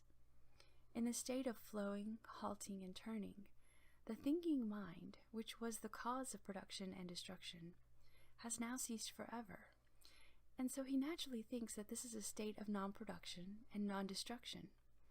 As a result of such reasoning, he speculates that this state is permanent. Because of these speculations of permanence, he will lose proper and pervasive knowledge, fall into externalism, and become confused about the Bodhi nature. This is the second externalist teaching, in which one postulates the pervasiveness of permanence. Further, in his practice of samadhi, such a good person's mind is firm, unmoving, and proper, and can no longer be disturbed by demons. He can thoroughly investigate the origin of all categories of beings, and contemplate the source of the subtle, fleeting, and constant fluctuation. But if he begins to speculate about self and others, he could fall into error with theories of partial impermanence and partial permanence based on 4 distorted views. First, as this person contemplates the wonderfully bright mind pervading the 10 directions, he concludes that this state of profound stillness is the ultimate spiritual self. Then he speculates, my spiritual self, which is settled, bright, and unmoving, pervades the 10 directions. All living beings are within my mind, and there they are born and die by themselves. Therefore, my mind is permanent, while those who undergo birth and death there are truly impermanent. Second, instead of contemplating his own mind, this person contemplates in the 10 directions worlds as many as the Ganges sands. He regards as ultimately impermanent those worlds that are in eons of decay, and ultimately permanent those that are not in eons of decay. Third, this person closely examines his own mind and finds it to be subtle and mysterious, like fine motes of dust swirling in the 10 directions, unchanging in nature. And yet it can cause his body to be produced and then to be destroyed. He regards that indestructible nature as his permanent intrinsic nature, and that which undergoes birth and death and flows forth from him as impermanent. Fourth, knowing that the skandha of thinking has ended, and seeing the flowing of the skandha of formations, this person speculates that the continuous flow of the skandha of formations is permanent, and that the skandhas of form, feeling, and thinking which have already ended are impermanent. Because of these speculations of impermanence and permanence, he will fall into externalism and become confused about the Bodhi nature. This is the third externalist teaching, in which one postulates partial permanence. Further, in his practice of samadhi, such a good person's mind is firm, unmoving, and proper, and can no longer be disturbed by demons. He can thoroughly investigate the origin of all categories of beings, and contemplate the source of the subtle, fleeting, and constant fluctuation. But if he begins to speculate about the making of certain distinctions, he could fall into error with 4 theories of finiteness. First, this person speculates that the origin of life flows and functions ceaselessly. He judges that the past and the future are finite, and that the continuity of the mind is infinite. Second, as this person contemplates an interval of 80,000 eons, he can see living beings, but earlier than 80,000 eons is a time of stillness in which he cannot hear or see anything. He regards as infinite that time in which nothing is heard or seen, and as finite that interval in which living beings are seen to exist. Third, this person speculates that his own pervasive knowledge is infinite, and that all other people appear within his awareness. And yet, Since he himself has never perceived the nature of their awareness, he says that they have not obtained an infinite mind, but have only a finite one. Fourth, this person thoroughly investigates the formation skandha to the point that it becomes empty. Based on what he sees, in his mind he speculates that each and every living being, in its given body, is half living and half dead. From this he concludes that everything in the world is half finite and half infinite. Because of these speculations about the finite and the infinite, he will fall into externalism and become confused about the Bodhi nature. This is the fourth externalist teaching, in which one postulates finiteness. Further, in his practice of samadhi, such a good person's mind is firm, unmoving, and proper, and can no longer be disturbed by demons. He can thoroughly investigate the origin of all categories of beings and contemplate the source of the subtle, fleeting, and constant fluctuation. But if he begins to speculate on what he knows and sees, he could fall into error with the four distorted, false theories, which are total speculation based on the sophistry of immortality. First, this person contemplates the source of transformations. Seeing the movement and flow, he says there is change. Seeing the continuity, he says there is constancy. Where he can perceive something, he says there is production. Where he cannot perceive anything, he says there is destruction. He says that the unbroken continuity of causes is increasing, and that the pauses within the continuity are decreasing. He says that the arising of all things is existence, and that the perishing of all things is non-existence. The light of reason shows that his application of mind has led to inconsistent views. If someone comes to seek the Dharma, asking about its meaning, he replies, "I am both alive and dead, both existent and non-existent, both increasing and decreasing." He always speaks in a confusing way, causing that person to forget what he was going to say. Second, this person attentively contemplates his mind and finds that everything is non-existent. He has a realization based on non-existence. When anyone comes to ask him questions, he replies with only one word. He only says, "No." Aside from saying, "No," he does not speak. Third, this person attentively contemplates his mind and finds that everything is existent. He has a realization based on existence. When anyone comes to ask him questions, he replies with only one word. He only says, "Yes," and aside from saying, "Yes," he does not speak. Fourth, this person perceives both existence and non-existence. Experiencing this branching, his mind becomes confused. When anyone comes to ask him questions, he tells them, "Existence is also non-existence, but within non-existence, there is no existence." It's all sophistry and does not stand up under scrutiny. Because of these speculations, which are empty sophistries, he will fall into externalism and become confused about the Bodhi nature. This is the fifth externalist teaching, in which one postulates four distorted, false theories that are total speculation based on the sophistry of immortality. Further, in his practice of samadhi, the good person's mind is firm, unmoving, and proper, and can no longer be disturbed by demons. He can thoroughly investigate the origin of all categories of beings and contemplate the source of the subtle, fleeting, and constant fluctuation. But if he begins to speculate on the endless flow, he could fall into error with the confused idea that form exists after death.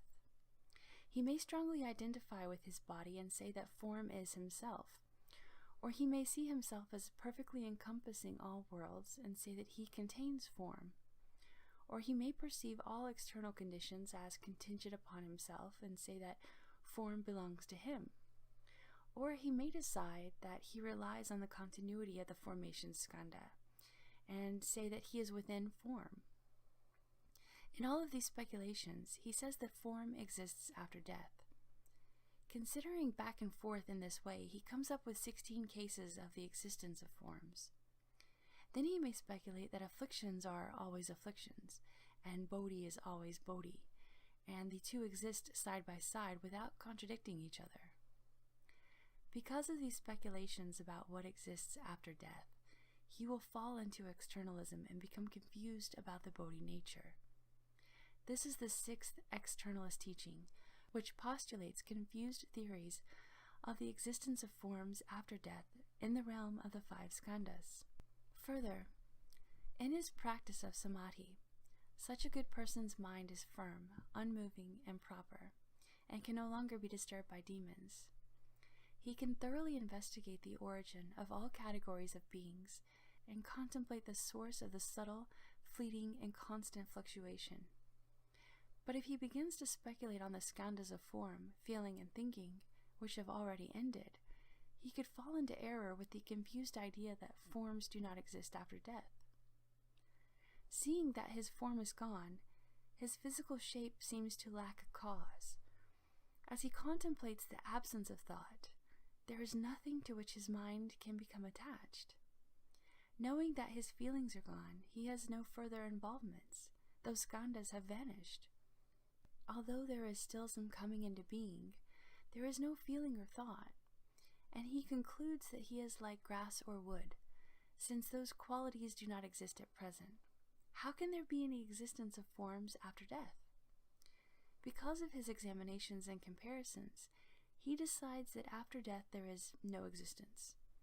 Expanding the idea, he comes up with 8 cases of non-existence of forms. From that, he may speculate that nirvana and cause and effect are all empty, that they are mere names which ultimately do not exist. Because of those speculations that forms do not exist after death, he will fall into externalism and become confused about the Bodhi nature. This is the 7th externalist teaching, which postulates confused theories of the non-existence of forms after death in the realm of the 5 skandhas. Further, in his practice of samadhi, the good person's mind is firm, unmoving, and proper, and can no longer be disturbed by demons. He can thoroughly investigate the origin of all categories of beings and contemplate the source of the subtle, fleeting, and constant fluctuation. In this state, where the skandha of formations remains, but the skandhas of feeling and thinking are gone, if he begins to speculate that there is both existence and non-existence, thus contradicting himself, he could fall into error with confused theories that deny both existence and non-existence after death. Regarding form, feeling, and thinking, he sees that existence is really not existence. Within the flow of the formation skandha, he sees that non-existence is not really non-existence. Considering back and forth in this way, he thoroughly investigates the realms of these skandhas and derives an 8-fold negation of form. No matter which skandha is mentioned, he says that after death it neither exists nor does not exist. Further, because he speculates that all formations are changing in nature, and a quote-unquote insight flashes through his mind, leading him to derive a negation of both existence and non-existence. He cannot determine what is unreal and what is real. Because of these speculations that deny both existence and non-existence after death, the future is murky to him, and he cannot say anything about it. Therefore, he will fall into externalism and become confused about the Bodhi nature. This is the 8th externalist teaching, which postulates confused theories that deny both existence and non-existence after death in the realm of the 5 skandhas. Further, in his practice of samadhi, the good person's mind is firm, unmoving, and proper, and can no longer be disturbed by demons. He can thoroughly investigate the origin of all categories of beings and contemplate the source of the subtle, fleeting, and constant fluctuation. But if he begins to speculate that there is no existence after death, he could fall into error with 7 theories of the cessation of existence. He may speculate that the body will cease to exist, or that when desire has ended, there is cessation of existence, or that after suffering has ended, there is cessation of existence, or that when bliss reaches an ultimate point, there is cessation of existence, or that when renunciation reaches an ultimate point, there is cessation of existence.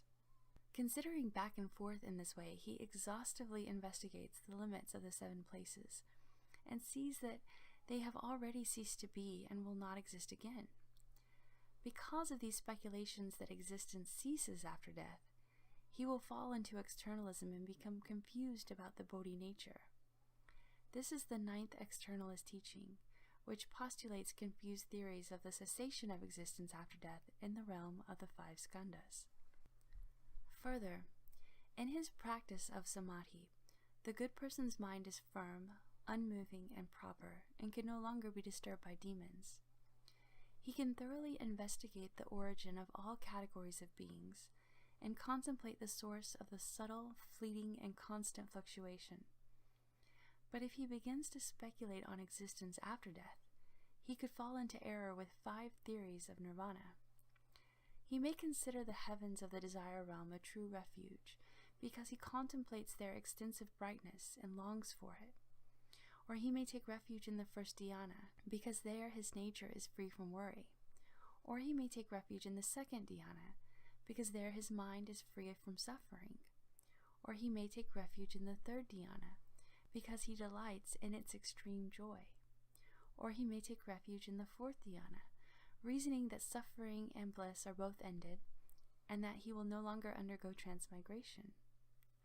These heavens are subject to outflows, but in his confusion he thinks that they are unconditioned, and he takes these 5 states of tranquility to be refuges of supreme purity.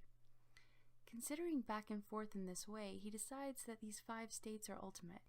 Because of these speculations about 5 kinds of immediate nirvana, he will fall into externalism and become confused about the Bodhi nature. This is the 10th externalist teaching, which postulates confused theories of 5 kinds of immediate nirvana in the realm of the 5 skandhas. Ananda, all 10 of these crazy explanations may occur in dhyana as one's mental effort interacts with the formation skandha. That is why these quote-unquote insights appear. Dull and confused living beings do not evaluate themselves. Encountering such situations, they mistake their confusion for understanding and say that they have become sages, thereby uttering a great lie. They will fall into the relentless hells. After my nirvana, all of you should pass on the Tathagata's teachings, transmitting and revealing them to those in the Dharma-ending age, so that living beings everywhere can awaken to these truths. Do not let demons arise in their minds and cause them to commit grave offenses. Offer protection so that deviant views will be eradicated.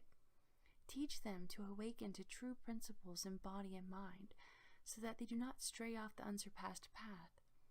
Do not let them aspire to and be content with small attainments. You should become kings of great enlightenment and serve as guides of purity. Ananda, when that good person, in cultivating samadhi, has put an end to the formation skandha, the subtle, fleeting fluctuations, the deep, imperceptible, pivotal source, and the common foundation from which all life in the world springs, are suddenly obliterated. In the submerged network of retributive karma of the Pudgala, the karmic resonances are interrupted. There is about to be a great illumination in the sky of nirvana. It is like gazing east at the cock's last crow to see the bright glow of dawn already appearing. The 6 sense faculties are empty and still. There is no further racing about. Inside and outside there is a profound brightness. He enters without entering, fathoming the original life source of the 12 categories of beings throughout the 10 directions. He can contemplate that source without being drawn into any of the categories. He has already become identical with the realms of the 10 directions. The bright glow does not fade, and what was obscure and hidden is revealed. This is the region of the consciousness skandha. If he has already become identical with the beckoning masses, he may obliterate the individuality of the 6 gates and succeed in uniting and opening them. Seeing and hearing become linked, so that they function interchangeably and purely. The worlds of the 10 directions and his own body and mind are as bright and transparent as Vaidura. This is the end of the consciousness skandha. This person can then transcend the turbidity of lifespans, contemplating the cause of the consciousness skandha, one sees that the negation of existence and the negation of non-existence are both unreal, and that the upside-down false thoughts are its source. Ananda, you should know that the good person has thoroughly seen the formation skandha as empty, and he must return consciousness to the source. He has already ended production and destruction, but he has not yet perfected the subtle wonder of ultimate serenity. He can cause the individual sense faculties of his body to unite and open. He is also a pervasive awareness of all the categories of beings in the 10 directions.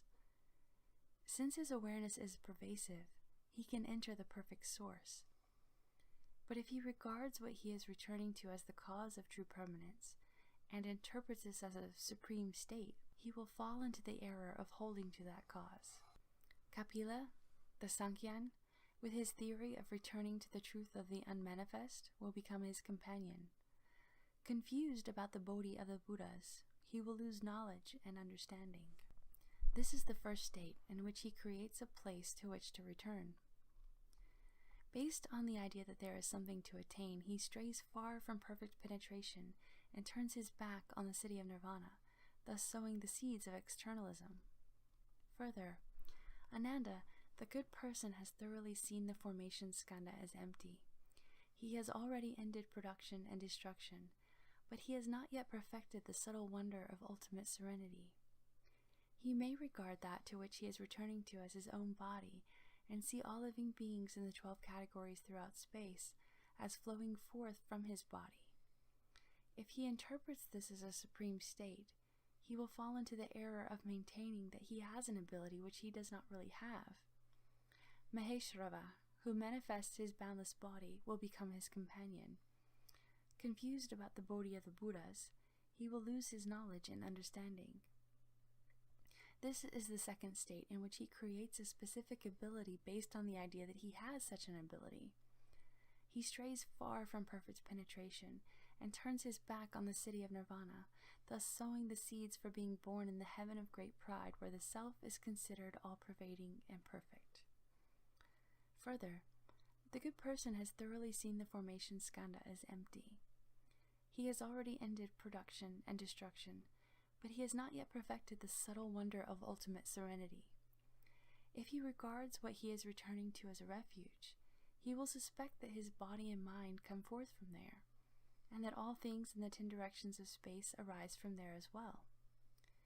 He will explain that the place from which all things issue forth is the truly permanent body, which is not subject to production and destruction. While still within production and destruction, he prematurely reckons that he abides in permanence. Since he is deluded about non-production, he is also confused about production and destruction. He is sunk in confusion.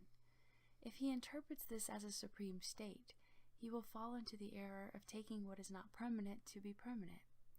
He will speculate that the god of sovereignty, Ishvaradeva, is his companion. Confused about the Bodhi of the Buddhas, he will lose his knowledge and understanding. This is the third state in which he makes a false speculation based on the idea that there is a refuge. He strays far from perfect penetration and turns his back on the city of nirvana, thus sowing the seeds of a distorted view of perfection. Further, the good person has thoroughly seen the formation skandha as empty. He has already ended production and destruction, but he has not yet perfected the subtle wonder of ultimate serenity. Based on his idea that there is universal awareness, he formulates a theory that all the plants and trees in the 10 directions are sentient, not different from human beings. He claims that plants and trees can become people, and that when people die, they again become plants and trees in the 10 directions. If he considers this idea of unrestricted universal awareness to be supreme, he will fall into the error of maintaining that what is not aware has awareness. Vasishta and Sani, who maintain the idea of comprehensive awareness, will become his companions. Confused about the Bodhi of the Buddhas, he will lose his knowledge and understanding. This is the fourth state in which he creates an erroneous interpretation based on the idea that there is a universal awareness. He strays far from perfect penetration and turns his back on the city of nirvana, thus sowing the seeds of a distorted view of awareness. Further, The good person has thoroughly seen the formation skandha as empty. He has already ended production and destruction, but he has not yet perfected the subtle wonder of ultimate serenity. If he has attained versatility in the perfect fusion and interchangeable functioning of the sense faculties, he may speculate that all things arise from these perfect transformations. He then seeks the light of fire, delights in the purity of water, loves the wind's circuitous flow, and contemplates the accomplishments of the earth. He reveres and serves them all. He takes these mundane elements to be a fundamental cause and considers them to be everlasting. He will then fall into the error of taking what is not production to be production. Kashyapa and the Brahmins who seek to transcend birth and death by diligently serving fire and worshipping water will become his companions. Confused about the Bodhi of the Buddhas, he will lose his knowledge and understanding. This is the fifth state, in which he confusedly pursues the elements, creating a false cause that leads to false aspirations based on speculations about his attachment to worship. He strays far from the perfect penetration and turns his back on the city of nirvana, thus sowing the seeds of a distorted view of transformation. Further, the good person has thoroughly seen the formation skandha as empty. He has ended production and destruction, but he has not yet perfected the subtle wonder of ultimate serenity. He may speculate that there is an emptiness within the perfect brightness. Based on that, he denies the myriad transformations, taking their eternal cessation as his refuge. If he interprets this as a supreme state, he will fall into the error of taking what is not a refuge to be a refuge. Those abiding in shunyata, in the heaven of neither thought nor non-thought, will become his companions. Confused about the Bodhi of the Buddhas, he will lose his knowledge and understanding. This is the sixth state, in which he realizes a state of voidness based on the idea of emptiness within the perfect brightness. He strays far from perfect penetration and turns his back on the city of nirvana, thus sowing the seeds of annihilationism. Further, the good person has thoroughly seen the formation skandha as empty. He has already ended production and destruction, but he has not yet perfected the subtle wonder of ultimate serenity. In the state of perfect permanence, he may bolster his body, hoping to live for a long time in that subtle, imperfect condition without dying. If he interprets this as a supreme state, he will fall into the error of being greedy for something unattainable. Ashita and those who seek long life will become his companions. Confused about the Bodhi of the Buddhas, he will lose his knowledge and understanding. This is the seventh state, in which he creates the false cause of bolstering and aspires to permanent worldly existence based on his attachment to the life source. He strays far from perfect penetration and turns his back on the city of nirvana, thus sowing the seeds for false thoughts of lengthening life. Further, the good person has thoroughly seen the formation skandha as empty. He has already ended production and destruction, but he has not yet perfected the subtle wonder of ultimate serenity. As he contemplates the interconnection of all lives, he wants to hang on to worldly enjoyments and is afraid they will come to an end. Caught up in this thought, he will, by the power of transformation, seat himself in a lotus flower palace, conjure up an abundance of the seven precious things, increase his retinue of beautiful women, and indulge his mind. If he interprets this as a supreme state, he will fall into the error of taking what is not the truth to be the truth. Vignakara will become his companion. Confused about the Bodhi of the Buddhas, he will lose his knowledge and understanding. This is the eighth state, in which he sets up the result of indulging in worldly enjoyments, based on the cause of his deviant thinking. He strays far from perfect penetration and turns his back on the city of nirvana, thus sowing the seeds for becoming a demon of the heavens. Further, the good person has thoroughly seen the formation skandha as empty. He has already ended production and destruction, but he has not yet perfected the subtle wonder of ultimate serenity. In his understanding of life, he distinguishes the subtle and the coarse, and determines the true and the false. But he only seeks a response in the mutual repayment of cause and effect, and he turns his back on the way of purity. In the practice of seeing suffering, eliminating accumulation, realizing cessation, and cultivating the way, he dwells in cessation and stops there, making no further progress. If he interprets this as a supreme state, he will fall and become a fixed nature hearer. Unlearned Sanghans and those of overweening pride will become his companions. Confused about the Bodhi of the Buddhas, he will lose his knowledge and understanding. This is the ninth state in which he aspires toward the fruition of cessation based on perfecting the mind that seeks responses. He strays far from perfect penetration and turns his back on the city of nirvana, thus sowing the seeds for becoming enmeshed in emptiness. Further, the good person has thoroughly seen the formation skandha as empty. He has already ended production and destruction, but he has not yet perfected the subtle wonder of ultimate serenity. In that perfectly fused, pure, bright enlightenment, as he investigates the profound wonder, he may take it to be nirvana and fail to make further progress. If he interprets this as a supreme state, he will fall and become a fixed nature pratyeka. Those enlightened by conditions and solitarily enlightened ones who do not turn their minds to the Mahayana will become his companions. Confused about the Bodhi of the Buddhas, he will lose his knowledge and understanding. This is the 10th state in which he realizes the fruition of profound brightness based on fusing the mind with perfect enlightenment.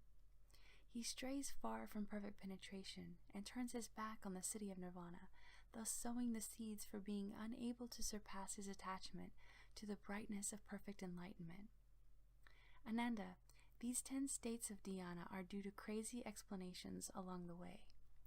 Relying on them, the cultivator becomes confused and claims to have attained complete realization before actually having done so.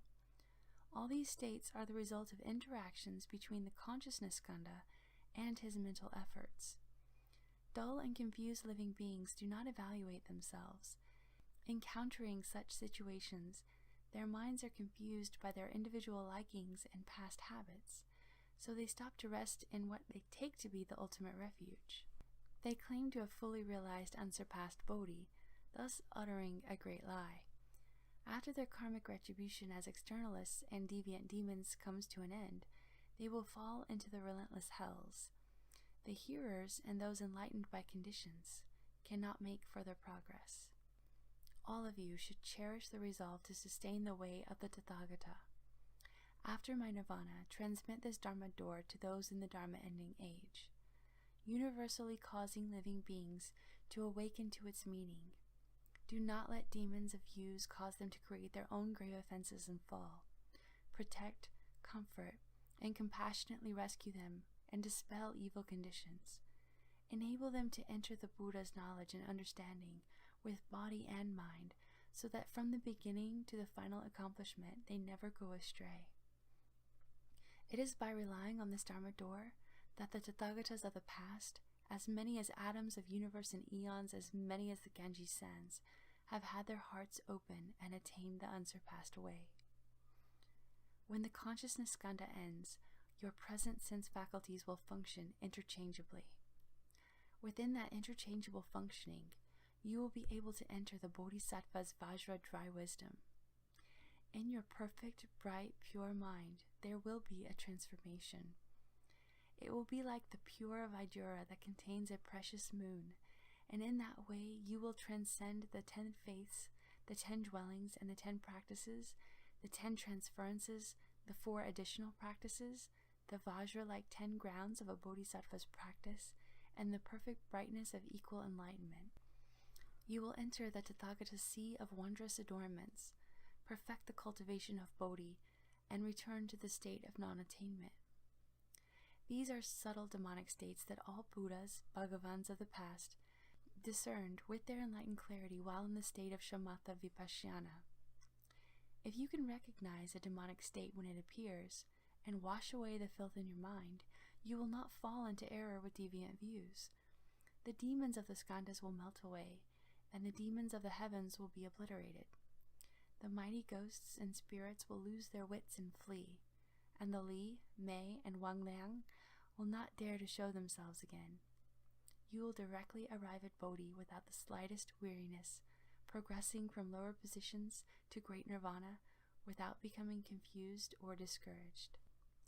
If there are living beings in the Dharma-ending age who delight in cultivating samadhi, but who are stupid and dull, who fail to recognize the importance of dhyana, or have not heard the Dharma spoken, you should be concerned lest they get caught up in deviant ways. You should single-mindedly exhort them to uphold the Dharani mantra of the Buddha's summit. If they cannot recite it from memory, they should have it written out and placed in the dhyana meditation hall or wear it on their person. Then none of the demons will be able to disturb them. You should revere this final paradigm of the ultimate cultivation and progress by the Tathagatas of the 10 directions. Ananda then rose from his seat. Having heard the Buddha's instruction, he bowed and respectfully upheld it, remembering every word and forgetting none. Then once more in the great assembly, he spoke to the Buddha. The Buddha has told us that in the manifestation of the 5 skandhas, there are 5 kinds of falseness that come from our own thinking minds. We have never before been blessed with such subtle and wonderful instructions as the Tathagata has now given. Further, are these 5 skandhas obliterated all at the same time, or are they extinguished in sequence? What are the boundaries of these 5 layers? We only hope that the Tathagata, out of great compassion, will explain this in order to purify the eyes and illuminate the minds of those in the great assembly, and in order to serve as eyes for living beings of the future. The Buddha told Ananda, "The essential, true, wonderful brightness and perfect purity of basic enlightenment does not admit birth and death, nor any mundane defilements, nor even empty space itself. All these are brought forth because of false thinking. The source of basic enlightenment, which is wonderfully bright, true, and pure, falsely gives rise to the material world. Just as Yajnadatta became confused about his head when he saw his own reflection. The falseness basically has no cause, but in your false thinking you set up causes and conditions. But those who are confused about the principle of causes and conditions call it spontaneity. Even empty space is an illusory creation.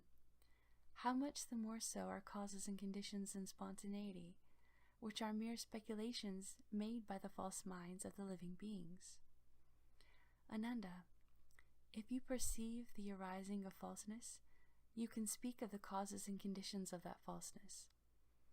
But if the falseness has no source, you will have to say that the causes and conditions of that falseness basically have no source. How much more is this the case for those who fail to understand this and advocate spontaneity? Therefore, the Tathagata has explained to you that the fundamental cause of all 5 skandhas is false thinking. Your body's initial cause was a thought on the part of your parents, but if you had not entertained any thought in your own mind, you would not have been born. It is by means of thought that life is perpetuated. As I have said before, when you call to mind the taste of vinegar, your mouth waters. When you think of walking along a precipice, the soles of your feet tingle. Since the precipice doesn't exist and there isn't any vinegar, how could your mouth be watering at the mere mention of vinegar if it were not the case that your body came from falseness? Therefore, you should know that your present physical body is brought about by the first kind of false thinking, which is characterized by solidity.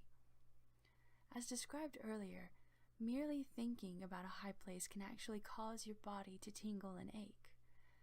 Due to that cause, feelings arise and affect your physical body, so that at present you pursue favorable feelings and are repelled by adverse feelings. These 2 kinds of feelings that compel you are brought about by the second kind of false thinking, which is characterized by illusory clarity. Once your thoughts arise, they can control your body. Since your body is not the same as your thoughts, and yet, why is it that your body follows your thoughts and engages in every sort of grasping at objects? A thought arises, and the body grasps in response to the thought. When you are awake, your mind thinks. When you are asleep, you dream. Thus your thinking is stirred to perceive false situations. This is the third kind of false thinking, which is characterized by interconnectedness. The metabolic processes never stop. They progress through subtle changes. Your nails become long, your hair grows, your energy wanes, and your skin becomes wrinkled. By day and by night the processes continue, and yet you never wake up to them. If these things aren't part of you, Ananda, then why does your body keep changing? And if they are really part of you, then why aren't you aware of them? Your formation skandha continues in thought after thought without cease. It is the fourth kind of false thinking, which is characterized as subtle and hidden. Finally, if your pure, bright, clear, and unmoving state is permanent, then there should be no seeing, hearing, awareness, or knowing in your body. If it is genuinely pure and true, it should not contain habits and falseness. How does it happen then that, having seen some unusual thing in the past, you eventually forget it over time, until neither memory nor forgetfulness of it remain? But then later, upon suddenly seeing that unusual thing again, you remember it clearly from before without one detail omitted. How can you reckon the permeation which goes on in thought after thought in this pure, clear, and unmoving consciousness? Ananda, you should know that this state of clarity is not real. It is like rapidly flowing water that appears to be still on the surface. Because of its rapid speed, you cannot perceive the flow, but that does not mean it is not flowing. If this were not the source of thinking, then how could one be subject to false habits? If you do not open and unite your six sense faculties so that they function interchangeably, this false thinking will never cease. That's why your seeing, hearing, awareness, and knowing are presently strung together by subtle habits, such that within the profound clarity, existence and non-existence are both illusory. This is the fifth kind of upside down, minutely subtle thinking. Ananda, these 5 skandhas of reception develop with 5 kinds of false thinking. You also wanted to know the depth and scope of each realm. Form and emptiness are the boundaries of form. Contact and separation are the boundaries of feeling. Remembering and forgetting are the boundaries of thinking. Destruction and production are the boundaries of formation. Deep purity, entering to unite with deep purity, belongs to the boundaries of consciousness. At their source, these 5 skandhas arise in layers. Their arising is due to consciousness. Their cessation begins with the elimination of form. You may have a sudden awakening to the principle, at which point they all simultaneously vanish. But in terms of the specifics, they are eliminated not all at once, but in sequence. I have already shown you the knots tied with the karpasa cloth. What is it that you do not understand that causes you to ask about it again? You should gain a thorough understanding of the origin of this false thinking, and then transmit your understanding to cultivators in the future Dharma-ending age. Let them recognize this falseness and naturally give rise to deep disdain for it. Let them know of nirvana so that they will not linger in the triple realm. Ananda, suppose someone were to present a quantity of the 7 precious things that fill the space in the 10 directions to Buddhas as many as atoms of universe, attentively serving and making offerings to them without letting a moment go by in vain. Do you think this person would reap many blessings from making such an offering to the Buddhas? Ananda answered, since space is limitless, the precious things would be boundless. In the past, someone gave the Buddha 7 coins and consequently was reborn as a wheel-turning king in his next life. As to this person who now fills up all of space and all the Buddha lands with an offering of precious things that cannot be reckoned through endless eons, how could there be a limit to his blessings? The Buddha told Ananda, all Buddhas, Tathagatas, speak words which are not false. There might be another person who had personally committed the 4 major offenses, and the 10 parachikas, so that in an instant he would have to pass through the Avicii hells in this world and other worlds, until he had passed through all the relentless hells in the 10 directions without exception.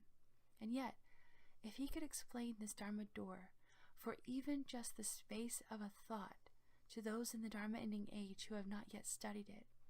His obstacles from offenses would be eradicated in response to that thought, and all the hells where he was to undergo suffering would become lands of peace and bliss. The blessings he would obtain would surpass those of the person previously mentioned by hundreds of thousands of millions of billions of times. Indeed, by so many times that no calculations or analogies could express it. Ananda, if living beings are able to recite the sutra and uphold this mantra, I could not describe in endless kalpas how great the advantages will be. Rely on the teaching I have spoken, cultivate in accord with it, and you will directly realize Bodhi without encountering demonic karma. When the Buddha finished speaking the sutra, the bhikshus, bhikshunis, upasakas, upasikas, and all the gods, humans, and asuras in this world, as well as all the bodhisattvas, those of the two vehicles, sages, immortals, and pure youths in the other directions, and the mighty ghosts and spirits of initial resolve, all felt elated, made obeisance, and withdrew. This is the end of the Shurangama Sutra.